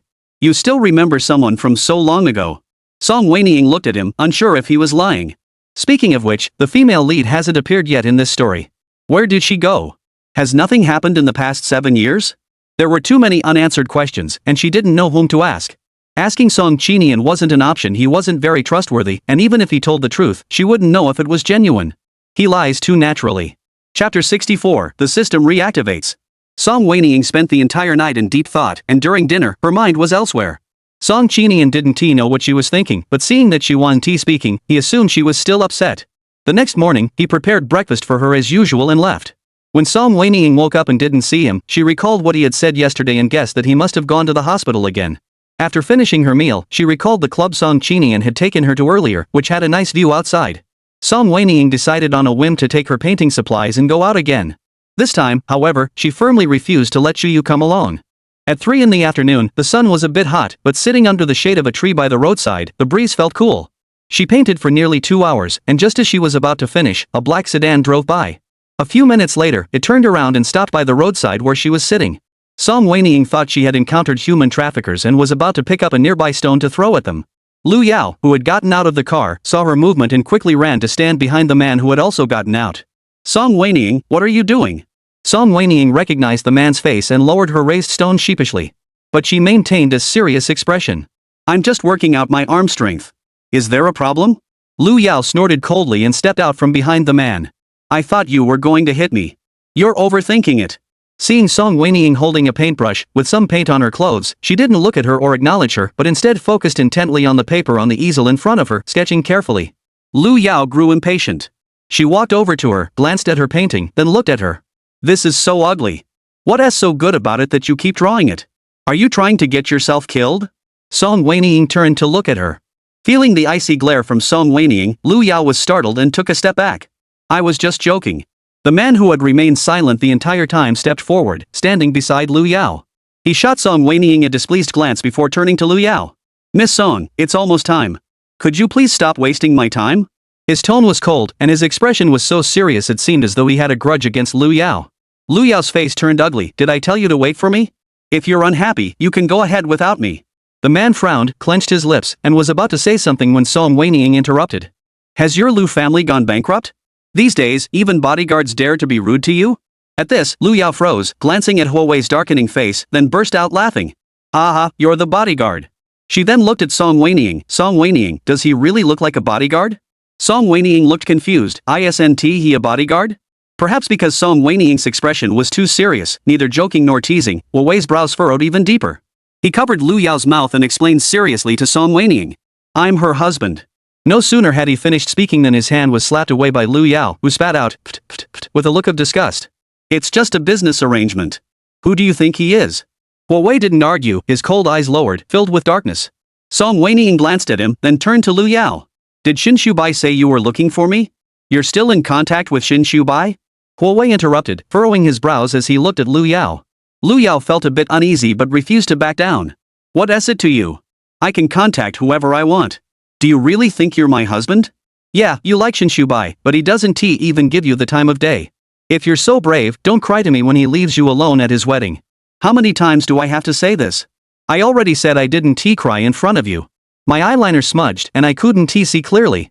Who knew you were standing right in front of me? Then who was hugging me and telling me to marry you? Did I force you to marry me? You're just after the Lu family behind me. You too. Song Wenying interrupted, why don't you go home and argue? The two of them realized they had overstepped and fell silent instantly. Huawei turned away, determined not to speak another word. Lu Yao turned to Song Wenying again. I asked you to add me on WeChat earlier. Why didn't you? His tone was so confident and accusatory that Song Wenying was taken aback. Why do you have to add me? Do you need something from me? You? She was so angry she couldn't speak, glaring at Song Wenying. Can't I contact you if I don't have anything to say? We're not that close, are we? You're at least the person my ex-fiancé loved. How can we not be familiar? As soon as those words left her mouth, Huawei turned his head again to look at her. Unlike his previous casual demeanor, this time he was staring at her with curiosity. Song Wenying felt uncomfortable under his gaze but couldn't say anything. She stood up to pack her art supplies. My phone broke earlier and I forgot to add you. I'll add you when I get back. She took out her phone to hail a ride while telling Lu Yao. I have to go. You must have things to do as well, right? Do you have plans tonight? Lu Yao, seeing her about to leave, began to pester her insistently. You've been gone for 7 years. Now that we've finally met, why don't you come out with me tonight? At this, Song Wenying looked at her warily. Aren't you going to drug me again? Noticing Huawei's gaze, Lu Yao felt embarrassed and snapped back angrily. I was just a kid back then. I'm 30 now. How could I still do such childish things? After a moment, Lu Yao remembered something. She looked up and down at Song Wenying. That's strange. You haven't changed at all. Before Song Wenying could respond, she grew excited again. You disappeared for 7 years. Could it be that you became a vegetable during that time and your age was frozen? Song Wenying, your imagination is really quite vivid. At 30 years old, she is still so childish. Never mind. Since we've met, you're coming with me today. The young miss is as domineering as ever. I'm telling you, tonight's event has a celebrity. A really handsome one who is an amazing actor. I don't really follow the entertainment industry. Wait, you actually know him? Lu Yao looked at Song Wenying in shock. When did you meet Cheng Che? Are you really his girlfriend? Is Cheng Che here too? Lu Yao saw her reaction and smiled suggestively. So you two are really connected, huh? Song Wenying didn't feel like explaining the complicated relationship to her, but since she knew Cheng Che was there, she decided to accept Lu Yao's invitation. There were some things she wanted to confirm with Cheng Che in person. Since Chu Yu wasn't there, Lu Yao insisted that Song Wenying ride in her car. Song Wenying couldn't refuse and had no choice but to give up. However, while on the way, the long-absence system suddenly came online. Host. Song Wenying heard his voice and immediately snapped back. Why didn't you wait until I was dead before showing up? Sorry, host. I was undergoing an upgrade recently. You didn't tell me about the upgrade beforehand? I'm sorry. The system's tone sounded a bit aggrieved. I want to do it again. Arguing with an AI was pointless, so Song Wenying recalled the question that had been bothering her and asked immediately. Are Song Qinian and Li Nukin still in contact these years? No contact at all. The system replied quickly. The second sentence Song Wenying was about to say got stuck in her throat, unable to come out. She felt something was off, but the cold mechanical voice continued seriously. Host, I've told you before, the mental power of novel characters is too strong. It not only affects this world but also the administration bureau. What does this have to do with what we're talking about now? Song Wenying strongly suspected that the system was trying to trick her into another task. Song Qinian is that person. His psychic powers are too strong, and he refuses to follow the script and fall in love with the so-called female lead, which has already affected this world. So what? Isn't this going to make her some kind of tool to bring the male and female leads together? Song Wenying instinctively rejected the idea, but then the system explained. The world is out of balance, which will cause people in this world to either undergo drastic personality changes or veer off their life paths. Stop, Song Wenying couldn't help but interrupt. I'm not that great. I don't want to be the hero who saves the world. If you're going to say that the world is about to collapse and I have to do something, I won't agree. I'm just explaining to the host why Song Qinian and that female lead have had no connection over the years. I'm not telling you to do anything. That female lead? What an odd term. Song Wenying felt a bit uneasy. Chapter 65. Does the host like Bai? Song Wenying stared out the window at the trees passing by, and many things she had never noticed before or had forgotten to think about because someone had interrupted her flashed through her mind in an instant. She suddenly addressed the system. 007, Bai confessed his feelings to me not long ago. Do you think he did this suddenly because Song Qinian is influencing this world? The system's mechanical voice delayed for 2 seconds before responding. Bai confessed to the host? Yes. The system's electronic voice trembled slightly. Did the host accept? I don't know yet, Song Wenying said in a leisurely tone. Bai is a decent person, and I like him, so I'm still considering it. The host likes Bai? 007, what do you think about me and Bai being together? The system remained silent for longer than usual. Host, didn't we agree to lower Song Qinian's darkness value? If you're with Bai, how are we supposed to complete the mission? What's the conflict? Song Wenying spoke innocently. Song Qinian is just my younger brother. Lowering his darkness value means being nicer to him. What does that have to do with me dating him? Song Qinian is just your younger brother? The system's voice suddenly stuttered. But, host, you kissed him. Don't you have any feelings for him at all? How do you know I kissed him? Song Wenying narrowed her eyes. Aren't you supposed to be upgrading recently? Her mind suddenly fell into silence. Just as Song Wenying thought he wouldn't respond, he continued calmly. I'm sorry, host. The system was unstable during the upgrade, and sometimes I unconsciously receive external information. I didn't mean to pry into your privacy. So you can actually sense what I'm actually doing? It's okay, knowing is knowing. I won't say anything about it. Song Wenying interrupted, curiously asking, then do you know where I'm going now? There was another silence of nearly 5 minutes in her mind, unsure if it was due to poor signal or other reasons. But after 5 minutes, a mechanical electronic voice sounded hesitantly. The host is currently in a vehicle, with the destination being Tianke Bar at Tianke Bay 1 in Haicheng. Song Wenying raised an eyebrow, shifting her gaze from the window to the driver in front of her. He was currently following the navigation system, which was set to Tianke Bar. Song Wenying had heard that Cheng Che was also there, so he had agreed to go with Lu Yao, but from the moment he got into the car until now, he hadn't even asked her where they were going to play. Song Wenying had no idea where he was going, yet he seemed to know? Was he truly able to sense his surroundings, or was he using some kind of device? For some reason, Song Wenying couldn't help but recall the night 7 years ago when he first met Li Nukin. She had been chased by a group of people into an alley and got lost, only to encounter Song Qinian. At the time, he had said he was just taking a walk and happened to come across her. Song Wenying was not one to overthink things or create unnecessary trouble for herself, so she didn't doubt him at the time. But now that he thought about it, it was indeed strange.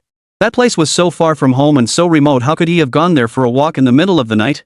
Pushing aside her scattered thoughts, Song Wenying softened her tone. Then guess what I was doing there? Sorry, host. My abilities are limited. I can only sense the outside world to a certain extent, but I don't know what you're thinking. Song Wenying curled the corners of his lips in sarcasm but didn't call him out on it. Instead, he said leisurely. Alright, I'm not going to chat with you anymore. I'm almost there. What are you going there for, host? He pressed further. Song Wenying was waiting for him to ask. I heard that Chung Che will also be there tonight. I'm going to meet him. Why does the host want to meet him? 007, you're just a system. Don't you think you're asking too many questions? Song Wenying's tone turned cold. He immediately apologized. I'm sorry, host. Song Wenying ignored him and forcefully ended the conversation. The Tian bar had indeed arrived. Wei, sitting in the passenger seat, got out first and naturally walked to the back to open the door for Lu Yao. Song Wenying got out of the car on the other side on his own. As soon as he stepped out, he looked up and saw the imposing black building before him. The entrance was understated yet luxurious, with a black marble wall adorned with flowing dark golden light strips. A semi-transparent glass sign hung above the door, casting a cool blue glow as the lights reflected off it. This place was more like a paradise for the wealthy than a bar. Two waiters in custom-made suits verified the invitation letters, with constant confirmation sounds from the security system coming through their earpieces. Song Wenying had come with Lu Yao, so he didn't need to show his invitation and entered smoothly. Once inside, Song Wenying learned that the bar was owned by a wealthy second-generation heir. Since it was the grand opening, he had invited not only many wealthy young men and women from the industry but also celebrities and influencers to promote the venue. As Song Wenying walked through a dimly lit section, she lost sight of Lu Yao and Wei. She was thinking of walking around to see if she could find Cheng Che when a woman walking with her back to her kept backing up. Although Song Wenying tried to avoid her, the woman moved too quickly, and the two collided unavoidably. How do you walk? Can't you watch where you're going? She glanced up and down at Song Wenying's outfit, her face filled with disdain, and scolded her first. Song Wenying was taken aback. Who was the one not watching where they were going? Seeing her holding a phone, as if she were live streaming, she finished scolding her and then turned to the camera, speaking in a sweet voice. Girls, it's okay. It's just someone not watching where they're going. I'm fine, I didn't get hurt. Never mind, I won't bother with her. Probably some small-time influencer who snuck in here to meet rich guys. She was replying to the viewers in the live stream, and the camera kept randomly sweeping around, catching Song Wenying several times. Song Wenying knew she was distorting the facts and slandering her to those netizens, but she didn't want to cause a scene, so she chose to walk away quietly. But suddenly, she heard her mutter a comment behind her. She looks kind of pretty. Can the main streamer let her on camera? Song Wenying sensed trouble, but the woman had already followed her up in her high heels. Wait. Seeing that Song Wenying didn't stop, she forcefully grabbed her arm. Song Wenying noticed the fleeting look of disdain in her eyes as she pulled her. She understood immediately. Everyone who had entered here, though not dressed in formal attire, had clearly made an effort to look their best except for Song Wenying. When she had come out earlier that afternoon, she had chosen a cotton linen wide leg pant paired with a linen shirt for convenience. The shirt was also stained with paint from repainting. So the woman in front of her probably looked down on her and treated her with disdain because of that. Miss, what should I call you? She asked with a sweet smile, facing the camera. Song Wenying didn't give her a friendly look and coldly said, let go. Since the woman's camera was pointed at Song Wenying, she impatiently turned her head away. The screen was filled with chaotic comments scrolling up. I wasn't wrong, she's really beautiful. Her cold face is so cool, she's a cold beauty. But don't you think her outfit doesn't fit in here? Maybe she's intentionally going for the contrast. She's clearly not from this social class, yet she insists on blending in. It seems her inner self isn't as calm and composed as her outward appearance suggests. The woman saw what everyone was saying in the comments. Although she wasn't too happy that people kept saying Song Wenying was beautiful, she felt a little better when she saw someone say that Song Wenying was trying to hook a rich second-generation heir. Pretending to interview her on behalf of the netizens, she ignored Song Wenying's cold expression and continued to smile and ask. To get in here, you need an invitation. How did you get in? Do you have an invitation? None of your business. Wow, that is so cool. The main sponsor is so nice, how can she speak like that? Is she even polite? Probably the main sponsor is blocking her from approaching the wealthy. After all, she managed to sneak in here. Chapter 66, Who is whose sister? The woman glanced at the comments, her smile growing even wider, seemingly unfazed by Song Wenying's rudeness, and continued to press. Why don't I go first? My family runs a business. Although I could have gotten an invitation through my parents, I prefer to document my life online, and accidentally accumulated 5 million followers. So even though Lu Xiao doesn't know my background, he actively sent me an invitation. She went on at length, essentially implying that she had gotten in on her own merits. Sure enough, after a pause, seeing that Song Wenying wasn't responding, she asked again, "Miss, did you get in through family connections?" Seeing that she wouldn't let it go, Song Wenying didn't want to dwell on it further. She simply took out her phone, called Lu Yao, described the location and surroundings, urged her to come quickly, and hung up. The woman, seeing her attitude, flashed a look of contempt in her eyes, but when she spoke, she still asked playfully. "You're so pretty, Mississippi. I bet your boyfriend brought you here." "What boyfriend? You're probably being kept by someone. Main sponsor, main sponsor. You have to keep streaming. I want to see who is sponsoring her." In the live stream, everyone was just waiting. The woman saw the number of online viewers jump from 2,000 to 50,000 in an instant, and she grew excited. She had never had so many people watching her live stream at the same time before. It seemed like she could make a killing today. The woman feared Song Wenying would escape, so she clung to her tightly. Song Wenying had been waiting for Lu Yao to appear, but instead of seeing him, she saw someone who shouldn't have been there. Song Qinian. He was dressed in a sharply tailored black suit, walking in from the door, standing out prominently. Everyone who saw him immediately made way for him. Out of fear. This was the first time Song Wenying had directly felt everyone's fear of Song Qinian. His cold gaze swept across the chaotic scene, landing on the woman's hands tightly gripping Song Wenying's, causing his expression to grow icy. Seeing him approaching, and remembering that the woman's phone was still live streaming, Song Wenying cleared his throat and coughed forcefully. He heard the sound and turned his gaze to Song Wenying's face. Song Wenying glared at him fiercely, signaling with his eyes, "If you dare come over, you're dead." He felt a bit lost and unsure, but he still stopped in his tracks.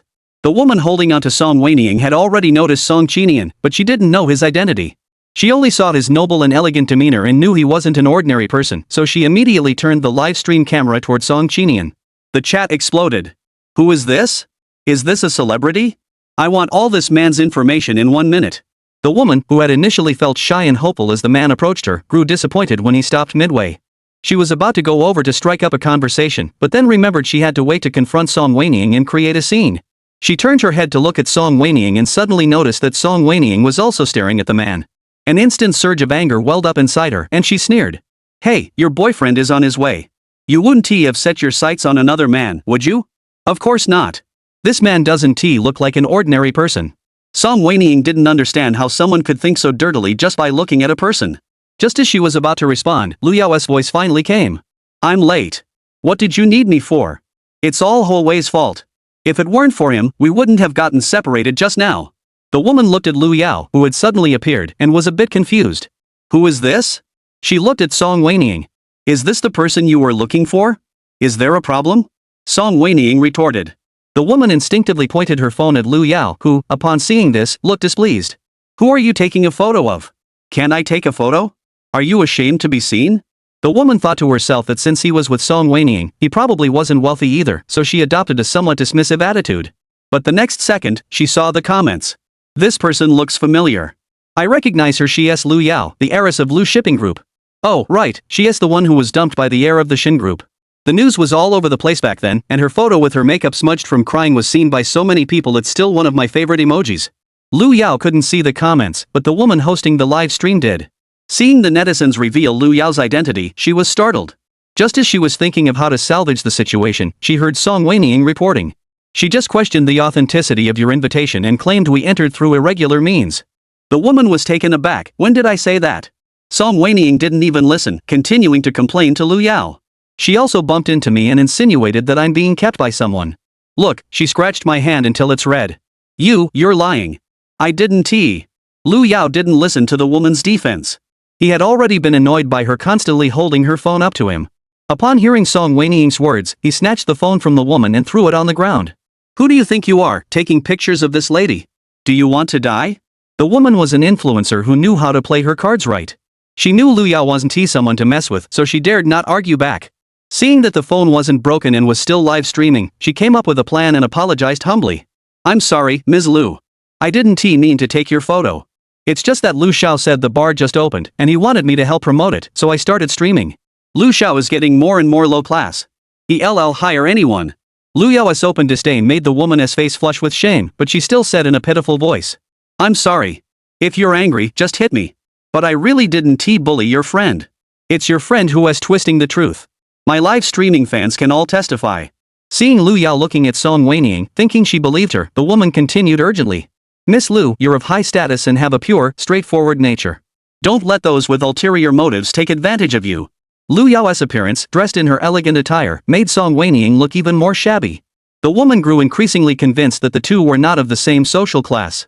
She had heard that the eldest Miss Lu was a spoiled and naive person who had once been betrayed by her best friend and had a physical altercation with her. Song Wenying might be using the same tactics as that friend, flattering Lu Yao to gain her favor. From what you just said, she must have used your connections to get in, right? Your relationship isn't equal. Are you sure she genuinely wants to be your friend, or is she just using you on the surface while secretly envying you? The woman continued to sow discord, growing increasingly convinced of her own theory. Glancing at her phone screen, she saw the comments praising her for her clear reasoning. She turned her gaze and suddenly noticed the elegant and aloof man from earlier approaching them. The woman's heart skipped a beat. He must have noticed her. The man walked over to her side. The woman curled the corners of her mouth and turned her head to meet his admiring gaze, but saw that he didn't even glance at her. Instead, he shouted at the woman she had mocked for being poor and shabby. "Sister." The woman's smile froze. "Sister, sister? What's going on? Who is whose sister?" Chapter 67, What to Do When Your Sister Ignores You. Song Wenying had just given Song Qinian a meaningful glance, clearly warning him, and she thought he had understood the hint. But unexpectedly, as things seemed to be resolved, he suddenly walked over and publicly called her sister. The bustling bar fell suddenly silent. As she saw everyone around her looking over with expressions of shock, confusion, or curiosity, Song Wenying's temples began to throb. As she saw Song Qinian's thin lips part as if to speak again, Song Wenying quickly raised her eyes and glared at him. Song Qinian's Adam's apple twitched slightly, revealing a hint of hurt. His lips parted twice, but he ultimately pressed them into an obedient straight line, swallowing the unspoken words. The commotion had already caught the attention of the bar owner, Lu Xiao. As he approached, he nearly fainted upon seeing Song Qinian. Who issued the invitation to this living devil? He hadn't asked him to come. However, Song Qinian had never bothered to attend such chaotic events in the past. What was going on today? As if to answer Lu Xiao's confusion, Lu Yao explained to Song Qinian with a trembling voice. I didn't bully Song Wenying. I just happened to run into her on the way and invited her to come play. After a pause, she pointed to the female influencer beside her. She is the one who bullied her. It has nothing to do with me. The female influencer panicked upon hearing this. I didn't do anything. Song Qinian remained silent, simply staring at Song Wenying. Lu Xiao followed his gaze to Song Wenying, who was a stranger he had never seen before. A servant explained the situation to him, and he finally understood. Though he didn't know the relationship between Song Qinian and the woman in front of him, nor what Song Qinian was thinking, he knew that the female influencer couldn't stay here. At the very least, he needed to distance himself from her. He then had someone call the security guards at the entrance. Get this troublesome woman out of here. 2 security guards approached the female influencer, one on each side, and grabbed her arms. The influencer's face turned pale as she struggled and shouted, Lu Xiao. You can't do this. I was invited by you. Lu Xiao was startled. He glanced at Song Qinian and hurriedly interrupted, Shut up. I don't even know you. What kind of people work for you? You just hand out invitations to anyone. The female influencer's face turned deathly pale.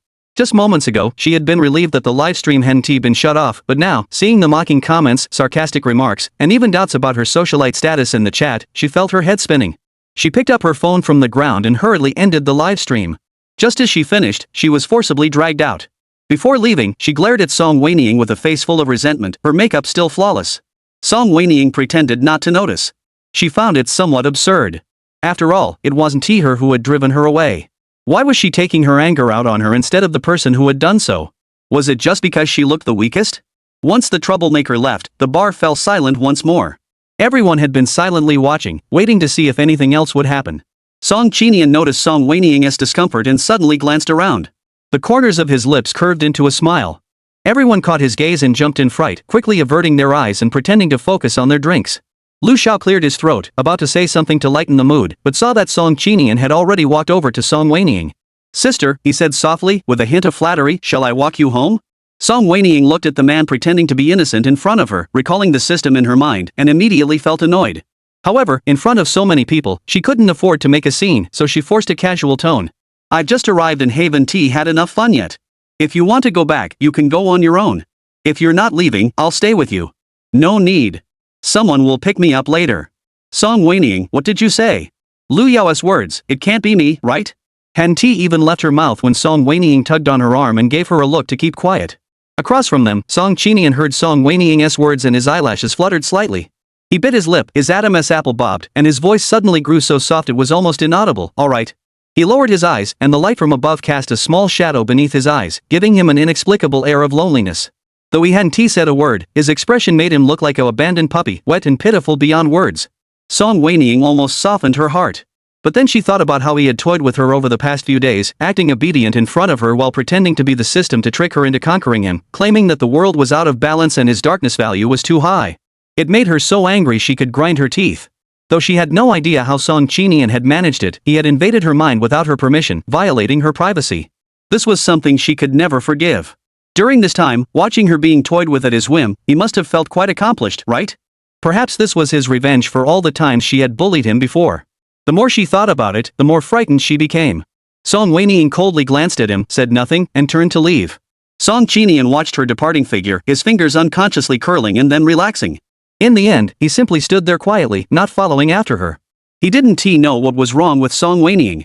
Was it because Shinshubai had confessed his feelings to her, and she now wanted to be with him, so she was distancing herself to cut ties with him? Or was it because he had gone too far yesterday in the office, and she was still angry with him? Regardless of the reason, it was enough to make Song Qinian uneasy. He began to feel at a loss. What should he do if Song Wenying ignores him? Because of what happened earlier, everyone now knew that Song Wenying and Song Qinian had an unusual relationship. Wherever Song Wenying went, no one dared to approach her or strike up a conversation. Song Wenying walked around the bar but couldn't find Chung Che. Lu Yao had already dared not walk with her once he saw Song Qinian appear. Song Wenying didn't know whom to ask, so she could only randomly grab someone passing by. "Excuse me, may I ask?"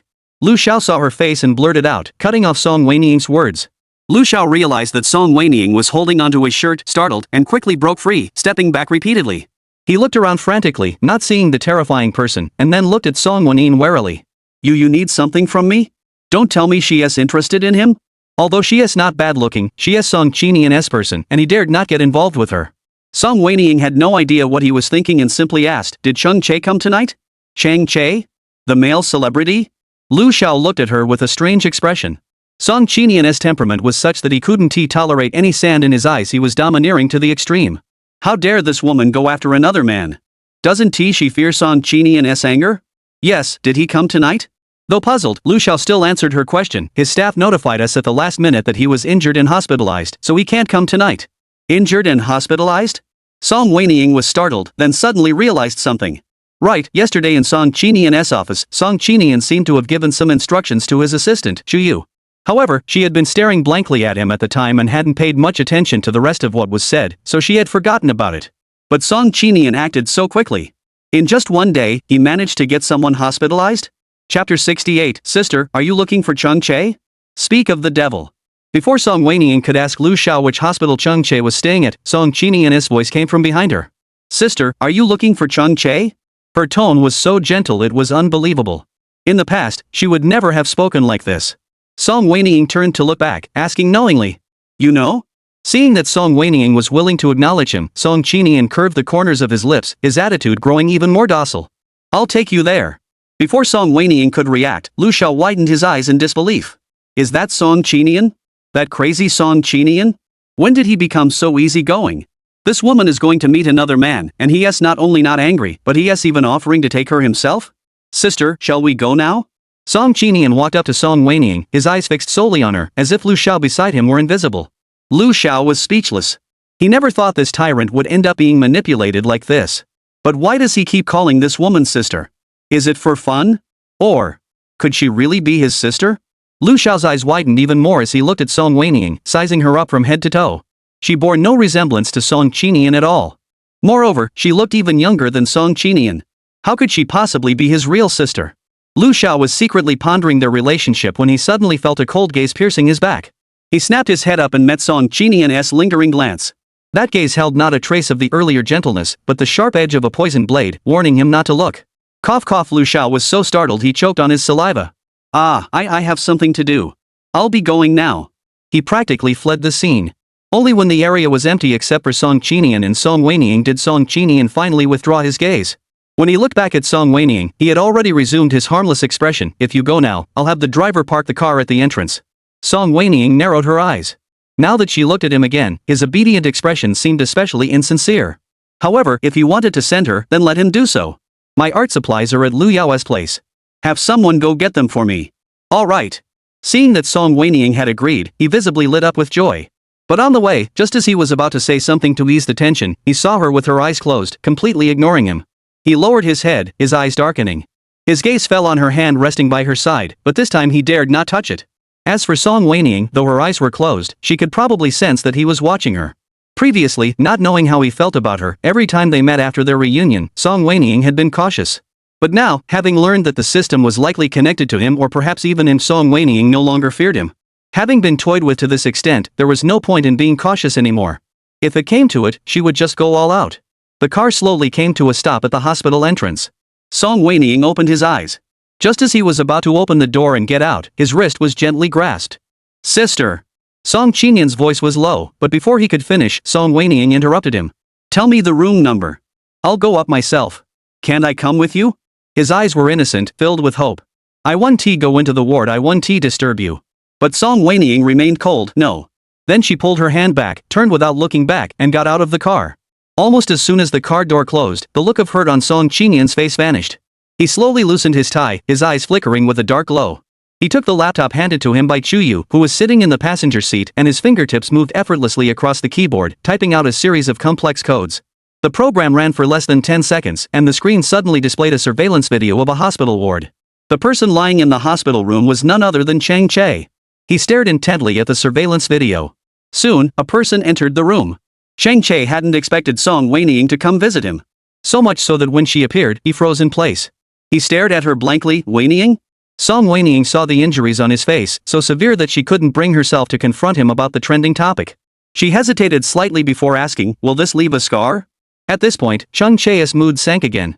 In the country, there's only one doctor who can handle injuries of this severity, but no matter how much I offered, he refused to treat me. For some reason, upon hearing this, Song Wenying immediately thought of Song Qinian. Her instinct told her that the doctor's refusal was undoubtedly at Song Qinian's behest. After all, he had only gone to remove a scar 2 days ago, and the scar that had been there for years had healed in just a few days. When it came to access to medical resources, there were probably few people who could match him now. And if he were intent on making things difficult for someone, it would indeed be as easy as saying a word. "Wenying, it's okay. I'm not really worried about disfigurement. It's just that if that doctor won't help, it might take me a year to recover." As soon as he finished speaking, his agent emerged from the restroom and coldly interrupted. "You rely on your looks for a living. If you're out of the public eye for a year, do you think your fans will still remember you? At first, everyone says they stick by their idol through thick and thin, but after a while, they find new idols." The agent grew increasingly annoyed and muttered under his breath. "I wonder who was so cruel. Hitting someone is bad enough, but hitting their face? That's clearly intentional. It must be your rival. He has been competing with you for a role in a new project." The agent kept ranting, but Chang Che, who knew the truth, couldn't help but interrupt. "Li Ge, I want to talk to my friend alone. Could you step out first?" The agent glanced at Song Wenying. He remembered her. She had some connection to Song Qinian. Song Qinian called her sister, but he didn't know if she was his biological sister or just a close female friend. He didn't know how Chang Che was connected to Song Qinian's people, but it wasn't the right time to ask. He could only close the door and leave. As soon as the door closed, Song Wenying spoke up. "Do you know who turned you into this?" Chang Che clenched his lips tightly. Song Wenying saw his expression and knew he knew. He sighed helplessly. "I bear some responsibility for this matter. However, your handling of the trending topic was inappropriate. It was my fault for not handling it well. I'm sorry, Sister Wenying." He apologized politely. Song Wenying suddenly found herself at a loss for words. After a moment of silence, she finally said, "Please use your social media account to formally clarify your relationship with me. As for the doctor's matter, I will discuss it with Song Qinian." Chang Che was surprised, his eyes filled with complexity as he looked at Song Wenying. "Why are you still willing to help me?" Song Wenying noticed the unusual hint of hope in his eyes and instinctively furrowed his brows. Just as he was about to speak to cut off his unfounded fantasies, his peripheral vision caught sight of the surveillance camera in the ward. His body froze involuntarily. Chapter 69 Extra Chapter Please don't go looking for someone else, okay? Song Wenying withdrew her gaze without a word, but her mood was somewhat complicated. She didn't know how powerful Song Qinian's abilities truly were. But if he could silently infiltrate her mind, did that also mean the surveillance system could be breached? From past conversations and his reactions, Song Wenying could only be grateful that the system Song Qinian had disguised himself as could only access her superficial thoughts, not her deeper consciousness. In other words, he could only hear her words when she actively initiated a chat with him. But if she cuts off the connection, he cannot know what she is thinking in her mind, not even when she is chatting with others. There is still a significant gap between this and a real system. However, the Novel Administration Bureau has existed for many years before reaching its current capabilities. How many years has Song Qinian been around? If he were given more time, might he one day be able to read her mind as well? At the thought of this, Song Wenying felt a chill run down her spine. However, amidst the fear, Song Wenying felt an inexplicable urge to resist, or perhaps, curiosity? Since he dared to scheme against her, wouldn't it be a shame not to take advantage of the situation and turn the tables on him? With this thought, Song Wenying glanced at the camera reflected in the window glass and suddenly walked toward Chang Che. Under Chang Che's surprised gaze, Song Wenying loosely embraced him. There was no actual physical contact, but from the surveillance camera's perspective, it appeared as though they were embracing. Wenying. Chang Che's breathing trembled. But before he could react, Song Wenying coldly said, "I'm sorry.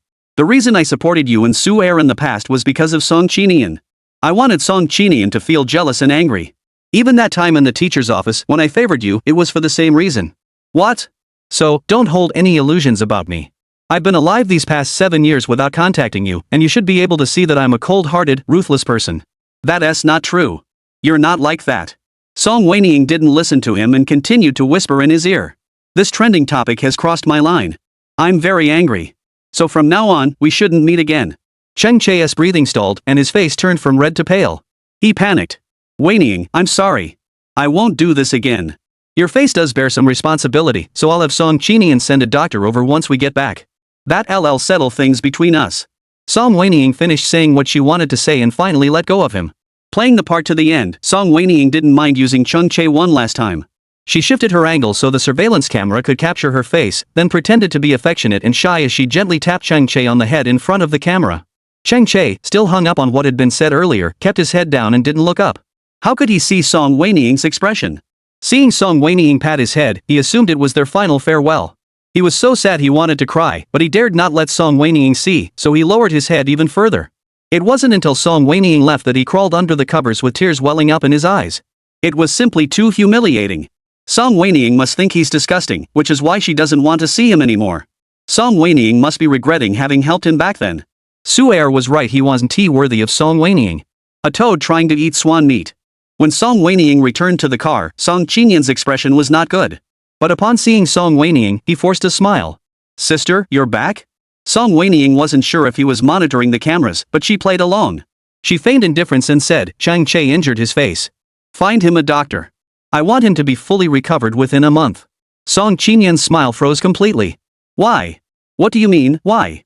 Song Wenying raised her eyes to look at him, her gaze deliberately distant. He is a celebrity. If his face is ruined, how is he supposed to work? Besides, wasn't he this your doing? Song Qinian clenched his fists at his sides, where Song Wenying couldn't see them, his knuckles turning white, but his voice was cold and faint. Didn't you say before that you didn't like him and that he wasn't as important as me? Not liking someone doesn't mean you hate them, Song Wenying said casually, adjusting her sleeve. Besides, he is so good looking it's hard for me to hate him. The air inside the car suddenly froze. Song Qinian's breathing grew heavier. He glanced at the two people sitting in front of him, and the driver silently raised the partition. Once the back seat was sealed off, leaving only the two of them, Song Qinian leaned forward, his eyes flickering with suppressed darkness. So between me and Chang Che, who is better looking? Of course you're better looking. After a pause, Song Wenying looked at him, her lips curving into a smile. If it weren't for how good looking you are, I wouldn't have kissed you even though I don't like you. Song Qinian's eyelashes trembled slightly, as if in shock. Song Wenying continued maliciously. But after kissing you a few times, I feel it's pretty average, so let us not try it again in the future. The air inside the car seemed to be sucked out in an instant, and Song Qinian's pupils suddenly contracted. He stared intently at Song Wenying's smiling lips, his Adam's apple bobbed violently, as if something sharp had lodged in his throat. Average? Song Wenying nodded regretfully. Yeah, I've been regretting it lately. You regret it? His voice was hoarse and strained, each word seeming to be forced out between his teeth. Song Wenying nodded. His trembling eyes lowered, and he fell silent. Song Wenying also remained silent. Until they reached home. Song Wenying took off her shoes and was about to go upstairs when he suddenly took a few long strides forward, blocking her at the staircase corner. How many kisses has my sister received to know what's ordinary? He seemed both and provocative. Then teach me, sister. How can I make it extraordinary? Song Wenying raised an eyebrow and looked up at him. Still not giving up? Does he really like her kissing him that much? Her back pressed against the cold wooden railing, she tilted her head back to look at the stubborn man in front of her and suddenly laughed softly. Do you really want me to say it outright? Seeing the unusual redness at the corners of his eyes, as if he were struggling to hold something back. Song Wenying continued, your kissing technique isn't very good. You're too forceful, and I don't like it. Song Qinian's eyes darkened, but when he saw Song Wenying trying to walk away, his tone softened, almost pleading. I can be gentle. Whatever you want me to do, I'll do it. He held onto her hand tightly. Please don't go find someone else, okay? The motion sensor light in the stairwell suddenly went out. In the darkness, Song Wenying heard him whisper almost in a whisper. As long as you give me another chance, I'll learn anything. Unable to see, Song Wenying finally allowed the cold mask she had been wearing to slip briefly. She quietly gazed at the tall figure before her. Though he was a fearsome presence to others, he was now so humble in her presence. Without thinking, Song Wenying suddenly relented. If you obey me, I might consider it. His body trembled and his voice was hoarse. Really? Yes. I'll listen to you. I'll always listen to my sister. Chapter 70, Teasing. When the lights came back on, Song Wenying noticed the desire and restraint in his eyes. She thought of something fun and suddenly walked toward him. Her fingertips pressed against his chest, slowly moving upward, tracing his collarbone and reaching his Adam's apple. The movement was ambiguous and gentle. Every inch of skin she touched sent a shiver through his body. Under the lights, she could clearly see his tense jawline and the faint redness at the corners of his eyes from his restraint. Sister. His voice was hoarse and barely audible. Just as he was about to move, Song Wenying spoke softly, don't move.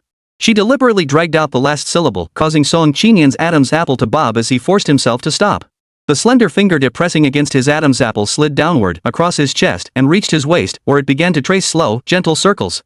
He felt his breathing grow heavier, and the curve of a certain part of his body becoming more pronounced. Song Wenying's red lips curved into a playful smile, and her fingertips suddenly brushed against the belt at his waist. Do you want me to undo it? Song Qinian thought he had heard wrong, his pupils dilating in shock as he stared at her in disbelief. She raised her eyes, the gleam in her eyes like hooks. If you want it, take me now. She leaned close to his ear and whispered softly, go to your room. As soon as Song Wen finished speaking, Song Qinian's breath suddenly stopped. He froze in place as if struck by lightning, his chest ceasing to rise or fall for a moment. He looked up at her, his stunned eyes reflecting her mischievous smile. 3 seconds to decide. She tapped her fingertips lightly on the belt buckle, and the metal made a crisp click sound. 3. Before she could finish the count, the world spun. Song Qinian swept her into his arms and rushed upstairs. As he kicked open the doorframe slammed against the wall, echoing loudly in the silent room. After carefully yet urgently placing Song Wenying on the bed, he leaned in. Just as their breaths were about to entwine, Song Wenying raised her hand to press against his chest. Look at you, you're not listening again. His body trembled violently from excitement, but upon hearing Song Wenying's words, he forced himself to stop, his voice hoarse as he asked. What does that mean, sister? Song Wenying looked at him with disappointment. I just said to carry me back to your room. When did I say you could do this? Song Qinian swallowed hard, his body shifting slightly backward. Then what does sister want to do? The gift I bought for the college entrance exam 7 years ago, is it still there? Though it was a question, Song Wenying was oddly certain he still had it. Given this little pervert's personality, there was no way he would have thrown away something she had bought for him. Sure enough, upon hearing Song Wenying's words, he replied in a hoarse voice, it's here. Song Wenying curved her lips into a smile, go get it. Song Qinian didn't understand what she wanted to do, but he knew that he had to obey her now, so he obediently turned around and walked into the next room to find that Lian for her. After Song Wenying disappeared, he had kept everything that belonged to her in the house, storing it all in a single room. Whenever he missed her so much he couldn't bear it, he would go there to look at her things. From leaving to returning, it took no more than 30 seconds. Clearly, she knew exactly where everything was. Song Wenying sat cross-legged on the bed, staring at the item in his hands. The color was still fresh, clearly well maintained by someone. Hand them over. Song Qinian obediently handed it to her. She examined it slowly, then suddenly raised her chin. Lie down. Song Qinian's breathing became irregular. He looked at Song Wenying to confirm she wasn't joking, then obeyed and lay down beside her. The mattress sank slightly as he saw Song Wenying lean closer. He looked up at her, his Adam's apple bobbling heavily, sister. His hoarse voice carried countless unspoken desires, winding their way up in the dim light of the bedside lamp. But Song Wenying ignored him, only speaking softly. Be good, don't move. Then she took his hand and clicked it onto his right wrist with a soft click. The icy touch sent a shiver down Song Qinian's spine, causing his muscles to tense up instantly. Before he could react, Song Wenying bent over him again, wrapping the other end around the carved bedpost, and with another click, secured his left hand. As she moved, her hair brushed against his collarbone, sending a wave of heat through his body and causing a discomfort in his lower abdomen. His eyes darkened with desire as he heard her whisper in his ear. Now, let's play a game. His voice was hoarse and raspy. What game? Whatever I do next, you must not move. Her fingertips traced the palm of his hand, feeling his sensitive tremors, and Song Wenying curved her lips. Don't even breathe. Song Qinian looked up at her, his eyes filled with unhidden desire and indulgence. Alright, whatever you want, sister. So obedient? Song Wenying chuckled softly, her fingertips sliding slowly up his wrist like a feather brushing against taut skin, finally coming to rest on the first button. Her fingertips moved gently, and the first button was undone. Then the second, the third. The sound of fingers in shirt fabric rubbing against each other echoed clearly in the silent room. As the last button was undone, those slender, beautiful hands touched him. Song Qinian's chest rose sharply, but he forced himself to stay still.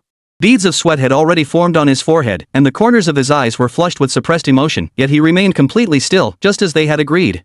You can really endure it. Song Wenying's tone seemed to carry both regret and mockery.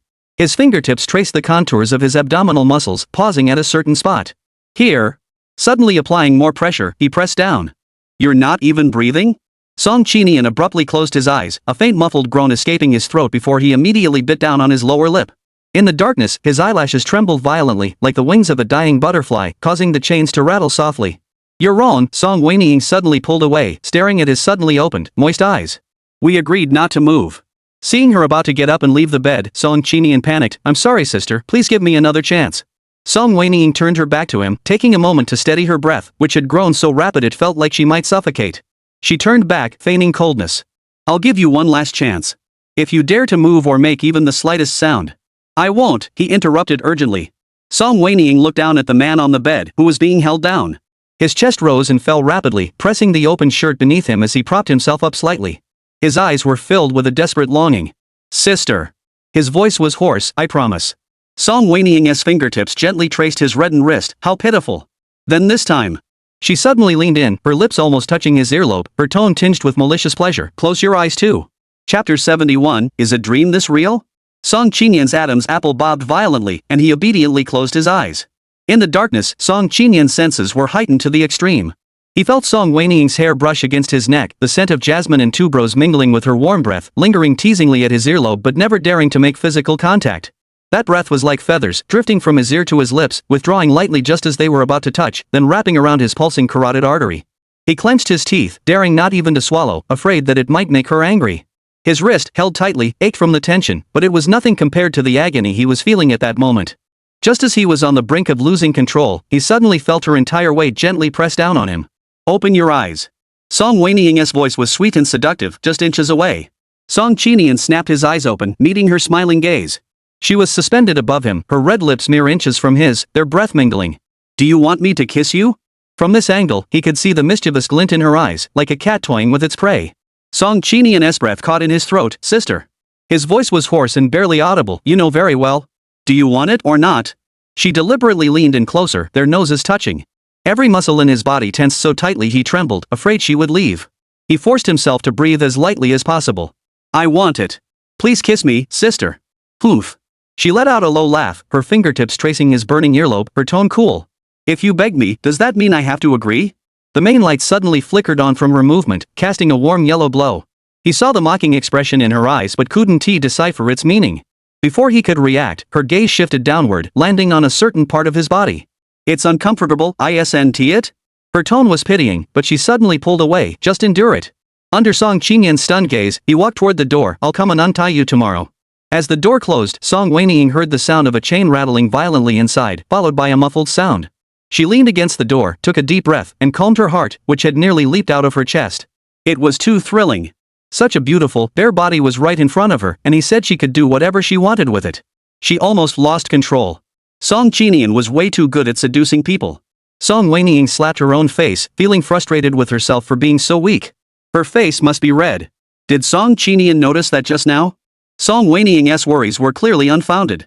Under normal circumstances, Song Qinian would have noticed, but at that moment, his mind was filled with thoughts of sister and sister, so how could he pay attention to such things?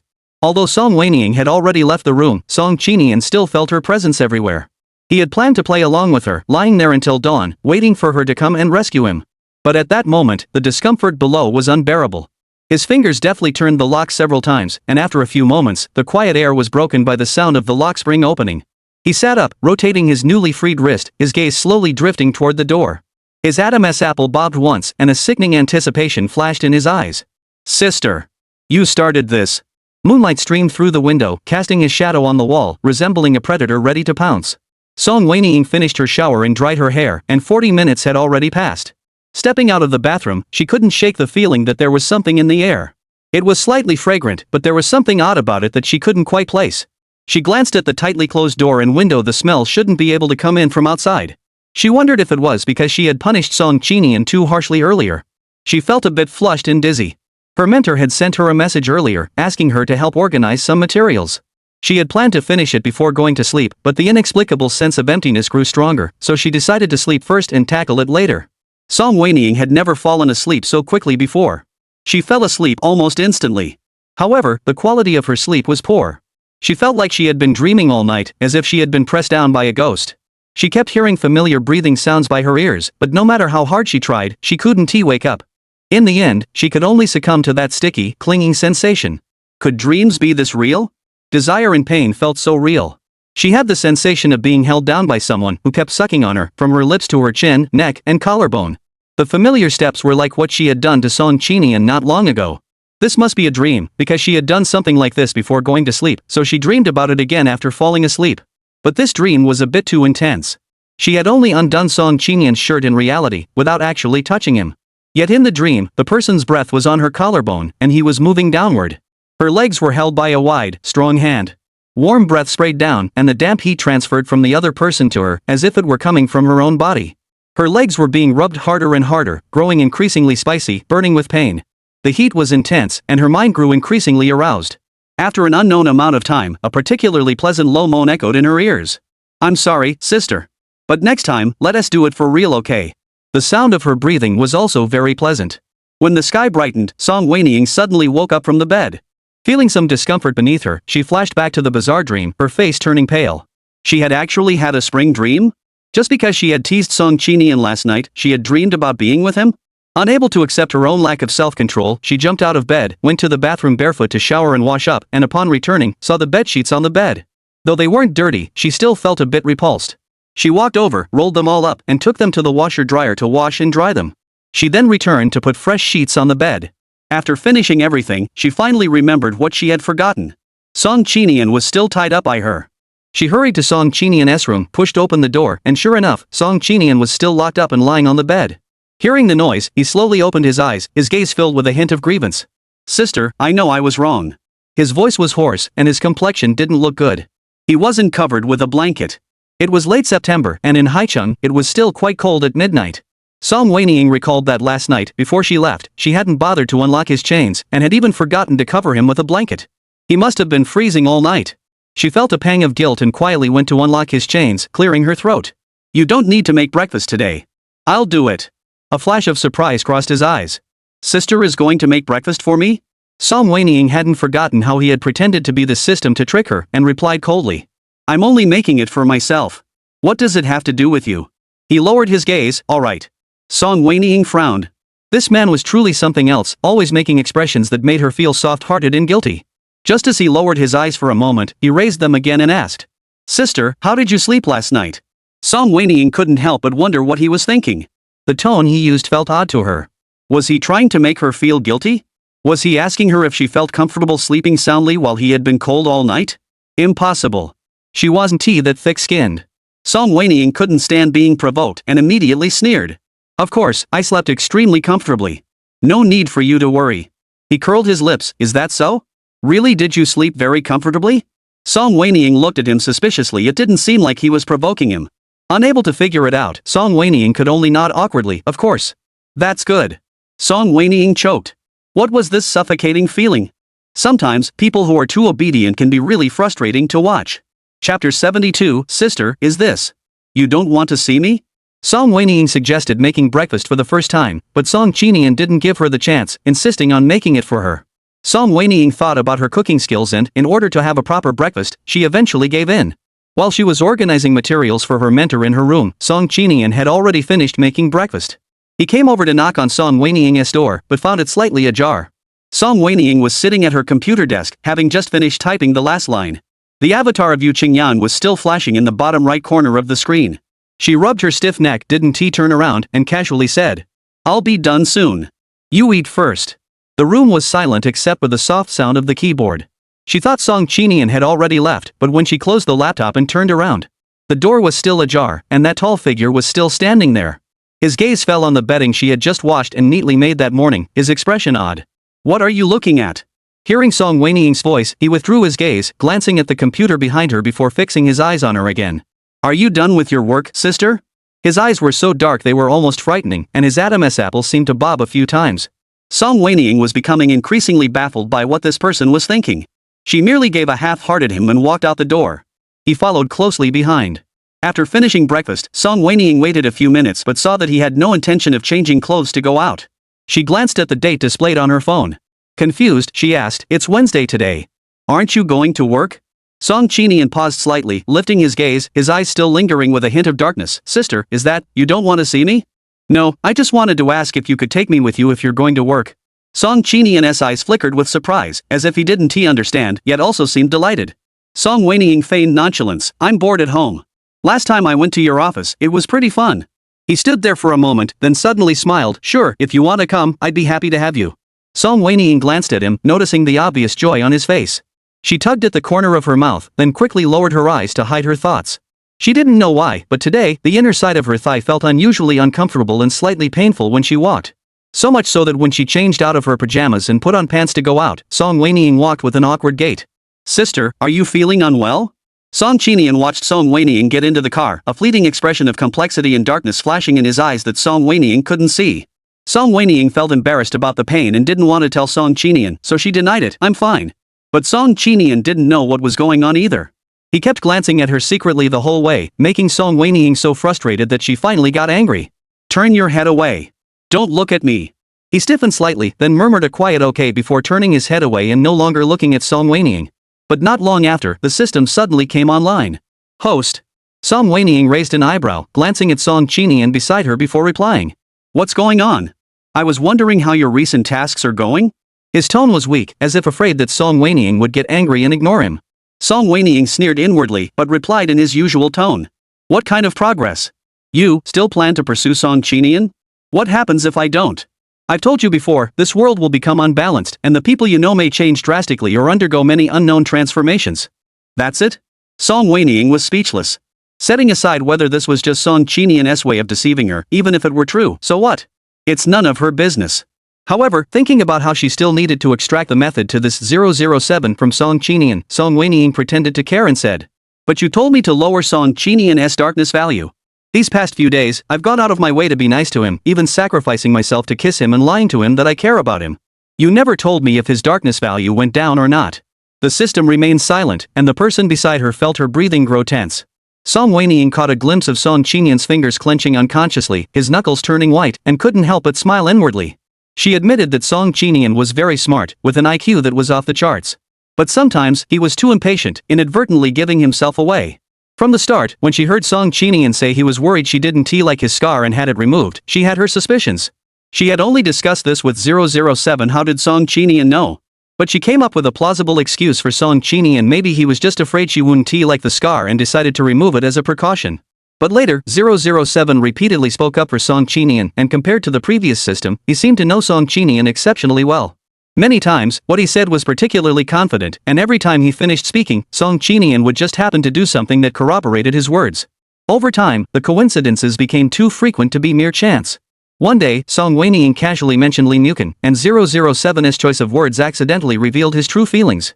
Song Wenying began to seriously consider the matter of removing the scars.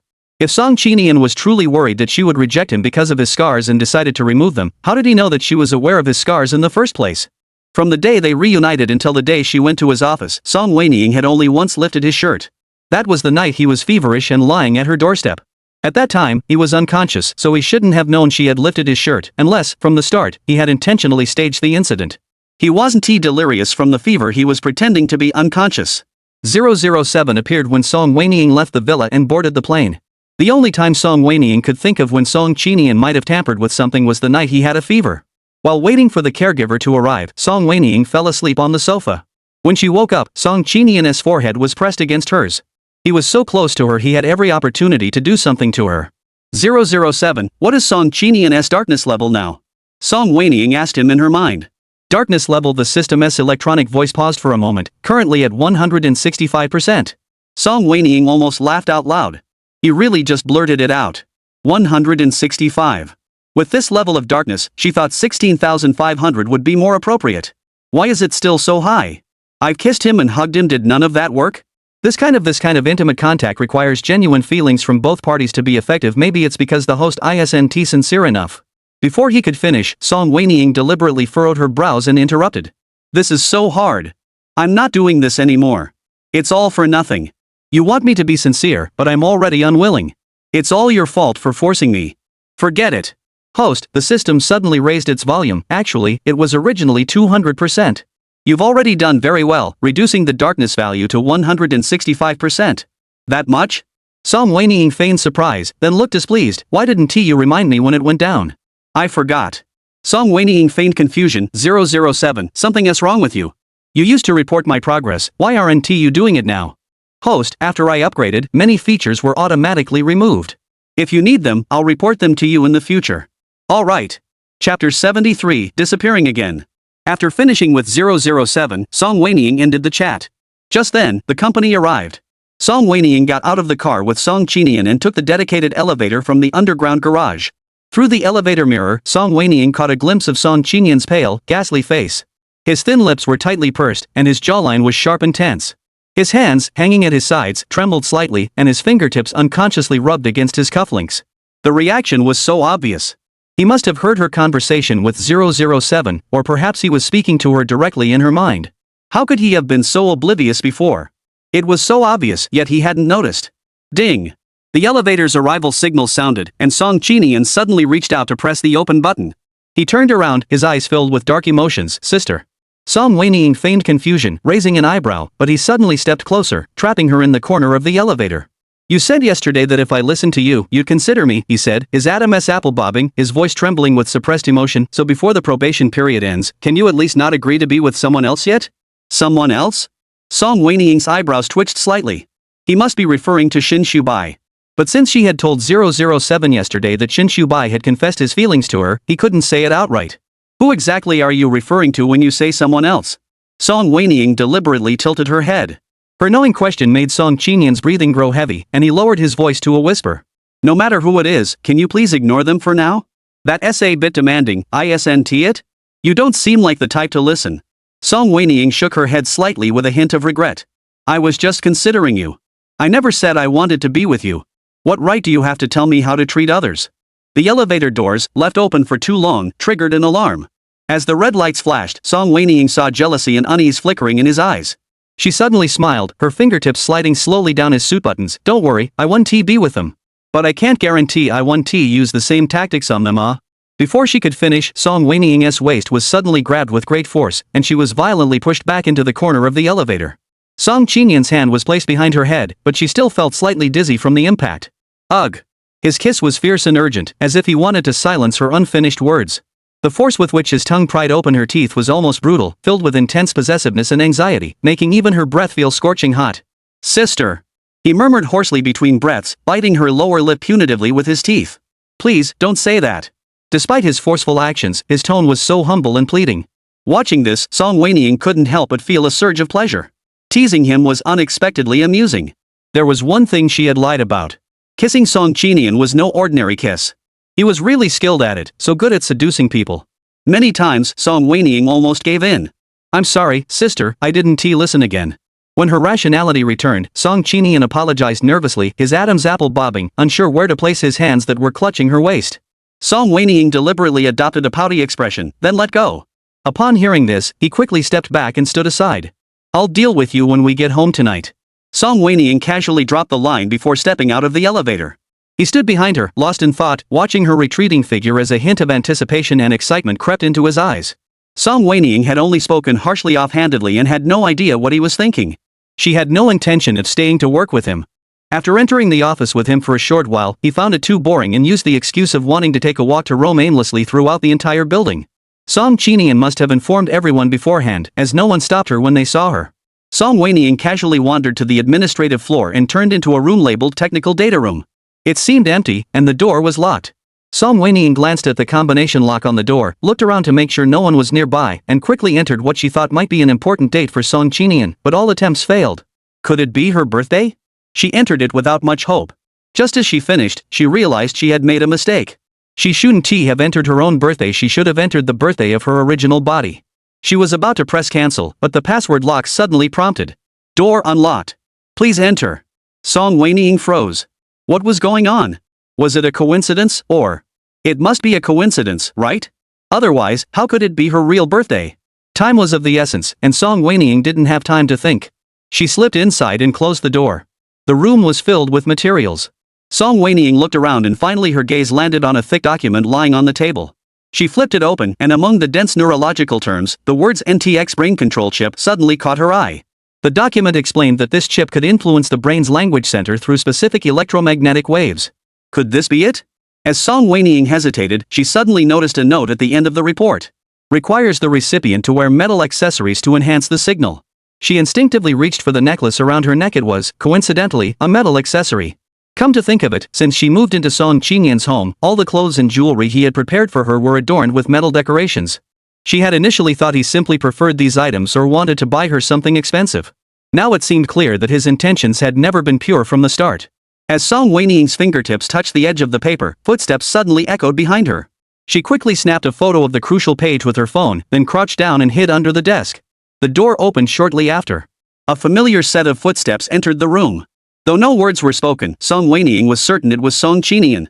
He didn't know why he had suddenly come over, but once inside, he remained motionless, and Song Wenying felt uneasy. Could he have discovered her? Song Wenying's legs were starting to go numb from crouching. Realizing he wouldn't leave anytime soon and might even come over to sit down and look at the documents, she didn't hesitate and immediately activated the disguise identity feature. This feature could only be used 3 times in total, and she never expected to use the first 2 so carelessly. Though hasty, Song Wenying felt it was necessary. If Song Qinian discovered her here, he would certainly suspect that she already knew 007 was him.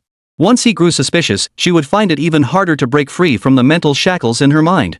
10 agonizing minutes passed, and Song Wenying successfully became invisible. Before she could even breathe a sigh of relief, the person at the door suddenly moved. He walked over to the table, his gaze sharp and icy as he quickly scanned the area. Upon finding nothing, his breathing grew, and his steps were unusually hurried as he paced around the small technical data room.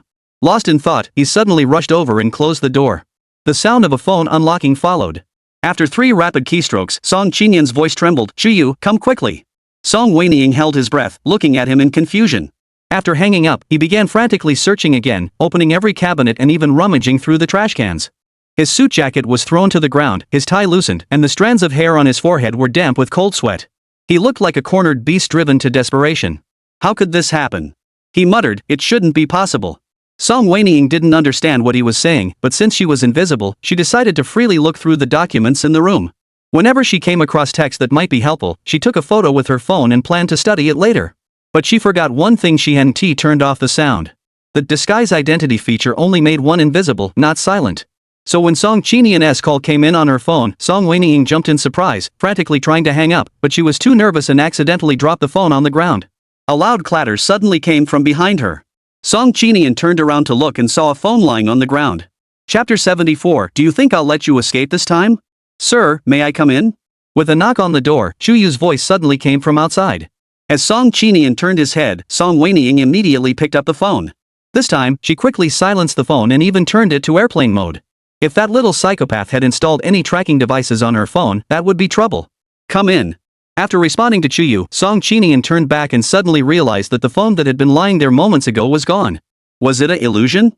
Or? He scanned the area around him, then fixed his gaze on the empty floor. His fingertips unconsciously dug into the palm of his hand, the pain bringing him back to his senses. It couldn't have been a mistake. Song Qinian hesitated for only a moment before immediately dismissing the thought. That phone belonged to Song Wenying. He had bought it with her, and he knew it better than anyone. This room had no surveillance cameras since only he could enter, but someone had tampered with the password lock and he would have received an alert. When he broke through the firewall protecting the mysterious voice in Song Wenying's mind, he accidentally obtained her identity information from that world. The password was Song Wenying's real birthday. No one could have guessed it by trying only 4 times. Unless that person was Song Wenying herself. To verify, he checked the location. The results showed that he was correct. In fact, since breaking into her phone system and adding this location tracking, Song Qinian had only checked the location a few times.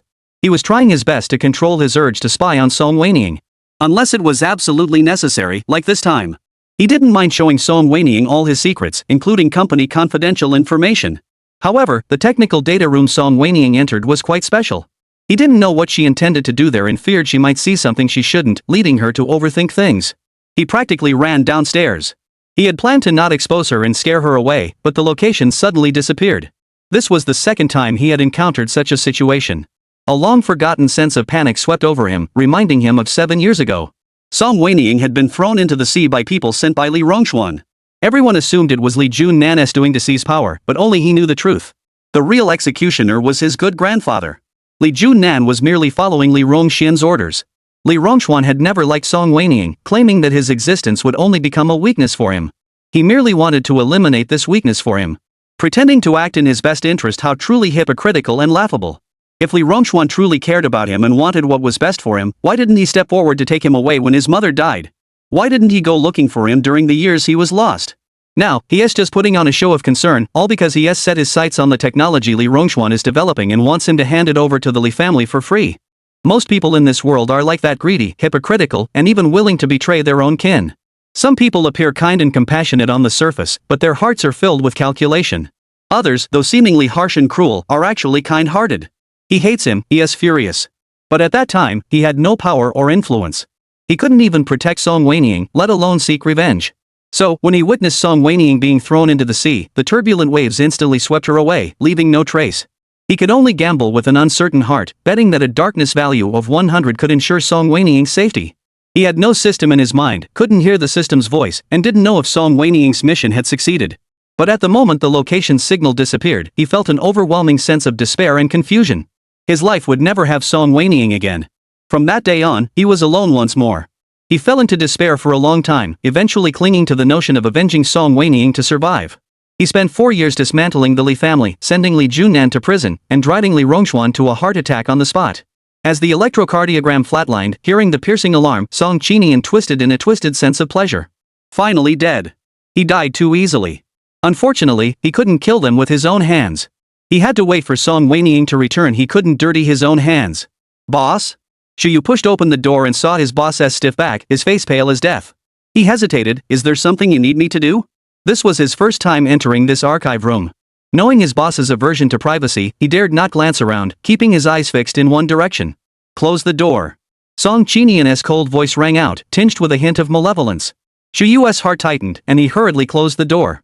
Song Wenying had been planning to sneak out, but as soon as she stepped out, the door slammed shut, startling her into pulling her foot back. Her foot nearly got caught in the door, and she glared angrily at Song Qinian. She heard Song Qinian order again. Seal off the entire building. He suddenly turned around, and their gazes met for a split second. Song Wenying's heart skipped a beat, but he quickly looked away, his voice as cold as ice. Now, immediately. Song Wenying sighed in relief. He couldn't see her. Thank goodness, thank goodness. Understood, boss. Shuyu had never seen Song Qinian like this before. His eyes were filled with a nearly obsessive darkness, and even his breathing carried a suppressed tremor. He dared not ask any more questions and immediately pulled out his phone to contact the security captain. Just as he hung up, he heard Song Qinian ask, "Do you know Song Wenying?" Shuyu froze for a moment, then hesitantly replied, "Is he one of our clients?" Song Qinian stared at him with a deep, piercing gaze for a moment before suddenly letting out a low, cold laugh, which sounded like mockery or something else entirely. This made Shuyu even more anxious. What's wrong with the boss? Get out. Song Qinian seemed to suddenly find him annoying. Don't open the door too wide. Stay close to the wall when you leave. Stay close to the wall? Shuyu was filled with questions, but he dared not disobey his boss's orders. Under Song Qinian's watchful gaze, he moved awkwardly and furtively along the wall, sideways like a crab, and exited. Close the door. When Song Qinian's voice came from inside, Shuyu almost slammed the door shut with a bang, then took a deep breath. The boss hadn't gone crazy in nearly half a month, but this time he'd suddenly snapped and it was even worse than before? But who was Song Wenying that the boss was asking about? From the name, it sounded like a woman. They both have the surname Song. Could she be a relative or an elder? Sister. As Shuyu left, the quiet and narrow archive room was left with only Song Wenying and Song Qinian.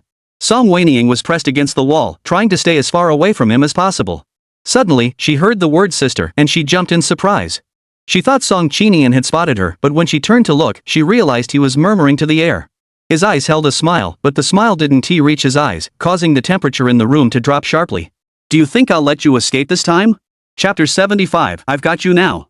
Song Wenying held her breath, staring at him, unsure whether he had actually noticed her and was threatening her, or if he hadn't noticed at all and was simply talking to himself. Glancing at the tightly closed door, Song Qinian had been there the whole time. She wanted to open the door and leave, but it was difficult. Song Wenying had planned to wait a little longer until Song Qinian left, then she would go out. But Song Qinian seemed to be determined to confront her. He stood there in the archive room for a full 10 minutes. This made Song Wenying dare not move a muscle, afraid that walking would make a sound. Because the archive room was too quiet. A few more minutes passed, and just as Song Wenying's legs went numb and she crouched down, he suddenly moved. Seeing him walking toward her, Song Wenying jumped in surprise and scrambled away, almost falling over. If she had revealed herself at that moment, it would have been quite comical. But she had no time to think about it. She had to ensure she moved quickly enough to avoid him and not make a sound. It was too difficult. Fortunately, Song Qinian wasn't really coming toward her. He had just turned around and walked over to his desk to sit down, passing by her on the way. But before sitting down, he reached out and gently waved his hand in the air above the chair. After confirming he hadn't caught anything, he sat down with a sigh of relief. However, his expression remained tense. He furrowed his brows, staring in the direction where Song Wenying was, like a door god, watching over her. If Song Wenying had previously clung to a sliver of hope that Song Qinian didn't know she was there, she could no longer deceive herself now. Song Qinian must have known she was here, that's why he came, right?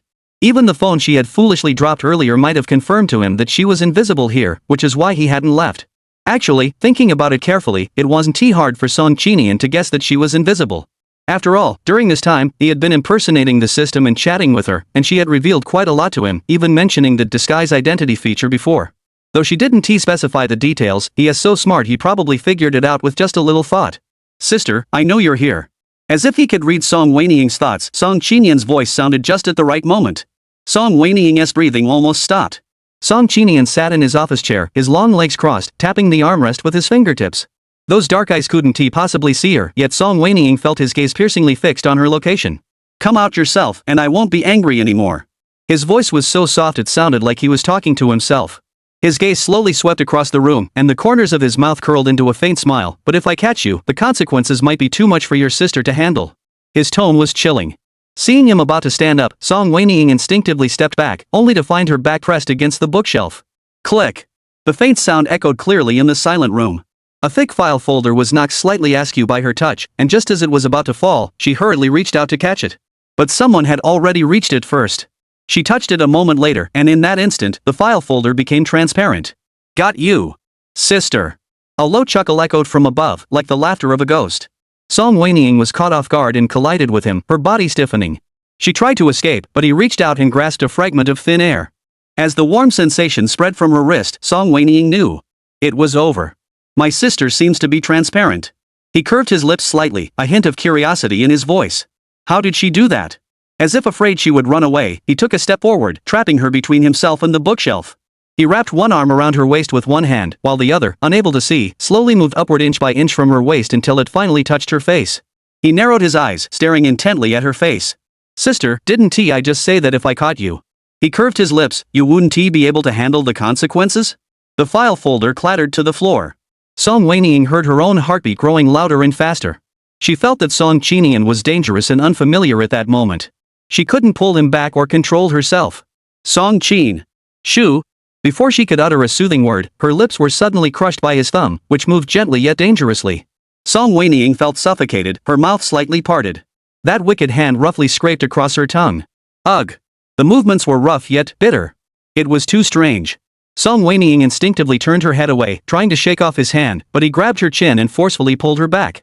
Don't move, sister, he murmured with a low laugh. I'm about to start punishing you. What kind of punishment is this? She hadn't done this last night. Song Wenying's eyes turned red with shame and anger. She wanted to bite him, but he pinched her cheeks before she could. Do you want to bite me, sister? He leaned in close, his hot breath tickling her lips. Bite somewhere else, Song Qinian, you. Before she could finish, he suddenly kissed her fiercely. This kiss carried a hint of punishment, spreading from the corner of her lips to her neck, but softening abruptly when it touched her trembling eyelashes. Only when her legs grew weak and she could no longer stand did he step back slightly, his thumb tracing the swollen lips. Sister. Song Wenying thought he had softened and was going to spare her, but he suddenly picked her up, turned around, and returned to the desk, placing her on it. He spread her legs apart and stood between them. Where do you want me to start biting, sister? Song Qinian undid his tie with one hand while the other slid down her shoulder, accidentally brushing against a soft spot, causing him to pause briefly before continuing downward until he found her hand. He brought her hands together and tied them with his tie. Is this position okay? Like hell it is. She angrily lifted her leg to kick him, but he caught it and wrapped it around her waist. Sis, I'm just doing what you taught me. You wanted me to learn, right? How's my progress? As he leaned in, the taut waistline beneath his shirt was faintly visible, and his other hand skillfully lifted the collar of her shirt. Too bad there's only a tie here. Seeing him undoing his own buttons, Song Wenying was startled. Song Qinian, you're crazy. Sister, I can't see you. Let me touch you. His tone wasn't forceful but rather clingy. A strange sensation suddenly brushed against her collarbone, sending a shiver down her spine. Song Wenying gasped in shock. This madman actually dared to touch her. The calloused fingertips repeatedly rubbed against the delicate skin. When he tried to go lower, her fingertips hooked the edge and gently lifted it, slipping inside. Chapter 76 Extra Chapter Let's Play a Game? Song Wenying was so scared her voice trembled. Song Qinian. She tried to stop him, but her hands were bound, just like last night. Sister, didn't you touch me like this last night? Song Qinian leaned in close, but unable to see, his lips gently brushed her nose before he pushed her away, his breath hot. You can touch me, but I can't touch you? What kind of logic is that? Fairness, right? He chuckled softly, his palm fully resting on her skin. The smooth, soft sensation made his breathing grow heavier, and his fingers trembled slightly before hesitating for a moment before beginning to gently knead and squeeze. So soft, sister. What do you usually eat? A surge of emotion welled up in his eyes, but he suddenly laughed softly. Look at me, I must be thinking about the food you cook for me. Song Wenying lifted her leg to sneak another attack, but he made a tisk sound, suddenly pressing her entire body against the desk. Sneaking attacks are. His fingers, with clearly defined joints, gripped her restless ankle and slid up her calf in a suggestive manner. Once is enough, sister. Song Wenying's lower back suddenly pressed against the cold desk, her chest pressed against Song Qinian's scorching chest, feeling both ice and fire. She shivered slightly. His other hand remained on that soft spot, but his fingertips no longer hesitated. This time, with a hint of malicious curiosity, he gently rubbed and pinched. She bit her lower lip but couldn't suppress a soft moan. Song Qinian chuckled softly, his nose brushing against her flushed earlobe. You clearly like it too, sister. Say it out loud, sister. I know you like it. Song Wenying was both angry and annoyed, but the only thing she was grateful for at that moment was that Song Qinian couldn't see her. As long as he couldn't see her, she wouldn't feel embarrassed.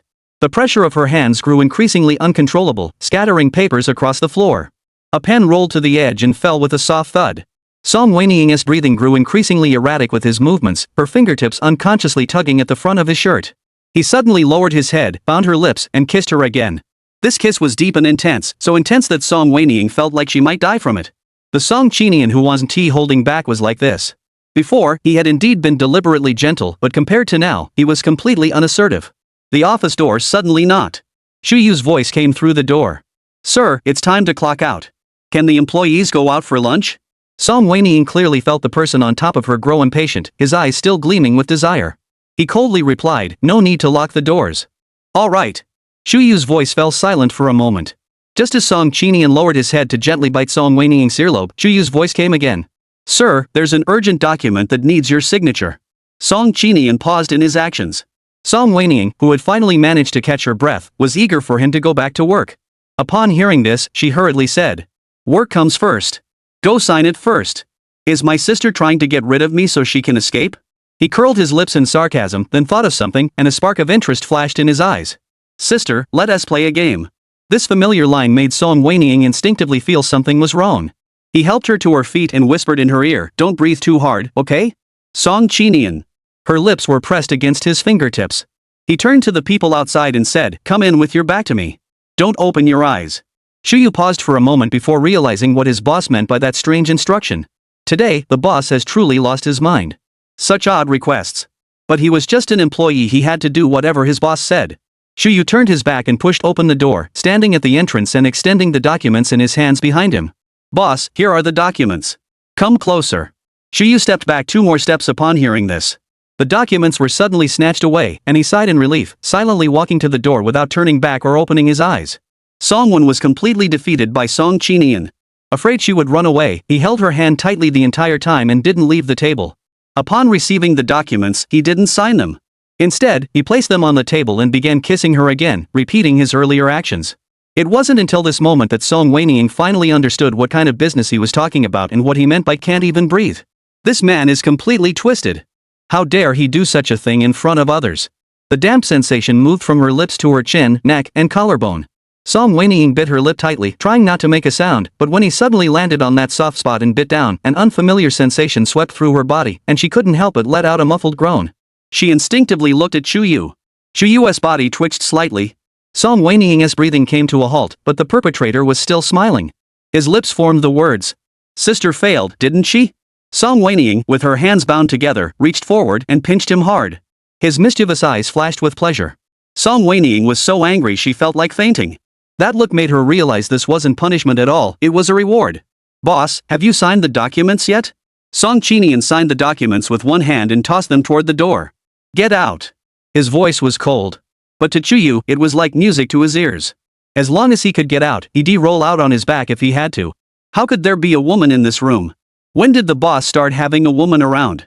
Curiosity got the better of him, and as Chuyu stepped out, he accidentally bumped into the doorframe, causing his head to tilt slightly. He swore he didn't mean to look.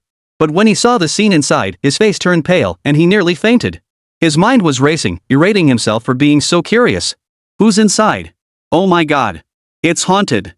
There was no one inside at all. Who was talking to him just now?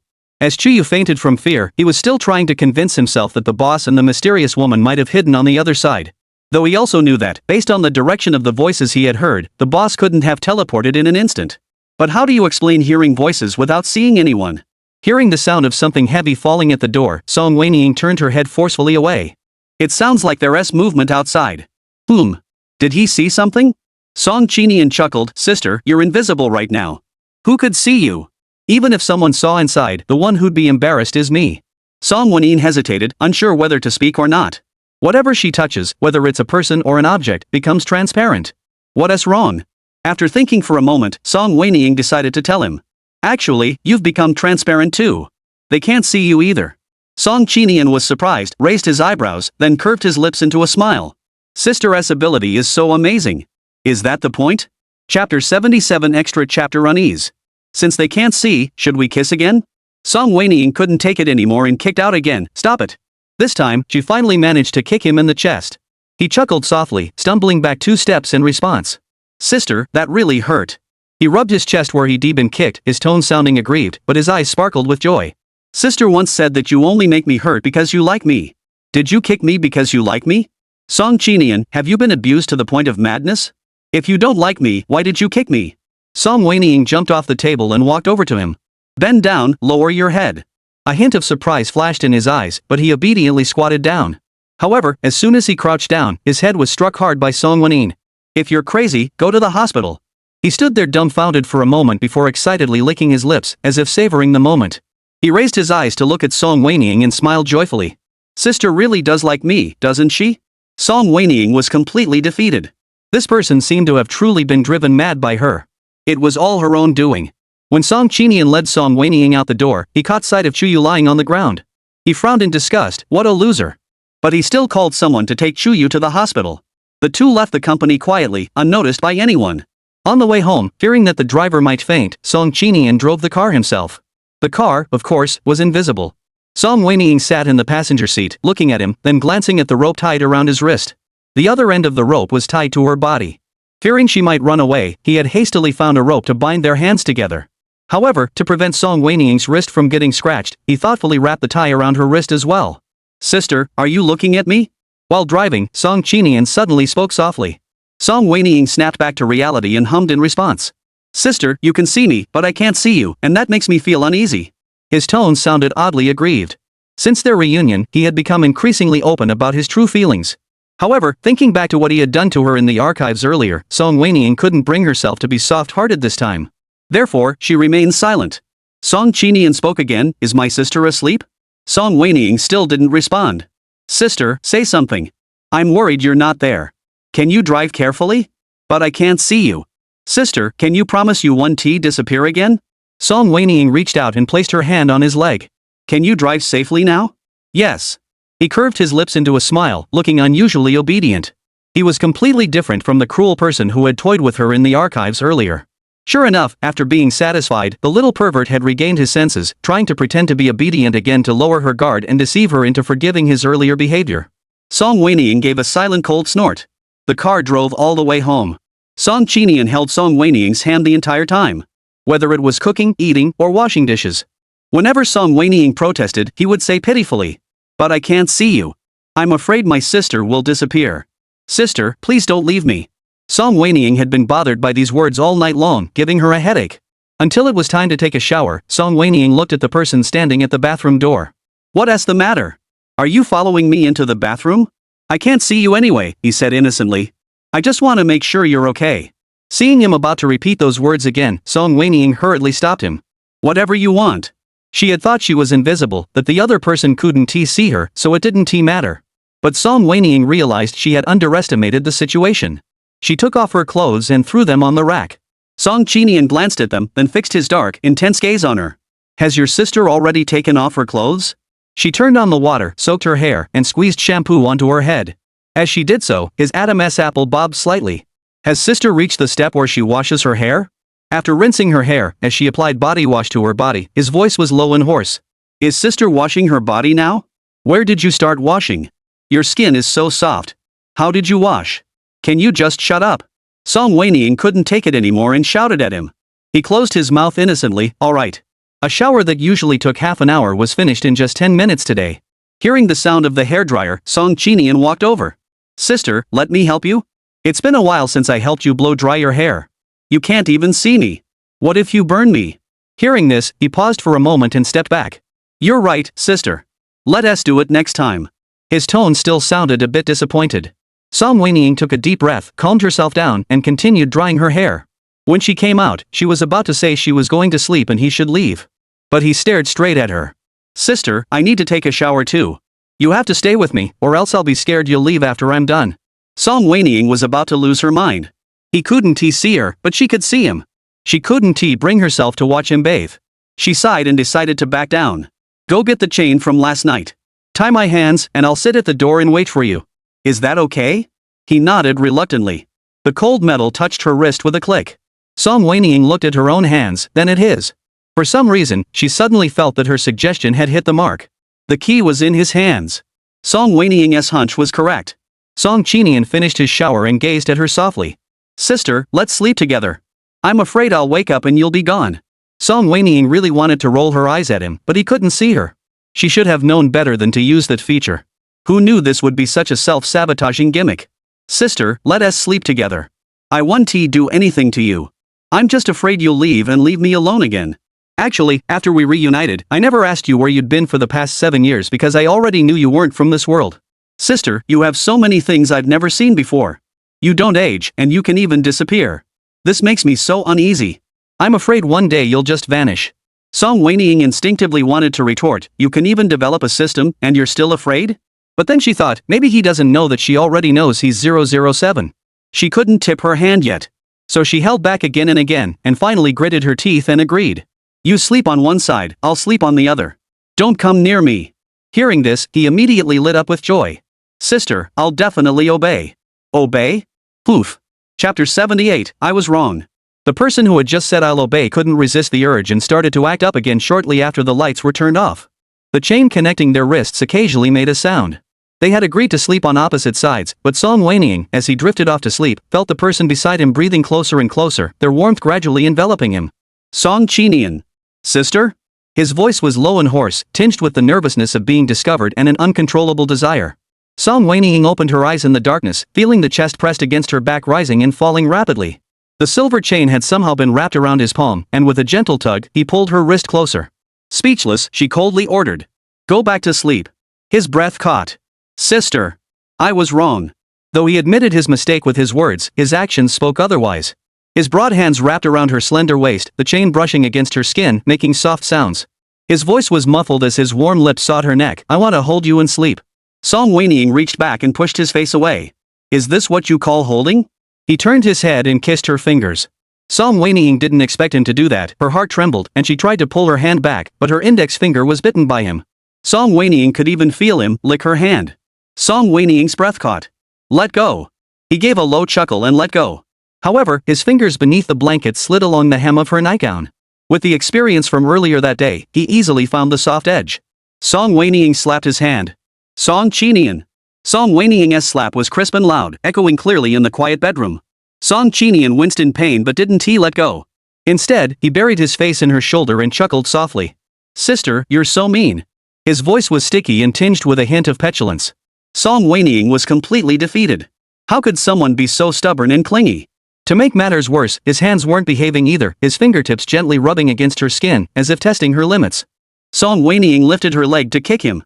If you keep this up, I'm going back to sleep alone. Song Qinian acted quickly, grabbing her calf. Sister, you seem to have misunderstood the situation. He pulled her into his arms. Do you think you're the one in control now? The key is with me. How can you go back to sleep on your own? With her leg held by him and placed on his waist, the collision landed in an awkward spot. Song Wenying was still thinking about what she had bumped into when she felt his nose brush against her earlobe. Sister, you're always so innocent. It makes me want to tease you. Want to be teased, sister? Song Wenying's pupils contracted slightly, finally realizing the danger. She suddenly raised her hand to push against his chest, but he grabbed her wrist and pressed it against her head. The game we played earlier, sister lost, so there should be a punishment, right? Last night, you locked me in bed and left me out in the cold all night because I lost. Now that you've lost. Song Wenying's body trembled slightly as she was about to beg for mercy, but before she could speak, he bit her neck and said, "Don't worry, I couldn't bear to do that to you, so..." The distance that had been maintained moments ago suddenly closed with force, causing Song Wenying to let out a muffled groan. "No. It's okay." He agreed too readily, leaving Song Wenying doubtful. But the next moment, she heard him say, "Your hands are so beautiful." He didn't finish the sentence, only whispering it in her ear. Song Wenying.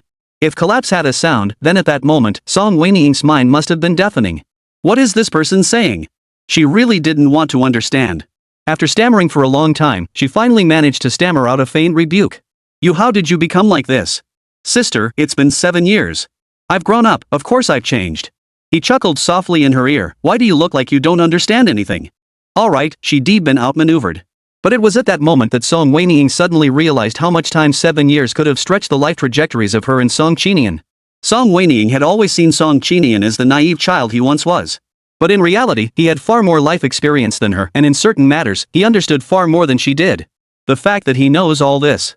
Have you been in a relationship before? Song Wenying asked suddenly, her tone serious. Song Qinian froze, looking at her in confusion. No. Song Wenying still wasn't convinced. Then have you done this with others before? What do you mean? Song Wenying suddenly stumbled. He silently continued, had sex? Song Wenying's eyes widened. How could he say that so calmly? Can't you be more subtle? You didn't deny it, so that means you admit we're doing it now. Song Wenying covered his mouth, furious. Shut up. He chuckled softly, pulling her hand away. Alright, I'll shut up. But before I do, I feel it's necessary to clarify my innocence. He stared intently at her, his gaze focused. Sister, I've never done this with anyone else. Holding hands, hugging, kissing. All my first experiences were with you. And they will only ever be with you. Song Wenying felt her ears grow hot, her fingertips unconsciously clutching the bedsheet beneath her. She turned her face away, unable to hide the flush on her neck or the slight tremor in her breathing. Who asked you that? Her voice grew softer, the last syllables almost disappearing into the air. Song Qinian chuckled softly, his fingertips gently brushing against her face before gently sweeping away the strands of hair that had fallen across her cheek. Then, did your sister ask you that? He deliberately dragged out the last syllable, his tone tinged with amusement. Are you jealous? If you put it that way, I can't help it. Song Wenying didn't want to admit it, but she had gotten the answer she wanted, and her mood relaxed slightly. So much so that when the person on top of her began to make lewd movements again, Song Wenying's mind went blank. Sister, I've answered your question. Can we start your punishment now? Song Wenying really wanted to say, you've already started, why are you asking? Sister, I'm in so much pain, please help me. Men change so quickly. He wasn't speaking like that just a moment ago. All the complaints in Song Wenying's mind were shattered when he whispered that pleading phrase in her ear again. You. Sister.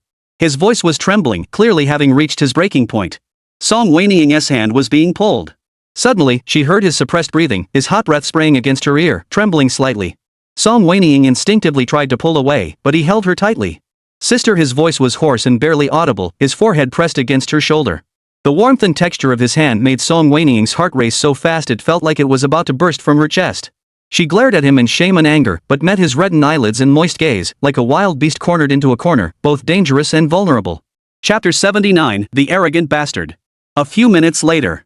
I'm so tired you do it yourself. Song Wenying's voice trembled, but her hands were guided by his as he continued his actions. Song Qinian spoke indistinctly. Don't I want my sister? His breathing grew increasingly erratic, and his grip on her hand tightened. Song Wenying felt her cheeks burning as if they were on fire, her ears filled with his suppressed and whispered sister, leaving her mind a blank. Finally, his scorching breath washed over her neck and he collapsed onto her shoulder, completely spent. In the silent room, only the intertwined sounds of their breathing could be heard. After a long while, Song Wenying lifted his head, the corners of his eyes still tinged with red, but his expression had already returned to its innocent guise. Sister. He rubbed her nose gently. Do you need me to help you? Song Wenying's voice trembled with anger. No. He laughed softly, a hint of regret in his voice. Alright, then I'll help you next time? Song Wenying. This insatiable brat. The commotion continued until the early hours of the morning. Finally, Song Wenying was dragged into the bathroom by him, had her sheets changed, and then went to bed. Of course, after all the commotion, Song Wenying couldn't sleep alone either. She gave up resisting and let Song Qinian hold her as they fell asleep. She had expected to toss and turn, but to her surprise, she slept soundly and woke up to find the sky already bright. When she opened her eyes, Song Qinian was staring at her.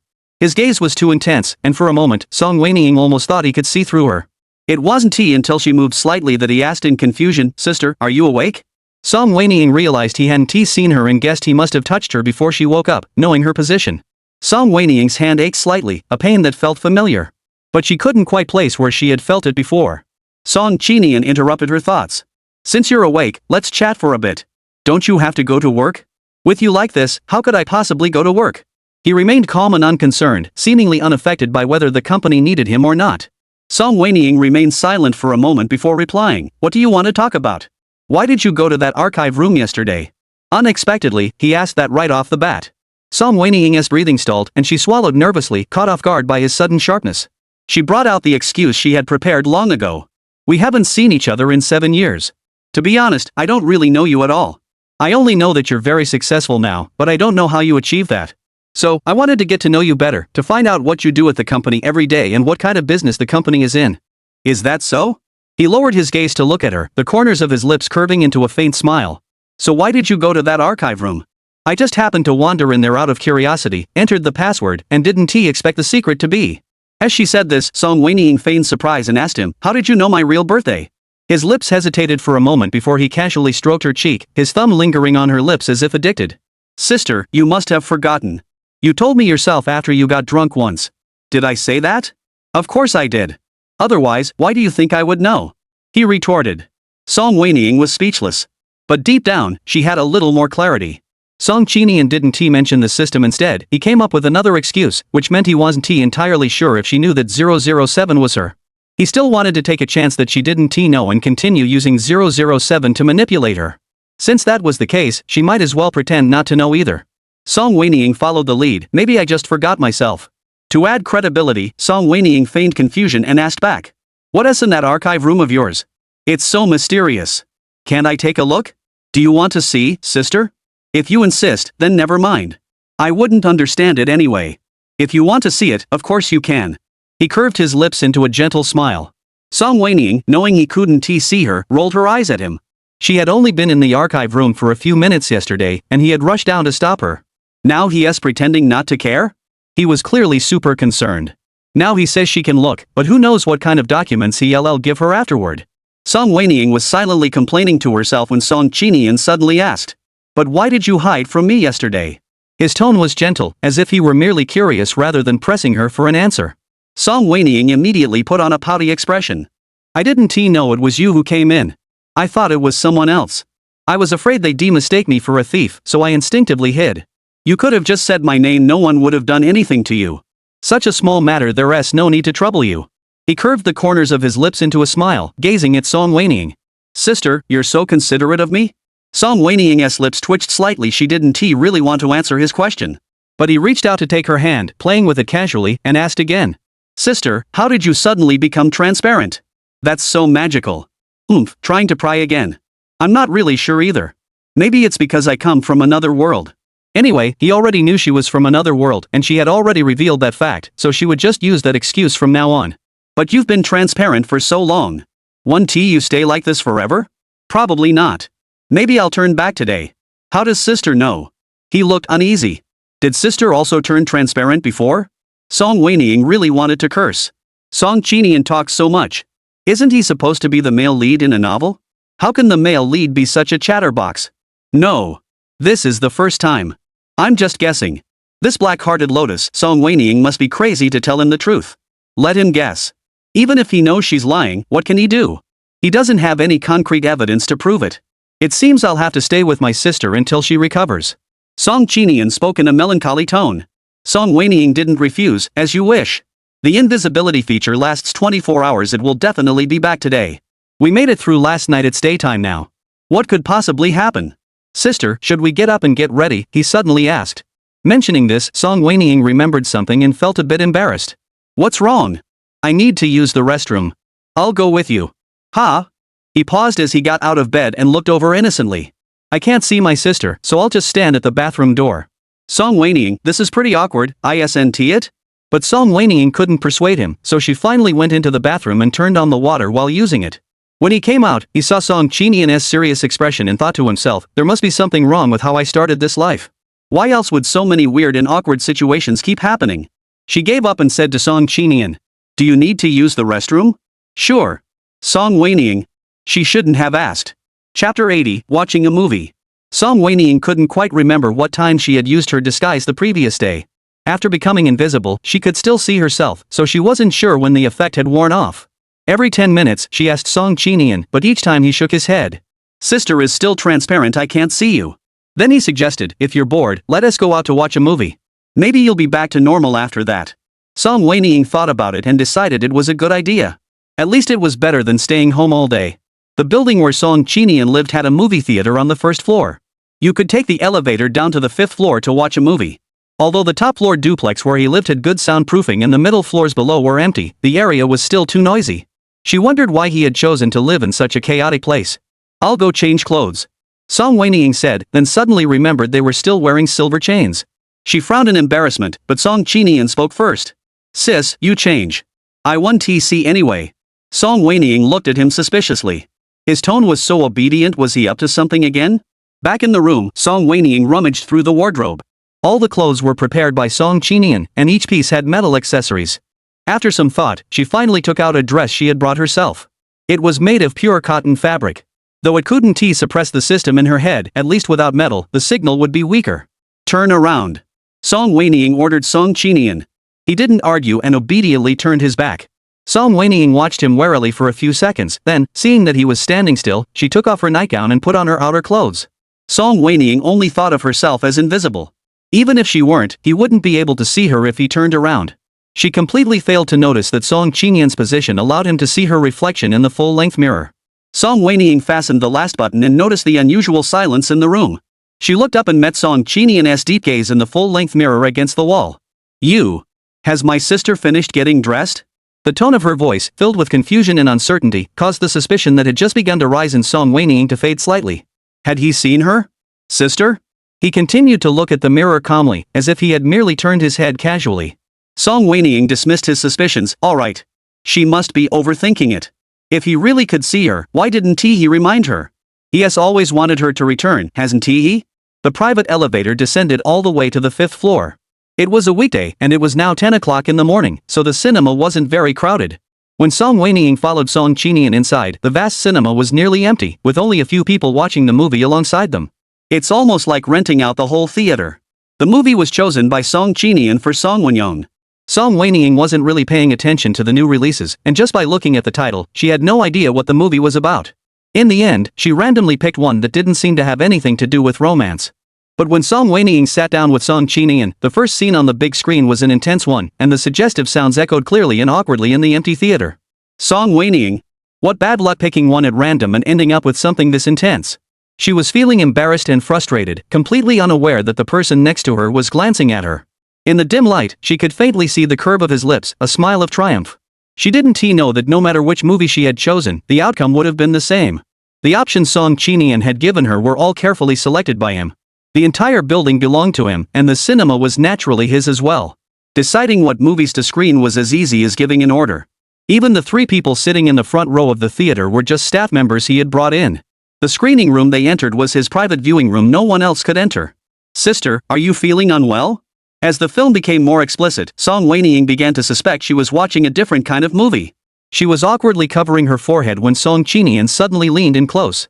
Perhaps he couldn't see her, so he leaned in extra close. A hot breath brushed against her neck, mingling with the sound of the film, sending a shiver down Song Wenying's spine. She suppressed the strange sensation in her heart and shifted her head to the side, moving away from Song Qinian. I'm not uncomfortable. Sit properly. I noticed your breathing was off. I thought you might be feeling unwell. He suddenly reached out and touched her face.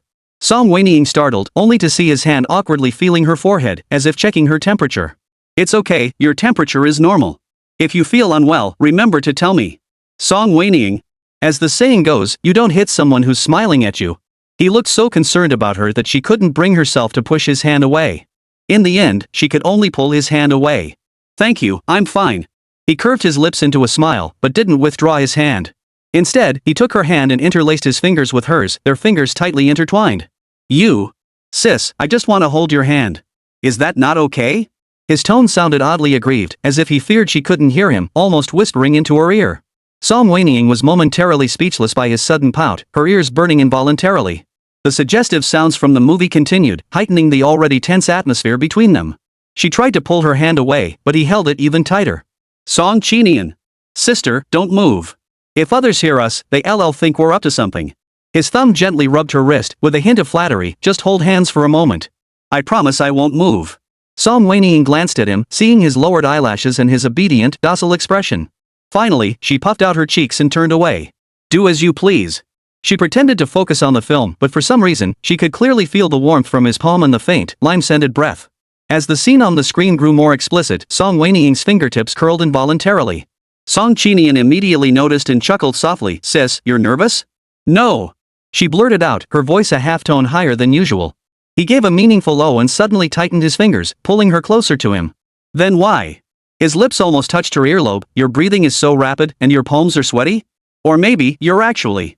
He paused, then whispered a few words in her ear. Song Wenying suddenly stood up, but her movements were too abrupt, causing her to stumble and nearly fall. Song Qinian acted quickly, wrapping his arms around her waist and pulling her into his embrace.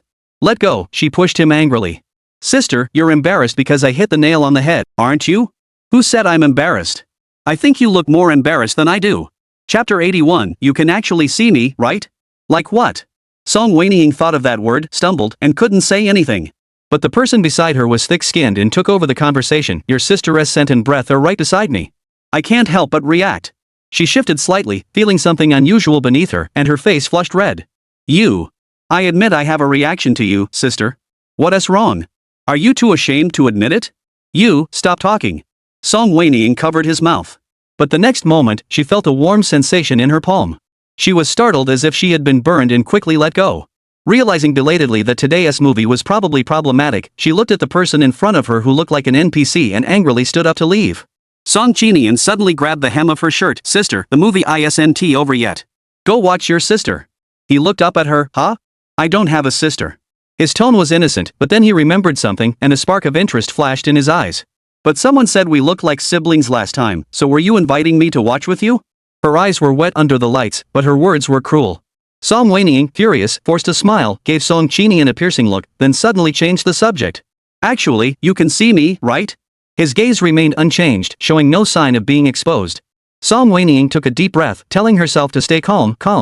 But when she opened her eyes again, seeing Song Qinian's face, she couldn't help herself and kicked him hard with her foot. Take off the silver chain. She didn't bother to lower her voice after all, the people in front weren't there to watch the movie properly anyway. Song Qinian, don't push me to really get angry. Hearing this, Song Qinian's careless expression grew slightly more serious. He reached into his pocket and handed over the keys. Unlock it yourself, sister. Song Wenying glared at him fiercely, quickly undid the silver chain, and turned to leave. She didn't wait for him. Song Qinian watched her almost frantic retreating figure, a smile curving his lips. His sister was clearly furious. He tapped the armrest with his fingertips, then stood up slowly after a long while. The cinema shut off the projection as soon as he left. The NPC sitting in front finally stirred. Someone exhaled softly and asked in a gossipy tone, who is that important person behind us? He went to such great lengths just to chase after a woman. He left after only watching half of it. He must be going back. As they spoke, they exchanged meaningful glances. Except for the person sitting in the corner, who remained silent throughout, keeping her eyes lowered to hide her expression. Due to being held back by Song Qinian earlier, Song Wenying couldn't go to the restroom and had been holding it in. Now that she was free, Song Wenying rushed to the restroom as soon as she stepped out of the theater. After using the restroom, she was washing her hands when she looked up and saw a familiar girl entering the doorway behind her. At first, she wasn't sure, but then Heir called out awkwardly. Sister Wenying. Song Wenying finally recognized who she was. She shook the water droplets off her hands, turned around, and said, "Long time no see." 7 years had passed, and Su-er should be 24 now. She remembered that before she left, she had given Su-er and Chang-che some money for university, so she assumed Su-er had probably graduated by now. "Did you come to watch a movie?" Seeing that Su-er hadn't spoken, Song Wenying broke the silence first. Su-er recalled having seen Song Wenying and Song Qinian earlier in the cinema, and her expression grew slightly uneasy. Yes. Song Wenying could sense her discomfort. Perhaps it was because they hadn't seen each other in years and had grown distant, or maybe she had matured and her personality had changed slightly? Song Wenying had seen many news stories about sponsors and their beneficiaries. In most of these stories, many beneficiaries didn't want others to know they had been sponsored and didn't want to appear in public with their sponsors, fearing they would be used as tools by big philanthropists to gain publicity and a good reputation. If Su-er felt the same way, Song Wenying could understand. Without giving it much thought, Song Wenying dried her hands and smiled. "Go use the restroom. I'll head out first." She hesitated, looking at Song Wenying, but eventually nodded. "All right, see you later, Wenying." As she stepped out of the restroom, Song Wenying realized she had forgotten something and suddenly turned back to glance at Su-er. Her outfit. It really did seem more and more like the person she used to be. "Sister." Song Qinian's persistent voice echoed from ahead. Song Wenying pulled her gaze back and shot him a disapproving glance. "I'm going out now. Don't follow me." "All right, then be careful out there, sister." He's actually pretty easy to deal with. But Song Wenying didn't believe he was as easygoing as he appeared on the surface. She gave him a wary glance and turned to walk in the opposite direction. Song Wenying just didn't want to go home and stare at Song Qinian, giving him the chance to trick her, so she said she was going out. But she really had no idea where to go to kill time. However, when it came to passing the time, Song Wenying suddenly thought of someone. Lu Yao. This young lady was always so idle, she must know how to pass the time. Fortunately, she had added her on WeChat earlier, but Song Wenying hadn't contacted her yet. Sending a message would take too long, so Song Wenying decided to call Lu Yao directly. She answered quickly, just as expected. "Song Wenying? Why are you so surprised?" Lu Yao's tone carried a hint of surprise that even she didn't notice, but she replied in a haughty tone. "Why are you calling me?" Song Wenying glanced at the bustling mall and asked leisurely, "Do you know how to kill time?" Lu Yao jumped up from the sofa at the mention of passing time. "Pass the time? Why didn't you call me?" Across the room, Wei, who was sitting at his desk typing on his computer, heard the commotion and glanced up at her. He knew who Lu Yao was talking to, but he didn't quite understand. From the way Lu Yao was talking, it seemed like Bai liked this person named Song Wenying. So why was she so excited about a call from her rival? Seeing her hang up the phone, she hurriedly put on her shoes. "Wei, I won't accompany you anymore. I have to leave." Wei frowned. This spoiled girl had said she was bored this morning and insisted on coming to work with him, yet she only stayed for a few minutes. "Where are you going?" Lu Yao shot him a glance. "Mind your own business. Go back to work. All you ever do is work." Wei was speechless. If he didn't work, did this spoiled girl think the money she spent on those luxury items every day came from her Lu family? "What time are you coming home?" When he snapped back to reality, Wei asked, but suddenly realized that there was no trace of the young lady in the office. He felt a bit helpless. She never let anyone finish speaking before leaving. He couldn't understand how someone so impatient could have the patience to flatter Bai for over a decade. Speaking of Bai, Wei fidgeted with his tie in frustration. He heard that Bai had been injured, and Lu Yao had visited him a few days ago. Chapter 82, Hiring Male Models Extra Chapter. When Song Wenying followed Lu Yao out of the car, she looked up at the sign reading Yunshui Pavilion and wondered what kind of place it was. Lu Yao patted Song Wenying on the shoulder, her red lips curling into a mischievous smile. "Don't underestimate this place. It looks like a foot massage parlor, but there's more to it than meets the eye." "Secrets?" Song Wenying felt an uneasy premonition, but before he could react, Lu Yao had already walked inside with ease, waving a black gold membership card in his hand. "Are rooms 11 and 8 available?" The front desk attendant checked the computer before replying. "Number 11 is on leave today, and number 8 is already booked." Lu Yao frowned, looking displeased. "I'm a black gold member. Call them over. I want to book them today." The attendant looked troubled, but room 11 is quite far away, and I'm not sure if they can make it in time. "I don't care. This is your problem." Lu Yao brought Song Wen over for the first time, intending to show off his influence, but his plan backfired. He was furious. "I'm spending all this money on you, not to hear you make excuses. Give me 20 minutes, or I'll cancel your membership card." The waiter panicked. Lu Yao was a top-tier member who spent a significant amount of money here every year. If she lost this customer, she would risk losing her job. "Please wait a moment, I'll arrange it immediately." She called someone over to escort Lu Yao and Song Wenying to a private room and quickly made a phone call. Song Wenying looked around as they walked. In broad daylight, the club's lighting was dim and suggestive, and the air was filled with the scent of cedarwood essential oil and a faint hint of sandalwood. This doesn't look like a proper place. But glancing at the married Lu Yao, she remained calm, as if she were just at an ordinary store. She must be overthinking it. Let me tell you, the male models here have top-notch skills and even better looks. I guarantee you'll want to come back for more. Song Wenying widened her eyes. Male models? What do they do? Lu Yao chuckled mysteriously. You'll see soon enough. Song Wenying flashed back to Song Qinian's angry face and suddenly regretted asking Lu Yao for help. She hesitated whether to leave, but the private room had arrived. Lu Yao pushed her inside. The door closed behind them, and Song Wenying could only steel herself to look around the private room. The dim lighting cast a warm orange glow from the wall lamps, creating a soft, muted sheen on the tatami mats. Behind the semi-transparent bamboo screens, 2 low massage beds could be faintly seen, covered with snow-white linen. 2 elegantly designed copper incense burners stood by the beds, gently releasing wisps of white smoke. In the corner, an old-fashioned gramophone slowly turned, playing lazy jazz piano music. How about it? Nice atmosphere, right? Lu Yao raised his eyebrows smugly, plopping down onto the cushions and pulling Song Wen down beside him. Sit down for a moment, it'll be another 10 minutes or so. Let me tell you, if you see numbers 11 and 8, you won't regret waiting these few minutes. They're not only skilled, but they're also incredibly good-looking, rivaling those top-tier male celebrities. Number 11 is a super cute little puppy, really good at being cute and playful. But if you don't like little puppies, number 8 is the cool, reserved type. I can let you have him if you want. Lu Yao kept talking non-stop, and Song Wenying's system finally came online after a long time. Host. The cold, mechanical voice betrayed no emotion. It seems she is still a bit suspicious that I know, so she is being extra careful with her words now. What's going on? Detected an increase in Song Qinian's darkness value. Host, what did you do? Today's voice was intermittent, clearly due to poor signal quality. Song Wenying raised her eyebrows. It seems those metal accessories really work. Today, she had deliberately removed all her metal accessories, even her necklace and earrings. Shouldn't my darkening value be rising? How dare he darken? Song Wenying feigned anger. He was teasing me this morning, and I didn't even get angry for real. It seems like it went up yesterday. What did the host do yesterday? Yesterday I was bored, so I accompanied him to his company. During that time, I accidentally stumbled into his private area.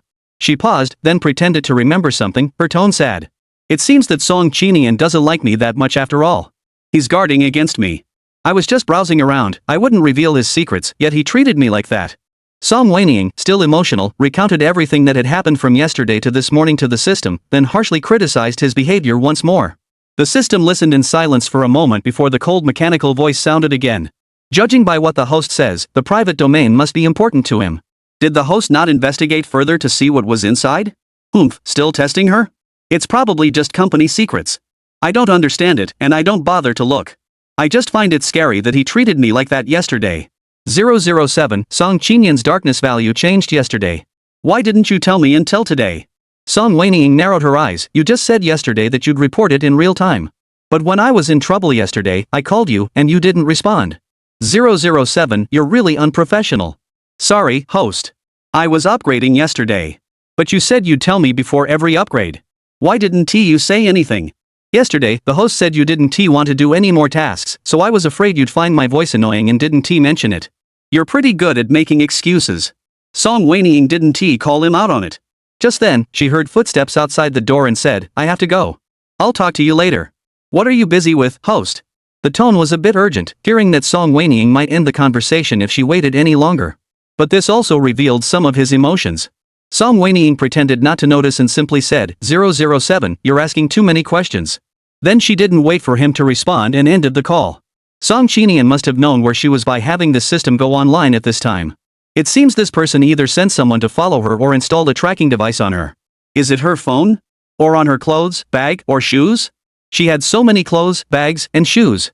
He wouldn't know what she was wearing that day, so it's impossible for him to have installed a tracking device on every single item, and it would be too easy to discover. It must be her phone.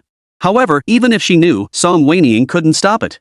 If Song Qinian couldn't detect it, he'd suspect her even more. Now she can only pretend she doesn't know. New face? Where are numbers 11 and 8? Lost in thought, Lu Yao had already gone to open the door. A man was standing at the door, with a woman dressed in the facility staff uniform following behind him. What took so long? You said it would only be 20 minutes, and it's already been 21 minutes. Song Wenying glanced at the clock on the wall. Indeed, 21 minutes had passed. This young lady can't even wait a minute. Lu Yao. Song Wenying stood up and walked over, about to say that if the other party was really busy, they could just skip today.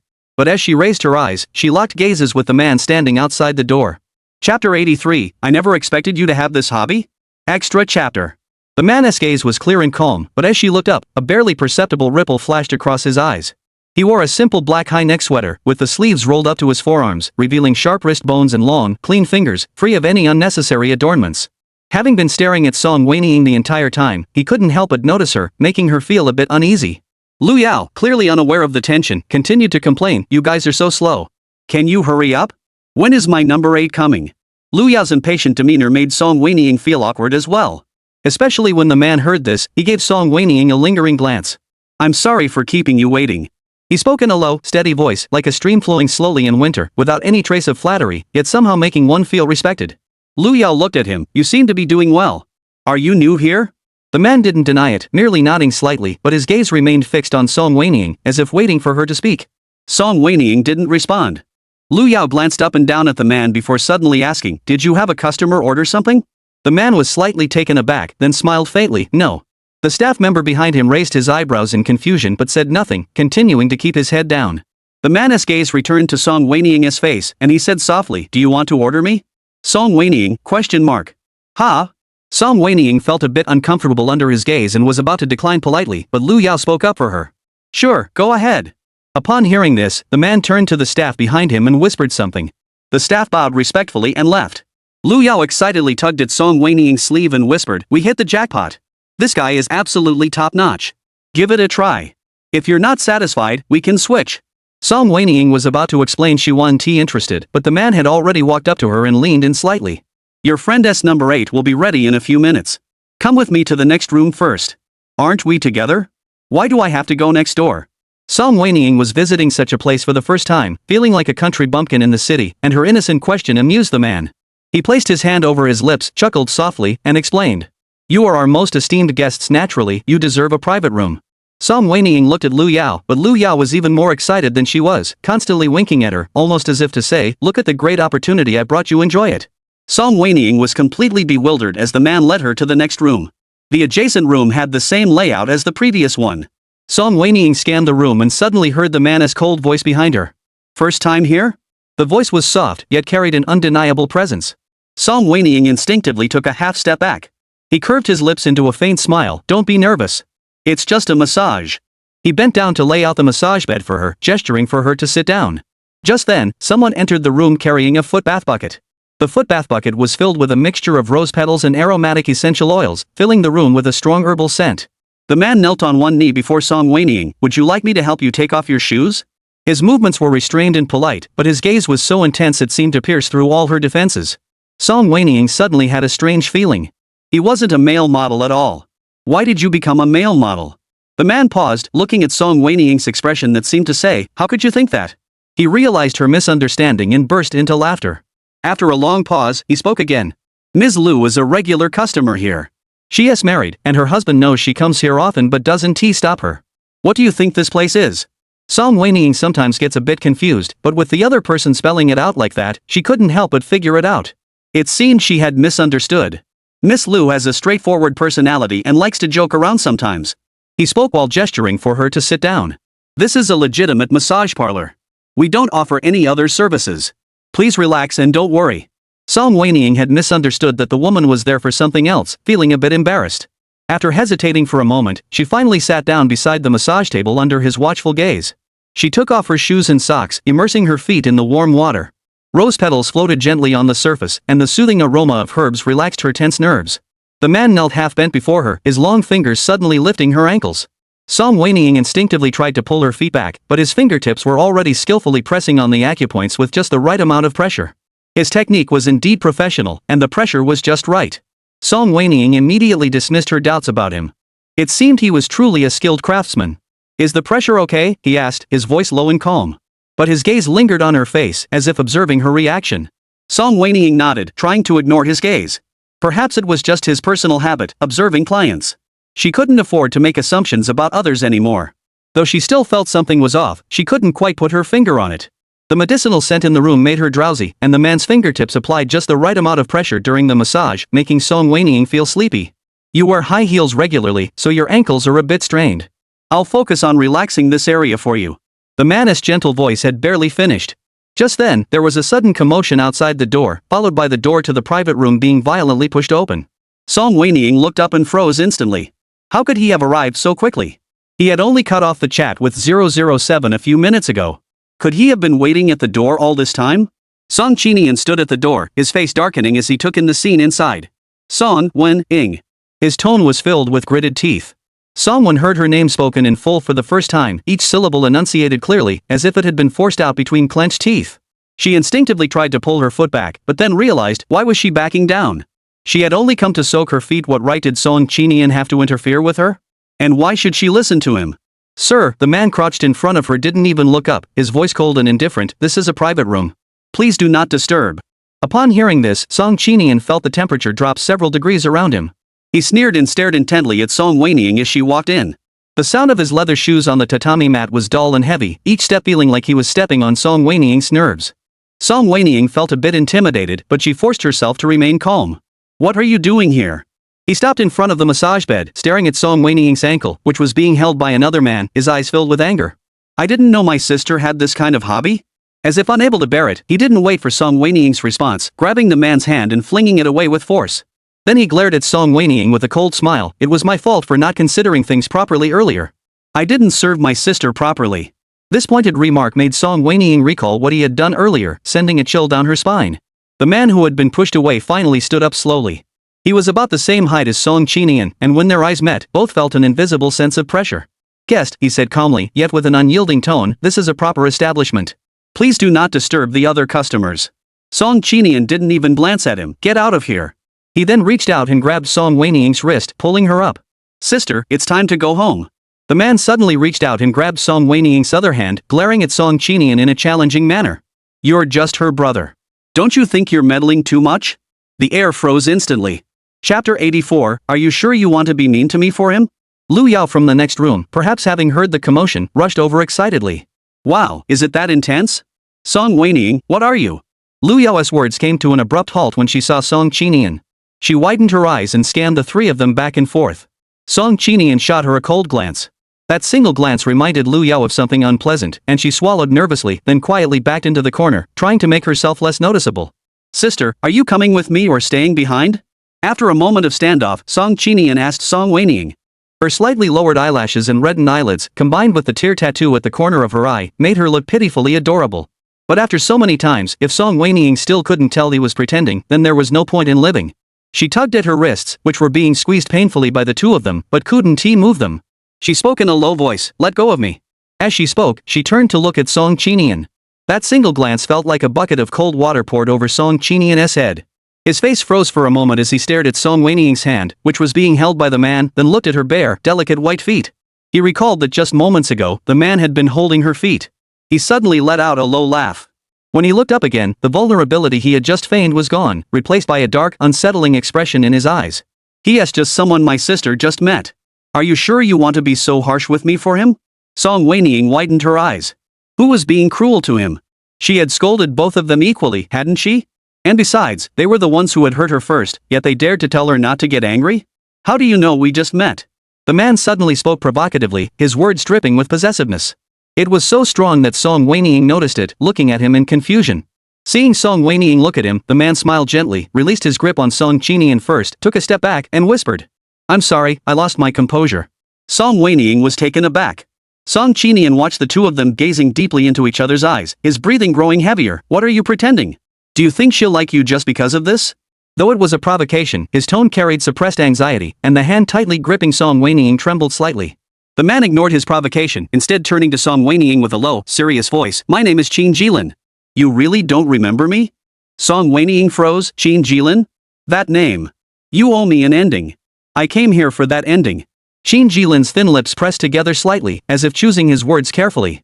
But before he could speak, Song Qinian suddenly grabbed Song Wenying's wrist with such force that it nearly crushed her bones. Sister, he said in a hoarse voice, his anger suppressed and tinged with a hint of panic, let's go home, okay? Song Wenying winced in pain, struggling briefly but unable to break free. She glared angrily at Song Qinian, then raised her eyes to look at Qin Jilin, hoping to confirm whether he was the person she had in mind. Are you?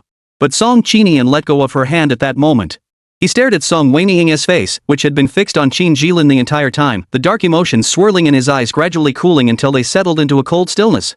It seems I've interrupted the two of you. Sister, if you wish to stay, please do so. With that, he turned and walked away without hesitation, as if the obsession and madness from moments ago had been nothing but a hallucination. Song Wenying was stunned and speechless. Was this man a barrel of gunpowder? One spark and he'd explode. She had only wanted to ask a question before leaving. She had even agreed to let him hold her hand. Why was he so angry? He went crazy for no reason and left just as suddenly. Song Wenying instinctively wanted to chase after him, but as soon as she took a step, she forced herself to stop. She still had something to confirm with this Qin Jilin. But before she could ask, Qin Jilin blurted out something shocking. Rottenwood Firefly, Qin Jilin is the name I gave you. Have you forgotten? Song Wenying froze in shock. Lu Yao at the door sensed the tense atmosphere. She recalled the glance Song Qinian had given her before leaving and knew something was wrong. She tried to salvage the situation. But Huo Wei's voice came from behind her. Enough of this. It's time to go home. His tone was cold and unsettling.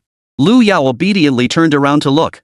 Huo Wei's expression remained calm, but his slightly trembling eyelashes seemed to be holding back something. Seeing that Lu Yao didn't move, he walked up to her and suddenly picked her up. Lu Yao was startled. What are you doing? You stinking Huo Wei. Huo Wei ignored her and carried her away. As they passed by the private room they had just left, they saw the person inside, number 8. Number 8 had a cold and restrained demeanor, resembling Shin Shubai in some ways. His breathing grew heavier, but he took a deep breath and suppressed the surging emotions in his heart. Lu Yao, still on his shoulders, was cursing furiously. How dare you treat me like this? You're finished, Huo Wei. I'm going to divorce you.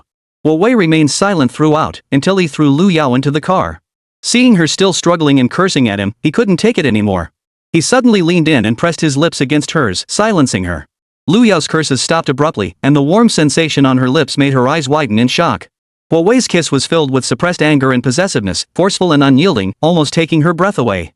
She instinctively raised her hand to push him away, but he grabbed her wrist and pressed it against the seat, while his other hand gripped her chin, forcing her to tilt her head back and endure the kiss. Only when Lu Yao was about to suffocate did Huo Wei pull back slightly, his heavy breathing pressing against her forehead. His voice was hoarse. Divorce? He sneered, his fingertips roughly brushing her swollen lips. Don't even think about it. Lu Yao's chest rose and fell violently, her cheeks flushed from lack of oxygen, but she still glared at him defiantly. Why? Huo Wei stared at her for a few seconds, snorted coldly, locked the car door, and walked to the other side to open the door and get in. No reason. Just because I don't agree. Lu Yao's pupils contracted slightly. How arrogant. Has Huo Wei lost his mind today? She wanted to retort as usual, but her gaze inadvertently fell on Huo Wei's slightly swollen lips, causing her heart to race. She opened her mouth but no sound came out. Had Huo Wei just kissed her? Or had he forced a kiss? On the other side, Song Wenying stared at Qin Jilin in disbelief for a long time before finally regaining her voice. Who are you? Ruo Muing. That was the pen name she used to draw manga in her world. How could anyone in this world know it? Especially since this person's name was too coincidental. It was the name of a character in her unfinished dark manga, The Seventh Dream. Qin Jilin tilted his head, as if pondering for a moment, before curling his lips into a mischievous smile. According to the general interpretation these days, I should be your own son? Song Wenying took a sudden step back, her back colliding with the screen. You created me, so I should call you mom? What a cold joke. She was just over 23 years old, and suddenly she had a 28-year-old son. But had Qin Jilin misunderstood something? Chapter 85, Where is my sister going? Because mom stopped updating after chapter 23. I'm forever trapped in the sixth dream realm, and Haven T settled the score with the villain Xiaoling it. Qin Jilin's tone carried a hint of reluctance. Can mom go back and continue drawing? Just call me by my name. Calling me mom feels a bit odd. Song Wenying couldn't help but interrupt. Ruxuing? No. Qin Jilin thought for a moment. Is that Song Wenying? Is that mom's real name? He smiled gently, looking like a gentleman. Your name is so beautiful. From now on, I'll call you Wenying. We're both outsiders in this world, we should be the closest. That person earlier was so presumptuous, making you choose between us. Song Wenying looked at him hesitantly, unsure whether to tell him that he was actually the villain, and Xiao Ling was the protagonist. According to the plot, Xiao Ling, who had always been unlucky and weak, would eventually make a comeback and defeat the villain Qin Jilin. Song Wenying hesitated for a moment before deciding not to mention it for now. She changed the subject. How did you end up here? Qin Jilin furrowed his brows. I don't know how I ended up here. I've been here for 7 years. 7 years? What a coincidence. Ignoring the fact that she had suddenly time-traveled to the future, according to the timeline of the various worlds, Song Wenying had abandoned the timeline of her own world, which meant she was 7 years in the past. Could it be that Qin Jilin appeared because he knew the outcome was hopeless? For some reason, Song Wenying suddenly recalled what Song Qinian had once told her. When a fictional character's mental power is strong enough, they can influence the world. So did Qin Jilin tear through the dimensional barrier to come to her world because his obsession was too strong? Just as she was filled with doubt, a phone call suddenly rang. Song Wenying glanced at it. It was from the property management of her villa. She found it odd. Why would the property management be calling her? Sorry, I need to take this call. Qin Jilin nodded politely, gesturing for her to go ahead. Song Wenying walked aside to answer it. As soon as the call connected, the property management representative spoke. Is this Ms. Song Wenying? Yes, this is she. What's the matter? Your property management fees and utility bills are overdue. Would you be able to make the payment today? Upon hearing this, Song Wenying suddenly remembered that she had been busy arguing with Song Qinian every day and had forgotten to transfer the money to the card designated for paying the property management fees. I'll transfer it today. Alright, thank you for your cooperation. After hanging up the phone, Song Wenying transferred 200,000 yuan directly to the property management card to ensure she wouldn't forget again.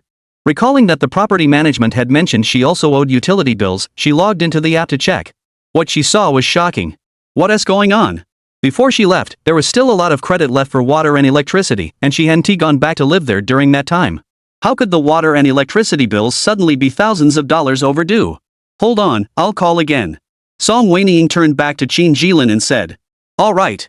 Qin Jilin wasn't in a hurry either. He had already waited 7 years. A few more minutes didn't matter. He was actually quite curious about the person who had created him. Since their chance encounter today, Qin Jilin had been observing her closely. From her voice, her eyes, to her hands. It was those beautiful hands that had drawn him. He had told Song Wenying that before coming here, he had gone to her world and seen her appearance. But at that time, she was asleep, and he couldn't see more. He didn't know Song Wenying. He had felt a sense of regret at the time. But he never imagined that 7 years later, they would meet again in another world. This must be a fate-driven connection.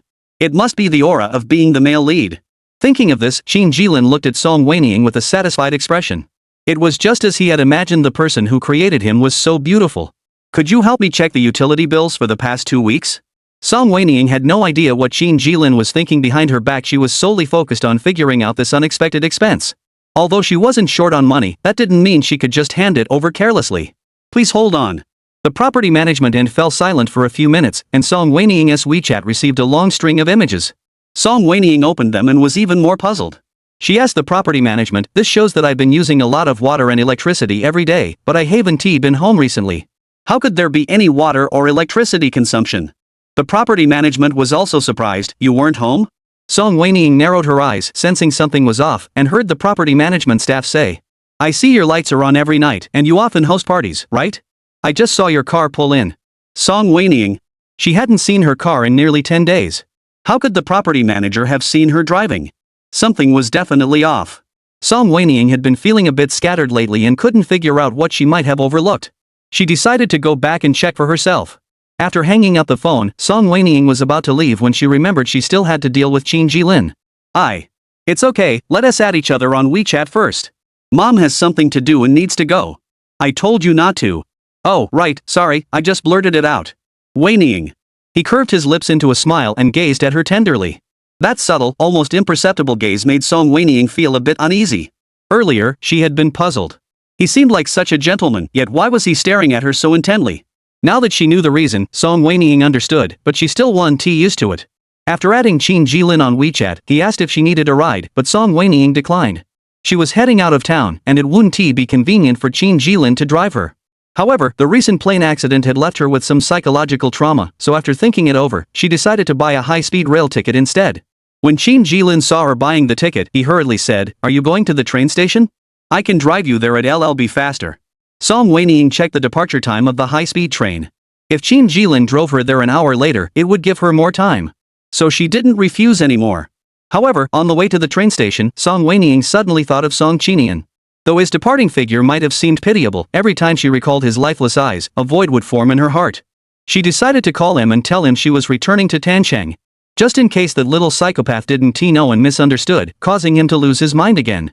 However, when she called, the call was hung up after just a few seconds. Had he hung up on her, or was there no signal? Song Wenying tried again several times, but the result was the same. Not knowing what Song Qinian was up to, Song Wenying thought for a moment and finally sent him a message on WeChat. When she arrived at the train station, there were still about 20 minutes left before boarding. Song Wenying had intended to ask Qin Jilin to go back, but he didn't leave. Do you want to buy something to eat for the trip? You probably haven't had lunch yet. Tancheng wasn't very close to Haicheng. It took 3 hours by high-speed train. He might indeed get hungry. So Song Wenying didn't refuse. Qin Jilin accompanied her off the train and into the station, then went to the supermarket to buy some food. When they came out, Qin Jilin still didn't leave, but stayed with her in the waiting area to wait for ticket inspection. Song Wenying was about to urge him to leave when she suddenly felt a chill down her spine. She felt that the atmosphere inside the train station was strange. A cold, eerie voice rang out from behind her. Where are you going, sister? Chapter 86. Did you think I ran off with someone else and came to catch me? Song Wenying's spine tensed instantly, and her fingertips unconsciously clenched the snack bag in her arms. Then she suddenly snapped back to reality. What was she so nervous about? She had called him and sent him messages, but he hadn't answered the phone or replied to her WeChat.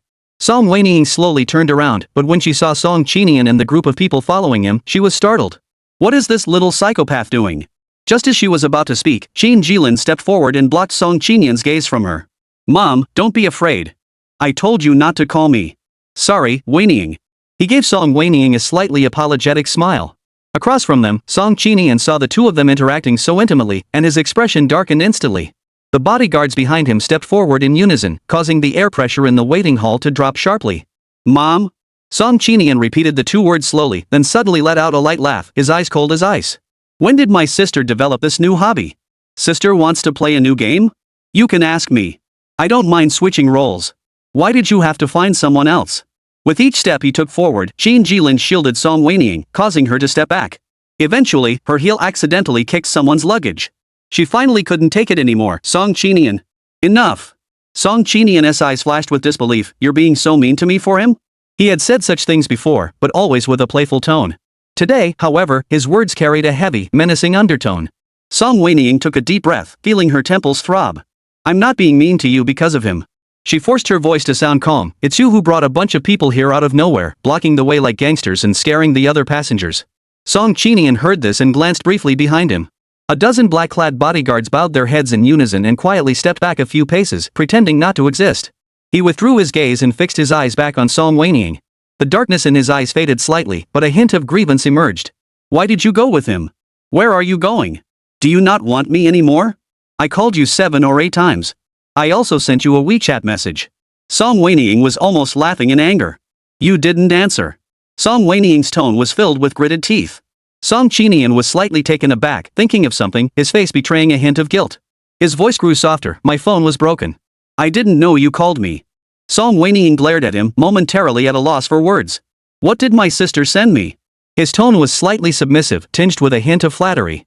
Qin Jilin suddenly chuckled from the side. You're Song Qinian, right? I know who you are. He took a step forward, his tone challenging. But you and Wenying have no blood relation and no legal ties. Where Wenying goes or what she does is none of your business. Don't you think you're meddling too much? Wenying? Song Qinian repeated his name softly, his expression turning cold, but before he could speak, Song Wenying suddenly raised her hand to interrupt. Stop. She looked at Song Qinian, then at Qin Jilin. Both of you, shut up.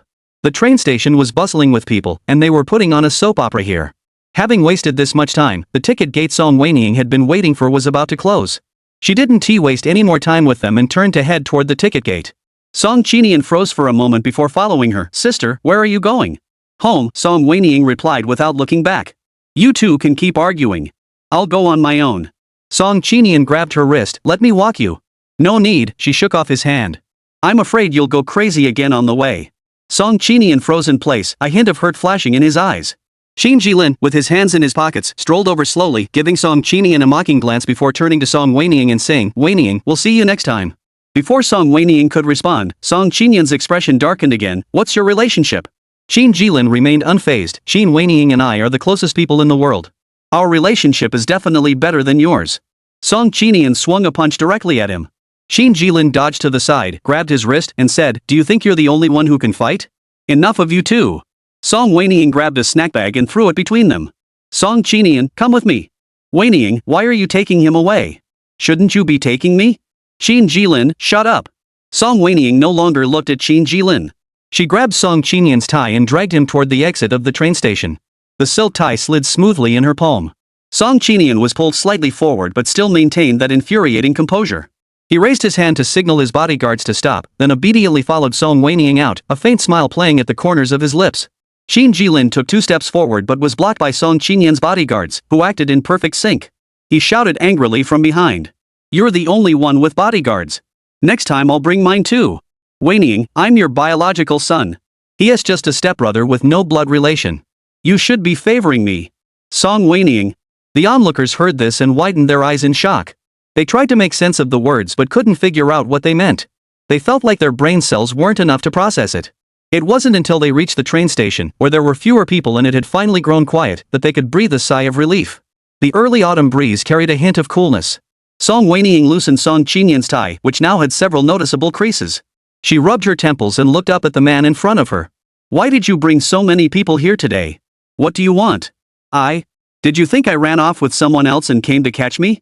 Song Qinian's expression darkened, and he didn't respond immediately. Song Wenying stepped forward toward him. "What would you do after catching me? What would you do next?" Song Qinian finally responded. "I don't know." He reached out to grasp her wrist, intending to use his charm to get out of it, but Song Wenying didn't give him the chance this time and immediately shook off his hand. But then she raised her hand and pinched his cheeks hard on both sides. "You don't know? I can tell you do." Song Qi, being young, was easily calmed by her gesture. The darkness and unease in his eyes faded slightly. He didn't dodge but instead leaned forward slightly to her movement, a satisfied smile curving his lips. "I'm sorry, I was wrong. Too hasty. I've rewarded him again." Song Wenying jerked her hand back as if electrocuted, but he grabbed her wrist and pressed her hand back against his face. "If you're still angry, sister, keep pinching me. Harder." His voice was low, tinged with a sickening anticipation. Song Wenying. If she continued this conversation, she wouldn't be able to go home today.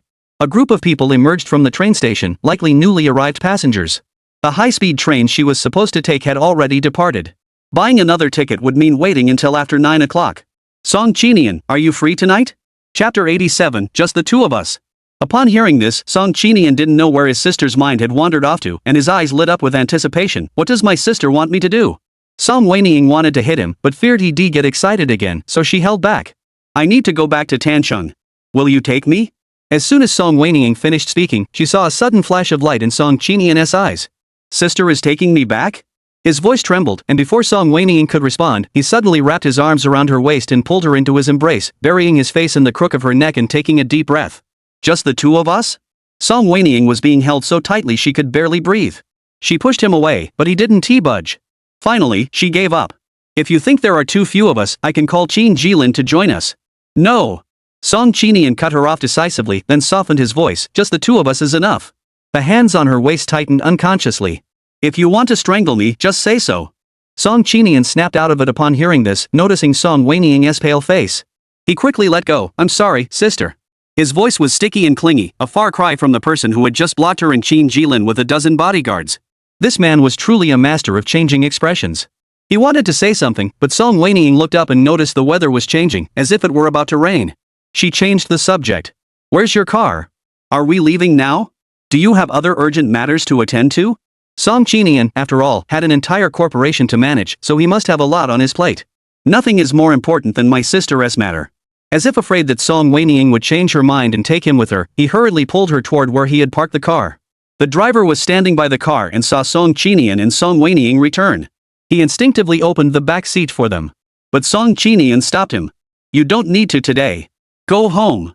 The driver was taken aback, then saw Song Qinian open the passenger door for Song Wenying, gently shielding her head, and after she got in, he walked around to the other side and sat down in the driver's seat.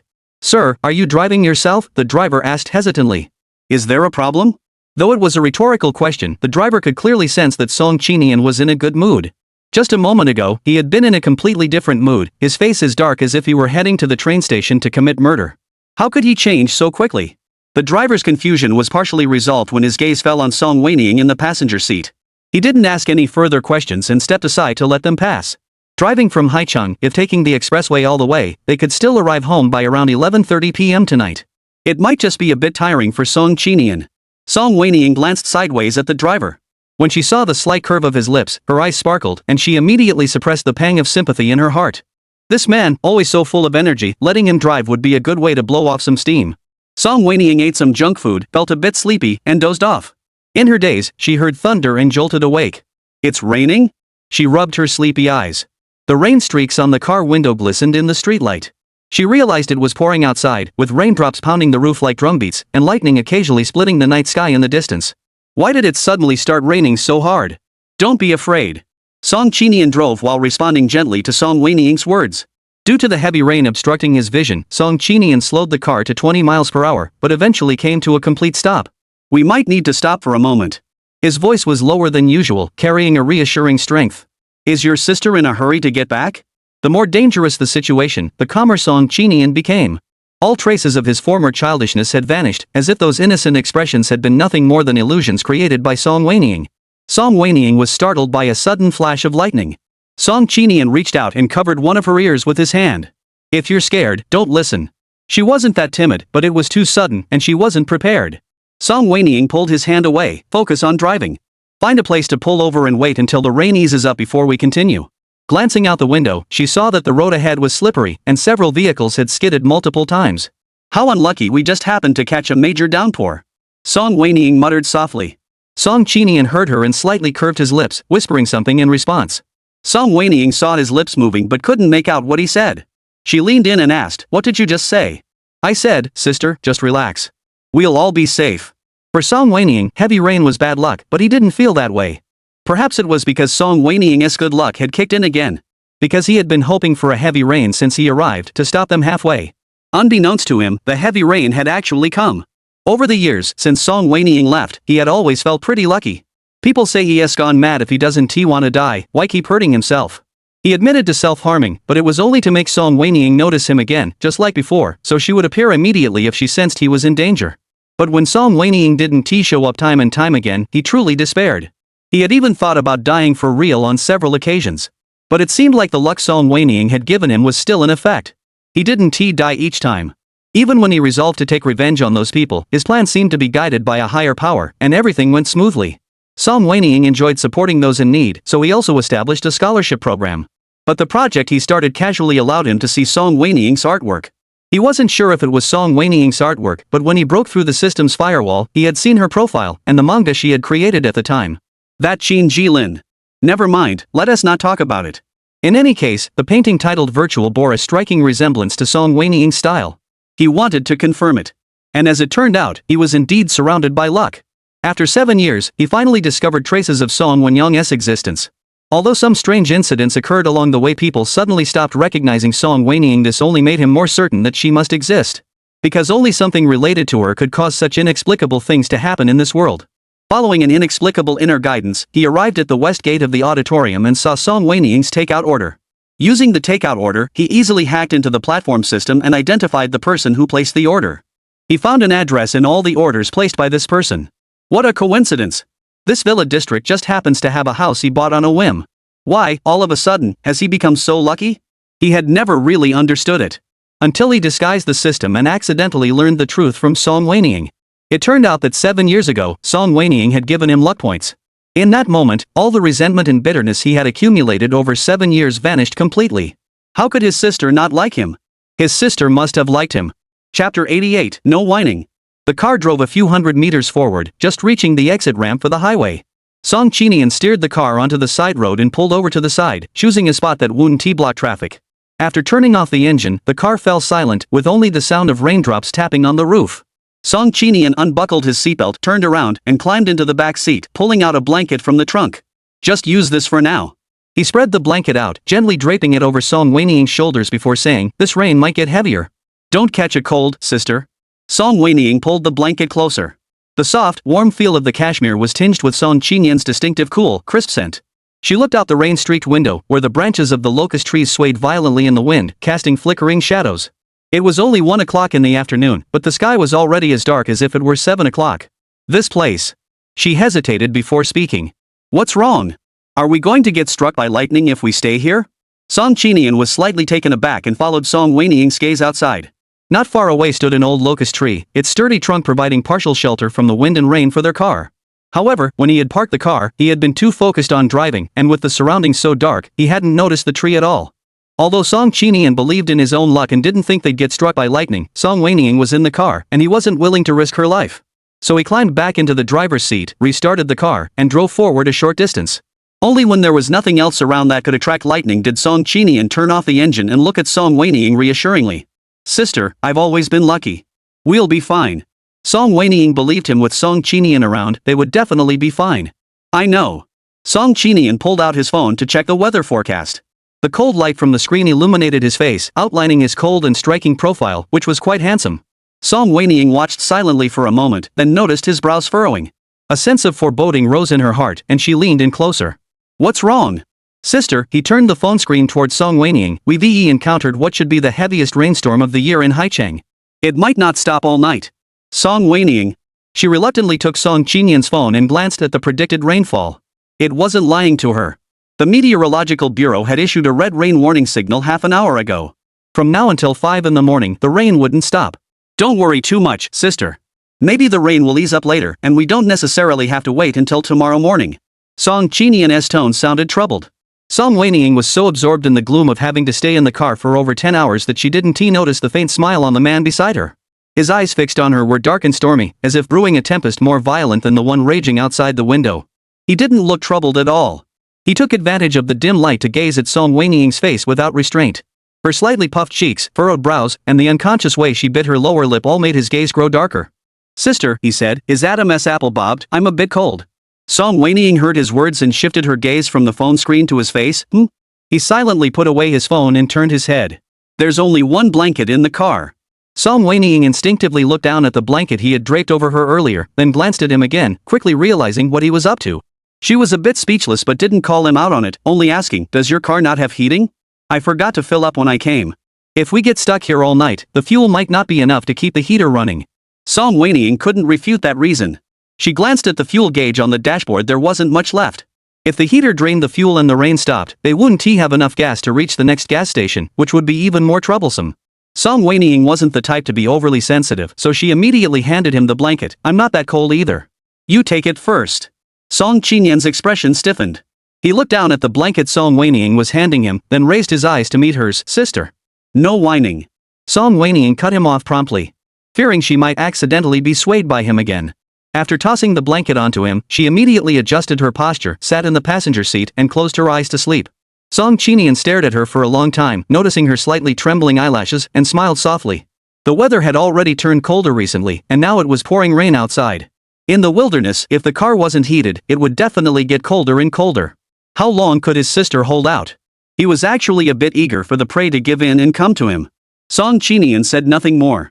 The backseat was spacious, so he climbed back there, covered himself with the blanket, and sat down. He waited in silence, watching to see when Song Wenying would give in. Sure enough, just over half an hour later, the person in the passenger seat shifted slightly. Cough. Song Wenying was wearing a thin fabric dress today, and although it was a long skirt, the cold air seeped in from the hem, making her feet almost freeze. As usual, even the slightest movement or sound from her would prompt Song Qinian to ask her what was wrong. But today, Song Qinian remained silent. She turned to look. There he was, wrapped in a blanket, sleeping soundly. Darn it, he really fell asleep. She wouldn't allow anyone to be more comfortable than her in front of her. Song Qinian. After a few seconds, Song Qinian opened his eyes, his expression innocent and sincere. Sister? What's wrong? His voice was extremely soft, tinged with a seductive tenderness. Song Wenying didn't hesitate, unbuckled her seatbelt, and climbed into the back seat. Move over a bit. In a corner where Song Wenying couldn't see, Song Qinian silently curved the corners of his lips. All right. Do you want a blanket, sister? He asked. Song Wenying awkwardly hummed in response, not looking at him, and pulled half the blanket over herself. Suddenly, she heard his voice sound a bit hurt. Sister, you're too far away. When you pulled like that, I can't cover myself anymore. Song Wenying glanced over at the other side and saw that he was right. Sister, come sit closer. He suddenly pulled her toward him. I won't do anything to you. Song Wenying was caught off guard and pulled toward him, nearly falling into Song Qinian's arms. The temperature under the blanket rose instantly, and she could even clearly feel the heat radiating from his chest. She tried to struggle, but Song Qinian had already let go properly, leaving just the right distance between them. However, the space under the blanket was too limited, and their knees inevitably touched. Song Qinian rearranged the blanket, his movements so gentlemanly they were flawless. This is better. His voice was soft, shallow, and alluring, echoing clearly in the confined space. Chapter 89, Why are you so cold? Song Wenying's heartbeat grew erratic. She stiffened, suddenly feeling a chill on her ankle. It was Song Qinian's fingers gently brushing against her bare skin. Why are your feet so cold? He furrowed his brows, his tone suddenly turning serious. Before she could react, his warm hands had already gripped her ankle and slipped off her shoe. "What are you doing?" Song Wenying instinctively tried to dodge. "Don't move." Song Qinian's tone was firm, his palm completely enveloping her icy feet. "Cold starts from the feet, doesn't your sister know that?" As he spoke, he actually pulled her feet onto his lap, carefully wrapping them in a blanket, and gently rubbed the skin beneath the blanket. It wasn't that Song Wenying was thinking improperly, his actions were simply, every place he touched made her body tingle. Because Song Qinian insisted on placing her legs in his lap, Song Wenying had to brace herself with both hands behind her to maintain her balance, lest her head collide with the glass. The sound of rain outside grew louder, occasionally punctuated by the crack of lightning. Song Wenying's thoughts were almost carried away by Song Qinian's soothing massage techniques when she suddenly heard him speak. "Sister, does this feel good?" Her unfocused gaze slowly returned to the present, only to meet a pair of eyes brimming with laughter. Song Qinian was staring at her intently, his features appearing especially soft in the dim light. "Between me and Qin Jilin, who gives a better massage?" Song Wenying was taken aback. Why bring up Qin Jilin all of a sudden? Seeing that Song Wenying didn't respond, Song Qinian pressed her foot again, applying just the right amount of pressure, comfortable yet slightly painful. Song Wenying instinctively straightened her leg but accidentally kicked something. The person across from her froze suddenly. Song Wenying realized what she had kicked, her mind went blank for a moment and her toes curled instinctively. Just as she was about to pull her foot back, he suddenly pressed it down again. "Sister." Song Qinian's voice grew hoarse, tinged with a dangerous tremor. "Do you know that moving around like this comes with consequences?" He gripped her struggling ankle, moving it slightly. The palm of his hand was scorching hot, and so was the sole of her foot. "Song Qinian." Song Wenying was startled by his sudden aggressiveness and pressed her back tightly against the car door. "You were the one who touched me first." He suddenly let out a low laugh. "Then I'll take responsibility for you, sister." "Who needs you to take responsibility?" "Let go." In the dimly lit car, she saw the terrifying desire flickering in Song Qinian's eyes, and the sharp line of his Adam's apple as it moved. Her feet were beyond her control, and Song Wenying's cheeks flushed hot. All her senses were focused on the soles of her feet. I really didn't mean to." She couldn't force herself, so she tried a softer approach. But this time, Song Qinian wasn't swayed by either. "Sister, you haven't answered me yet. Between my technique and Qin Jilin's, which one do you prefer?" His hands moved slowly and deliberately, guiding her feet downward. The sound of the heavy rain pounding against the car window suddenly became deafening. Song Qinian pulled out a wet tissue from the armrest box and wiped his hands. Song Wenying felt uneasy and tried to pull her foot back, but he pulled her closer. She felt like a cat being held by the back of its neck, completely helpless. The mysterious source, when first touched by an outsider, felt yet exploratory, causing Song Wenying to suddenly widen her eyes. Although separated by a layer of fabric, but Song. Her unfinished cry was suddenly silenced by his kiss. She instinctively grabbed his collar, but he seized the opportunity to grip her wrist and press it against the seat. The soft rustling of fabric echoed clearly in the enclosed compartment. The source was also explored. Due to the weather, her abdomen felt slightly cool, and he moved carefully. The stimulation made Song Wenying's body itch and tingle. "Sister, am I doing a good job?" "Sister, say something." "Sister, you're not speaking. Are you so comfortable you can't speak?" Song Wenying clenched her teeth tightly, refusing to let any sound or emotion escape. He felt a bit dissatisfied and stepped back slightly. "Sister, tell me quickly, between my technique and Qin Jilin's, which one do you prefer?" Even at a time like this, he still had the nerve to ask that question. Song Wenying was nearly driven to madness by this person. Are these two techniques even of the same nature? Qin. Just as she was about to say Qin Jilin's name to tease him, he kissed her again. This kiss carried a punishing intent, his canine teeth grinding maliciously against her lower lip before releasing her. "Sister, say it again. Whose technique is better?" His tone was filled with gritted teeth. Song Wenying dared not say another word. This little pervert was taking advantage of the fact that they were alone, she couldn't escape, and she wasn't strong enough to overpower him. "You. What about me? Your technique is better." Song Wenying dragged out the last syllable, sounding a bit sarcastic. But the other person seemed oblivious, pulling her into his arms with a delighted expression. "Really? Then can I serve you again?" Song Wenying wanted to ask him what kind of service he meant. But this man had no shame. If he meant the same thing as before, she wouldn't know how to respond. "No, it's not necessary." Song Wenying tried to get out of his arms, but Song Qinian paused slightly before continuing as if nothing had happened. "You. Song Wenying's body went weak, and she was about to fall backward, but he quickly wrapped his arms around her waist. "Why are you so sensitive, sister?" Song Wenying was completely speechless at this man's shamelessness. The car was silent, except for certain sounds, whether they were the rain outside or. Another flash of lightning split the sky outside, illuminating the faintly flushed tips of their ears. Song Wenying saw beads of sweat trickling down his forehead, dripping down his jawline and onto her calf, burning her skin. Is he in pain? Are you feeling unwell? As soon as the words left her mouth, Song Wenying regretted asking. What was she thinking, worrying about his comfort at a time like this? Sure enough, the next second, Song Wenying regretted speaking so hastily. Sister, I'm not feeling well. Can you help me? Lately, being around Song Qinian had really messed with Song Wenying's mind. She immediately understood what he meant by help. Seeing that Song Wenying didn't respond, he suddenly leaned in close, his warm breath brushing against her ear. Help me, sister. Help me. Please help me. With each word he spoke. That which had never left her, crept closer with each word. Sister, if you're comfortable, please help me. Song Wenying couldn't speak and couldn't help but let out a muffled groan. He curled his lips. Sister, you agreed. Don't go back on your word. Song Wenying? When did she agree to that? Chapter 90. Thank you, sister. Song Wenying was so angry she wanted to bite him, but as soon as she opened her mouth, he took the opportunity to kiss her. This kiss was even more passionate than before, a tender yet irresistible claim. She felt her. Gently held captive. Sister, his voice was hoarse, his forehead pressed against hers, his eyelashes trembling, just this once. After an unknown amount of time, as raindrops slid down the windowpane, the sky gradually grew brighter. He released her. Burying his face in the crook of her neck. Thank you, sister. His breath was hot, his words muffled. I really like you, sister. He didn't say what he liked about her, and Song Wenying didn't ask. The sound of raindrops hitting the car roof suddenly grew distant, and she could only hear her own racing heartbeat. This wasn't the first time. She had let Song Qinian cross the line time and again. Did she like Song Qinian? Probably a little, after all, he fit her aesthetic and he was good at it, but... Song Wenying. HM? Startled by the sound of her name, Song Wenying snapped back to reality and stared blankly at him. Can I call you by your name too? Song Wenying was taken aback. If you want to call me that, go ahead. I'm not the emperor, I can't stop you from calling me by my name. As you wish. Then I'll call you Wenying? Whatever you like. After being satisfied, his eyes were filled with tender affection. But when his fingertips gently brushed her earlobe, he suddenly felt a bit wronged. But Qin Jilin also calls you Wenying. Seeming displeased, he suddenly bit Song Wenying's earlobe, his teeth clenched, and he calls you Mom. Song Wenying finally understood. This man was saying all this just to bring up Qin Jilin. She shot him a glance. If you want to call me that too, go ahead. Song Qinian choked. Seeing the cunning gleam in Song Wenying's eyes, his expression darkened. Sister, do you really want me to call you that?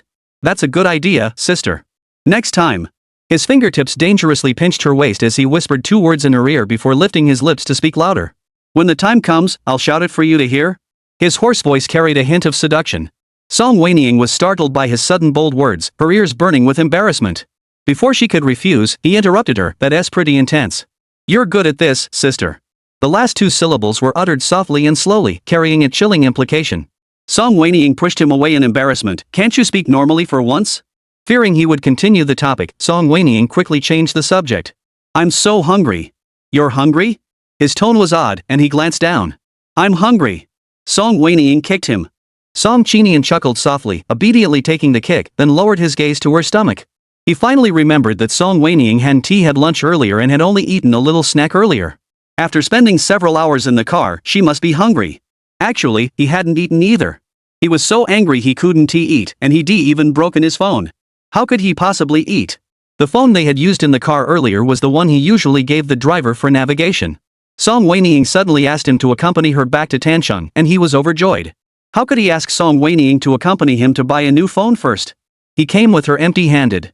However, there was one thing he didn't tell Song Wenying. Those bodyguards were following them from a short distance behind. Wait a moment. He bent down to pick up the spare phone from the driver's seat and made a call in front of Song Wenying. After hanging up, he said, wait another half hour. Wait for what? Aren't you hungry? Noticing that her hair was slightly disheveled from his earlier touch, he reached out to smooth it out before saying, someone will bring food shortly. Song Wenying widened her eyes and glanced out the window. In this terrible weather, who would bring them food? She was surprised for a moment, but then remembered Song Qinian's abilities and calmed down. Money can make the devil grind the mill, nothing is impossible. But having someone bring food wasn't enough, there was another problem. Noticing Song Wenying's furrowed brows and hesitant expression, Song Qinian paused slightly. What's wrong? This wasn't the first time he'd felt so awkward, so Song Wenying blurted out, if it keeps raining like this, what are we going to do if we need to use the restroom? Song Qinian was slightly taken aback. He had been thinking about his sister and had completely forgotten about this issue. There were no umbrellas in the car, and no spare clothes either. If they went out to use the restroom, they'd definitely get soaked. He wouldn't mind, but what if Song Wenying caught a cold or fever? Song Qinian no longer wanted it to rain. Having gotten what he wanted, he began to hope the rain would ease up a bit. Perhaps it was Song Qinian's luck kicking in again, but half an hour later, the driver brought them some extra meal boxes. After the two of them finished their meal, which wasn't quite lunch, the rain outside actually started to ease up. Song Wenying was overjoyed. We can go now. Song Qinian couldn't hide the complexity in his expression as he looked at Song Wenying. It really was very lucky. This was the luck his sister had brought him. The unease in his heart was filled, and he embraced Song Wenying, slightly curving his lips. Sister. What now? Song Wenying was just enjoying the sudden improvement in the weather when she was suddenly hugged, leaving her completely confused. It's so nice to have you. Song Wenying pushed him away and urged, I know I'm good. Hurry up and drive. Song Qinian chuckled, alright. This was a world where Song Wenying was never supposed to exist, but she had appeared. She came for him. Song Wenying and Song Qinian had just arrived near the villa district when the weather, which had improved, suddenly turned bad again. It seemed as though the few hours of good weather had been granted solely to facilitate their return. Since the license plate wasn't registered, the security guard at the entrance of the community approached them with an umbrella to ask for their identification. He didn't recognize Song Qinian, but he had seen Song Wenying before. Upon seeing her, he looked puzzled. When did Miss Song leave? Didn't you just return? Have you seen me in the past few days? The security guard nodded, but then thought of something and added, I saw your car, but I didn't know if you were inside. Song Wenying didn't ask anymore and told Song Qinian to drive. It wasn't until they drove into the garage that Song Qinian asked her, you suddenly came back, did something happen? Song Wenying unbuckled her seatbelt and got out of the car. Don't worry about it. I can handle it myself. You go back home first. After taking a few steps, Song Wenying remembered something and suddenly stopped. Oh no. She hadn't told him yet that they lived in the same neighborhood. Chapter 91, A Reward for You. Song Wenying turned back. Song Qinian looked at her, as if he had also realized something. He smiled and spoke first in surprise, how did you know I live here too? Seeing that he was still acting with her, Song Wenying relaxed and calmed down. She also forced a smile and asked, you didn't seem surprised when you saw me in the same neighborhood as you, did you? I was pretty surprised, but you didn't notice earlier. He remained unfazed, blurting out a lie, I never expected that I and my sister are so destined to live in the same neighborhood. That is quite a coincidence. Did you already know we lived in the same neighborhood, sister? He looked innocent and confused. Why didn't you tell me sooner? Song Wenying's fists clenched tightly. This guy really was a master of improvisation. Last time you had a high fever and collapsed at my doorstep, that's when I found out. Song Qinian feigned sudden realization, so it was my sister who saved me last time? But if you saved me, why didn't you wait for me to wake up before leaving? Song Wenying took a deep breath, telling himself to stay calm. She couldn't stay calm at all. Song Wenying walked toward him. Sister? He smiled and just managed to say 2 words before Song Wenying kicked him hard on the calf.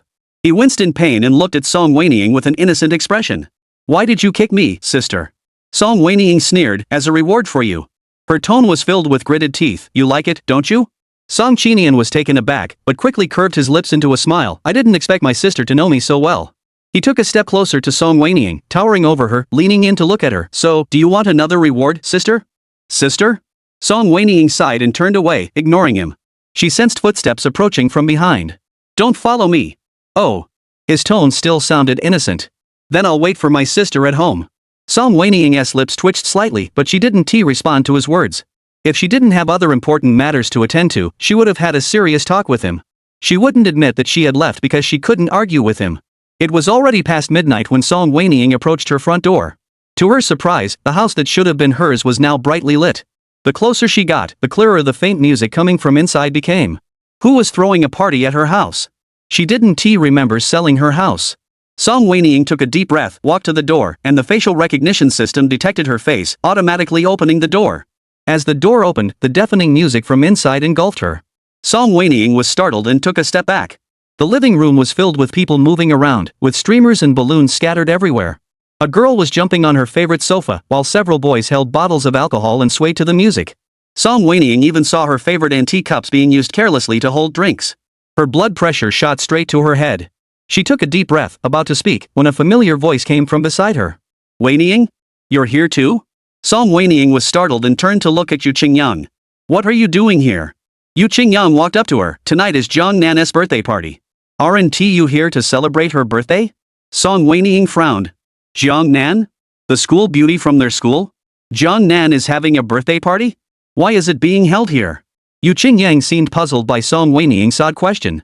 He glanced at the crowd in the living room before answering her gently and patiently. This is her relative's house. Her relative's house? Are you sure? You haven't been at school lately. She has had several gatherings, and you didn't come to any of them. I thought you wouldn't come this time either. When did you come back? Song Wenying didn't answer. She suppressed her anger and scanned the living room and the second floor with her eyes. Because there were too many people blocking her view, she walked inside, dodging the crowd, and scanned everyone one by one. Just as she was about to go upstairs, someone suddenly called out to her. What are you doing? It was Jong Nan's voice. Perfect, no need to look any further. Song Wenying turned to look at Jong Nan. She was dressed very elegantly today, looking like a little princess, surrounded by admirers. Upon seeing Song Wenying, she furrowed her brows slightly, but with so many people around, she forced a smile. Wenying, I didn't expect you to come. After a pause, she raised her voice. Did you just see me heading upstairs? I'm very grateful you came to my birthday party, but even if you're curious about someone else's home, you shouldn't just wander around and look around. Upon hearing this, everyone in the room fell silent. Someone turned off the music. Some people, who hadn't seen Song Wenying in a long time, exclaimed. How did she come? Did someone invite her? I heard she is being kept by someone. Someone who loves money so much must envy Jiang Daxio's family background, right? Even if she is envious, she shouldn't go upstairs without permission. Exactly, that is so unpolite. Song Wenying had recently been the target of rumors, which had damaged her reputation at school. Seeing her appear now, some people deliberately raised their voices and said hurtful things to embarrass her. Song Wenying clenched her fists, her nails digging deeply into her palms. She took a deep breath and looked at Jong Nan again, her voice surprisingly calm. Do you know the owner of this place? Song Wenying's tone was odd, and her gaze was sharp. Jong Nan's eyes flashed with a hint of guilt, but she quickly dismissed it, thinking that Song Wenying couldn't possibly know anything. She was probably just resentful. Because she had lost the school beauty pageant. Thinking of this, Jong Nan regained a bit of confidence. She smiled. This house was given to me by my cousin. Wenying, your words are quite strange, but don't worry. The person who gave me this house must have a normal relationship with me. Though the words seemed casual, they carried a hidden meaning. Some people, upon reflection, immediately recalled the previous rumor that Wenying's sports car had been given to her by a wealthy individual. Someone immediately mocked, don't judge others by your own standards. Everyone knows that Jong Nan comes from a wealthy family. Exactly. It's like they're so dirty they think everyone else is too. Seeing the tense atmosphere, Yu Qingyang spoke up to try to ease the tension. Everyone, please don't talk like that. Wenying didn't mean it that way. Someone immediately interrupted. Senior, we know you're a good person, but don't let others take advantage of you. The crowd resumed their verbal attacks, with Hu Jiawei and Shen Ming leading the charge. They were still holding a grudge against Song Wenying for the prank she had played on them last time. Song Wenying glanced at them, surprised to see these fake friends had reconciled so quickly. Their friendship was truly strong. Enough, enough. It's already late because of the rain. We're all here for my birthday party. Let's not argue anymore. Let's blow out the candles and eat the cake first. After successfully hearing everyone's complaints about Song Wenying, Jong Nan emerged satisfied to play the peacemaker.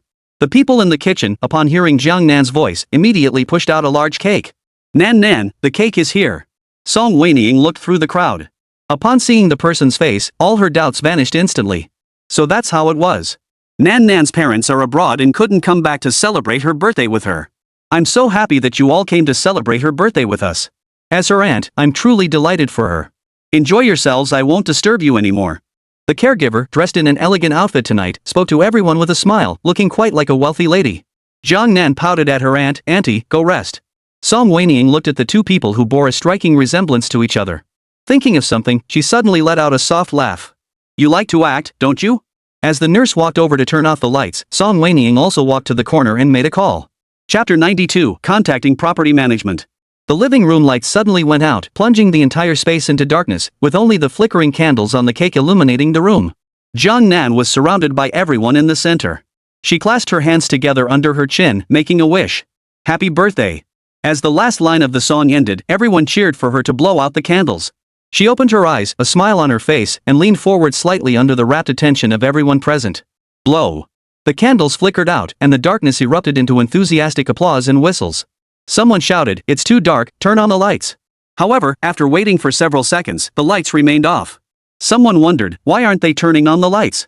Someone pulled out their phone and turned on the flashlight feature, casting a faint glow in the living room. Everyone looked at each other, then finally turned their gaze toward Jong Nan. Jong Nan was also puzzled. Someone tried pressing several switches in succession, but when none of them responded, they rushed back anxiously. The lights aren't working, the power must be out. As soon as he spoke, before Jiang Nan could say anything, the others were already surprised. This is the most expensive neighborhood in Tancheng. How could there be a power outage? Someone looked at Jiang Nan and urged, call the property management and find out what's going on. It's pouring outside. Maybe there's an issue with the electrical system. Damn it, I couldn't go home today because of the rain. If the circuit is faulty, it'll be pitch black tonight. How are we supposed to get by with so many of us here? They weren't exactly close to begin with.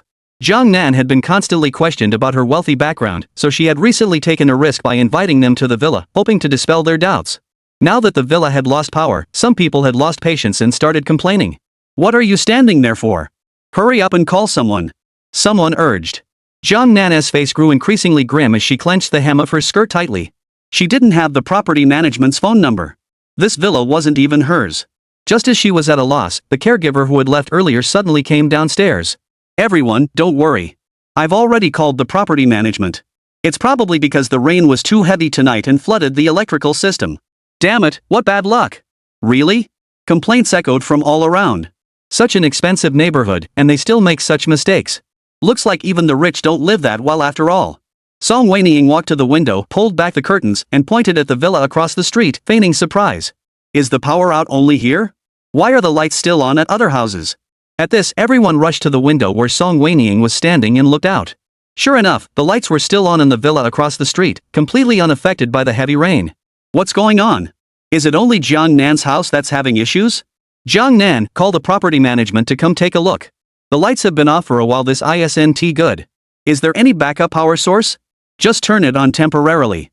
Everyone was urging him one after another, and cold sweat began to form on Jiang Nan's back. She clutched her phone tightly, frozen in place, unsure of how to make the call. The caregiver, seeing this, grew anxious and worried. She had already planned to use this place one last time tonight and restore the villa to its original state tomorrow, so the owner wouldn't notice. But now, at this critical moment, something had gone wrong. I just called. The property management said they're investigating. Everyone, don't worry. The caregiver tried to reassure everyone. However, among them, there was someone who had always envied Jiang Nan. Now that this accident had occurred, how could she remain calm? She deliberately spoke up to cause trouble. How long will the investigation take? They should at least come here to explain in person. Someone immediately agreed. Right, how long are we supposed to stand here in the dark? There's no light in the house, and it's cold at night. Everyone chimed in, and soon the argument erupted again. Song Wenying watched the situation unfold, saying nothing. She leaned against the window, quietly waiting to see how things would play out. She was curious to see how these two would get the property management to come over. If they didn't call, the other students wouldn't give up. If they did call, and the property management came, they'd be in even bigger trouble. Earlier, when she had called, Song Wenying had asked the security guard in detail how Jiang Nan had been bringing people in over the past few days. The security guard said it was because he had seen Song Wenying's car, and someone inside had instructed him to let them through, so he had done as told. From start to finish, they hadn't actually seen who was sitting in the car. Jiang Nan, what are you waiting for? Hurry up and call. Someone raised their voice to urge him, their tone clearly angry. It was dark and cold, and none of them were the type to endure hardship. They couldn't stand it for even a moment. Jiang Nan was forced to act calmly as he pulled out his phone. I'll call right now. Song Wenying didn't know who she was calling, but she replied in a way that seemed convincing. She hung up the phone and spoke calmly. Sorry everyone, the property management and security are too busy tonight and might not be able to come here. Someone in the crowd cursed and stood up abruptly. How busy can they be? They're ignoring the residents' requests. I'll go ask them myself. Yu Zhe. Don't go. Jiang Nan exclaimed, trying to stop him. The property management is really busy. Let's not make things difficult for them. But Yu Zhe wouldn't listen. Hearing everyone pile on Jiang Nan earlier had broken his heart, and now he was determined to confront the property management. Jiang Nan, you're just too soft-hearted. That's why the property management doesn't take you seriously. What are you afraid of? You're a resident. They can't just ignore you, no matter how busy they are. A few others, equally impatient, stood up as well. I'll go with you. Let us all go together. Otherwise, they'll think we're easy to bully. Jiang Nan watched as everyone started talking about going to confront the property management together, and his face turned pale. If everyone goes, won't that expose the fact that she never called the property management in the first place, and they don't even know her? It's raining so hard outside. Everyone, don't go out. Let's wait a little longer. But Jiang Nan's words fell on deaf ears. She couldn't stop the crowd from going out on her own. Qinian glanced at Jiang Nan before leaving, noticing her unusual expression. For some reason, he suddenly recalled the question Wenying had asked earlier. His mood grew complicated, and he turned to look at Song Wenying. She was leaning against the window, not moving at all. Her expression seemed calm and composed in the face of the situation. Or perhaps anticipation? What was she expecting? Chapter 93, Wenying is really the property owner? Everyone braved the rain to arrive at the property management office. As soon as they entered, they started cursing, leaving the property management staff red-faced. He waited until everyone had finished complaining before speaking up. When did you ever call us? We had no idea your power was out, and you didn't even bother to inform us. Upon hearing this, everyone was stunned and turned to look for Jiang Nan. Jiang Nan stood on the outskirts of the crowd, dared not step forward. Seeing everyone looking for her, she shifted her position slightly, trying to make them ignore her presence.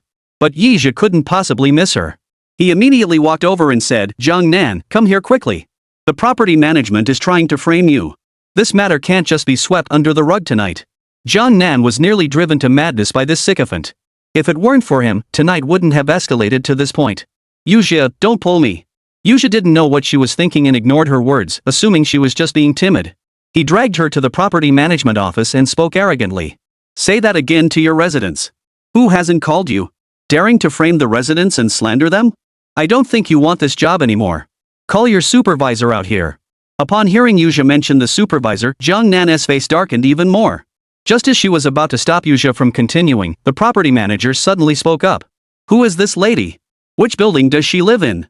Everyone heard this and was a bit confused. Someone whispered. What's going on?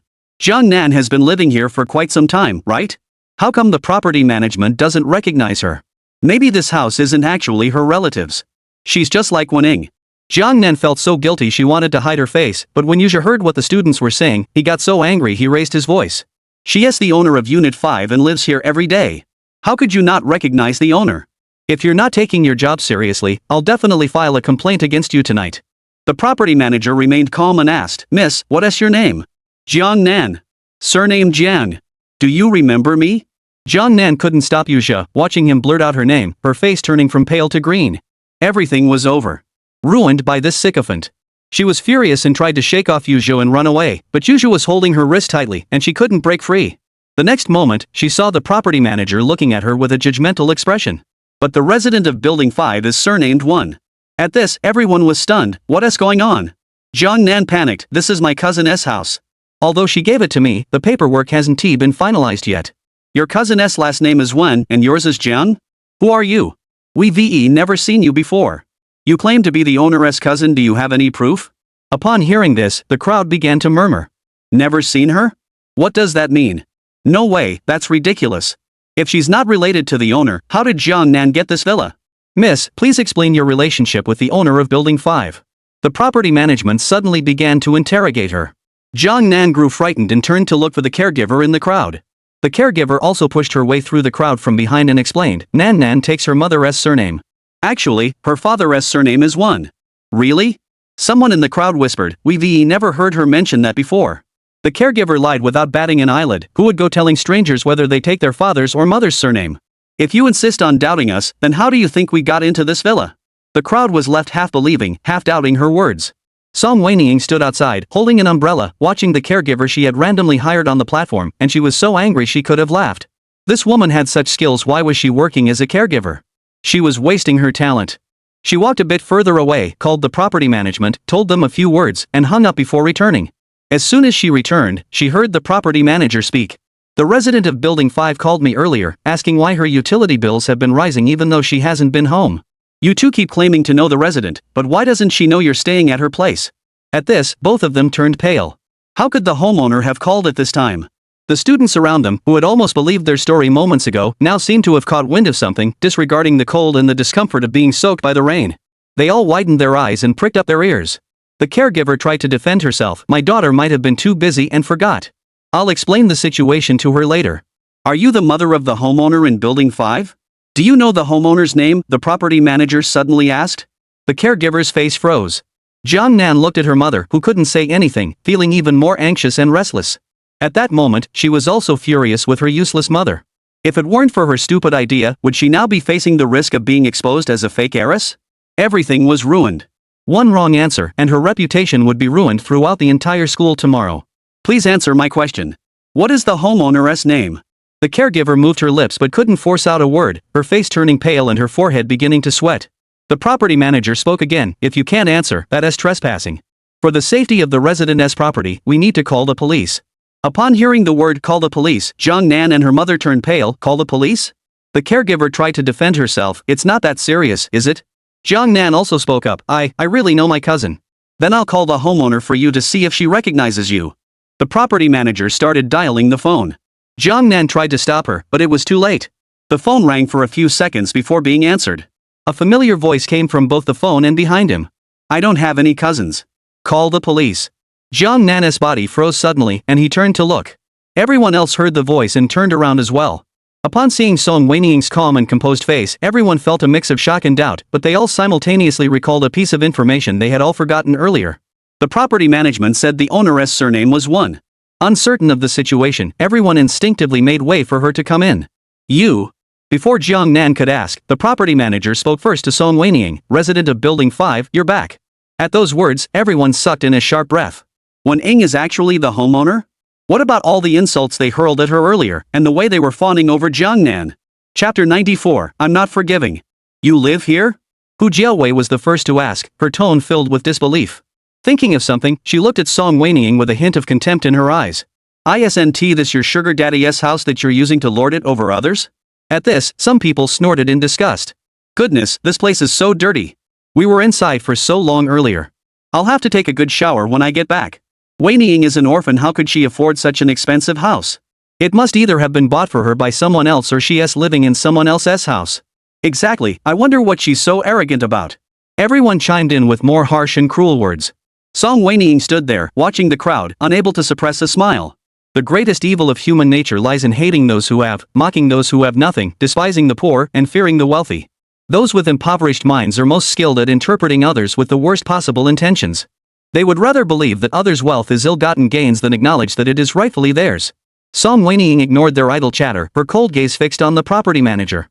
I pay so much in property fees every month, it's not charity. These people have illegally entered my home multiple times, damaging my property, yet you've never noticed or stopped them. You need to give me an explanation for this. The property manager's forehead broke out in a cold sweat as he nodded repeatedly. Yes, I'm sorry. This was our negligence. Your negligence can be addressed later. I've already called the police, but to prevent anyone from escaping, I demand that you restrict everyone's movements immediately. Upon hearing this, everyone was startled. Call the police? Calling the police is too much. We didn't know this was your house, we were deceived too. Don't bother explaining to me. Go talk to the police. Song Wenying remained unmoved. Some began to fear. Wenying, we're all classmates. You're being a bit heartless, aren't you? When you were insulting and spreading rumors about me, did you think about the fact that we're classmates? How can you compare the two? Someone retorted. We just said a few words to you, but you want us to go to jail. Hearing this, Song Wenying snorted in derision, looking at the man who had just slandered her, who hadn't held back in using vulgar language. Sometimes I really do wonder, how did you people end up so shameless? You. The male classmate tried to say something else, but Song Wenying had already withdrawn her gaze, her eyes like knife blades sweeping over everyone present, finally landing on Jiang Nan and her mother. This person was the caregiver I hired. While I was away, she stole the keys to my house, not only occupying my home but also damaging my property and stealing my car. Make sure she is closely watched and doesn't escape. As soon as she finished speaking, the property manager immediately called security over the intercom, instructing them to block both the front and back doors and summon all on-duty staff for the night. Seeing the situation, everyone finally realized the severity of the matter. Among them, the most frightened were Jiang Nan and her mother. Jiang Nan was, after all, the school beauty, accustomed to being praised and adored, and had developed a touch of arrogance. Though she was afraid, she refused to beg for mercy from Song Wenying. Jiang Nan's mother was the first to show weakness. She knelt down with a thud in front of Song Wenying. This is my fault, it has nothing to do with my daughter. If you want to arrest someone, arrest me. Jiang Nan heard her suddenly say daughter and tried to stop her, but it was too late. Someone exclaimed in shock, what? Their mother and daughter? So Jiang Nan isn't actually from a wealthy family after all, and her parents aren't business people abroad?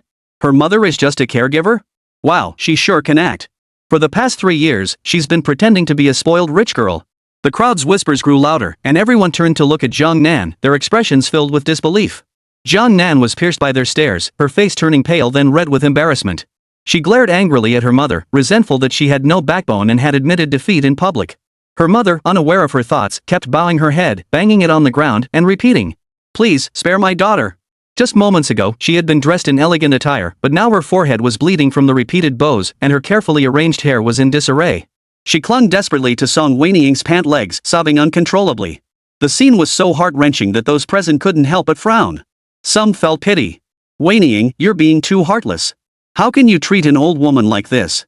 Mind your own business, Song Wenying cut her off without any regard for sentiment. She broke into my home and stole my car worth several million. I've never been one to use second-hand goods. If you're so concerned about her, why don't you buy the car and the house for them? At those words, the person's face turned ugly. She had only meant to say that to get Song Wenying to spare them. Who would want to pay off the debts of the Jiangnan mother and daughter? If it weren't for them, they wouldn't be in this mess. Nan is still young, she doesn't know any better. It's all my fault as her mother. Miss One, please be magnanimous. I have no mercy, Song Wenying coldly interrupted. When she returned home earlier, the place was in complete disarray. Thinking about how they had been touching everything in her house over the past few days, she felt utterly disgusted. She didn't want the house, the car, or even any of the furniture anymore. They must be sold. But the loss from the price difference must be compensated by these two thieves. If they can't pay, they go to jail. If you don't want to go to jail, then pay the money, Song Wenying said. Jiang's mother's pupils contracted sharply, and her lips trembled, but she couldn't speak. Compensate. How much would that be? Miss One, I apologize to you. Please.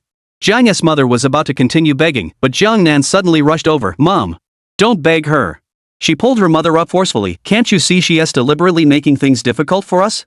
Even if you die here today, she won't change her mind. Jiangnan spoke with hatred, as if Song Wenying had deliberately caused trouble for them first, and they were the innocent ones. Song Wenying chuckled lightly. Jiang Jr., you've got some guts. Since that is the case, let us wait for the police to arrive, and we'll go to the police station together to discuss how much compensation you'll have to pay. She walked slowly to a chair and sat down. The sound of heavy rain continued outside, and the room fell into an awkward silence. Some grew increasingly frightened and suddenly felt the urge to flee. He took the first step, and the others followed suit. There were nearly 30 people at the party tonight, but there were only a dozen security guards. Everyone ran in different directions, and the security guards couldn't control everyone. As the situation began to spiral out of control, a group of familiar black-clad figures suddenly appeared. Their skills and speed far surpassed those of the security guards, and they quickly subdued the restless students. In the pouring rain, they were pinned to the wet, cold ground. The students, who had carefully dressed up just moments ago, were now in a sorry state, with several girls already beginning to sob. Chapter 95, Dare to insult her, and you're asking for trouble. Some were scared and started crying and begging for mercy. Wenying, I'm sorry. We misunderstood you earlier. It was our fault for speaking harshly. If you have any grievances, you can vent them on us, but please don't call the police. Calling the police isn't something to be taken lightly. Song Wenying coldly glanced at him, unmoved. Seeing this, someone else couldn't contain their anger and began cursing and berating Song Wenying. How could you be so cruel? I've never seen such a heartless woman. You filthy whore. You're just a who has been slept with by everyone. Song Wenying sneered. Back then, to survive, she had bullied Song Qinian for 5 whole years. She had never been a soft-hearted person. And these people had been insulting and slandering her for years. She certainly didn't need to show any mercy now. She had no intention of paying them any mind. As she turned to walk back to the property management office to sit down, she heard a noise and turned her head to look. Song Qinian walked slowly toward her, holding a black umbrella. His shiny leather shoes splashed water from the puddles, sending tiny droplets flying. He knelt down in front of the young man who had just insulted Song Wenying, tilting the umbrella slightly to reveal a smirk. Who were you just insulting? The young man looked at this suddenly appearing, somewhat familiar, aristocratic man, unsure of his intentions. The man's eyes suddenly turned cold. He stood up, raised his leg, and kicked the boy in the mouth. The force was both decisive and brutal, causing the boy's mouth to bleed instantly. The pain was so intense that he wondered if his teeth had been broken. He screamed in pain. But Song Qinian seemed unsatisfied and kicked him again in the stomach. Dare to insult her? You're asking for death? He curved his lips into a smile, his tone soft and gentle, but the bloodthirsty chill emanating from him sent shivers down the spines of everyone present. No one dared to speak ill of Song Wenying again. Song Wenying noticed that Song Qinian was acting unusually and feared he might lose control, so she stepped forward. Song Qinian. She grabbed his hand. Hearing the familiar voice, Song Qinian snapped back to reality. He noticed that Song Wenying wasn't holding an umbrella, and the heavy rain was soaking her in just a few seconds. He quickly tilted the umbrella toward her. With a hint of displeasure, he asked, "It's pouring rain. Why did you come out?" "I was going to ask you the same thing. Why did you come out?" "I came out to help you." His tone was innocent yet sincere. Song Wenying choked up, looking at him, unsure of what to say. Everyone had already suspected she was being kept by someone, and since Song Qinian had appeared at school before, Song Wenying didn't want people to misunderstand her relationship with him, so she hadn't let him get involved in this matter. After all, she could handle it on her own. Now, the rumors about her and Song Qinian would surely spread like wildfire tomorrow. Then I'll leave the people here and go? He was referring to the group of bodyguards. His tone was oddly cautious, making Song Wenying seem heartless. Song Wenying sighed, "You're already here, so let us wait for the police together." "Alright, I won tea cause any trouble?" Song Qinian curved his lips into a smile, a hint of joy flickering in his eyes, a genuine smile, unlike the earlier coldness. Song Wenying? He won't cause trouble? He thinks he won't. While the two were talking, Jiang Nan had already noticed Song Qinian. She had been shocked to see Song Qinian appear in the first place, and now she saw him and Song Wenying pulling and tugging at each other. Song Qinian was even speaking in a flattering tone and holding an umbrella for Song Wenying? So these black-clad men are Song Qinian's people? Did Song Qinian show up just to help Wenying? What gives him the right? What does Wenying deserve? When did these two meet? What's their relationship? She clenched her hands tightly into the ground, her expression filled with disbelief. Jealous and unwilling to accept it. Song Qinian was far more ruthless than Song Wenying. Tonight, there was a torrential downpour, and the police response was already slower than usual, let alone in this affluent suburban villa district far from the city center. It would probably take an hour to arrive. Song Qinian had been making that group of people wait in the rain for the police to arrive. His reason was simple and brutal: these people had trespassed into the community, and as outsiders, they had no right to enter the building to seek shelter from the rain. Song Qinian had owned this house for several years but had never lived there, so the property management staff and security guards didn't know who he was. However, the property manager was aware of his identity. Song Qinian is the owner of the mansion villa in the community. Not long ago, he had even called him to ask for help putting on a show. At the time, he didn't understand what it meant, but now he finally gets it. He cautiously observed the two people sitting together, who seemed very intimate. Are they a couple? Or, as the group earlier mentioned, a sugar daddy and a sugar baby? However, the residents of Building 5 didn't seem like that kind of people. They'd been living here for 3 months and hadn't seen her socialize with anyone else. Just as he was curiously speculating about their relationship, the manager suddenly heard Song Qinian's gentle voice. "Sister, you haven't eaten dinner yet. Are you hungry? I've already prepared dinner. Why don't we go home and eat first?" The manager was taken aback. "Sister? Is this just a playful gesture, or are they really siblings? Let us go home and eat first." Song Wenying rubbed her stomach and didn't feel too bad about it. "Make sure you keep an eye on them. Not a single one is allowed to run off." Song Wenying and the property management staff finished their instructions, stood up, and then remembered Yu Qingyang.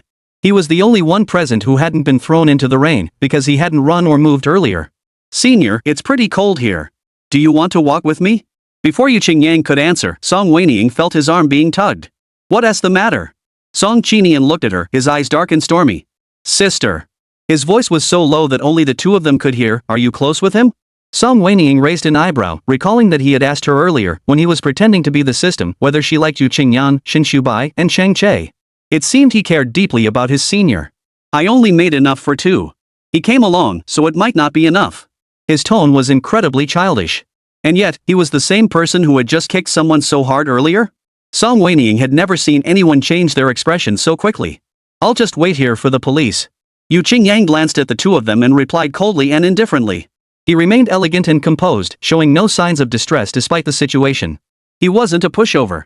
It was clear that Song Qinian was rejecting him, though he didn't know the nature of the relationship between Song Qinian and Wenying. In fact, he was still completely baffled by tonight's situation. He had no idea why Jiang Nan's house had become Wening's, nor did he understand how Wenying, an orphan, could be called sister by someone like Song Qinian. But he knew that Song Qinian, the CEO of Sherwan Group, cared deeply about Wenying.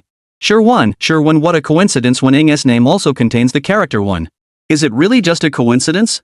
It is said that Song Qinian is bloodthirsty and brutal, with a temper as unpredictable as the weather. Yet in front of Wenying, he completely restrains himself, as docile as an innocent kitten and puppy. This was simply unbelievable. Yu Qingyang watched the two depart, his hand unconsciously clenching at his side. A faint sense of relief slowly arose in his heart. Thankfully, he had never offended Wenying nor taken any actions to pursue her. Otherwise, he would be worse off than these people outside. Chapter 96, Stay Here Tonight? Song Wenying returned in a hurry and hadn't brought any clothes. The villa she had bought did have clothes, but she wasn't sure if the mother and daughter had rummaged through her things there, and she didn't feel like wearing them. "If you don't mind, you can wear my clothes first." Song Qinian spoke in an honest and obedient tone. Song Wenying felt sticky and uncomfortable. She glanced at him but didn't bother to think about what he was up to. She borrowed his bathroom, took a hot shower, and put on his loungewear. Song Wenying wasn't T-short, standing at 1.67 meters tall, but Song Qinian was over 1.8 meters, so his clothes looked like a child wearing an adult's clothes on her. When she came downstairs, Song Qinian had just finished setting the table. He stared at her intently. "Sister, it's time to eat." Song Wenying felt a bit uneasy, cleared her throat, and nodded with a soft Song Qinian's villa was actually right across from Song Wenying's villa. All she had to do was open the curtains to see it. Earlier, Song Wenying had called the property management to cut off the power. After opening the curtains, the villa with the lights on was Song Qinian's. Even though they were in the same neighborhood, Song Qinian's villa was much larger and more luxurious than hers. No wonder he's the king of the building. Song Wenying was lost in her thoughts when she tripped over her pant leg and nearly fell. Fortunately, Song Qinian acted quickly and caught her waist in time. "Be careful, sister." "Thank you." Just as she was about to push him away to stand up, he suddenly picked her up in his arms. "You. Don't move." His tone was gentle, but it carried a hint of authority. He walked a few steps to the dining table, pulled out a chair with his leg, set Song Wenying down, and then knelt down in front of her. Song Wenying was puzzled by his actions when he spoke. "Your pants are a bit long. Let me roll them up for you." Song Wenying watched as he gently rolled up her pant legs, her fingers curling slightly, but she didn't stop him. She had rolled them up earlier, but they had come down again while she was walking. Song Wenying's hoodie sleeves and sweatpants legs were carefully rolled up by Song Qinian, revealing her slender, fair wrists and ankles. Song Wenying's hands and feet were free again. Seeing that he was still kneeling, she was about to urge him to get up and eat when he suddenly looked up. "Sister. I don't have any of those intimate garments girls use. I didn't give you any earlier, so." Hearing this, she knew he wasn't going to say anything nice, so Song Wenying quickly covered his mouth with her hand. "Shut up." He pulled down Song Wenying's hand and stared at her intently. "Sister, why did you tell me to shut up? I just wanted to ask you if you need it. If you do, I'll have someone go buy it for you." "Sister, did you think of something when you told me to shut up? Did you think I was saying you're really? Song Qinian." Song Wenying was so angry she could barely speak, almost grinding her teeth as she shouted his name. Song Qinian curled the corners of his lips, giving an evil yet innocent "oh," before standing up and sitting across from her. "Let us eat, sister." His tone was oddly affected, and Song Wenying was so angry she couldn't speak, but she couldn't do anything about it. This man was skilled at pushing boundaries, yet he knew exactly where to stop. He knew you wouldn't get angry, so he pushed further, but the moment he sensed your anger, he retreated obediently before you could react. "Sister, are you staying here tonight?" After finishing dinner, Song Qinian cleared the dishes without looking up, asking her casually. Song Wenying shot him a glance, unwilling to go along with his wish. However, her villa was currently uninhabitable, and it was the middle of the night in the rain. She truly had nowhere else to go. She could only nod and mutter, The corner of his mouth twitched slightly, but his tone remained flat. "All right, I'll tidy up the room for you later." Song Wenying was surprised, thinking he was going to let her sleep in his room. Had he changed his mind? "Why are you looking at me like that?" Song Wenying withdrew her gaze. "It's nothing." He suddenly smiled. "Sister, you're not disappointed that I asked you to sleep in the guest room, are you? Sister, you're not saying anything. Did I hit the nail on the head?" He pressed his advantage. Song Wenying glanced at the person still holding the bowl and chopsticks in their hands and sighed. "Go wash the dishes. If my sister wants to sleep with me, of course I'll." "Shut up." He raised his eyebrows, gave an innocent "oh," and turned to walk into the kitchen. Song Wenying stood at the door watching him. Whether in the past or now, Song Wenying had always felt that he didn't belong doing things like washing dishes or cooking, but he did them naturally and well. There was no sign of reluctance. It seemed like just an ordinary thing to do. He should have been like Shinshubai and the others, living above the mundane world, sitting high above in a skyscraper, looking down on everyone else, enjoying their admiration and adoration. But instead, he tied an apron around her waist, stood in the bustling kitchen filled with the aroma of cooking, his fingers covered in dish soap foam, skillfully washing the dishes. Song Wenying leaned against the doorframe, her gaze unconsciously following his back. The sound of running water echoed from the faucet. Song Qinian lowered his head slightly, his bangs falling forward to obscure his deep, enigmatic eyes. The sleeves he had rolled up revealed his slender, well-defined arms. "What are you looking at, sister?" He suddenly spoke, his voice tinged with a smile, but he didn't turn around. Song Wenying, startled, snapped back to reality, feeling a bit guilty, and cleared her throat. "Nothing, I was just wondering what those people outside are doing." Song Qinian finally turned around, still dripping water from his hands. "If you don't know what to do, why don't you let me handle it?" Song Wenying raised her eyes to meet his dark gaze. Though he still looked gentle, she now understood him a little better. He spoke so gently about taking care of them, but his actions wouldn't be as gentle as he was showing now. Worried he might act recklessly, she hesitated for a moment before replying. "I'll handle it myself." A hint of regret flashed in his eyes, but he quickly replaced it with a smile. "If you need any help, just let me know." "All right." After a moment, he remembered something and suddenly frowned, rubbing his temples. He noticed Song Wenying's subtle gesture and his smile faded slightly. What's wrong, sister? Nothing, just a slight headache lately. A headache? Song Wenying turned around, walked back to the living room, and sat down. It might be because of the weather. Song Qinian wiped his hands clean, followed Song Wenying back to the living room, and noticed her face didn't look good. He walked over to her, knelt down, placed his hands on her temples, and massaged them to relieve the pain. After massaging for about 10 minutes, seeing that she was still frowning, he grew concerned. Should we go to the hospital now? No, it'll pass in a moment. But the police should be here soon, right? Let us go check on the people outside first. Song Wenying interrupted. Before Song Qinian could say anything else, she led the way toward the door. Chapter 97, Compensation. It was still pouring outside, with large raindrops hitting the ground and splashing up water droplets. As soon as Song Wenying opened the door, a cold breeze blew in, sending a shiver down her spine. She instinctively furrowed her brows. Song Qinian quickly stepped forward and pulled her back. How can you go out like that? Put on a jacket before you go out. Song Qinian's hoodie was actually quite thick, so it wouldn't be noticeable if she wore it outside. However, wearing just one layer was indeed a bit cold.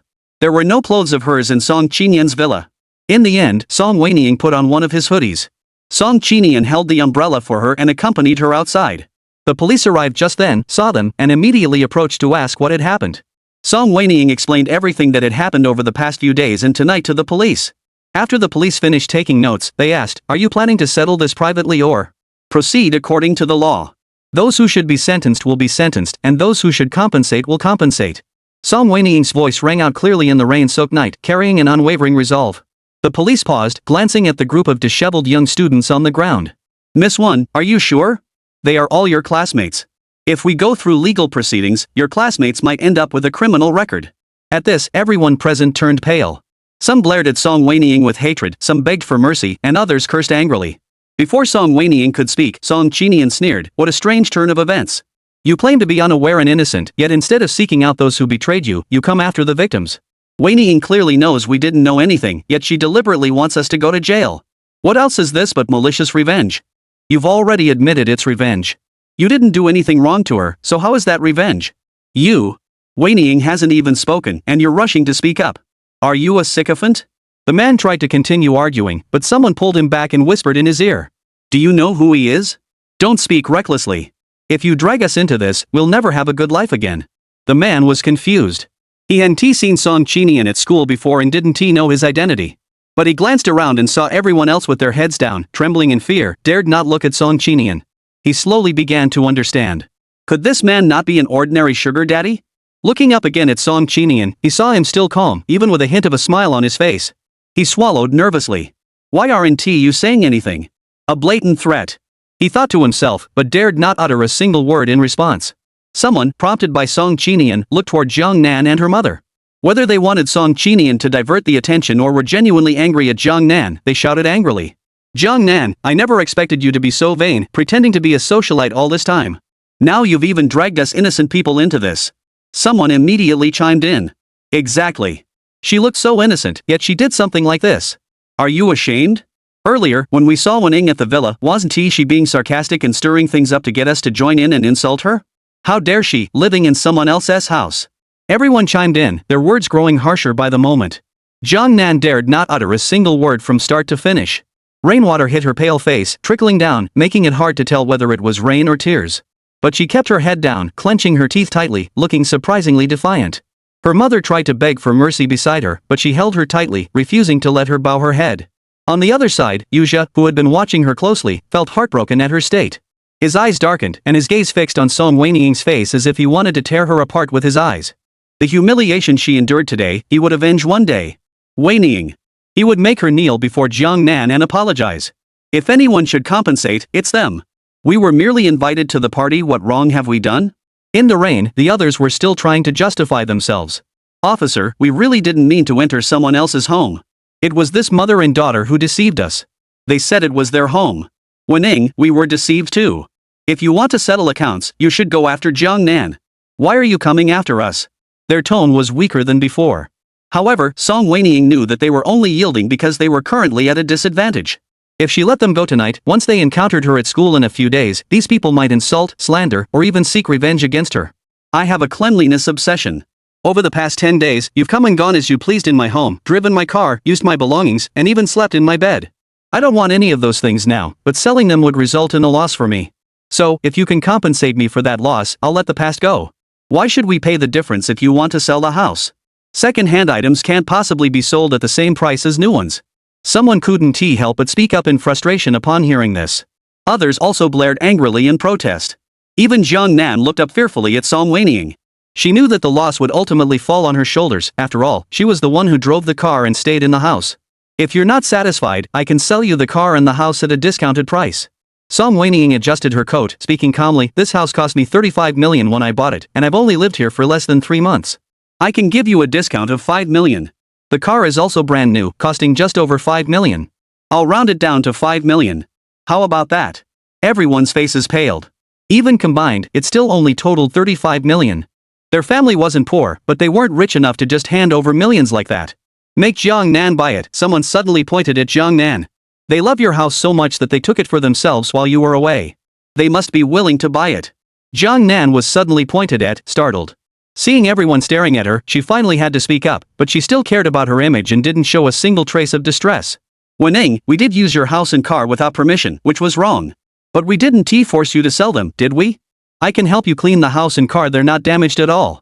She turned to the police officer. Is what they're doing legal?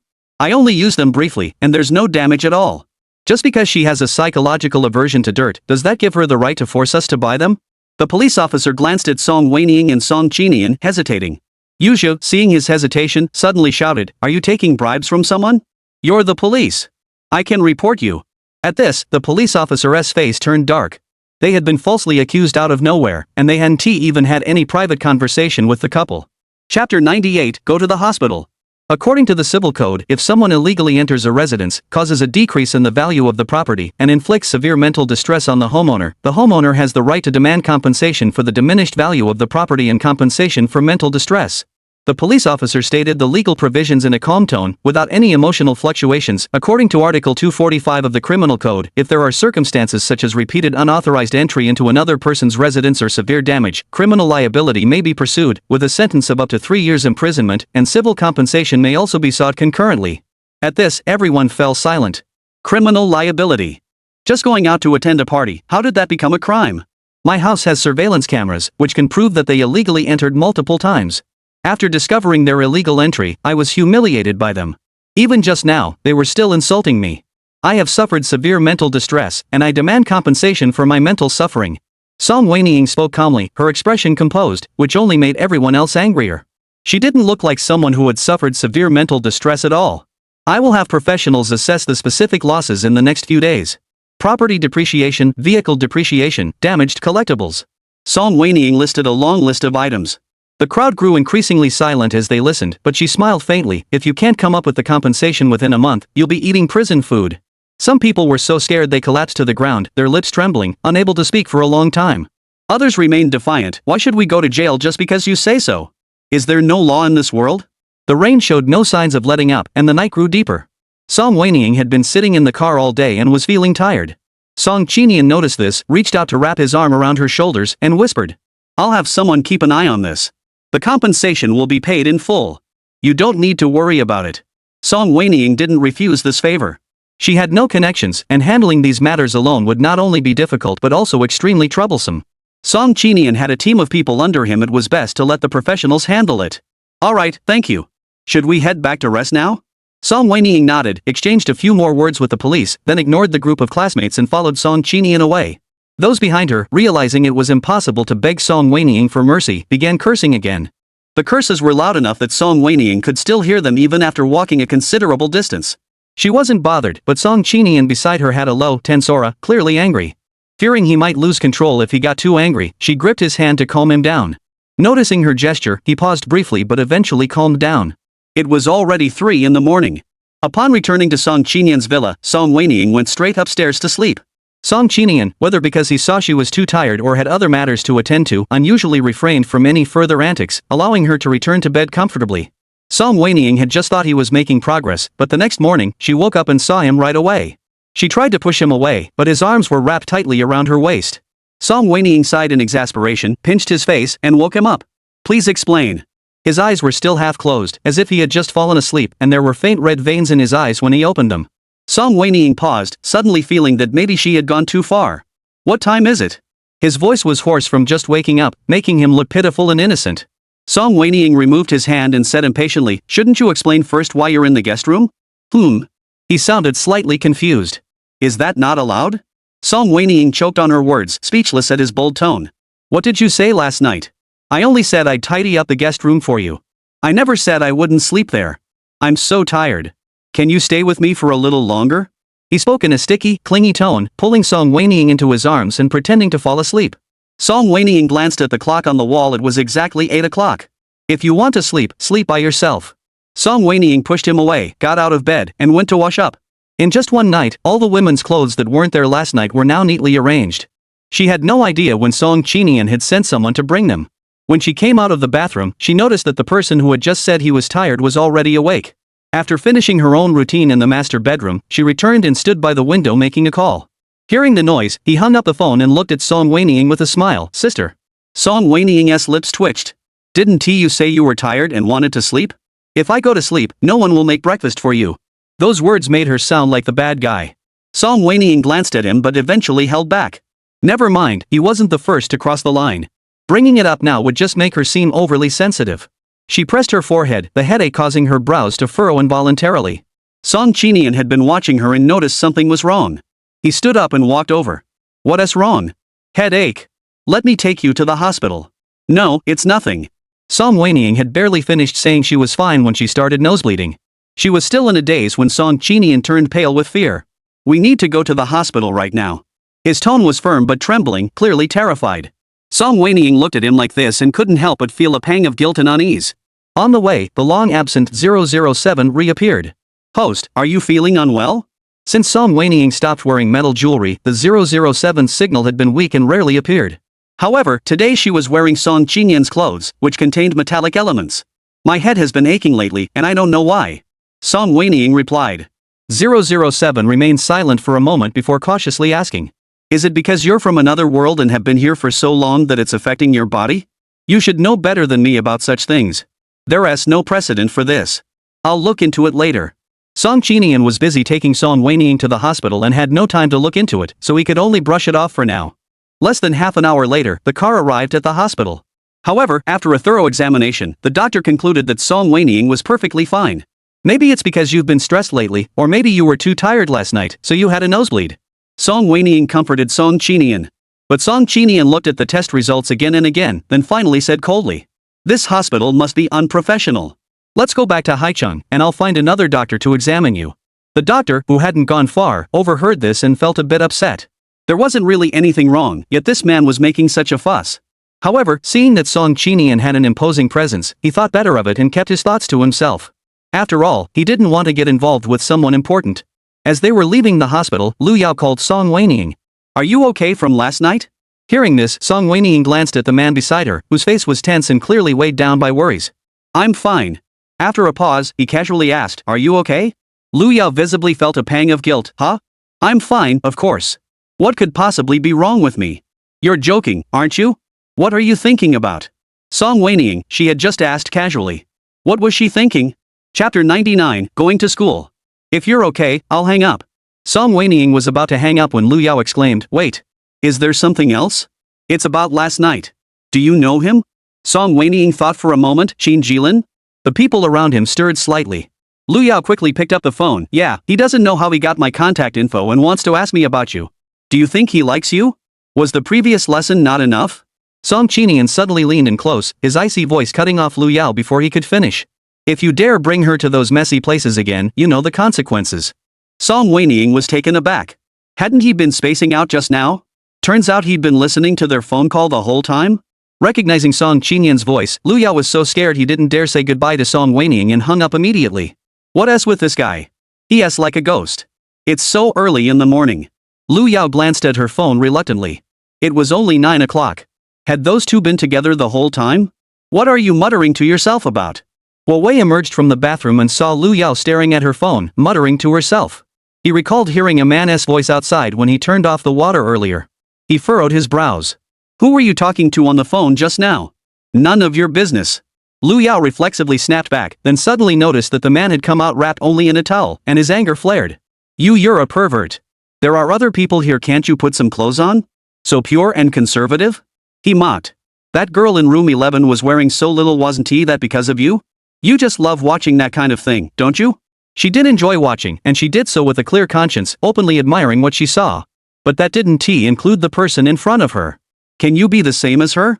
Lu Yao leaned against the wall, not even thinking before retorting, "What's so good looking about you? Looking at you makes my eyes hurt." Huo Wei's expression darkened. He stared at Lu Yao with a murky gaze, saying nothing. The air suddenly grew quiet. Lu Yao noticed his unusual demeanor and suspected she might have spoken too harshly. Just as she hesitated over whether to say something to lighten the mood, she heard Huo Wei's cold laugh. "No matter how many stand-ins you find, Shin Bai will never like you. With your personality, who would? Lu Yao? What's wrong with her personality? And what stand-in? Why bring up Shin Bai out of nowhere?"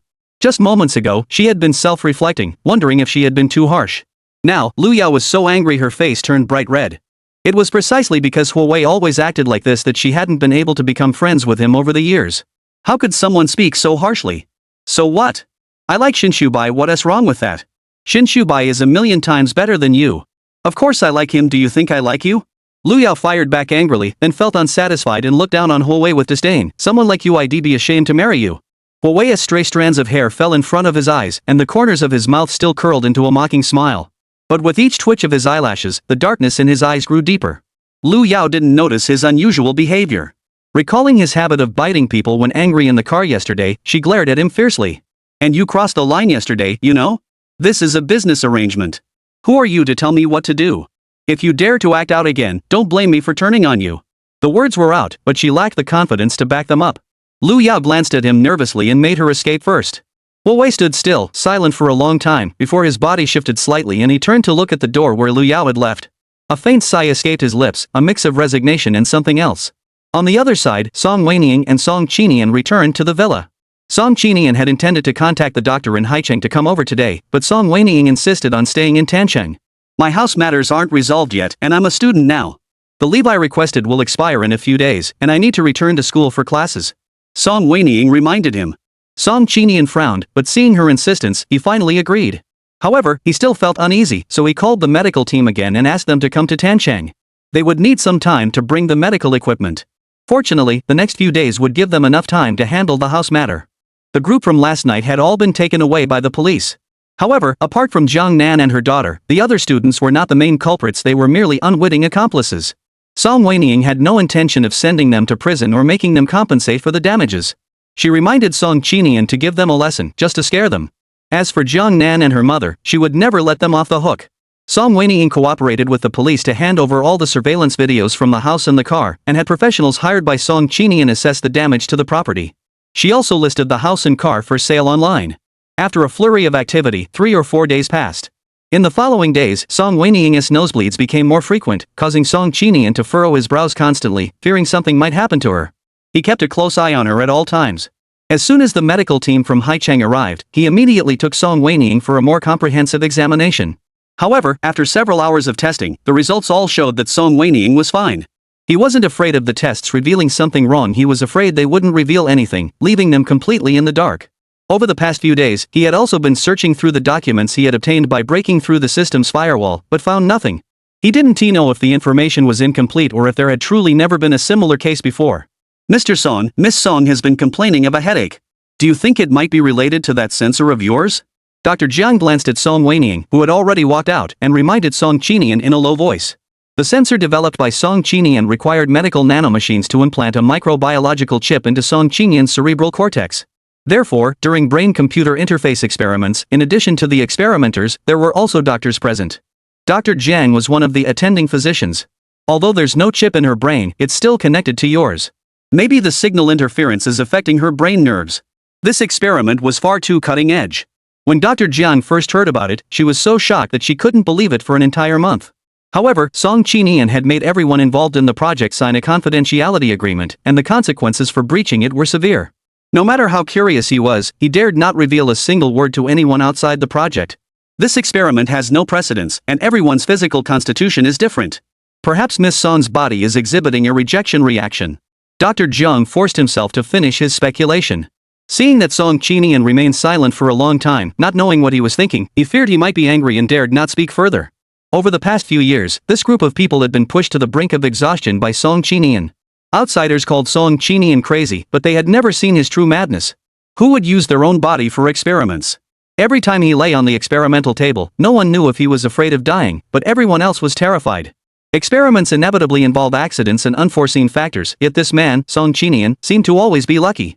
Every time it seemed like he was about to meet his end, he somehow managed to survive. It was truly unbelievable. You go out first. After a long silence, Song Qinian finally spoke. Dr. Zhang, upon hearing this, sighed in relief and walked out. He truly hadn't found any issues with his body. He had just been afraid that Song Qinian would question his medical skills. Song Wenying was indeed in perfect health. Where could he possibly find a problem to present to them? Chapter 100, Jealousy. Half a month later, Song Wenying returned to St. Islington Art Academy. This time, she had become a celebrity. After all, no one had ever sent dozens of classmates to the police station in one go.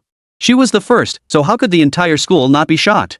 Moreover, upon hearing that she had a close relationship with Song Qinian, everyone was even more curious. Out of sheer curiosity, they paid little attention to the gossip about Jiang Nan, the fake socialite. Whenever they thought of it, they would sneer in disdain before returning to discussing Song Wenying and Song Qinian. Everyone wanted to know what the exact relationship was between Song Wenying and Song Qinian, how they met, and how important she was to him. The group of students involved in the incident spent 2 days at the police station and eventually signed an agreement stating that they would never insult Song Wenying again, and if they did, they would compensate her for the mental distress caused by their unauthorized entry into her residence.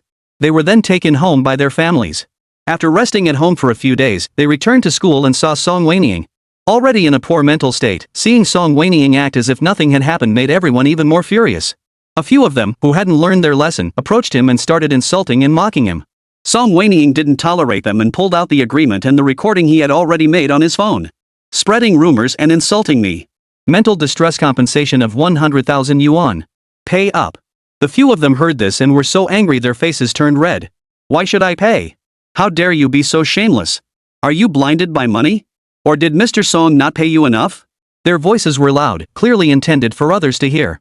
Listening to the whispers of those around them, Song Wenying remained calm, raising her hand to signal the bodyguards nearby to step forward. Those were the bodyguards Song Qinian had insisted on assigning to her out of concern for her safety. They came in handy now. These people are insulting me. Hand them over to the police. The men still had some lingering fear of the police. Hearing Song Wenying's words, they were both afraid and unwilling to accept it. What law did I break? Why should you hand me over to the police? Song Wenying didn't even bother to look up. Instead of constantly asking why not reflect on what you've done first? The bodyguards, upon receiving Song Wenying's orders, quickly subdued and took away the few people who had been insulting Song Wenying. Wenying, how could you be so cruel? They continued to curse as they were led away. But Song Wenying wouldn't show mercy this time.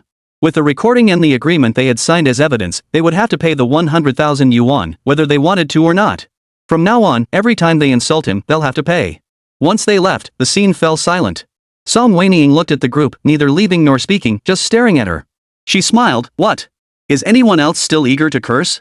Everyone recalled the fate of those who had insulted her earlier. At her words, they all shuddered involuntarily and quickly dispersed. It had only been half a month since they last saw her, but they couldn't help but feel that Wenying had become somewhat terrifying, with an overwhelming aura. Just a smile was enough to send shivers down their spines. Once everyone had left, Song Wenying finally had some peace and quiet. She immediately went to find her mentor, then returned to the studio to continue working on her unfinished competition piece. She returned in a hurry and Han Ti brought her art supplies back with her. These were the items Song Qinian had sent back for her over the past few days. Though they were returned, Song Wenying wasn't satisfied with the painting she had done earlier and decided to start over. The appearance of Qin Jilin that day had given her new inspiration. Rarely did she feel so inspired, and she painted in the studio until late at night without even realizing it was time to go home. It wasn't until she heard movement at the classroom door that her hand holding the paintbrush paused slightly. Turning around, she saw someone who shouldn't have been there standing at the door, looking anxious and breathing heavily. Song Qinian? Song Qinian, seeing her safe and sound, sighed in relief and walked in. Why didn't you answer your phone? Hearing this, Song Wenying finally remembered to check her phone. She had turned it to silent mode while painting. Unbeknownst to her, Song Qinian had called her over a dozen times that afternoon. I'm sorry, I didn't see it. As long as you're okay. He walked over to Song Wenying, about to ask if she was ready to leave, but his gaze fell on the painting in front of her, and his eyes paused for a moment. On the canvas in front of Song Wenying lay a highly impactful piece of artwork. The composition was dominated by dark red and deep black tones. At the center of the canvas stood the silhouette of a man, standing between shattered mirror fragments. Half of his body was bathed in the faint glow of the real world, while the other half was submerged in twisted comic-style lines, as if he were tearing himself out of a two-dimensional world. His gaze, though clearly directed outward, gave the illusion that he was staring into the soul of the viewer. Even, as if he were peering through the canvas, searching for a specific person. Song Qinian's gaze was fixed on the painting, his Adam's apple bobbed once, as if he wanted to ask something but dared not speak. His hands, hanging at his sides, clenched silently, his knuckles turning white. Finally, he forced a smile, pretending nothing had happened. "Are we going home?" His voice was several degrees lower than usual. Song Wenying didn't notice his unusual behavior, still immersed in the excitement of creation, wanting to finish the painting in one go, so he said, "I'm not leaving yet. You can go ahead. Or if you want to wait for me, I'll need another half hour. You can walk around the school and kill some time." The person behind her remained silent. Song Wenying thought he had left, but half an hour later, when she finished the last stroke and put down her brush, she heard movement behind her again. "You." Song Wenying's unfinished words were cut off by a sudden kiss pressed against her lips. Song Qinian's hand gripped the back of her neck, neither too tight nor too loose, but firm enough to prevent her from stepping back. His kiss carried the suppressed aggression of pent-up desire, and the coolness of the night breeze from his recent run still lingered between their lips. Song Qinian. This was an art studio, someone could come at any moment. Song Wenying didn't resist half-heartedly like she had before. Instead, she pushed him away forcefully and glared at him angrily. "What are you doing?" He didn't respond, only leaned in again with an inexplicable determination. His breath was hot, as if he were trying to reclaim everything from this kiss. As they struggled, Song Wenying's back hit the easel, knocking over the paintbox. Until the oxygen ran out, he finally stepped back slightly, his thumb roughly rubbing her lower lip, his voice hoarse. "Sister." His tone sounded oddly aggrieved. Song Wenying was completely defeated by this man. He was the one being bad, yet he was the one feeling wronged first? Footsteps echoed in the classroom corridor, approaching this direction. Song Wenying urged him. "You did it yourself, clean it up yourself." She was referring to the paint spilled on the floor. Song Qinian glanced over but showed no emotion. "Let's go back first. I'll have someone clean it up." Song Wenying didn't need to think about who he meant by someone. It was obviously the bodyguards. Not wanting to dwell on such a trivial matter, Song Wenying stood up, gathered her things, and followed him out of the studio. Chapter 101 Discovered. As he left school with Song Qinian, he spotted Yu Qingyang in the distance. As soon as he saw Song Wenying and Song Qinian, he suddenly quickened his pace and headed in the opposite direction. Song Wenying paused for a moment. Was he planning to distance himself from her? That night, Song Wenying Henti made things difficult for him. She told the police that Yu Qingyang was her friend and could leave directly without going to the police station. However, she later heard that Yu Qingyang had refused. He chose to go to the police station with everyone else to be questioned. "I really don't know whether to call him loyal or foolish. He is good looking?" A soft voice drifted over from the side, snapping Song Wenying back to reality. Turning her head, she saw Song Qinian's eyes, which seemed to be smiling. Jealous over someone else? Song Wenying was speechless and ignored his remark. When getting into the car, she mentioned she had a headache. Song Qinian noticed and immediately massaged her temples to relieve the pain. His technique was much more professional than before, applying just the right amount of pressure, with a warm, soothing touch. It was clear he had been practicing privately in his free time. As the sky grew darker, the scenery outside the car window was gradually swallowed up by the twilight. Song Wenying raised her eyes slightly and saw his troubled expression reflected in the window. Though his movements were gentle, his lips were tightly pursed, as if suppressing some surging emotion. Song Wenying felt a pang of guilt, but it was fleeting, quickly overshadowed by other thoughts. "Are you feeling better?" After about 10 minutes, he asked softly. Song Wenying pulled his hand away. "I'm feeling better now. Thank you." He suddenly reached out and pulled her into his arms tightening around her waist like iron. Song Wenying was confused and tried to push him away to ask what was going on. "Sister, don't move." His voice was hoarse and barely audible, his jaw pressed against her neck, trembling slightly. "Just for a moment." Song Wenying could clearly feel the intense pounding of his heart against her chest. His fingertips unconsciously dug into the fabric of her back, as if the slightest release would cause her to vanish. Song Wenying felt conflicted, but she also knew she couldn't delay any longer. Her intention had never been to scare him. Upon returning home, she had just finished eating when she started nosebleeding again. This time, she fainted. In her unconsciousness, she heard the sound of hurried footsteps and the clinking of glassware. She felt her body being carefully lifted by a pair of strong arms, her back pressed against a soft mattress, but the hand holding her didn't let go. Instead, it tightened, as if afraid she would vanish the next moment. "Song Wenying." Song Qinian's voice was hoarse and strained, tinged with a helplessness and fear she had never heard before. In a daze, she felt warm liquid dripping onto her cheek, unable to tell if it was water or his tears. The doctor will be here shortly. His voice was low, as if he were talking to himself. I'm sorry, you can't. Please. The words suddenly cut off, replaced by Dr. Zhang's voice. Mr. Song, the items are here. A flurry of activity filled the room. Song Qinian said something, and a cold, mechanical voice rang out, unlocked.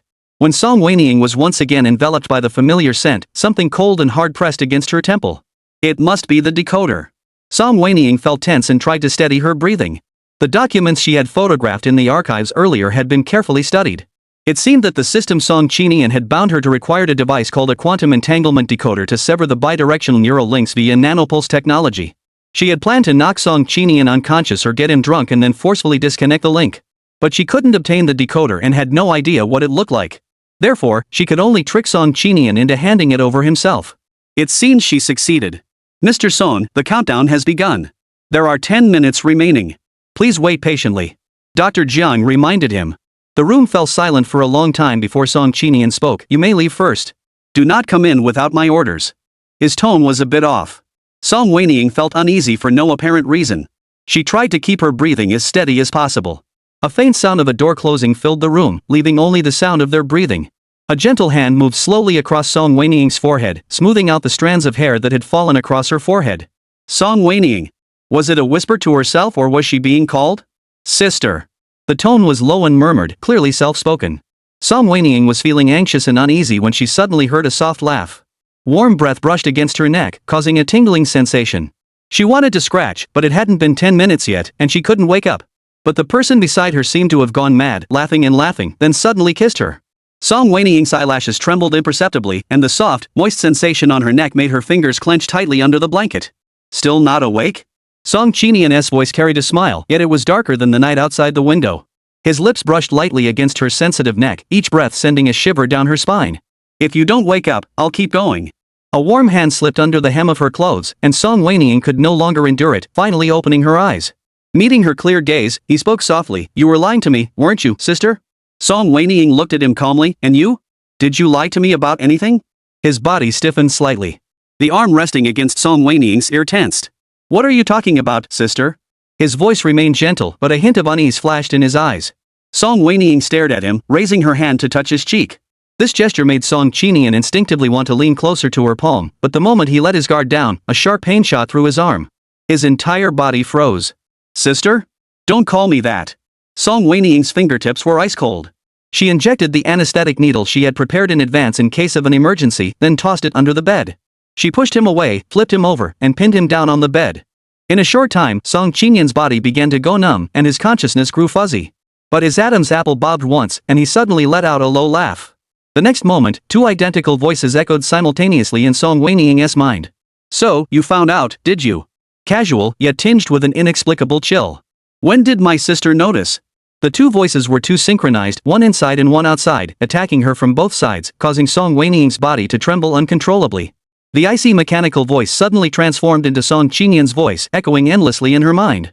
It was different from the usual voice that whispered in her ear, sending shivers down her spine. She struggled to breathe steadily, then glared angrily at the man pinned beneath her. You have the nerve to ask? You installed a tracking device on me, and that wasn't enough for you? You actually went so far as to implant something in my head just to spy on my thoughts. Song Qinian, you really disappoint me. Chapter 102, Back to the Dorm.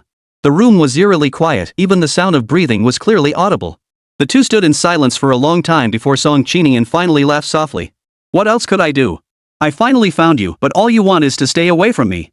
His tone carried a hint of self-mockery, mixed with an indescribable sense of relief. If it weren't for 007, would you have been this kind to me all this time, sister? When you hugged me, kissed me, and said you felt sorry for me, how much of that was genuine? You just stabbed me in the arm without hesitation. Do you know that administering anesthesia without professional medical training is extremely dangerous and could even be fatal? Is it really that serious? She only wanted a very small dose. Did you anesthetize me to remove this system and leave me forever? Song Qinian's questions came one after another, his voice soft as a sigh.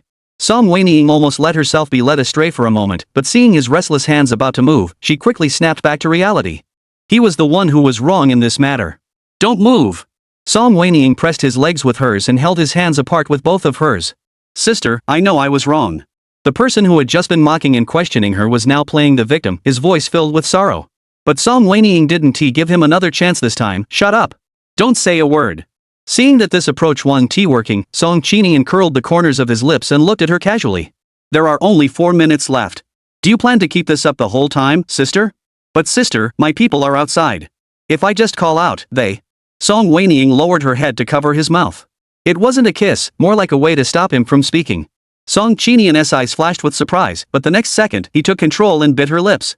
Song Wenying recoiled instinctively from the pain, but even though she had been drugged, his grip was so strong that he broke free from her, grabbed the back of her neck with one hand, and deepened the kiss. His canine teeth ground maliciously against her lower lip, plunging deeper into her as she let out a soft, pained gasp. Ugh, her broken breath was swallowed into his belly. After a long while, he finally let go. Looking at the person who had nearly suffocated to death, he roughly rubbed his thumb over her swollen lips. There's still 3 minutes left, sister. Do you want to continue? Song Wenying gasped for breath, glaring angrily at him, unable to speak due to her struggle to breathe. If you don't continue, I'll call someone in. If that's all you want, your goal won't be achieved. Song Wenying resignedly lowered her head and kissed him again. He curved his lips slightly, chuckling as he gripped the back of her head and deepened the kiss. A minute later. Sis really needs to work on this. His tone was sighing. Song Wenying was too focused on breathing to respond. Why don't we try somewhere else? Anyway, you just want to shut me up, don't you? Song Wenying didn't understand what he meant, but based on her past experience with him, she knew this wasn't a good idea. As if to confirm Song Wenying's suspicions, he suddenly flipped her over and pinned her beneath him, his fingertips tracing the rapid rise and fall of her chest. How about here? Song Wenying's heart skipped a beat, but he paused for 2 seconds before saying, never mind, my sister might get angry. As his teeth sank into her shoulder, Song Wenying finally trembled and grabbed his hair. It hurts, be gentler. Sister, he whispered in her ear in a seductive tone, I love you, that's why I'm hurting you. Below, through the fabric, he applied pressure intentionally. The rhythmic movements caused her breath to halt abruptly, but Song Qinian laughed softly, you taught me that, didn't you? The vibrations from his chest transmitted through their touching skin. He lifted his head, his eyes filled with a sickening determination, 1 more minute. Song Wenying was both ashamed and angry. She glared at him, then suddenly pulled out a syringe from under the pillow and stabbed it toward his neck. Fortunately, she had prepared an extra one. The neck was far more effective than the arm. This time, Song Qinian lost consciousness in just a few seconds. Song Wenying waited patiently for a minute, feeling a strange sensation in her head, knowing that the system had been completely neutralized. She finally exhaled in relief. She pushed Song Qinian aside, got out of bed, and straightened her clothes. She tidied up her clothes and, before leaving, thought for a moment before putting the decoder in her pocket. The living room was filled with people, including Dr. Jiang and others who looked like technicians. Upon hearing the door open, they all stood up. However, when they saw Song Wenying appear, a look of confusion flashed in their eyes. Miss, where is Mr. Song? Dr. Jiang asked first. Song Wenying remained composed, he's fine. You can all leave now. The others hesitated, standing still. Song Wenying frowned, what's the matter? Are you going to stand here all night? Seeing Song Wenying get angry, the others turned to look at Dr. Jiang. Dr. Jiang knew how important Song Wenying was to Song Qinian, so he dared not offend her. Alright, we'll leave then. The group quickly departed. After they left, Song Wenying also quickly packed her things and left Song Qinian's villa. It wasn't that she was fleeing, but she wanted to prevent being taken advantage of by this person in the future. She had taken the decoder and needed to hide it first before returning. However, halfway there, she thought about Song Qinian, who had been stabbed twice, and worried that something might happen to him. Song Wenying decided to call Dr. Jiang again. She told him to go back and save Song Qinian. Song Wenying roamed around outside late at night for a long time before finally finding the place where the decoder was hidden. After hiding the decoder, she turned off her phone's flight mode. Although she had previously hired a hacker to install an anti-tracking system on her phone, she still enabled flight mode just in case. As soon as the flight mode was turned off and the phone connected to the internet, Song Wenying noticed dozens of calls, messages, and WeChat messages from Song Qinian. She quickly scanned through them. Most were apologies and inquiries about her whereabouts. His tone had changed so quickly. He wasn't like this before he fainted. This man was a master of changing his face. Song Wenying was still holding a grudge and deliberately ignored him. She remembered that the school would arrange dormitories for students. As a graduate student, the school had assigned her a double dormitory. Song Wenying didn't want to be bothered by Song Qinian in the middle of the night, so after much consideration, she decided to return to the dormitory. In both her previous lives, she had never lived in a dormitory. Stepping into the dormitory building for the first time, she found it quite novel. When the door opened, someone was taking a shower in the bathroom. Song Wenying was worried she might startle her, so she didn't speak right away. Instead, she looked around the dormitory for her own bed. Fortunately, her roommate hadn't messed with her bed, so she was able to tidy it up quickly. She carefully arranged the daily necessities and bedding she had purchased near the school, and just as she finished, the bathroom door opened. A startled voice rang out, "Who are you?" Song Wenying turned around, about to explain, but froze upon seeing Su Er's familiar face. Su Er? Uncertain, Song Wenying spoke with a questioning tone. Su Er, upon seeing her face, seemed calmer than when she had first noticed someone was there. Sister Wenying, it's good to see you again. Song Wenying sensed something off in her words. Do you know I'm your roommate? Su Er glanced at her with a fleeting look, lowering her eyes.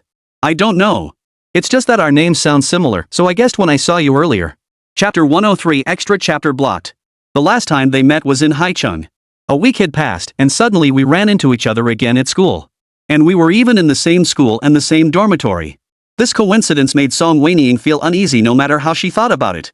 For a moment, he didn't know what to say. The heir remained silent for a long time before Su Er spoke first. Are you staying here, Wenying? She noticed the bed already made up behind Song Wenying and the extra daily necessities in the dormitory. Yes. Song Wenying nodded. But didn't you used to live off campus? Her tone carried a hint of curiosity and caution. Song Wenying noticed this and glanced at her. There's been an issue with my apartment recently, so I'm staying in the dormitory temporarily. The rumors about Song Wenying and Jiang Nan were all over campus, and she didn't believe Su Er didn't know. Sure enough, Su Er heard this and didn't ask any further questions. She simply said, those people have been spreading rumors about you all along.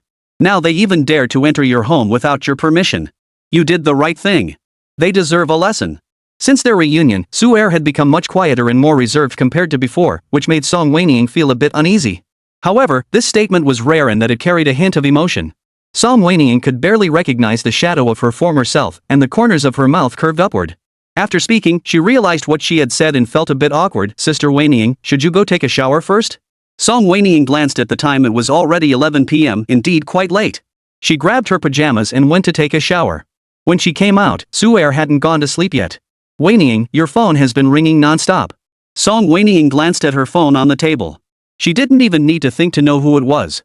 Sorry, did I wake you up? No. She shook her head, paused for a moment, then asked, aren't you going to call back? No, it's nothing important. Oh. Her tone was hesitant, and she didn't say anything else. Song Wenying couldn't stand the awkward atmosphere anymore. After borrowing her hairdryer to dry her hair, she took the initiative to speak. It's been 7 years since we last saw each other. Aren't you curious why I'm studying just like you? I'm curious, but that's your privacy, Wenying. Song Wenying was slightly surprised. Had her boundaries become so strong now? She wasn't like this before. She used to be straightforward and outgoing, a cheerful little girl. 7 years had truly changed her a lot. Seeing her staring at her intently, still looking a bit reserved, Song Wenying asked again. What's your major? Visual communication design. She answered quickly. Song Wenying thought about the major. It had nothing to do with her oil painting department, so it made sense that she hadn't seen Su Er in the 3 months since she started school. Why did you decide to study this? I'm quite interested in painting, but majors like oil painting and Chinese painting are too expensive. She spoke frankly, her tone still a bit downcast.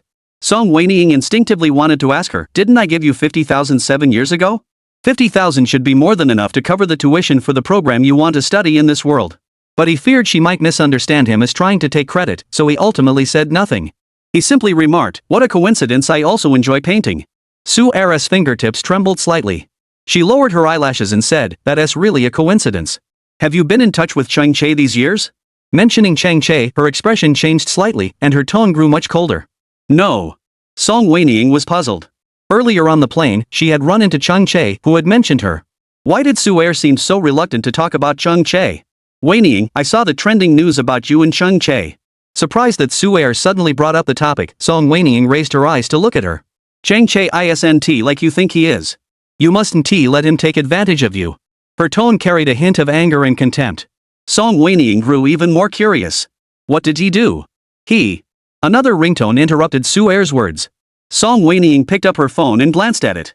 Sure enough, it was Song Qinian again. Sister Wenying, you should answer the call first. It might be something important. Song Wenying frowned, not really wanting to answer. But Song Qinian was the kind of person who would keep calling all night if she didn't answer. Just as the ringtone was about to stop, Song Wenying pressed the answer button. There was a small balcony in the dormitory, so she got up and walked out to it.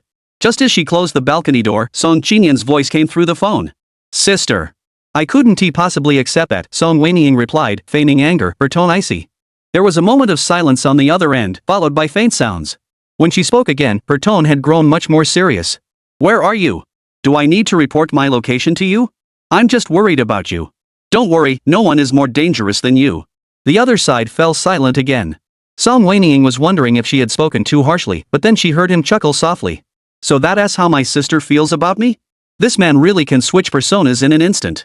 Feeling a bit annoyed, Song Wenying snorted coldly, I told you not to call me sister. I'm not your sister. If I can't call you sister, what should I call you? Song Wenying? Wenying? Ying? Or he paused, then chuckled softly, baby? His voice sounded like he was coaxing her, with a casual tone. Song Wenying realized he was teasing her and snapped, there's nothing else, I'm hanging up. I need to sleep. Don't call again. Where are you sleeping, sister? At the hotel? Mind your own business. She snapped, then remembered something and added, I told you not to call me sister. There were other people in the dorm, and she didn't want to make too much noise late at night and disturb Su'er, so Song Wenying quickly hung up the phone. Returning to the dormitory, Su'er's bed curtains were already drawn, and she didn't know if he was asleep yet. Song Wenying didn't bother her anymore, returned to her own bed, and soon fell asleep as well. The next morning, Su'er had already packed her things and was getting ready to leave. Sister Wenying, good morning. Song Wenying looked at her, then at herself, and sighed. Was she being too lazy? She got up to wash and brush her teeth, and upon returning, saw Song Qinian's missed call again. This guy was really persistent. Song Wenying wanted to teach him a lesson, so she decisively blocked his phone number and even blocked him on WeChat. Of course, she knew Song Qinian had no ill intentions toward her and truly cared about her. But some things were matters of principle. If she gave in once, he would only become more demanding in the future. No matter how close she was to someone, it didn't mean they could freely pry into her whereabouts, let alone her inner thoughts. Therefore, Song Qinian's behavior was something she absolutely could not tolerate. As she packed her things and prepared to leave, a familiar feeling surfaced in her mind, causing Song Wenying's body to pause slightly. This was... A familiar voice echoed faintly in her mind, coming and going, growing louder and softer, and Song Wenying couldn't make out the words clearly. It wasn't until she reached the dormitory building that she finally heard it clearly. Host. Song Wenying's footsteps came to an abrupt halt. Song Qinian? Ha? What? Song Qinian? I really underestimated you. Song Wenying was so angry she laughed. How did you get in? Didn't she yesterday? Chapter 104, The Truth. Host, what are you talking about? Stop pretending. I won't believe you this time. The cold mechanical voice sounded a bit aggrieved. Host. I didn't want to disturb you, but I had no choice. Don't be like this. Let me finish what I have to say. Song Qinian, you hired me twice and now you're just dismissing me? Do you really think I won't get angry? Host, what are you talking about? I finally managed to contact you, I don't know why, but I couldn't connect before. Song Wenying ignored him and forcefully cut off the connection. There were classes in the morning, and chatting with him had already wasted a lot of time. In their field of study, by the graduate level, there weren't many classes left to attend. Plus, Song Wenying had taken some time off recently, so she didn't know most of her classmates. Some she only recognized by face. However, after a day of classes, someone had actively invited Song Wenying to join their extracurricular gathering. Song Wenying looked at the girl who had invited her with suspicion. If she remembered correctly, her name was Lin Ting. We're all classmates. The semester is almost over, and you haven't gone out to play with us yet. Her tone didn't sound calculating or flattering. In the past, Song Wenying might have refused. But recently, she had belatedly realized something. She would be spending the rest of her life here, not just completing tasks and leaving. So she couldn't continue treating the people around her like they weren't there. She needed to interact and build relationships with others to some extent. Don't overthink it. We just think we're classmates, so we called you. There is absolutely no other meaning behind it. Lin Ting raised a hand to assure her. Song Wenying hesitated for a moment and asked, where is it? Lin Ting listened and sighed in relief. You can take a taxi with us. After a pause, she thought of something and smiled awkwardly. If you're uncomfortable, you can drive there yourself. I'll send you the address. I'll go with you guys. Song Wenying had already listed his car for sale online. All right. Behind Lin Ting were a few girls who had been too shy to approach him, waiting for him to speak first. After hearing Song Wenying agree, they finally dared to step forward. They exchanged a few awkward greetings and left the classroom together.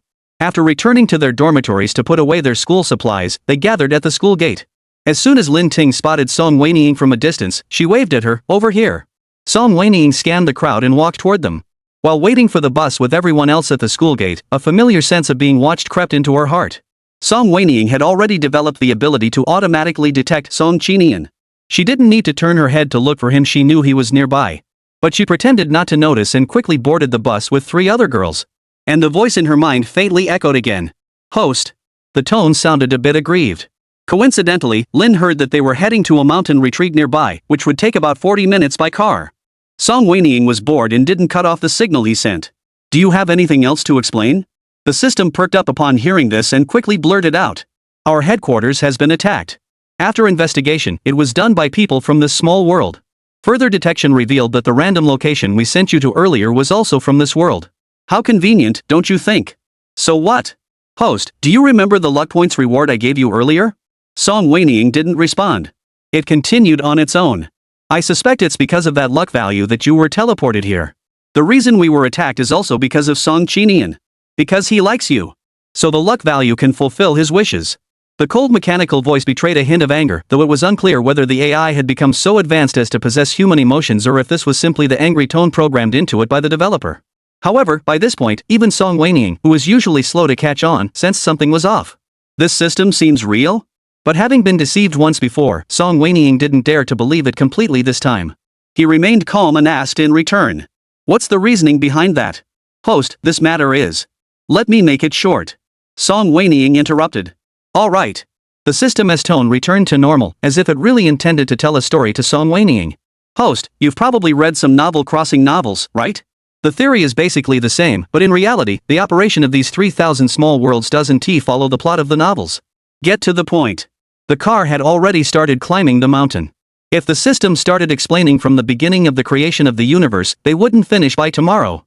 Host, there are no novels at all. When each small world was created, the writers at the Management Bureau only provided a rough outline. The setting for this small world revolves around Song Qinian and the female lead. How fresh. Didn't you already mention this before? Repeating the same information over and over, Song Wenying couldn't help but start doubting the true identity of this system again. Perhaps Song Qinian had used some method to obtain the information?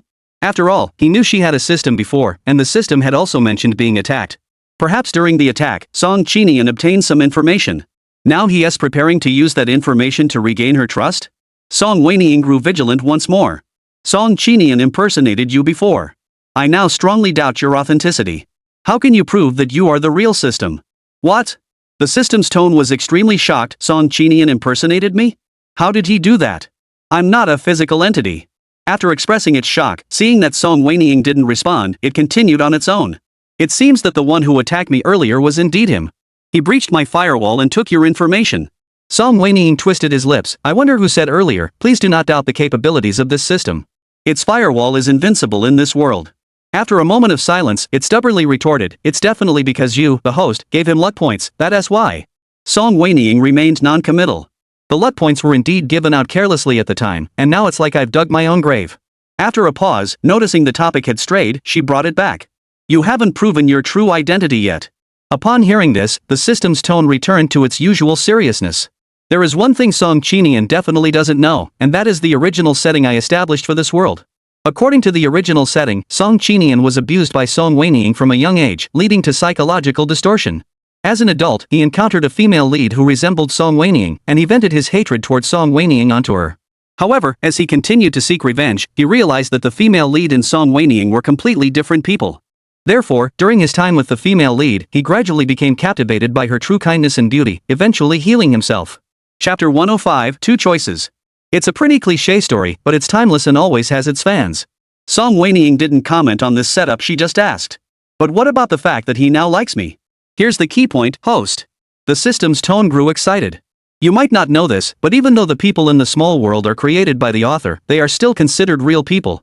They have their own independent thoughts, and when their mental power becomes strong enough, they can interfere with the author's writing. The system seemed to be sharing some incredible information, expecting Song Wenying to be shocked, but after waiting for a long time, there was no sign of surprise from Song Wenying. It was confused. Host, aren't you surprised? Song Qinian told me already. System. Continue. You haven't proven your identity yet. The system's tone sounded a bit pitiful. Song Qinian doesn't like the female lead we arranged for him. He insisted on choosing one himself, and in the end, he chose you. After all that, we finally got to something Song Wenying didn't understand. What does that mean? To be precise, it was his thoughts and soul that conveyed his intentions to the author. That's why we found you according to his wishes. Pausing for a moment, as if afraid Song Wenying would get angry, it hurriedly distanced itself. I didn't know about this before. I only found out when I came back to find you this time. How did he know about me? Actually, the world you are in is also one of the small worlds within the 3,000 worlds. The system spoke in a weak tone, however, you are just an ordinary person. The last part wasn't necessary. Oh. The system quickly returned to the main topic. I don't really understand the specifics either, but it's roughly the same as when I search for data. His soul noticed you, who was about to die, among the 3,000 small worlds. So I should thank him for saving me from dying? The words about to die were emphasized heavily by Song Wenying. But the system didn't notice, simply acknowledging. Exactly. Because he chose you, I was bound to you and assigned you the task. After a pause, it added. However, at first, the agency didn't know what he had chosen you for. They just wanted to appease him, so they placed you by his side. The reason they chose the identity of his older sister was because it was the closest identity to him. The information was overwhelming, and Song Wenying wasn't sure if it was true. She couldn't process it all at once and could only continue asking. Then why did you come here this time? Song Qinian is the center of this world. If he doesn't develop according to the original plan, this small world will essentially be out of control. And once it's out of control, it won't have a reason to exist. You'll be in danger too. Are you threatening me? I'm telling you the truth. Every small world has its own set of rules. If it strays from them, a new small world will replace it. Think about it, if the world collapses, will you still exist? I don't know if he is telling the truth or not. He keeps talking about the world collapsing, but Song Wenying didn't respond. He only asked, so why did you invade my mind? What do you want me to do? You have two choices. One is to become the female lead and complete the storyline with Song Qinian. What kind of plot could this sickly romance novel have? It's probably just Song Qinian forcing her into a dark room over and over. Song Wenying shuddered. She realized she couldn't possibly play the role of the delicate female lead who is forced to love someone and then uses love to reform the mentally unstable male lead. If anyone dared to treat her like that, she'd rather die with them than live. What about the second option? We erase Song Qinian's memories of you and rearrange his meeting with the original female lead. The plot returns to its original course. Erase his memories? Does that mean Song Qinian will forget her? Host, rest assured. If you agree to cooperate, once the mission is successful, we will reward you with new tasks and even provide you with a new place to go. You can even return home to find your parents if you wish. Song Wenying remained silent. She didn't respond to the system's second option and the promised rewards. If it had been 7 years ago, she would have agreed without hesitation. But now. Host? Do you have any concerns? Let me think about it. Seeing there was room for negotiation, the system was also pleased. Alright, take your time. I'm not in a hurry. Song Wenying.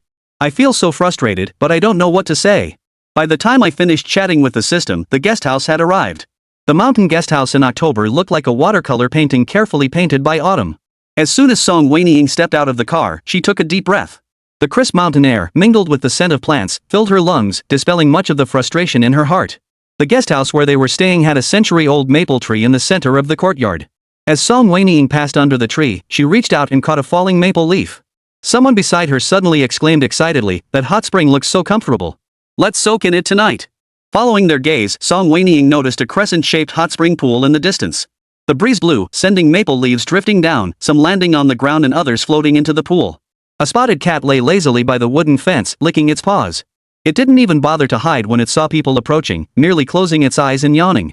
Song Wenying stared for a moment, suddenly feeling that this trip had been well worth it. The guesthouse had 4 people to a room, with 2 double beds inside.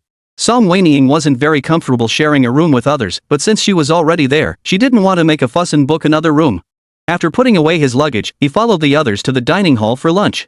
As soon as Song Wenying sat down, she sensed that familiar feeling of being watched. With a sigh of resignation, she turned to look for Song Qinian. However, she didn't see Song Qinian, but instead spotted an unexpected person. Qin Jilin. What was he doing here? Host, this person is. The system's tone was a bit stammering. Song Wenying was speechless. Speak properly. Get rid of these useless emotional settings. Alright. The system's tone returned to normal. Host, this person looks like the villain in your manga. Not like, he is. What do you mean? Song Wenying didn't respond to the system's question because Qin Jilin had already walked up to her. Seeing him about to speak, Song Wenying's heart raced, fearing he would call her mom in front of everyone. Fortunately, he curved his lips into a gentle smile and called out. Wenying. Song Wenying exhaled in relief. Wenying, is this your friend? Lin Ting and the others looked at Qin Jilin with sparkling eyes. They had never seen such a handsome and approachable man before. Sure enough, following Song Wenying, there was a handsome guy to admire. Hello, I'm Wenying's family member. My name is Qin Jilin. Qin Jilin was better at pretending to be kind than Song Qilian. Chapter 106 Extra Chapter 1 Choose Forced Love. Song Wenying's lips twitched, but he didn't expose the villainous disguise. But Lin Ting seemed to buy it hook, line, and sinker, suppressing a gasp and speaking in a high-pitched voice, "Hello, hello." After the greetings, someone finally reacted and whispered, "Isn't Wenying an orphan? Where did this family come from? One surnamed Wan, the other surnamed Qin, how could they be family?" Qin Jilin heard this but remained unfazed, simply explaining, "Wenying and I are family beyond blood ties." Everyone was astonished, then seemed to think of something, "You two aren't." They didn't finish their sentence, but covered their mouths and stared wide-eyed. "Wenying, you're moving fast. We thought you were single, but we heard you were with Song." Several people hesitated, stopping mid-sentence. They seemed to think of something, as if it were taboo, afraid that Song Wenying would get angry, so they stopped themselves.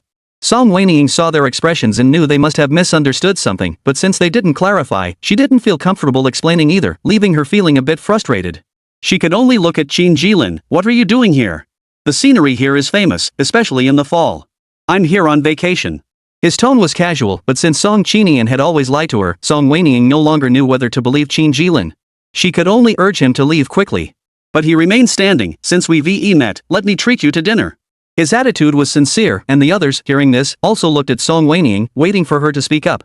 With so many people around, Song Wenying didn't want to make things too awkward, so she finally agreed with a forced smile. When she went to the restroom, Lin Ting followed her. Once they were alone, she couldn't help but gossip. "Oh my gosh, Wenying, I never would have guessed. You're already married." Song Wenying stumbled slightly. She had already known they must have misunderstood something, but she didn't expect the misunderstanding to be so deep. "He is so good-looking and gentle. You have good taste." "No, you've misunderstood. He and I." "Move aside." Song Wenying hadn't finished speaking when she turned a corner, and a body pressed against her from behind. A familiar, icy voice echoed from above. Song Wenying froze in place. No way, such a coincidence. Could this be one of those cheesy misunderstandings? You're Mr. Song?" Lin Ting's voice stuttered as she quickly pulled Song Wenying aside to make way for Song Qinian. Song Wenying finally saw Song Qinian's face, but he didn't even glance at her, his expression indifferent, as if he didn't recognize her at all. His assistant followed closely behind him, and the two passed by them one after the other. "Song Wenying, what's this all about?" Only after they had walked away did Lin Ting exhale heavily, patting her chest. "That person is so terrifying. Although he's good-looking, his personality is terrible. Your husband is much better." Song Wenying hadn't taken her eyes off him yet when she noticed his shadow hadn't disappeared around the corner. In fact, because of that remark, she paused and raised an eyebrow. "Earlier, they said you were connected to Mr. Song, but I said it was impossible. You just live in the same neighborhood at most, you're neighbors. People really can be so cruel." Lin Ting continued to sigh. Song Wenying narrowed her eyes slightly, and the corners of her mouth curved upward. "That's right. I don't even know Mr. Song. I have no idea who's spreading those rumors." The shadow at the corner moved again. "Wenying, how did you meet your husband? He seems so doting on you, even inviting us to dinner. Does he have a younger brother? My friend is quite curious." "Me and him," Song Wenying spoke slowly, deliberately dragging out the last syllable. Spotting the shadow creeping closer to the wall, she continued in a soft voice, "We're from two different worlds.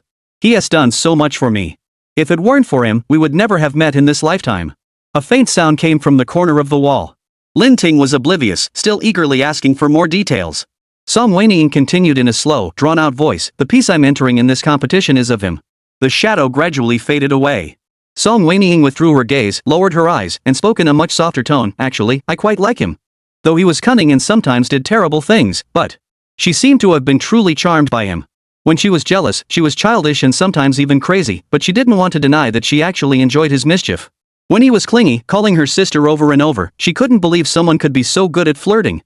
But he wasn't just good at being clingy and jealous. Whenever there was a problem, having him around made her feel safe, though she often ignored him. That painting, though inspired by Qin Jilin, was actually of Song Qinian. She and Song Qinian were supposed to be two parallel lines that never intersected, but Song Qinian noticed her among countless small worlds and pulled her out of her own world. He saved her and fulfilled himself in the process. System here. Perhaps because it needed something from her, the system was unusually proactive. Song Wenying was a bit speechless, but she went straight to the point. "The first option you mentioned, I'd like to try." "Alright, to erase his memory, we need him? The first one?" The system seemed to have not anticipated that Song Wenying would choose the first option. It only reacted halfway through, saying, "Host, you must have made a mistake. The first choice is to replace the female lead and be forced into a love triangle, then locked in a small darkroom." "I didn't forget. I want to be the female lead." "What's wrong? Is that not possible?" No, the system seemed to be reloading halfway, speaking slowly. I just didn't expect that after 3 months, the host would change so much. Do you like Song Qinian? Song Wenying didn't respond. Whether she liked him or not, and to what extent, she couldn't give a clear answer. But there was one thing she was certain of. She didn't want Song Qinian to forget her and be with someone else. Not even a single bit. So, system. Song Wenying's tone suddenly softened. The system sensed something was off and replied hesitantly, "What's wrong? Is there a gentler way to proceed with the plot? Like what? No black rooms, no forced love, how about that?" "That's the second option, host." Song Wenying's tone turned cold instantly. "What's the point of you?" The system innocently replied, "I'm just here to advance the plot. Whether it's gentle or not, I can't control that. That's Song Qinian's problem, isn't it?" After finishing their meal, Lin Ting and the others wisely stopped bothering Song Wenying, giving her and Qin Jilin some alone time. Song Wenying was feeling annoyed because of the two choices the system had given her and didn't want to acknowledge Qin Jilin. "Aren't you here on vacation? You don't have to follow me around all the time. Does mom think I'm a burden?" Song Wenying glanced around and was relieved to see no one nearby. "I told you not to call me mom. You left that day and didn't come back for several days. I sent you messages, but you didn't respond much." Qin Jilin maintained his smile but looked a bit wronged. "You wouldn't be abandoning me, would you?" Song Wenying was at a loss, walking to the entrance of the hot spring changing room. "I'm going to soak in the hot spring. Do you want to come?" Qin Jilin realized he had unconsciously followed her all the way here. He thought about it, the hot spring was probably separated by gender. He took a step back. "Then you go ahead and soak in the hot spring first. We'll talk about our stuff later." Chapter 107, Soaking in the Hot Spring. Song Wenying had no intention of soaking in the hot springs in the middle of the afternoon. Standing at the entrance to the changing room, she watched Qin Jilin walk away. Just as she was about to leave, a staff member from the guest house suddenly approached her. "The hot spring here is under renovation.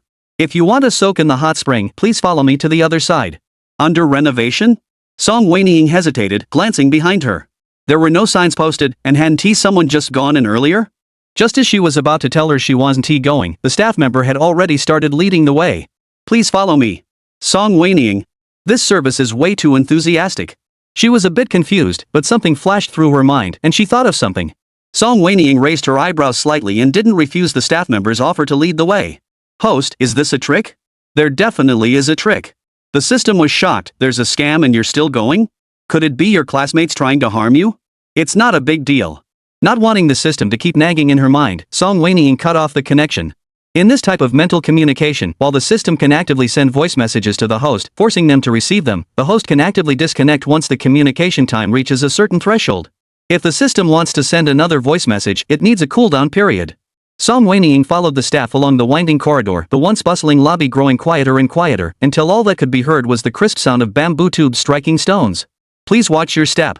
The staff member stopped in front of what appeared to be an ordinary cypress wood door, stepped aside, and slid it open. Song Wenying looked up and saw a square open courtyard beyond the door, much more spacious than she had imagined. There was no sign of the hot spring, but the air was filled with a faint sulfuric scent, mingled with the aroma of wood. Standing at the entrance, Song Wenying could already feel the moist particles in the air, carrying a subtle warmth. The staff member led her to change into a bathrobe and helped her tie her hair back with a hairband. You don't need to wear clothes when soaking in the hot spring. However, if you're not comfortable, you can bring a towel with you. After speaking, the staff member pointed to the right. "This is the private courtyard. I won't be able to accompany you further. Please proceed on your own. The hot spring is straight ahead, then turn right." The staff member bowed respectfully with a smile and turned to leave. Song Wenying stood in the courtyard for a moment, but didn't see the person she was expecting. She raised her eyebrows. "Maybe I should just leave." Before she could finish speaking, the cedar door suddenly closed. It was actually smart controlled. Song Wenying stopped in her tracks, scanning the area around her.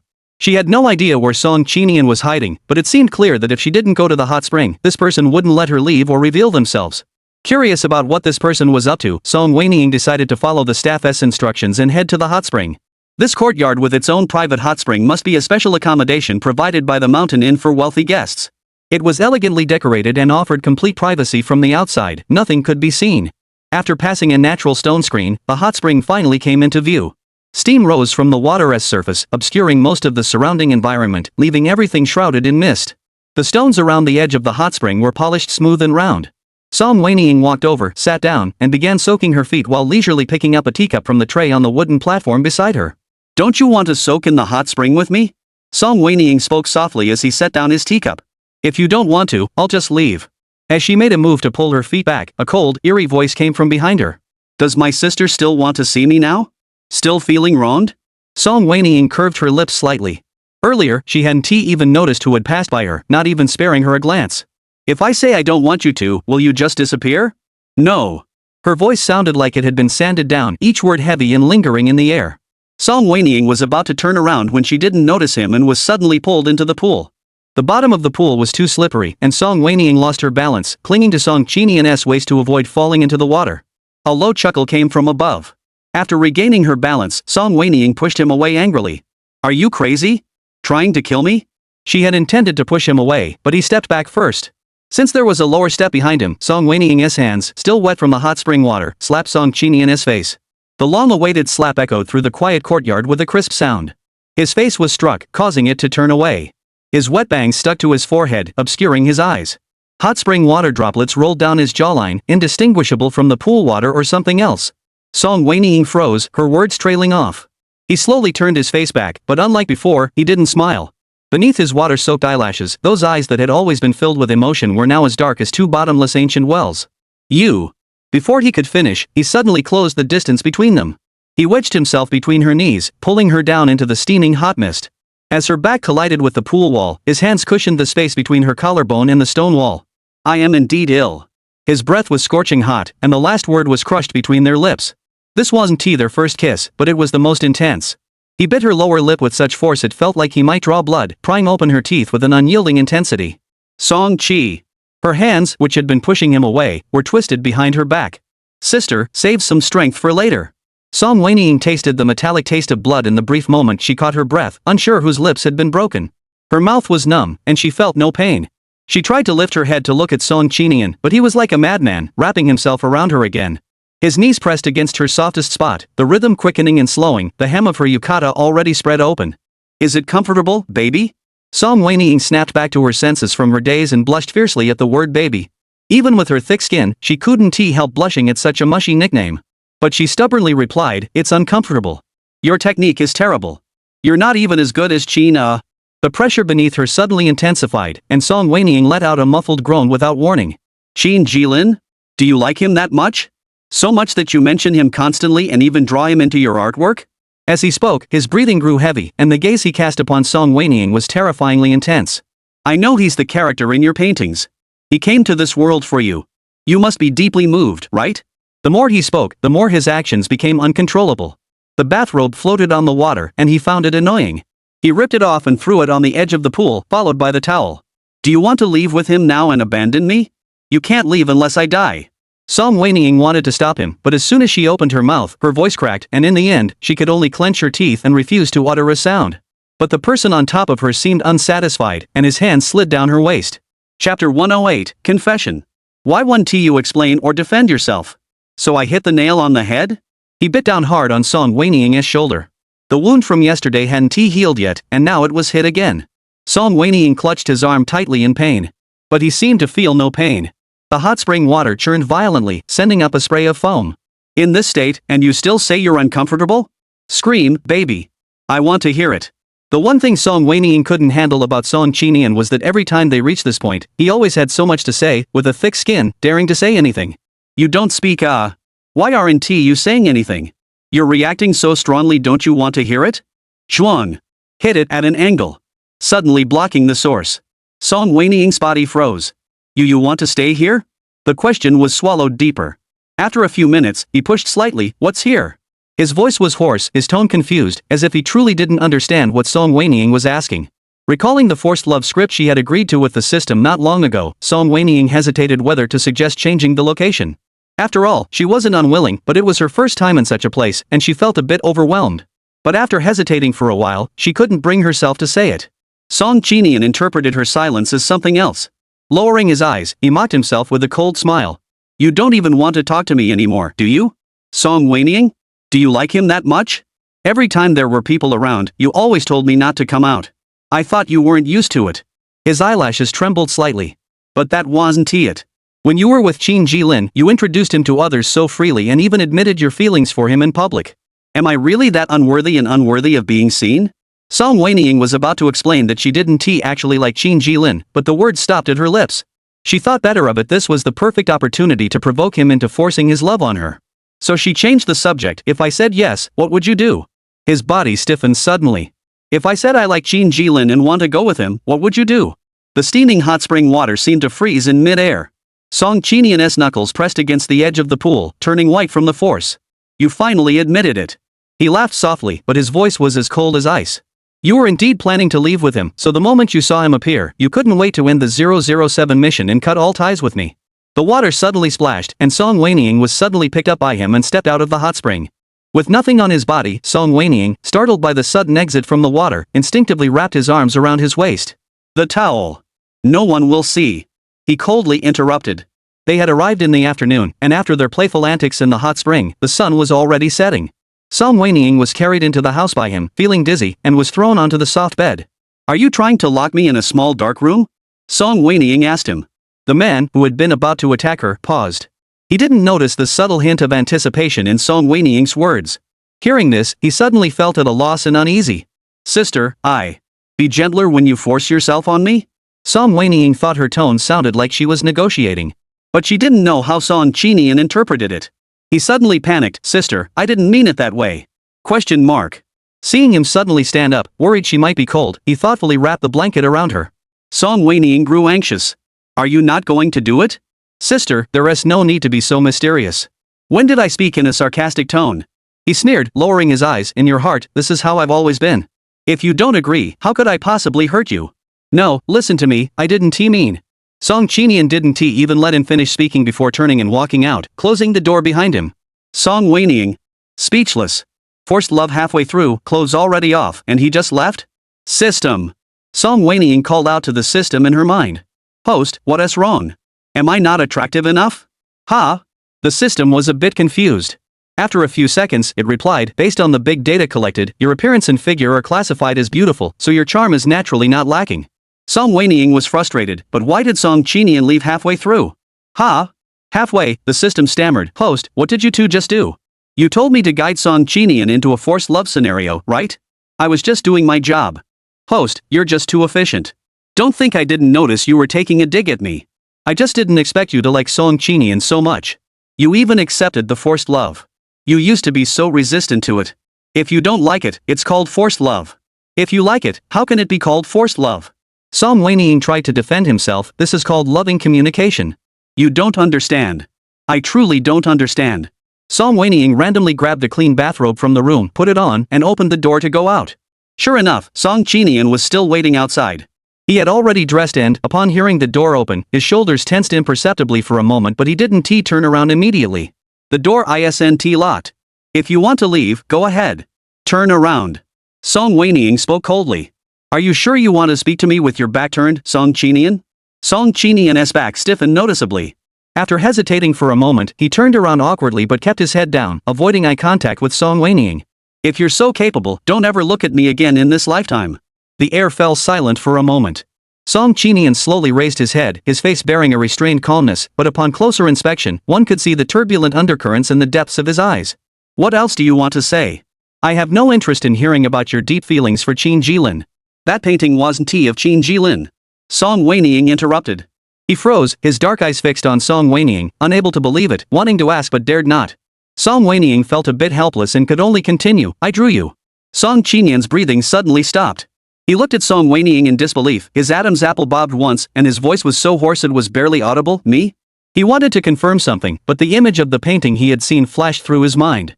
The composition was unmistakably that of Qin Jilin, not him. He furrowed his brows again, a sense of caution rising within him as he looked at Song Wenying. Why are you telling me this? I don't like Qin Jilin. I like you. Song Wenying was unusually straightforward, making her first confession in her life, still a bit shy. He had thought Song Qinian would be happy to hear it. After feeling awkward, she looked up and saw that his brows were furrowed even more tightly. What's wrong? Song Qinian looked at her coldly, his eyes filled with scrutiny and thought. You're acting strange today. What was strange about her? You suddenly became so proactive and enthusiastic toward me. Thinking of something, his eyelashes trembled slightly. When he raised his gaze again, his eyes were dark and profound. Sister, what are you planning to do? Did he have to be so on guard? She hadn't even started doing anything yet. Chapter 109. I really didn't hear your conversation with your system. Song Qinian's gaze was too piercing. Song Wenying Han-ti felt guilty at first, but now she felt inexplicably guilty under his gaze. That fleeting micro-expression didn't escape his notice. He stared at her intently, the corners of his lips curling into a self-deprecating smile. Sister, you're definitely up to something. Song Wenying was almost laughing at his suspicious nature. You say I have ulterior motives? Then tell me, what are my motives? 7 years ago. His voice suddenly grew quieter, and his Adam's apple bobbed once. You were also so proactive back then, and then you left. The wind in the courtyard seemed to stop suddenly, and the room fell silent. The person across from him paused for a moment. Sister is using the same trick again. Is she on another mission? Though it was a questioning tone, the trailing notes carried an imperceptible tremor. If I cooperate with you, will you consider the mission a success? Song Wenying's pupils contracted slightly. She hadn't expected him to deduce so much in such a short time, and almost all of it was accurate. For a moment, she was at a loss for words, a subtle sense of unease rising in her heart. But soon, a long-forgotten detail came to mind. How did Song Qinian know what she was doing on a mission 7 years ago? Song Qinian knew what mission she was on 7 years ago? In the blink of an eye, fragments of memory began to piece together. Song Wenying suddenly recalled that 7 years ago, Song Qinian had been acting mysteriously for a period of time, and when he reappeared, his behavior was odd. System, if Song Qinian can hack into my mind and impersonate you, does that mean he has known about your existence for a long time or even been able to hear our conversations? System? I've always felt like I missed something. After hearing him say that just now, do you think he acted strangely during the college entrance exam period? Song Wenying had always had a poor memory, and if it really happened 7 years ago, she might not remember the details so clearly. But for Song Qinian, it was 7 years ago. For her, it was only a few months ago. She remembered that during the college entrance exam period, every time she communicated with the system in front of Song Qinian, he had a subtle reaction, even if he tried to hide it. But after all, he was an 18-year-old boy. How could there be no trace at all? He must have heard it. Maybe that's why the darkness value fluctuated so much, because he can control it. The system remained silent for a long time before speaking. Host, if what you say is true, have you considered that he can hear you saying these things in front of him? Song Wenying startled, snapping back to reality and looking at Song Qinian across from her. Even when she didn't speak, he continued to stare at her, his expression giving no hint of whether he had heard her conversation with the system. But 7 years had passed, and now this man's acting was too good. Song Wenying wasn't entirely sure if he had heard. That was careless. Feeling a bit uneasy, Song Wenying cleared her throat and listened as the system continued. However, 7 years ago, his sensors had already been developed. Even if the technology back then wasn't as advanced as it is now, they were definitely functional. You have a point, host. Instead of guessing, why not just ask? Host, what do you intend to do? Song Qinian, the system Han-ti finished speaking before Song Wenying spoke up. She turned around and looked at Song Qinian again. 7 years ago, were you eavesdropping on my thoughts? The air froze for a moment. The slanting sunlight streaming through the window cast a sharp golden edge around his silhouette, making him resemble a drawn sword, dangerous yet captivating.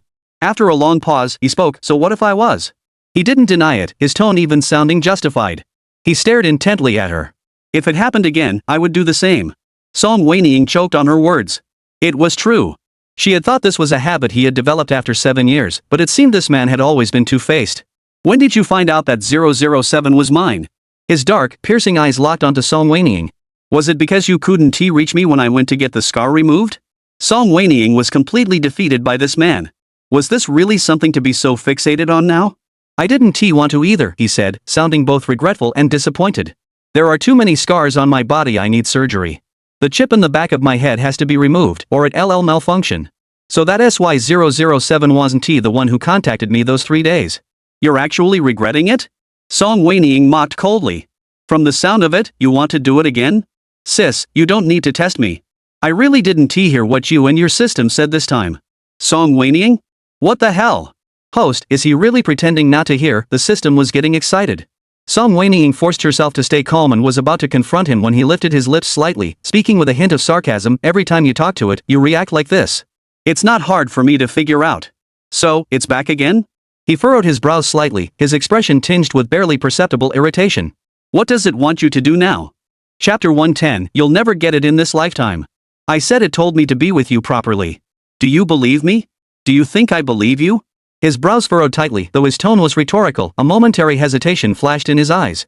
But the next moment, he thought of something, and his eyes grew more determined. Song Wenying could tell that because of her sudden initiative and confession, Song Qinian was now filled with caution toward her.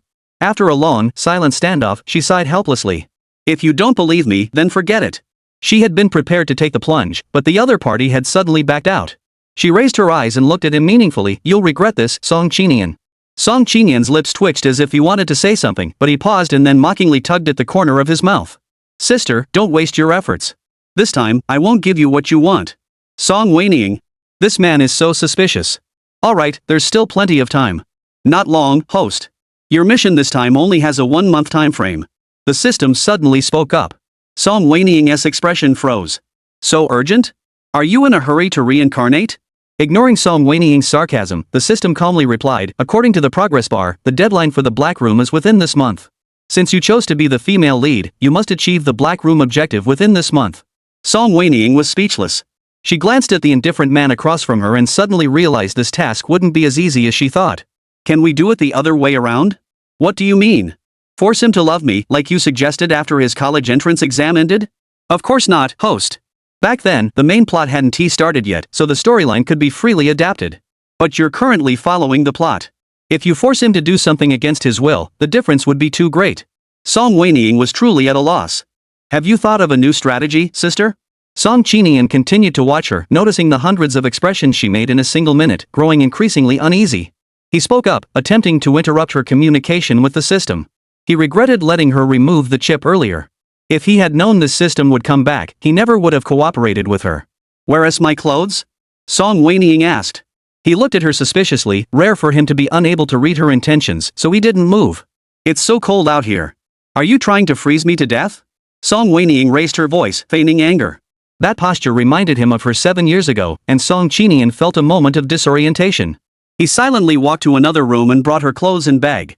Knowing that Song Wenying was uncomfortable with him taking advantage of her, he was about to step aside to let her dress alone when he suddenly heard her say, "Stay there."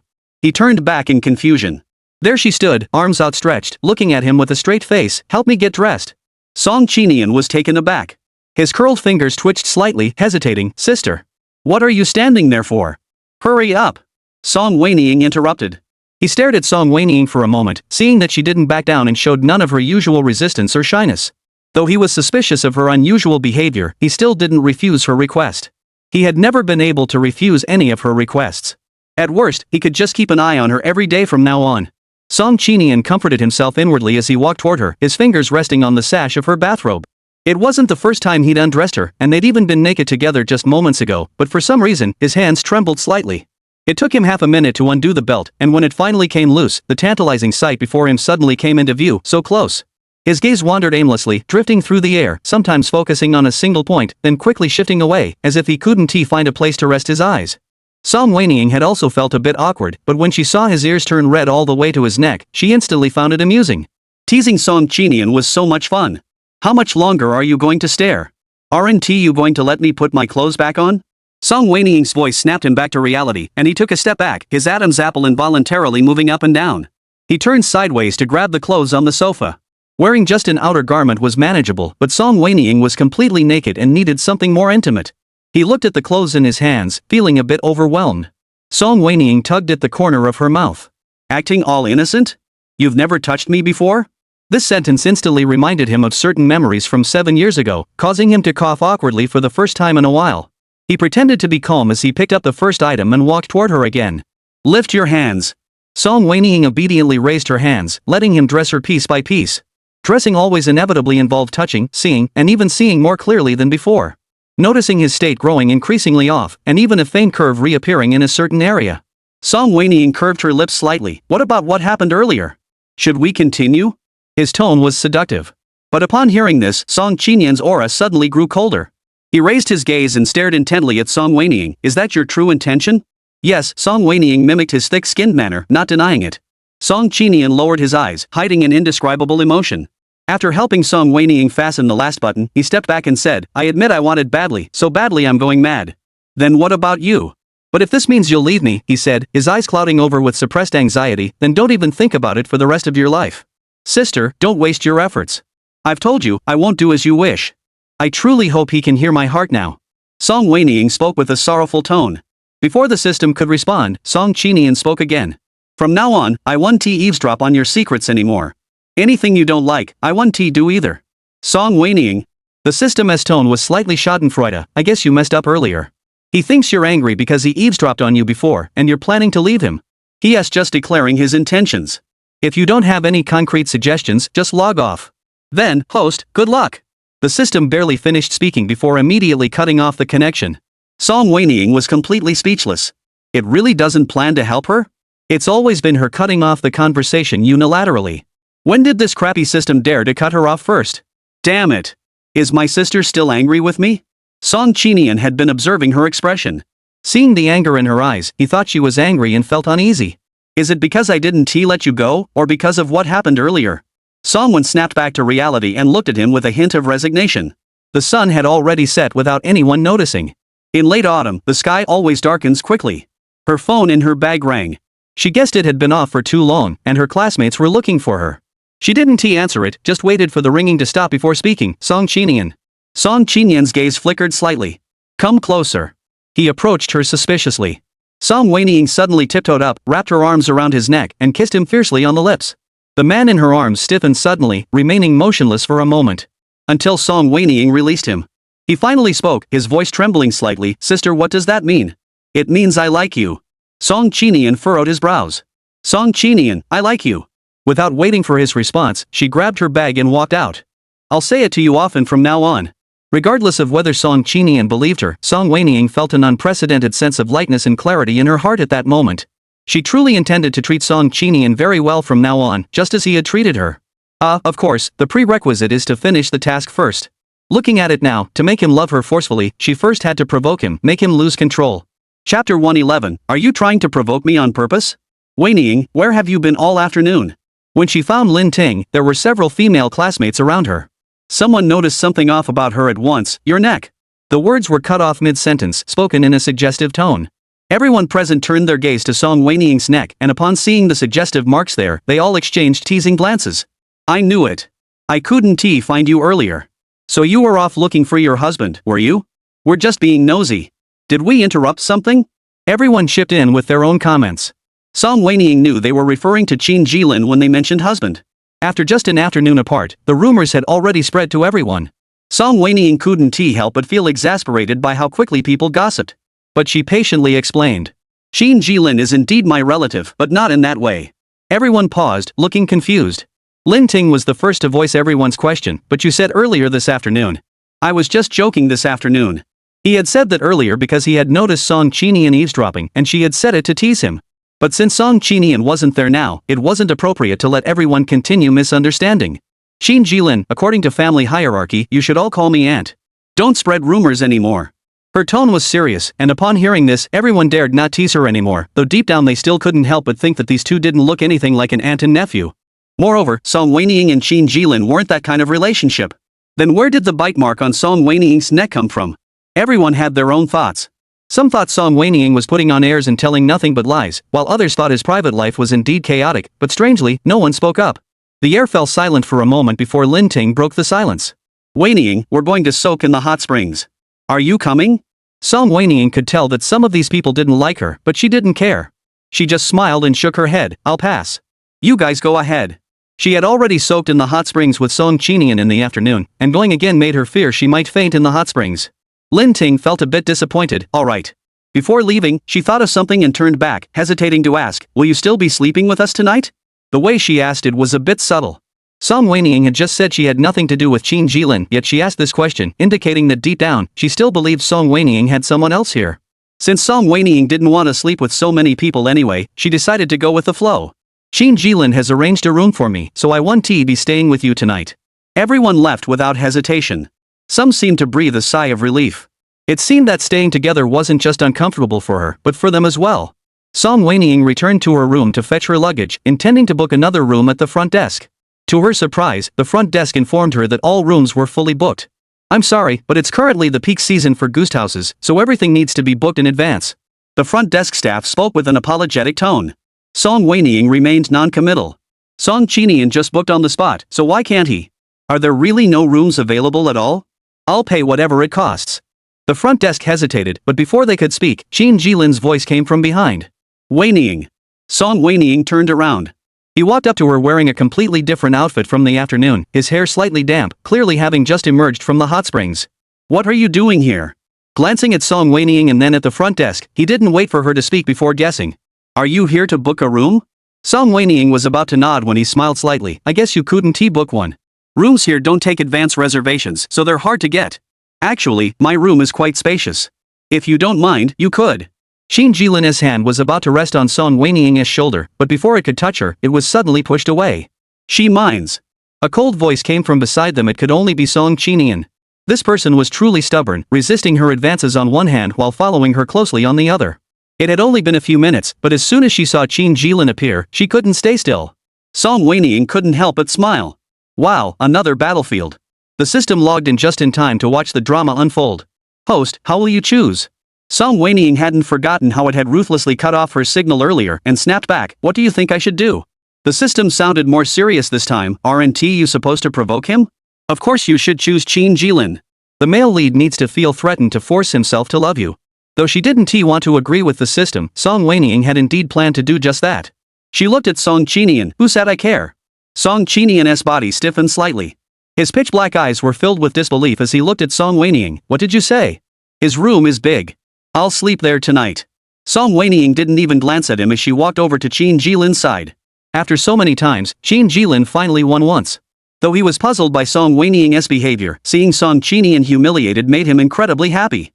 Leaning on Song Wenying's shoulder, he smirked. Did you hear that? Wenying said she doesn't mind. Song Qinian's gaze was fixed on the hand resting on Song Wenying's shoulder. Though his lips still curved into a smile, his eyes were filled with dark, turbulent emotions, like the thick, oppressive night sky before a storm. Are you serious, sister? He asked softly, his voice gentle yet unsettling. If it had been before, Song Wenying might have been afraid. But now, she only wished this man would lose control and force his love upon her. Sometimes, Song Wenying even wondered if she had been influenced by Song Qinian, her mind feeling a bit off. Do I look like I'm joking? Song Qinian's face drained of color, turning pale and almost transparent. His lips trembled slightly, but no sound came out. Qin Jilin, on the other hand, looked smug. He raised his eyebrows. I told you before, Wenying and I are the closest people in the world. We're not like you. Sigh, you wouldn't understand anyway. Some things are beyond your comprehension. When she first met Qin Jilin, Song Wenying had thought he was a refined gentleman. But the more she looked at him now, the more he seemed like a self-important teenager. Was this the villain she had created? Song Wenying didn't want to admit it. Seeing that he was about to continue, Song Wenying nudged his stomach with her elbow and gave him a look to shut up. Qin Jilin caught her glance and obediently shut up. Across from them, Song Qinian noticed their subtle exchange, his knuckles turning white as he clenched his fists, the veins on his wrists bulging menacingly, as if they were about to burst through the skin. But he suddenly let out a low laugh. Sister. He slowly raised his eyes, his pitch-black pupils swirling with a nearly pathological darkness, yet the curve of his lips grew increasingly gentle. Are you deliberately provoking me? Chapter 112, I like you, that's why I find you cute.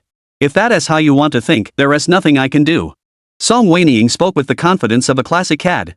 The front desk staff watched the three of them with curious eyes, but Song Wenying didn't want anyone to see this soap opera. She grabbed Qin Jilin and walked away. Host, is this really okay? The system expressed doubt. Won't you provoke him into ignoring you? Relax. Song Wenying followed Qin Jilin into the guesthouse room, closed the door, and said, he'll be here in 3 minutes.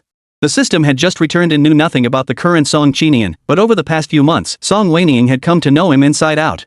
This little sickly guy is just a jealous fool. How could he just leave like that? Wenying, are you having a fight with that guy surnamed Song? Qin Jilin's words snapped Song Wenying out of her thoughts. When she looked up, she saw him staring at her with anticipation. Song Wenying recalled how she had just taken advantage of him, and that he might even be implicated because of her later. After a moment of silence, she finally spoke. Do you want to go back? Qin Jilin paused, then realized what she meant by go back. If we can go back, that would be best. Although he had been sad at first when he realized he was just a paper character, being suddenly sucked into another paper world and staying there for years made him miss his old world quite a bit. Especially, he really missed Xiaoling, the villain. That poor guy had suffered so much without turning evil. If he could go back, he would definitely not be so harsh on Xiaoling this time. Does giving you an ending mean your wish will be fulfilled? What was the ending Mom originally planned? Qin Jilin, overcome with emotion, forgot to use the proper title again.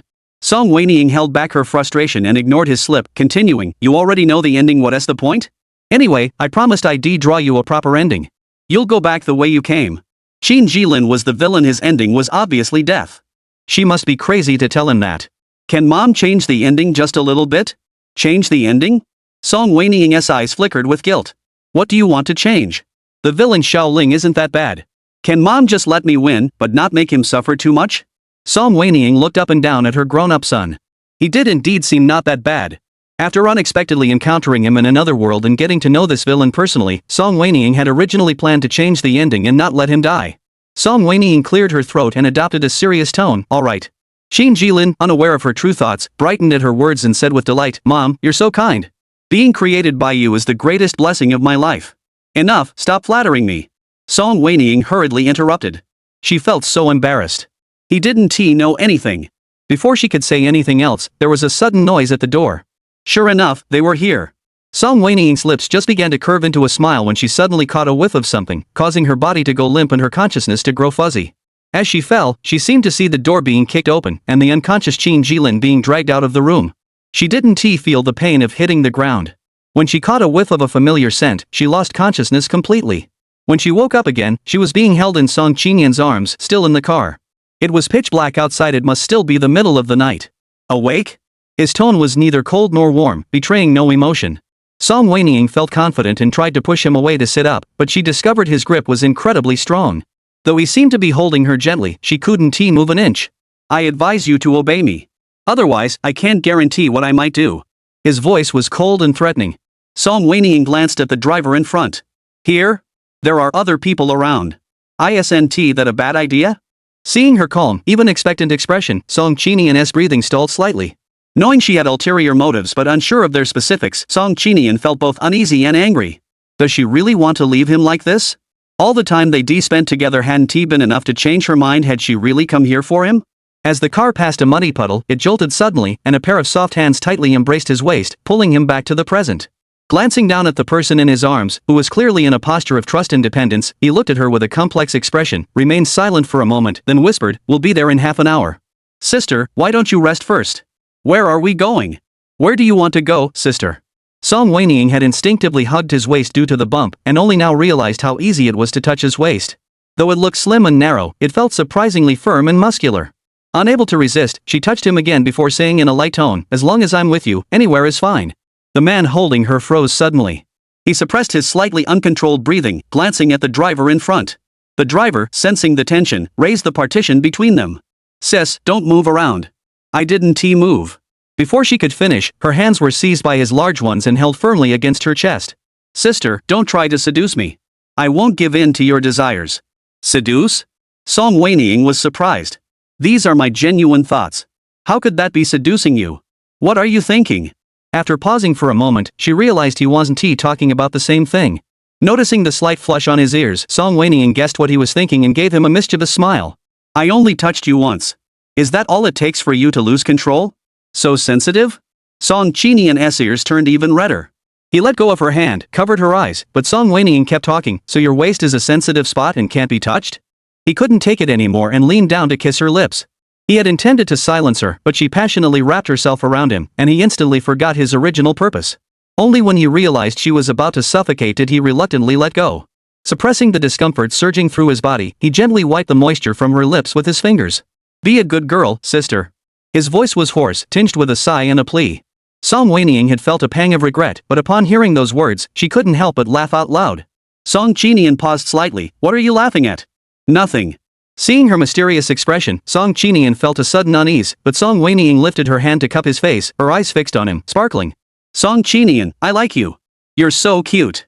I don't think calling a man cute is a compliment. But I'm complimenting you. Song Wenying ruffled his hair, unable to resist. I like you, that's why I think you're cute. The phrasing felt familiar. Song Qinian remained silent for a moment, muttering, You always have all these twisted reasons. Song Wenying didn't respond, continuing to rub his face. At least this man only resisted with words and didn't stop her actions. Seeing that he clearly craved her touch but was pretending to be annoyed, Song Wenying curved her lips into a smile. But then she remembered she had forgotten someone. Song Wenying's smile faded slightly. By the way, where's Qin Jilin? Upon hearing this, Song Qinian's expression also changed slightly. So that's your real purpose? He pulled her hand down and snorted lightly. You were just trying to trick me into telling you where Qin Jilin is, weren't you? Song Wenying was completely speechless. May heaven discern between the loyal and the treacherous. She had truly forgotten about this important matter earlier and only remembered now. Sister, give up. You'll never see him again in this lifetime. His tone was dark and menacing, and Song Wenying felt an uneasy chill rise within her. What did you do to him? Don't tell me she's been driven mad by her and lost her mind, committing crimes? That one do. How could they possibly have a happy ending like this? Song Qinian, don't act impulsively. Humph, a cold, mocking laugh echoed in her ears. Sister is indeed very worried about him. It seems that to make you give up completely, he must die. So he is still alive? Song Qinian choked, noticing that she visibly relaxed upon hearing that Qin Jilin was still alive. His gaze grew even deeper. Sister, you care so much about him? Why? Is it because you like him, or because he is the person you created? Song Wenying was about to retort that he hadn't seen any signs of her liking Qin Jilin, but she was startled by the last part of his sentence. How do you even know that?